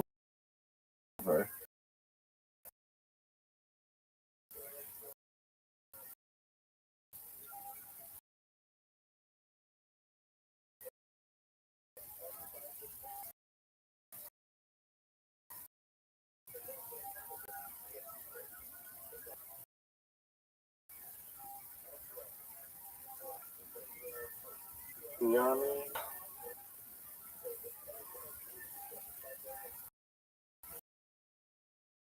Not saying it's not a type of flower. That's the best you can do. You know, it's one of the best words you've ever seen in your life.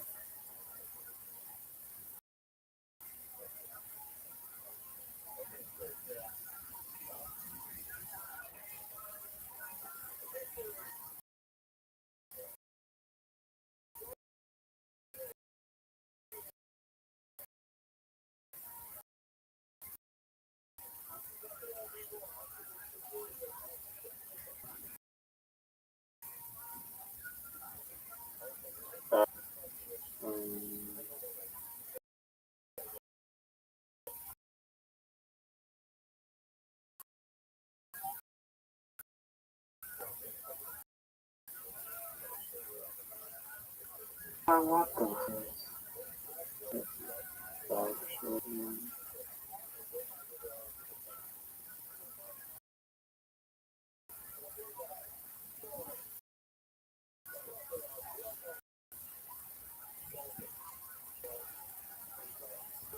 better lose this game. I mean, win this game. Playing that type of crap.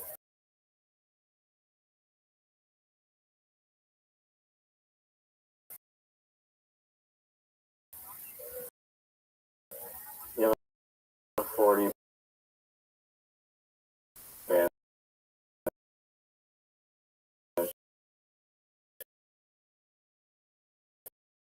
Of that.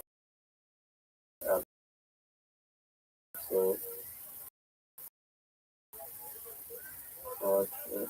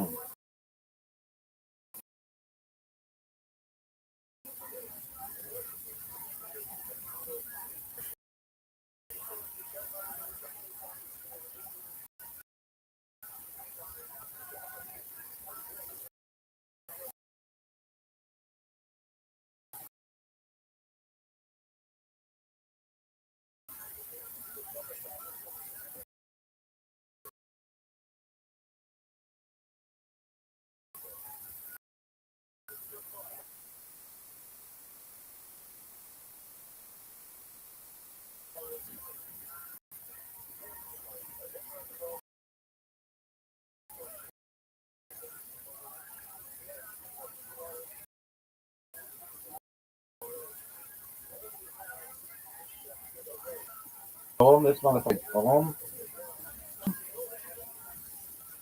Yes, sir.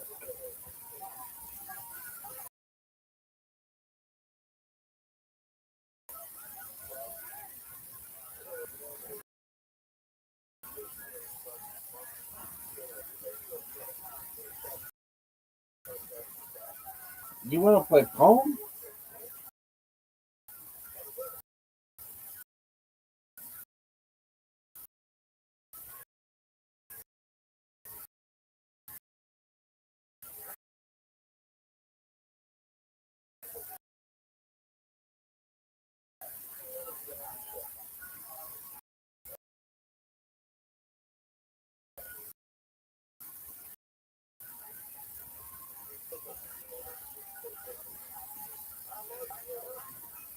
You're up.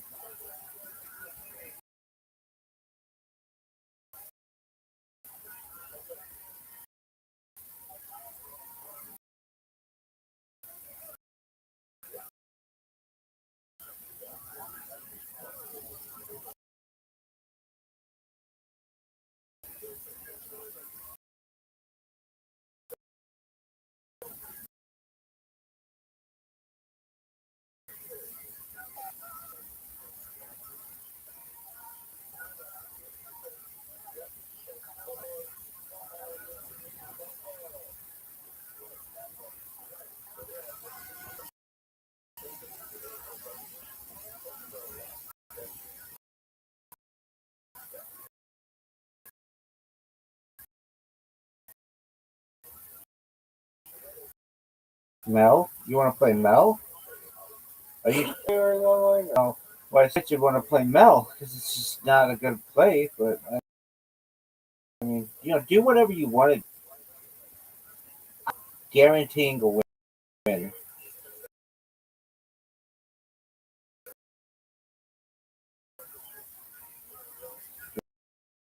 Are you fucking serious?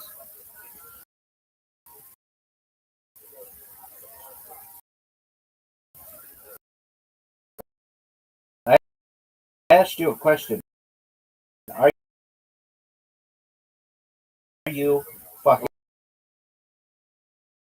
serious? Stupid fucking eye.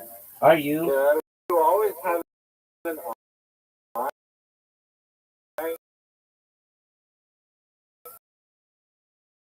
It's so bullshit. Every time I play, I try to fuck this thing.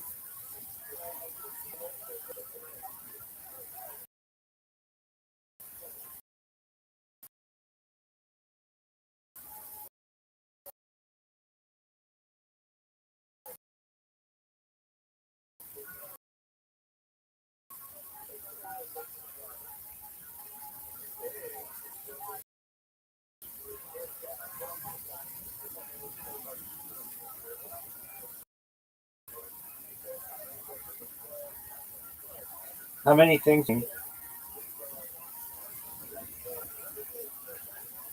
No,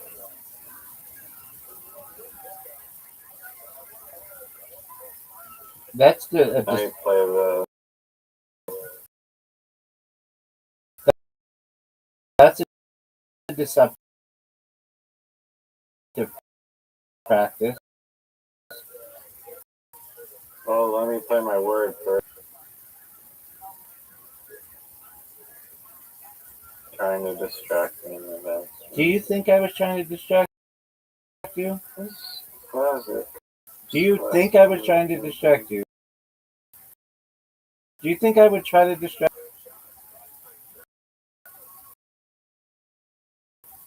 I don't think I know, but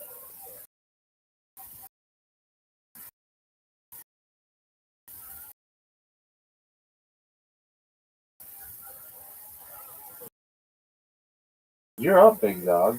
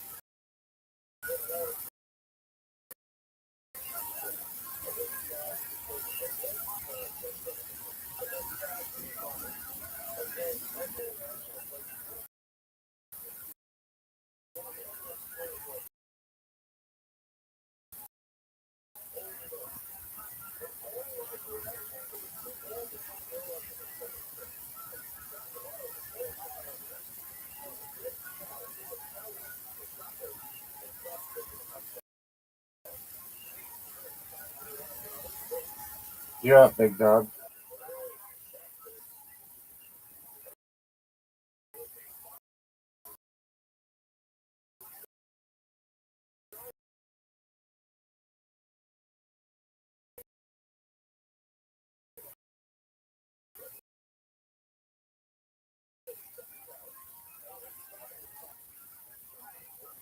oh, that would have been so fucking monster. So we know that he's got an X.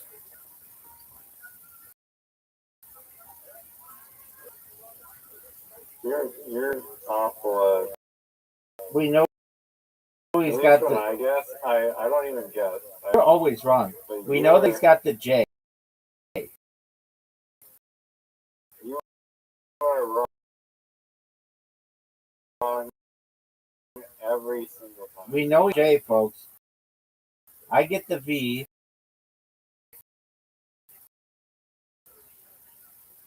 And I get the C. You're not good at guessing. You're terrible. When I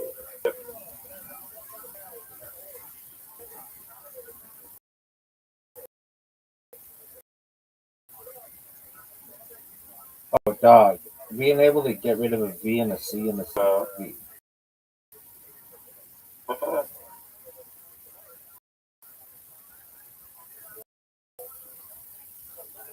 I want to get this V is only worth 4. It should be worth 6. F should C. C should be worth 12.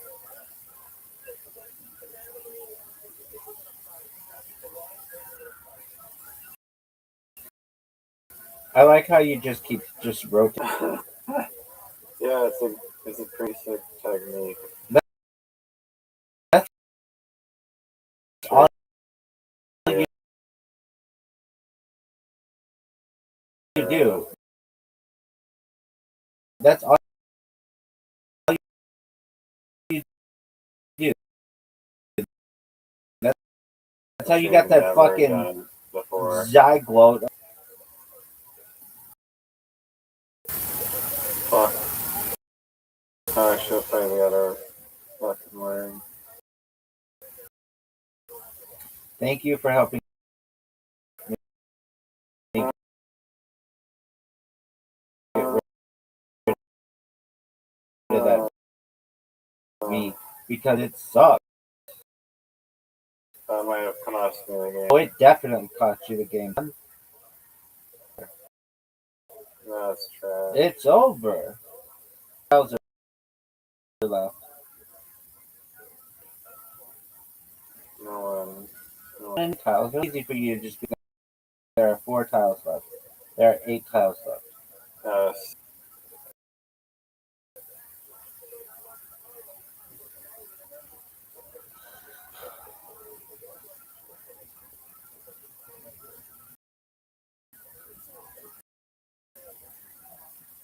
And you.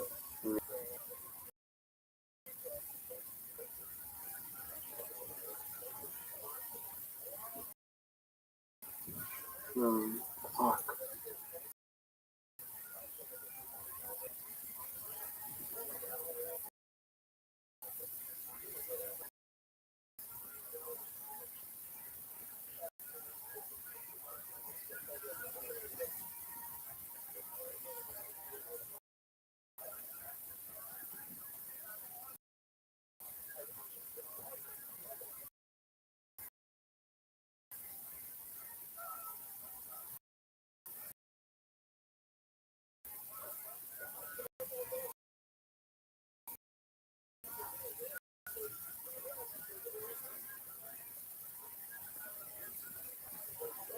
And This motherfucker has the X. This motherfucker has the J. I have to be careful about that.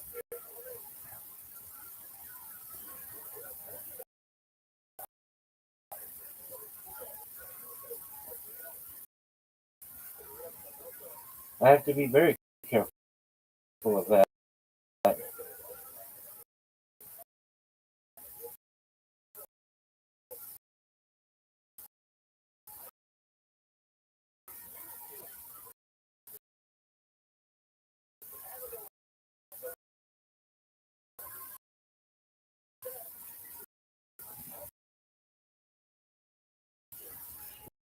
I have to make sure not to give him an opportunity to be able to dominate. He's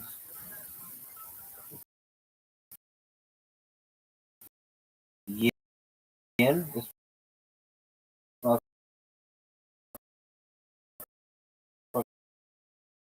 wants to play Yin. That's not a real word.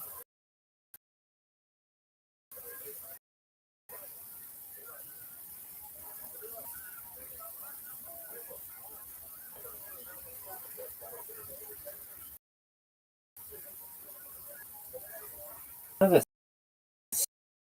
the sickest plays we've ever seen. One of the sickest plays we've ever seen, folks.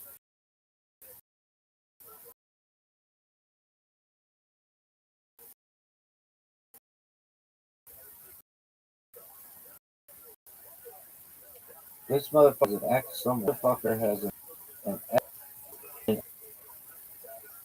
I know it could be. illegal.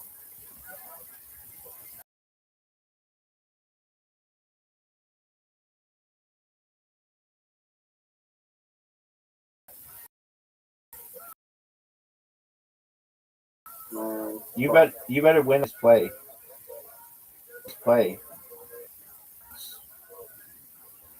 Over. fuck that bullshit. The champ is here, I got folks.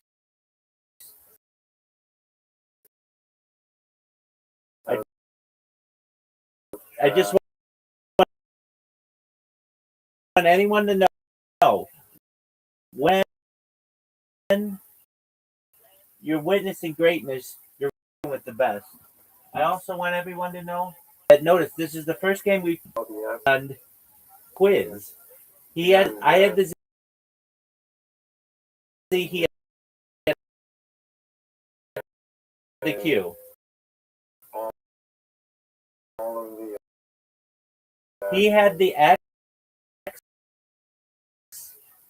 I had the J. That was fair. That was the fairest of all the games that we played, and the champion is here. I won. That's actually even. That game was My friend won. care. That I'm gonna send you an invitation for mini golf,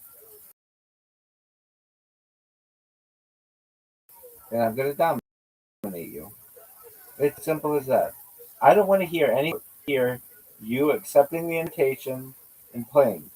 It's already taken you 2 If you months. can't handle the trash talk, it's not a real game. Dog, are you gonna go? You have an invitation. You take too long. You know, you're too impatient. Help you with your patience. I don't need help with it. I just need you to go. Then You take forever. you need Dude, Zoot is on you. Zoot, do you know who Zoot is? to go for me. Charging person. That's garbage. Oh, this is wrong. That's garbage.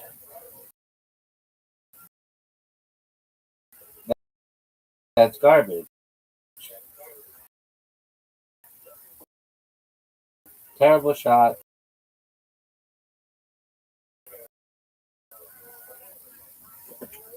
Fuck it.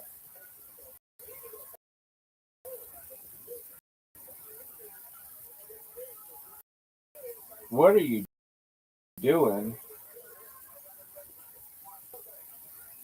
Did you see that play? I'm dominating from start to finish.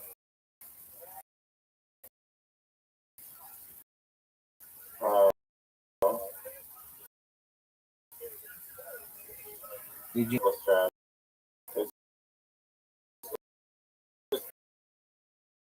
It's generally just a terrible strategy. Did you like my shot?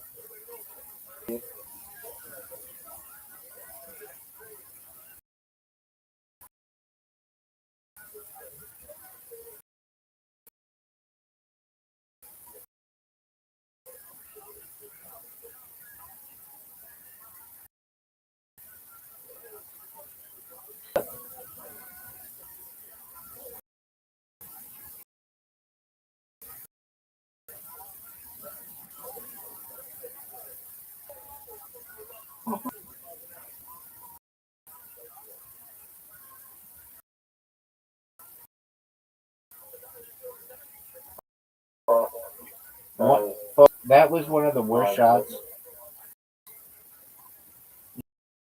You're gonna see one of the all-time blocks. One of that's a miss, and I just want you to know that that was a miss.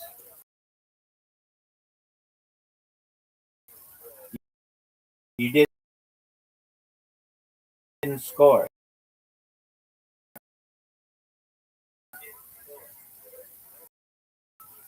dude, you're not a good strategy. Did you score? What are you talking about, dog? No, that's terrible. Terrible. It's over now. No, you have a tough shot. You have one of the most difficult shots in the history of the game. That's a miss. Easily. Oh, straight in the hole. Stop. In the hole.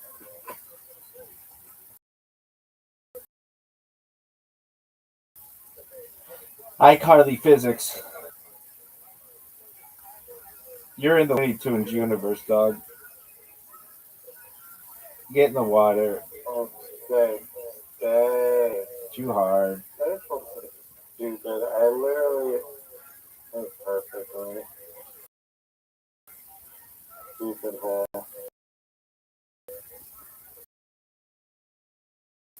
Carbon. This is going in the water.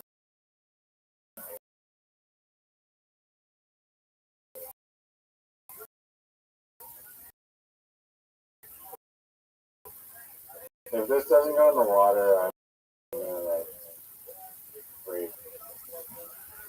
You fucked up your thing.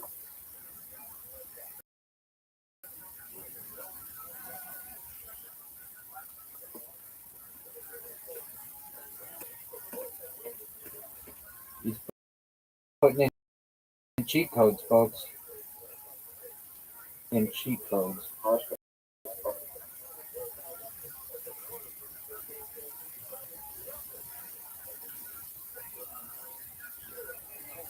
Another one in the water? Oh.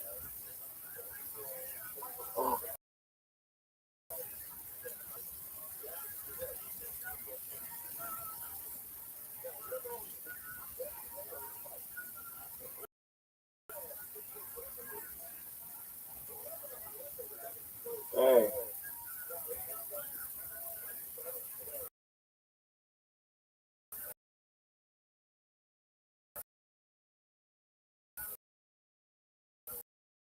Oh. Oh. I'm guaranteeing a win. This is like 3 in a row at this point. No, it's not.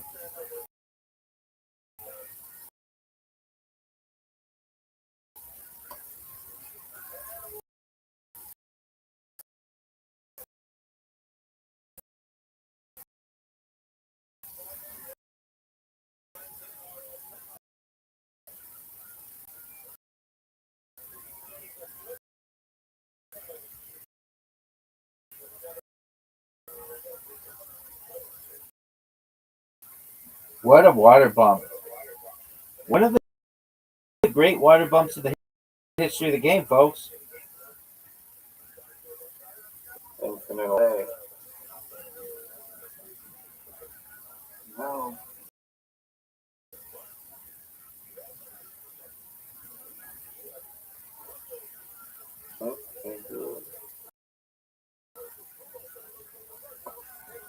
That's in the water. I know it. You know it. Everybody knows it.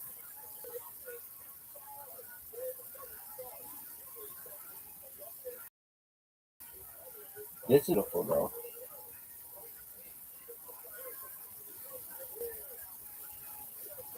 Are you proud of that shot? That's in the water, dog. What? There's a chance here. I want it.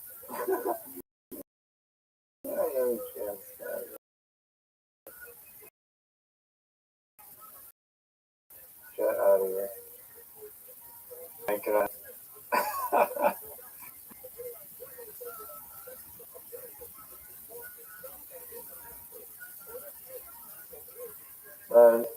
That's 2 in a row. That's 3 in a row. I don't even know. No, it's not. I won the previous one.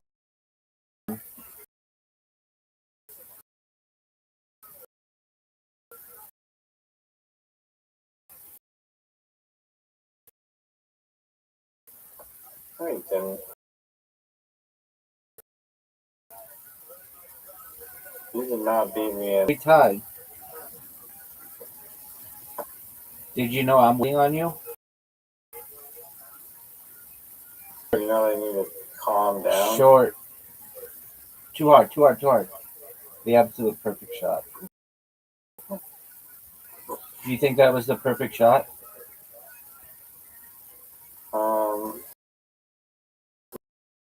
No, the perfect shot is when you go and cut.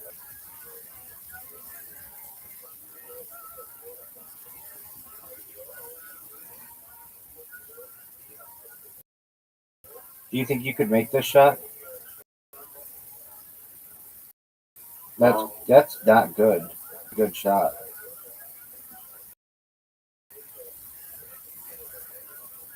Yeah, I just helped you.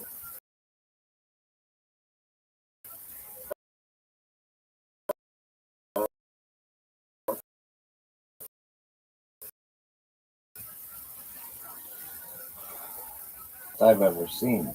You're dog.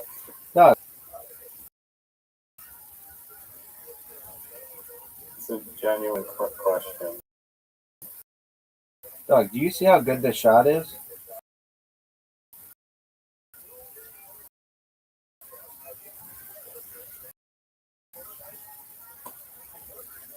Thanks for the help.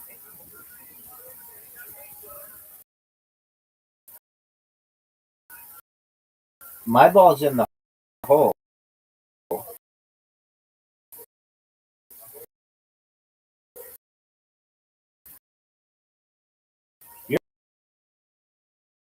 Your ball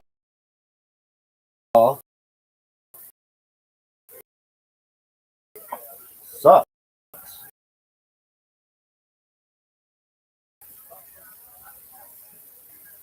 Dog. Let's see if you Feud. can. It's not gonna happen. You will not make my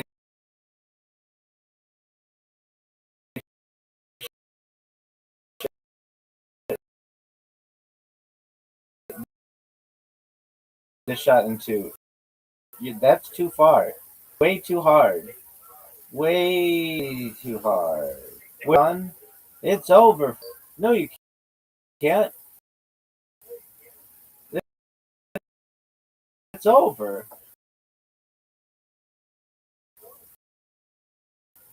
It's over.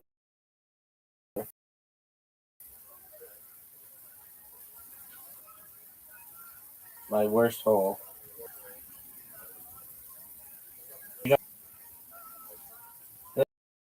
Hit my ball, baby.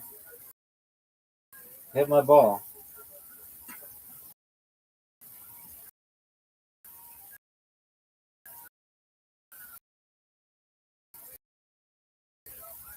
That's not it. That's not it. Bad at this hole.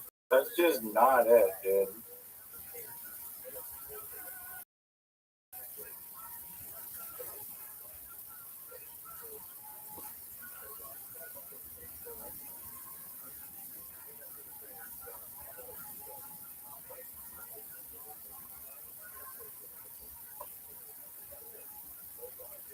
Are you proud of that shot? No, I learned what to do better next time. Are you fucking serious?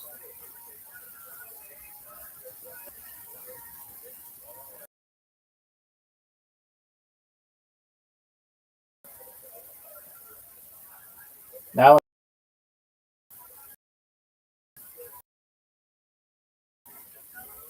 So you're admitting to stealing my technique? Guarantee you will. It's like you steal my literati words, my phrases. dude, I haven't used that fucking jambalaya word though. It's over. Let me go first. Let me go first. Why would I let you go first? I earned it. No, you hosted man. Dog? You can't even argue.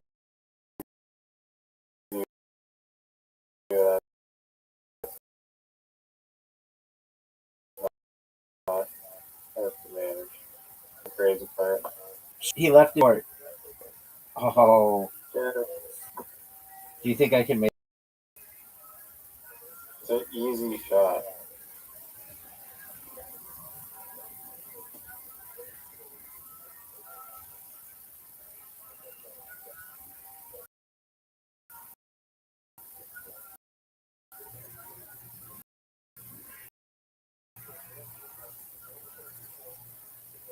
Are you proud of your shots?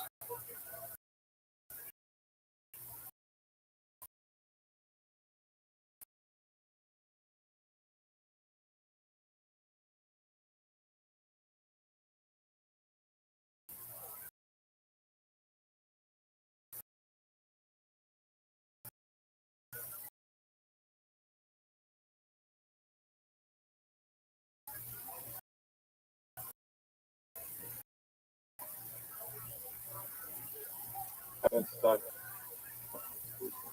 It's here, baby. 1 in a row. Riser has officially lost 1 row. That was crap. Garbage. You're up. Everybody's waiting on you.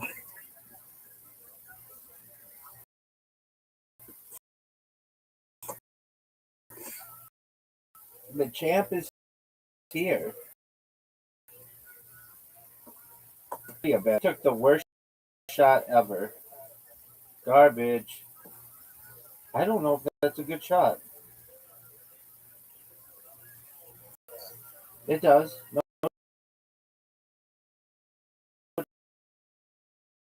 doubt. Not good shot. No doubt.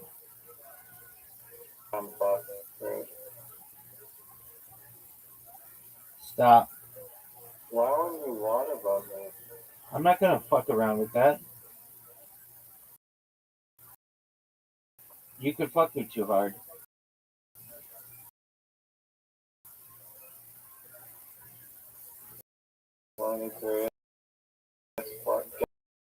Get in the water.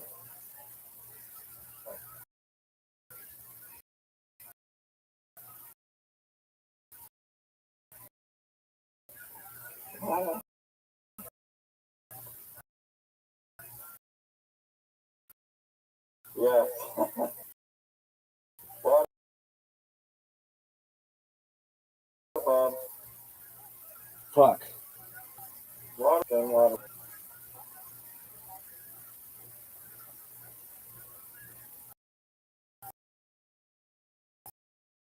Oh, fuck you.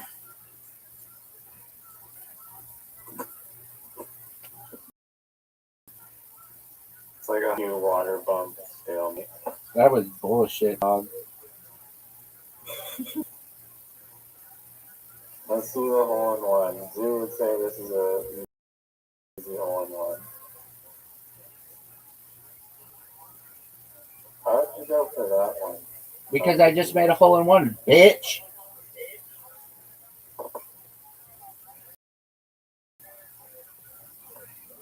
Why wouldn't you go for that one?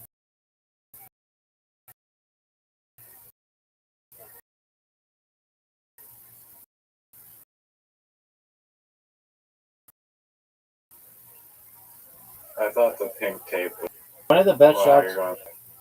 That's the wrong way to go. That's literally the incorrect way to go. You literally had no angle now to even try to make it.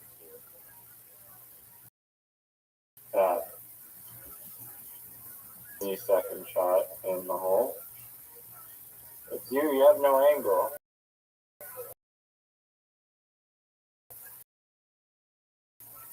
Your end done.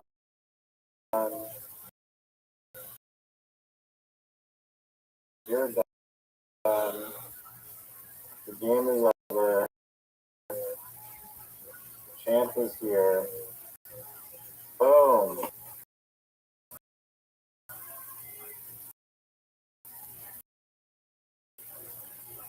No. Just no more bullshit. Right in this fucking way.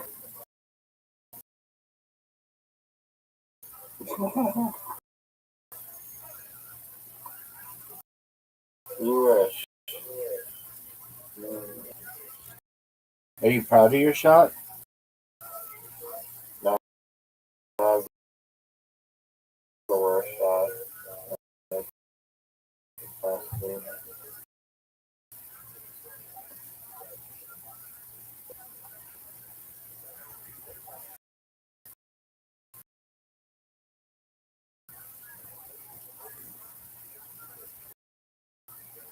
One of the best shots.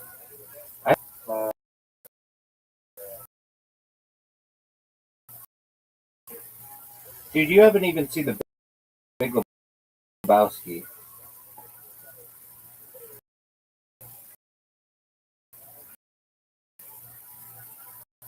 That's a garbage shot.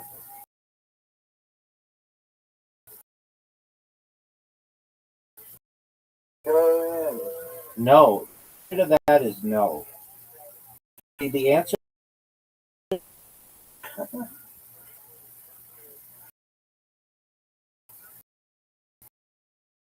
was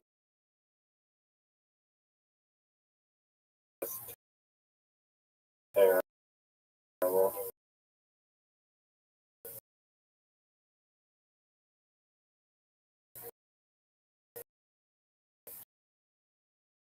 Do you want another shot at it?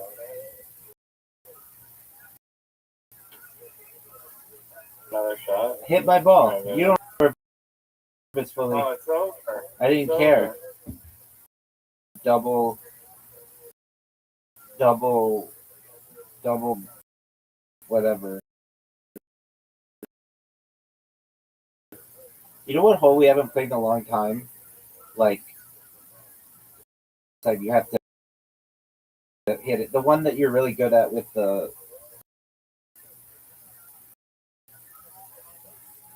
Oh yeah. The one-on-one.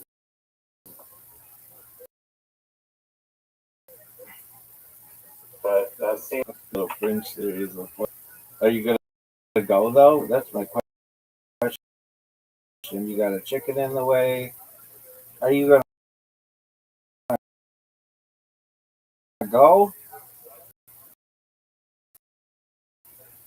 Do you know? make it. Do you know Make that it. Hole in one. guard perfect? I'm so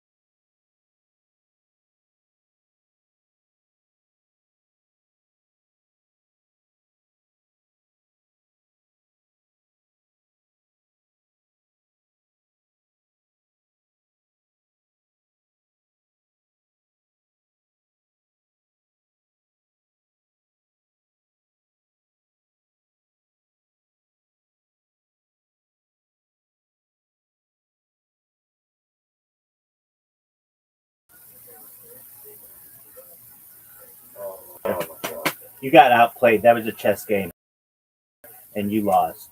You got outplayed. Get me in chess. Dude, last time I played you in chess, I won. The time Get me before. in chess.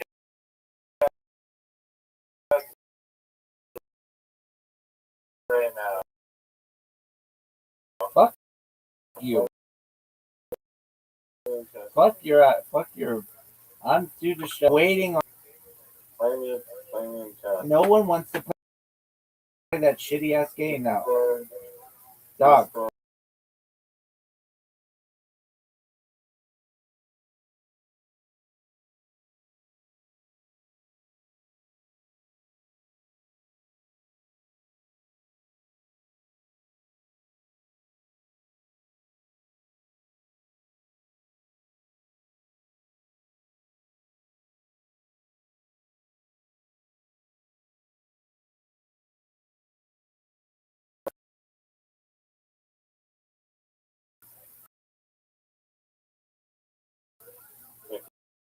You play chess with me.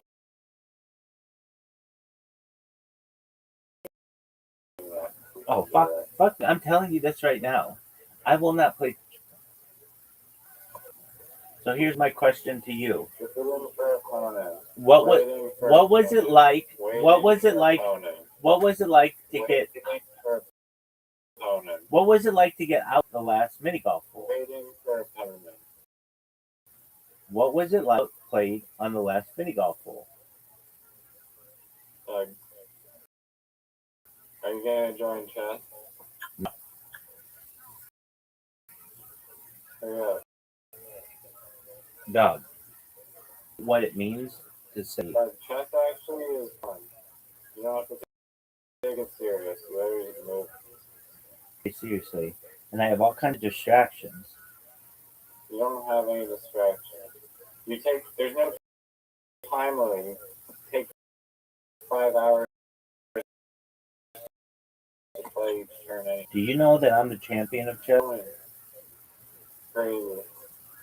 All bark, no bite. All bark, no bite. Do you know I'm the best? Waiting for opponent. Garbage.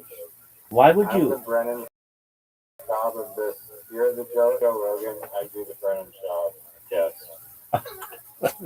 Okay, then I'm Joe Rogan. All right, pull it up, Jamie.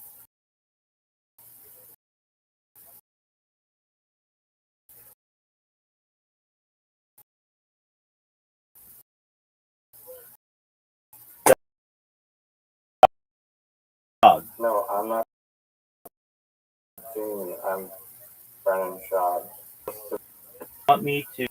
And you can answer any way you wish. Join chess game if you want to. No. This fucking bullshit. Why would I want? How did I cheat? They didn't know. They didn't know we were taking 10 minutes a turn to play one piece, one move, one little piece. Is that my fault? So you're gonna take an hour to play the game. I knew that there wasn't a time, No, dog. just going. You know that you knew there wasn't a timer. Real talk. Absolutely mad. Even after you are at chess, you never played chess, and I'm like, dude, we used to play chess, and it came down to. We didn't used to play chess. Yes, play like, we did. literally like 1 or 2 games. We played like 15 games together. 15. Do you know how many stupid mini golf games we played? Yeah, Like thousands. because mini golf takes skill. You said the last game was chess move and whatever you won. So Yeah. I'm not arguing. Just join. Stop being ad hominem and yourself right. That- You can't win. I won against you the last time we played. Dog. The last time we played, I won. What more about this do you need to understand?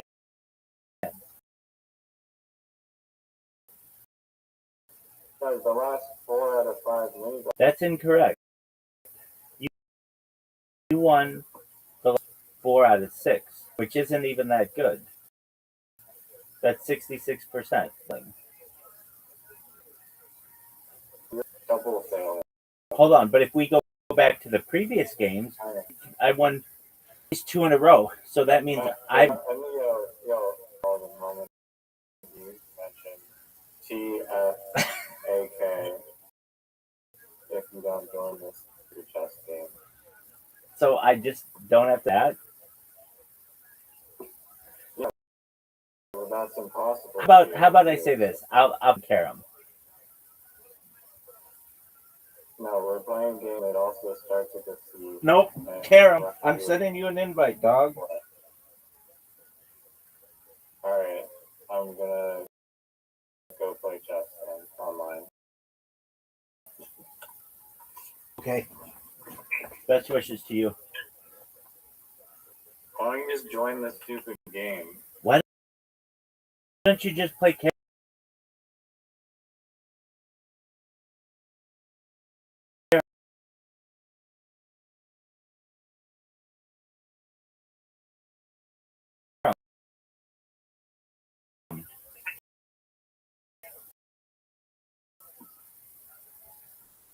One chess game. You want me to? Actually, it's way funner than Karen. Not a word. Be a word. No, I think it should be. Exactly. Okay. I'm the champion. No, I'm waiting for a opponent. Okay. You're gonna be waiting. I told you I'm not playing chess again with you until I go viral. I beat you the last time we played. This is iCarly garbage. I just had a distraction come in right now. You have to understand, if I'm gonna play chess actions,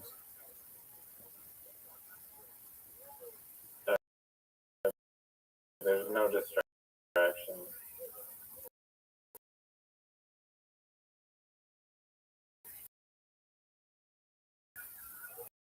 dog. That's a BS excuse. Yes, I would watch it. you're garbage. One game That's and I'll garbage. watch it. No, I'll watch Michael and Jackass with you if you play chess. While tempting and religious. Now you're playing. I'll watch the Brennan Schaub special. That's 24 minutes. Okay, you'd have to watch.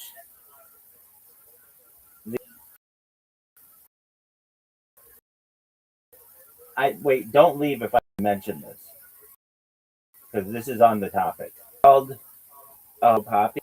It stars the. No way. It's called. It's a podcast.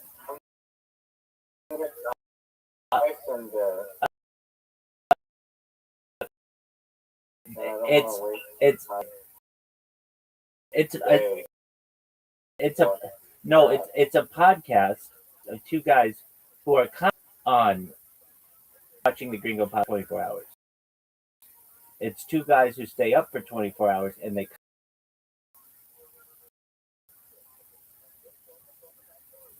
I think he just wanted more than a fair, generous offer.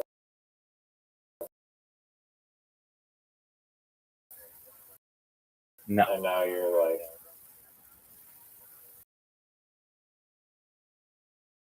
saying I need to watch an entire day's worth of Gringo Poppy Well, you could do other things.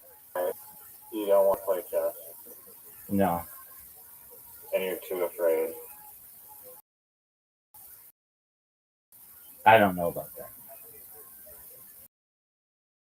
You're too afraid to play chess.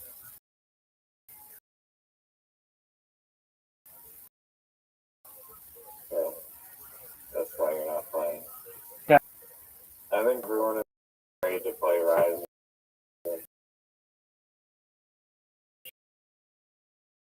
Dog, they're gonna know. When they already know that I'm the champion, that I won Literati, that I won in mini golf, that I won the last time we played chess, and I'm the best. It's not the last time you didn't remember playing chess with me, and I would tell you, dude, play. If I go first, I win. If you go first, you win. It. Just went back and forth That's like that. not at all true at all. Like, all right. Roll the tape. Look, I'll just go. Peace out, Girl Scout.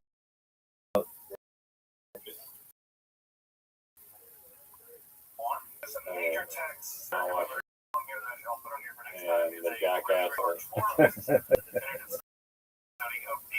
I will watch it and I'll come in and make purpose watch it.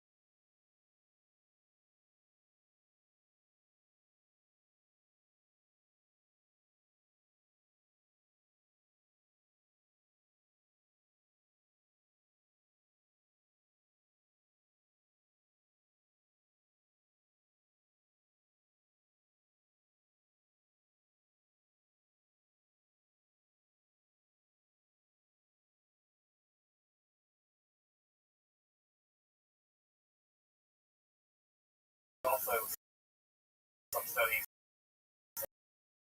of the entire form of mysticism. And so I can include a link to, I can jump out at this moment when you question and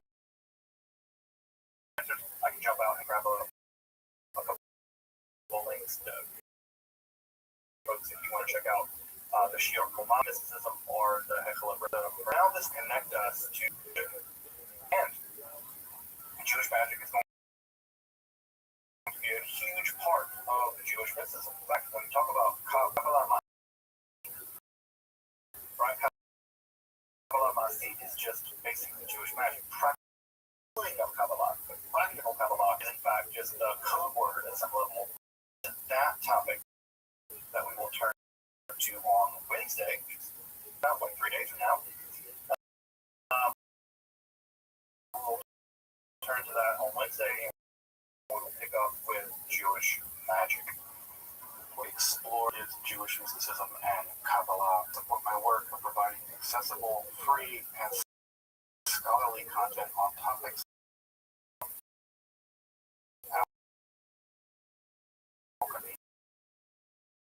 and the occult, magic, hermetic philosophy.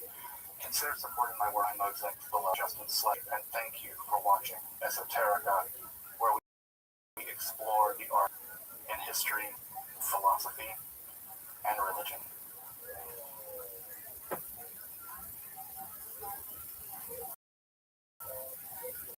So Tony time, KTT. What is this athleticism? One side first. Two.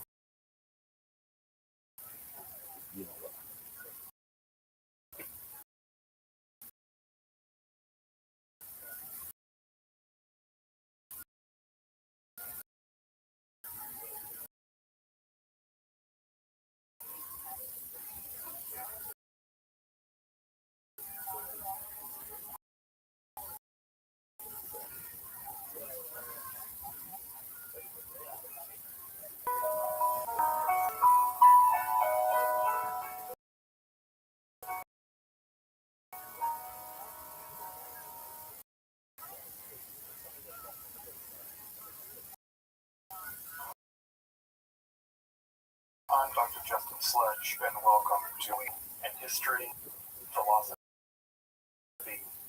and religion. One of the most difficult aspects in starting to Jewish Kabbalah is getting a handle on ideas developed over time. It's tempting to think that, for instance, Kabbalah has just always existed in the form that we have. Kabbalah is just one thing at all. Of course,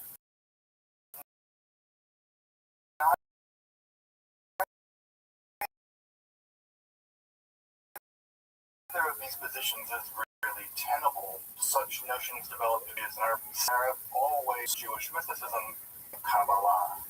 This class is meant to serve as an introduction to Jewish mysticism and Kabbalah from the point of view of its incredibly complex development from the prophets of ancient Israel until modern country.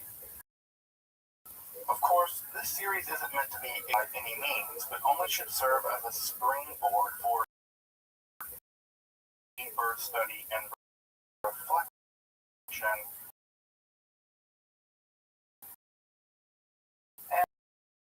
And hopefully it will also enable you to situate development in Kabbalah in their historical and cultural primary text, admittedly as sublime as they are, for allowing me to use these lectures to reach a larger audience here on Esoterica.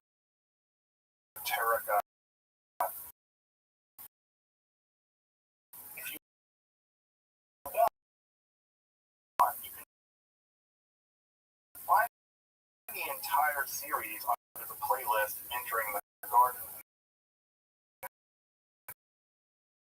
Introduction to Jewish mysticism and Kabbalah.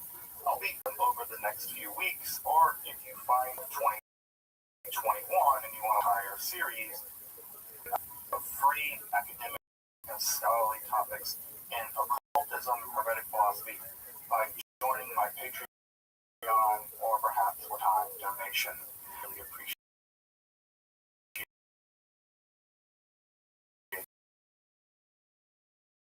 your consideration. Now, let's enter the of Jewish mysticism. Let's do a little recap. A chant American or hello mysticism.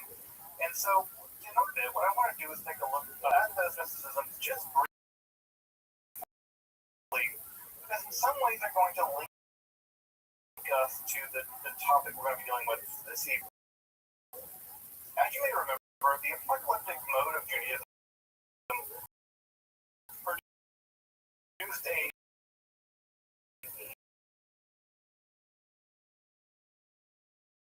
novel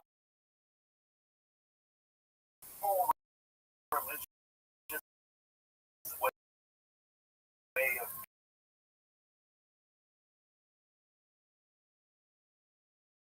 being. But proto-rabbinic circles in Judaism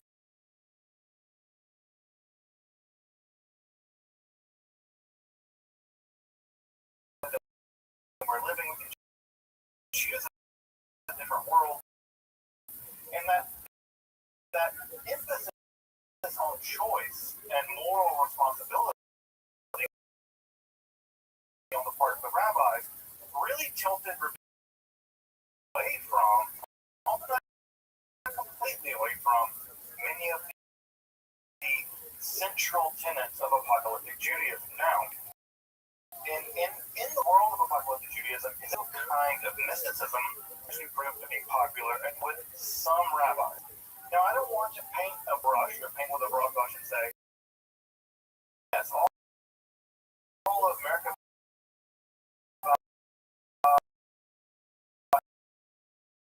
and mysticism were popular among the rabbinical. We're terribly interested in mysticism as the or American literature or the form of mysticism in which the mystic descends into the divine palace at passcodes, and they have to give them secret handshakes and the code ring. Not really the code rings, but all this kind of weird stuff. They arrive with what we now call a beatific vision, which is to say they are allowed to gaze upon the throne of God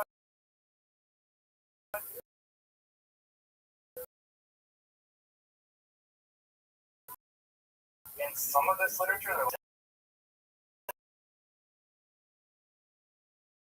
upon the throne of God, which I always imagine like when you're in the big kid chair, you would call God, it's super, so you can God, and sometimes you can be transformed into an angel. Why you want to do that, I don't know, but you could, right? And Enoch, according to alternative, and the third option includes gazing upon the divine body in Persian unit of 3.5 miles, and you're allowed to learn names of all the different parts of God's body, right eyebrow and left ear and right ear and all these things, and you're allowed to measure the different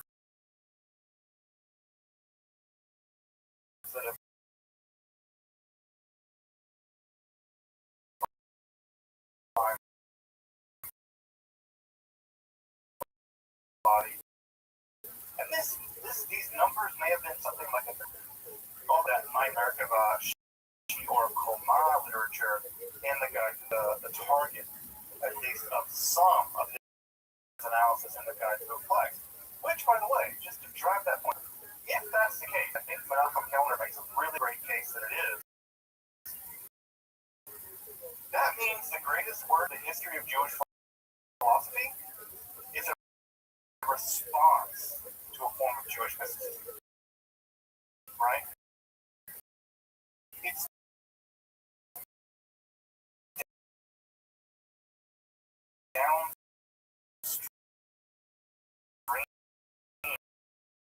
of mysticism. It's a reaction to Jewish mysticism. And I think that's made another point. I think that's incredibly important if it's true. You guys may have been in, maybe on the outside of rabbinic circles, not quite inner core, but maybe kind of the hipsters outside smoking cigarettes in the dive bar. These guys, one kind of angel called the Sar Torah, the Prince of the Torah, and this would teach them rabbinic lore, laws, and secrets. I don't know. This is like the person to you the day of the exam is a seat to ask. They can see your notes, and they try to download all your notes the day before the exam. It's like they're that. Yeah.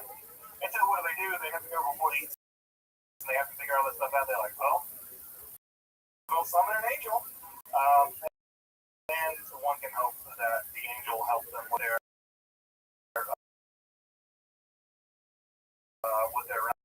rabbi test or their calculus test or whatever test they had to take.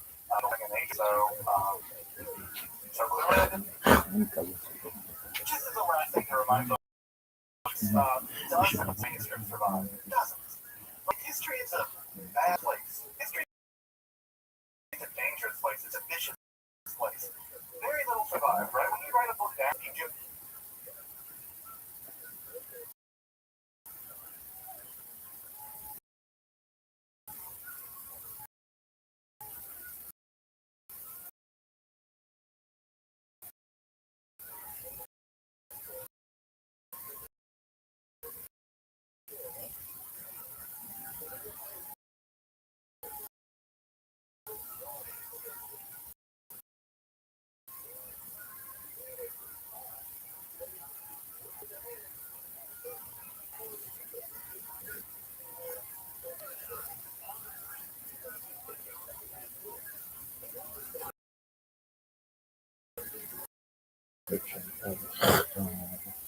Mr. Shaw! Alright, guys, welcome back. To the show. Let's talk about Jay Moore discovering the Deepak band. So, Jay Moore, as some of you guys know, he's the guy that squeal. So, about a month ago, he went on for Fighting the podcast. I say it was quite positively received by most of the fans. Based off of the video here, like most of them are like the best Deepak episode in a long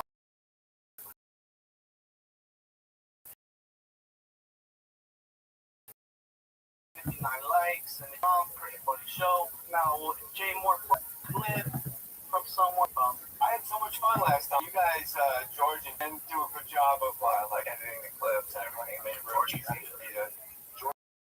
Georgie does it. And but then I'm like, you know, I pull a break. Then I'm reading the comments. I was like, do your fans like you? Us? Oh my god! I was like, oh, I remember this world. Those aren't fans. Look, you know, it's a hate relationship with the fans. So listen in, Paul, exactly, if they're listening. Typically, it does is fucking though. Tells I'm my mother-in-law house. She's the best friend in the world. She has no idea.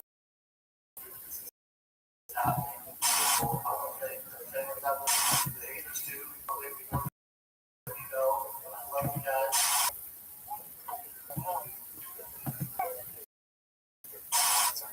That's it. I think. You mean but it's a little. It's like Rip Dirk and Brian because he knows damn well that did not have an NFL career. You almost did the NFL, right? Yeah. So I had a cappuccino with the Bills. They're like we're all set on Snow White guys. Sick guys. You know, I stopped playing back in the day. Yeah. I do think that if people saw the shit, maybe had to see things like, oh. I don't think about it. No, they weren't caring. No, those Trust me, we can't win. I can't go to the bathroom there because what? He said that the subreddit, the Fighting Hit subreddit knows Brendan.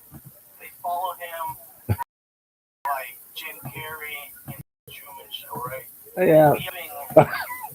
Brendan is living in his own Truman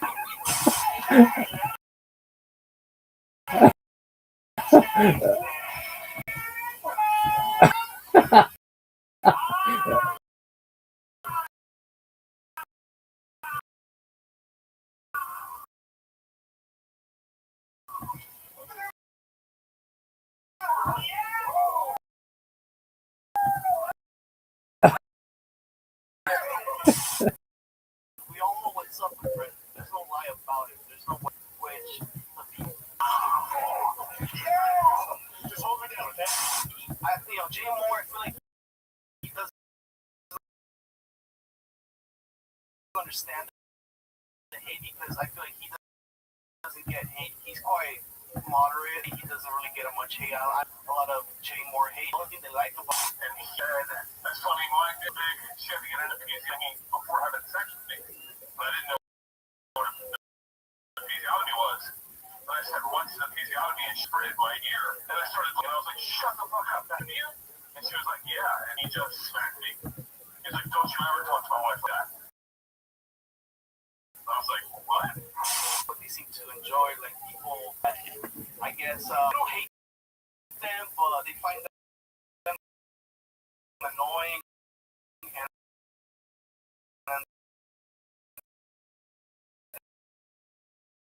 they get, I guess they get a little bit of how it was like last time, very well loved person on both ends. But people can like Alex Stein and his little comedic tomfoolery and ambushing Brandon and naming others as they say. Here, I'm with them. Not right now, son. I'm gonna hurt you.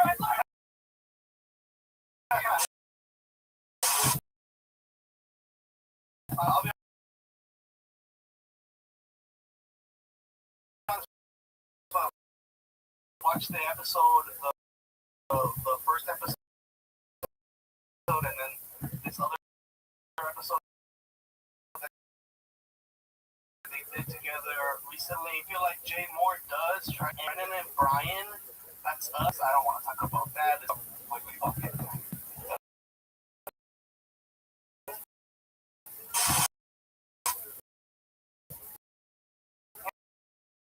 And that's where it gets like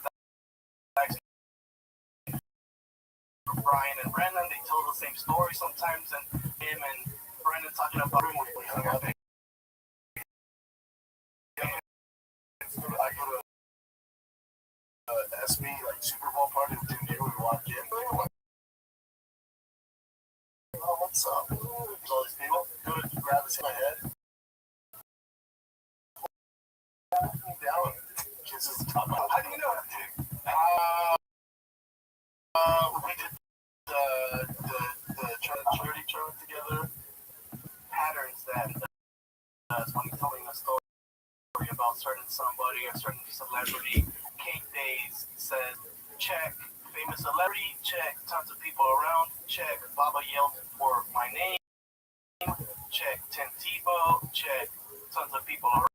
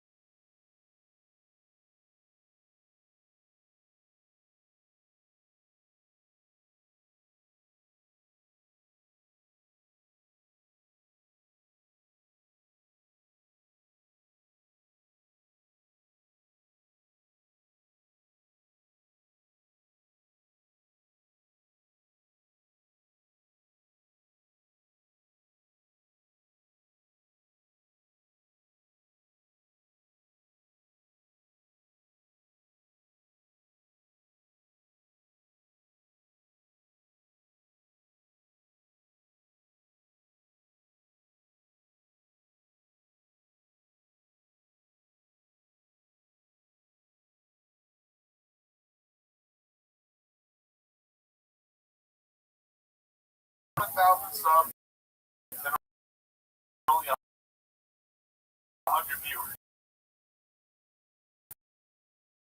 Who you telling, man? How I feel. I don't know what I don't watch the algorithm.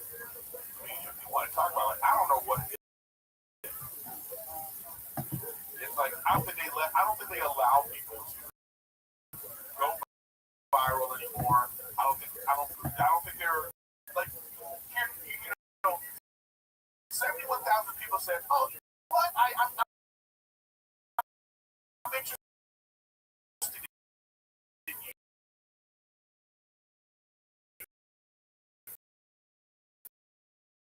So boom, and then you take. I know these people are interested in you, but we're not gonna tell them. I'm like, hey, I'm here. Well,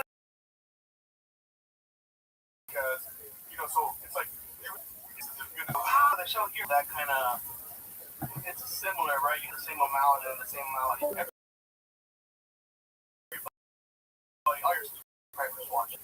Now, that's, it's a tricky thing, like, if you don't make content on YouTube, I'd say a little disappointed how he's not a good, like, he's not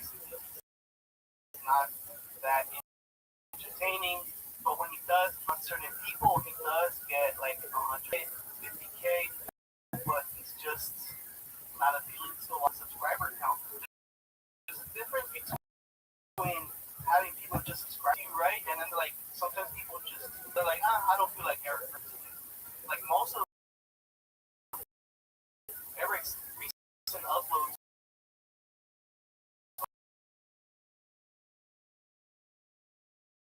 are like live shows, like regular it's like, but then it's just himself, it's like 10K, whatever, right? So I can understand he's a little butthurt by that, but that's just YouTube, man. It's just whether or not people that really like you, they're gonna find you, and then at the end of the day, also YouTube does be like, okay, here it is, but they don't really shout. Probably also subscribe to like channels that are like, I guess you don't really like Eric, so I'm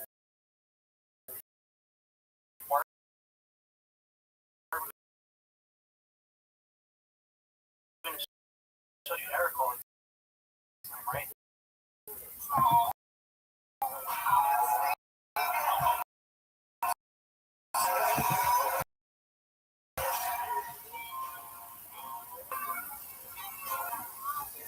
I want like a video, maybe Metaverse, like a podcast network. So there's like obvious like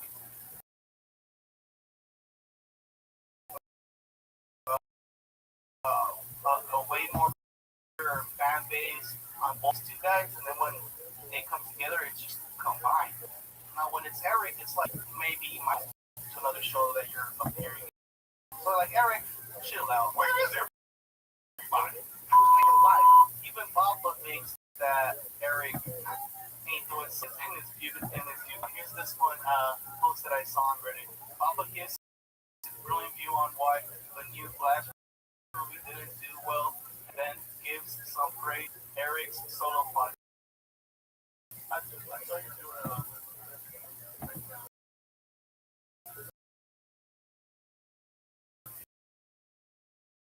I'm doing it.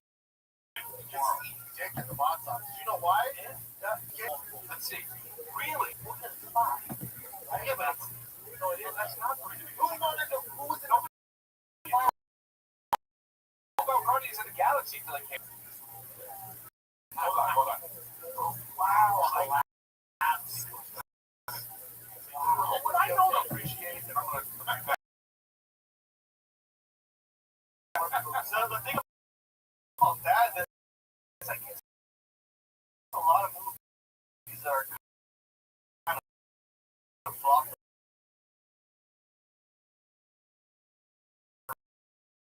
Right now. A lot of people don't want to go to theaters right now. Even the machine flopped. There is and then now it's gonna pull that.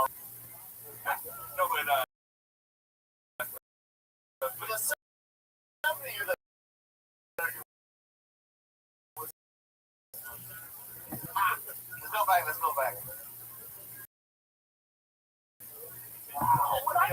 appreciate that. It's close. It's 100 though. 100. 30 more. You know, kind of undershot there, but yes, it's longer by that. And like, dude, come on, chill out. Like, you know, I get it. You know, you've been in movies, you've been in Workaholics, and now your popularity is low on YouTube, and it kind of hurts the ego.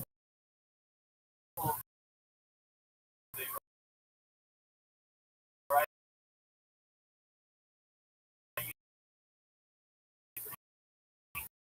You're a lot more popular than you think you are. With like Rick Glassman, okay, still not good. An older Rick Glassman a year ago, 56. What's his most he's done? Which did I see?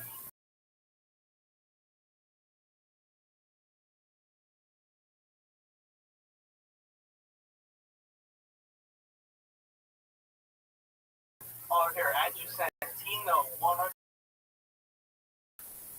When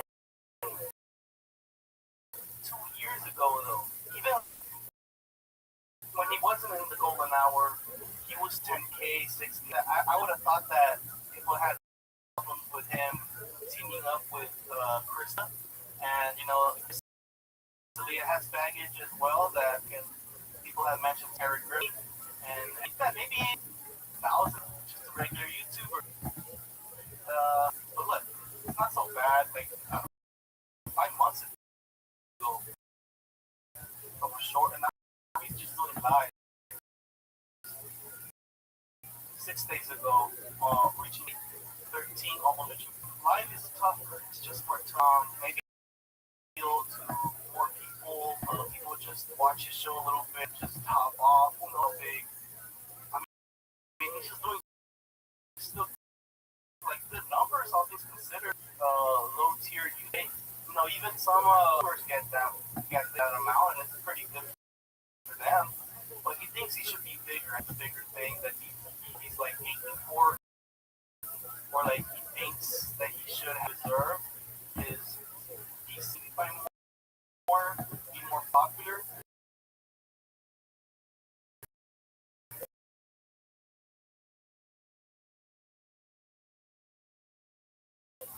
But that's just how things are, man.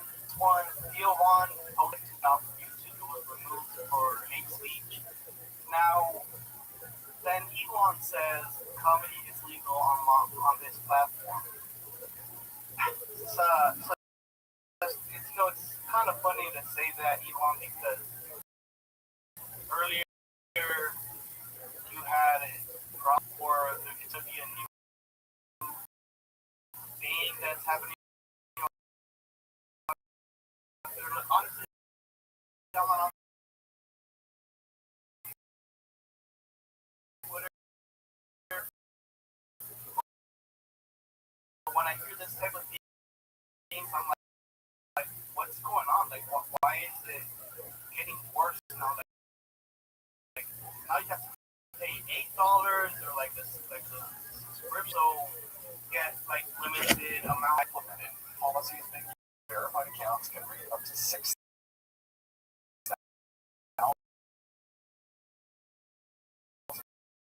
posts a day. Non-verified accounts can only be able to see any more tweets for the day. The clip that comes from TMZ, we're able to find the clip or save the clip. Sam Barr, Simon's comments denying the Holocaust. She's being sarcastic. Oh, it's a joke. You know, it's funny because every year from Roseanne, it doesn't sound like a joke. If it's a bit, this is made up, or haha, the elect rigs, or haha, like it's just like or like Alex Jones, you know, saying right, this is accurate, and you know, show that,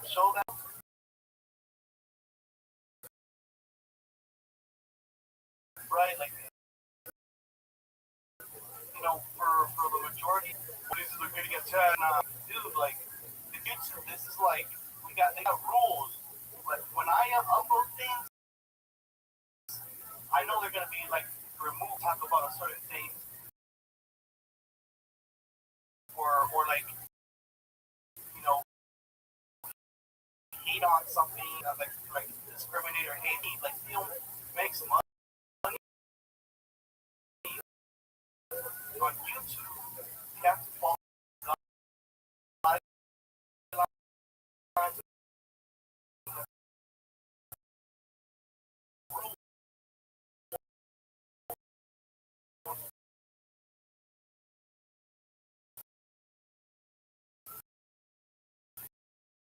Get ads and get paid for the views that you get. If you risk that, or you don't do it, a lot of times there's video with like Coca-Cola ad, like Coca-Cola prices. That was the main point of the adpocalypse. That's just a lot of absolutely with it. And nobody dies from Holocaust. It should happen. Now, Like, see, this is where you should mess this up. Like, this is not a joke. Theo kind of tries to like joke, but it's on and it's hard to get out of that position. never happened. It never happened. And they did. A lot of Hollywood is Jewish, yeah. A lot of Just like rap, what? yeah. What does that mean? Yeah, black people started rock and roll. Yeah, what else? Brazilians or whatever, Mexicans started soccer.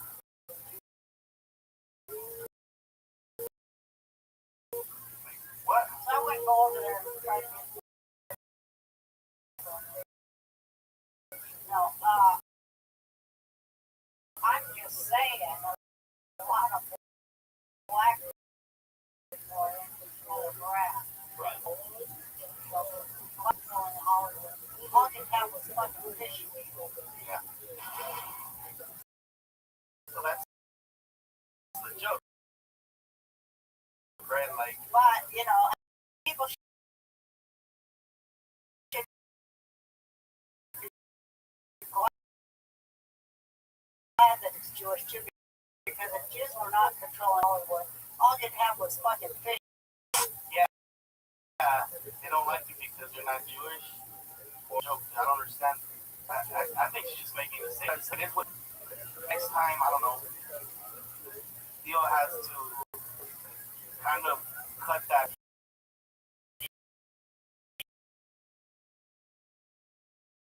So he doesn't want it to get out there. Doesn't get. There's no problem with it. So getting sponsored, and then boom, they rewatch it and they find that something entirely gets removed. The one with me and it's watching. So they're kind of like, okay, we know we didn't mean it. So based off the new rules that we did, like we have to remove it. Like, okay, whatever. You know, I need something to get a strike. Whatever. Theo, I feel like okay, maybe giving him a strike was rough. And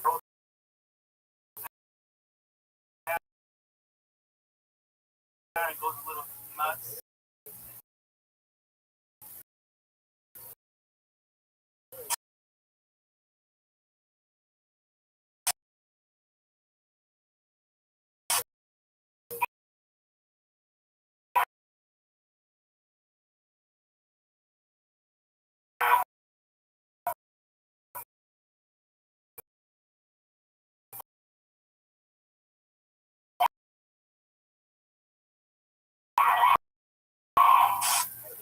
It's like, I'm thinking like, oh, he has like, nope, I guess. He doesn't bring in like very controversial or sort of cancelable people that will not expect to do it all the time. For someone to be like, yeah, the whole concept, but to say that, but they should be healed now. That's it's just so crazy that she did that, and now like they're like, oh well, it's censorship. You can't say anything nowadays. I don't know, guys. I'm gonna end this right here because it's such a weird thing that happened to Theo, but it's so surprising.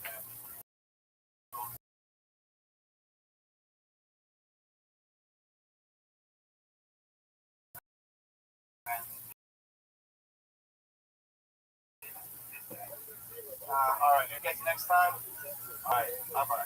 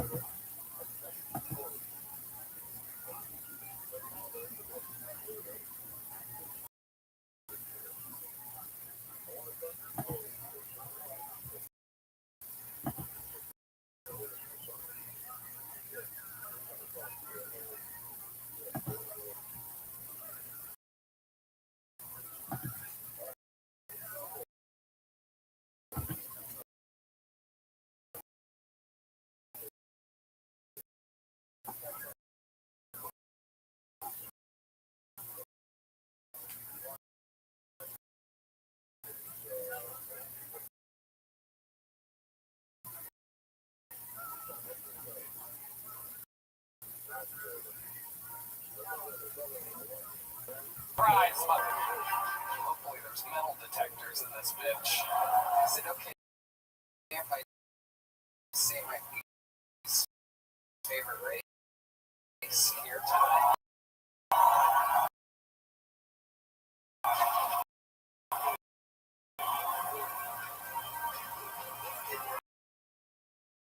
Latinos, whites, the Indians, Asians, thank you. I bought a ticket to the Hinchcliffe show. I'd probably thinking to myself, Tony, where?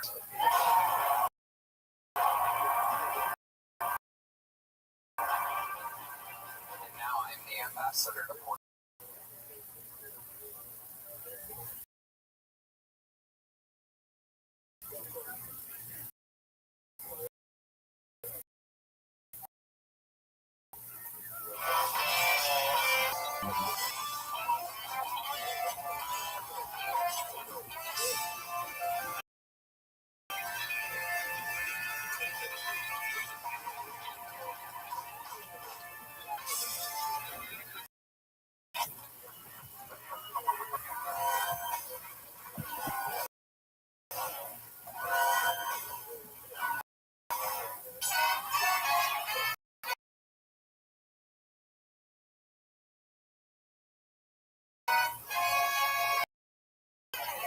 Trending coming live from the comedy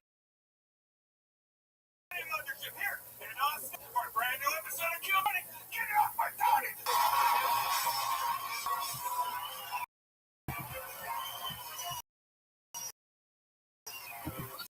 Ready for the best fucking night of their lives, huh?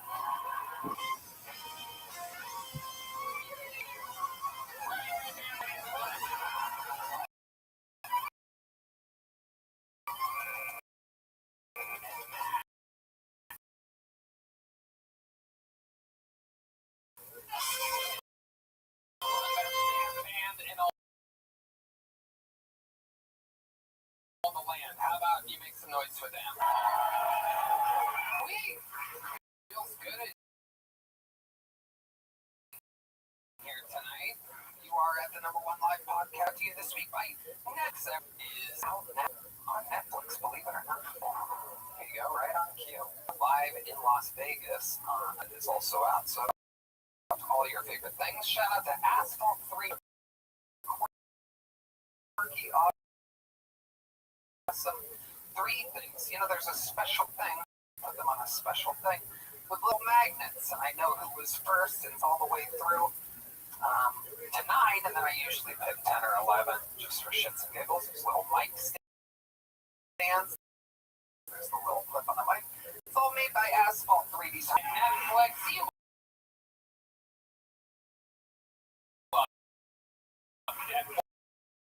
Netflix. You all have money. You're here. Madison Square Garden, August 7th and August 8th.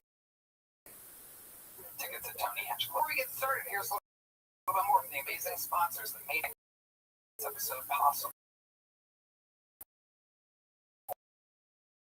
for you right now. Starting something new is terrifying. I remember Think This Fails. Who's being one of the best shop businesses around the world? Percent of all e-commerce in the use from household names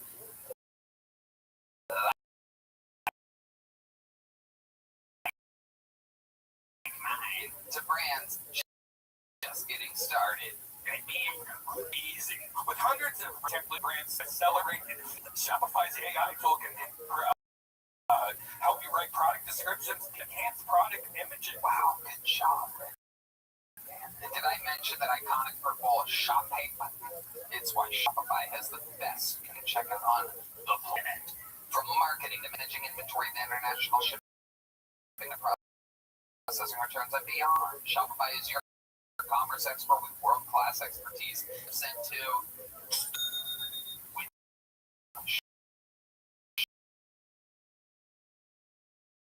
Shopify today. Sign up for your $1 per month trial today at shopify.com/GoTony. Go to the show or what? Ladies and gentlemen, every single week I book 2 of the funniest guests in the world. This week, no different. Well, one guest this week. Ladies and gentlemen, Make Army is a brand new special out on YouTube. Know him, you love him, make some noise.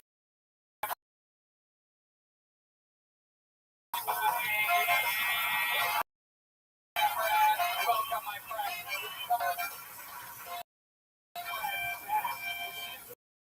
Live on the Short Street is on youtube.com/Brad Williams Comedy. Welcome, Brad. Yeah, that's right. I'm actually not Brad. I'm just a new character. It's amazing. We're going to have so much fun tonight. It's been a while since you've been on the show.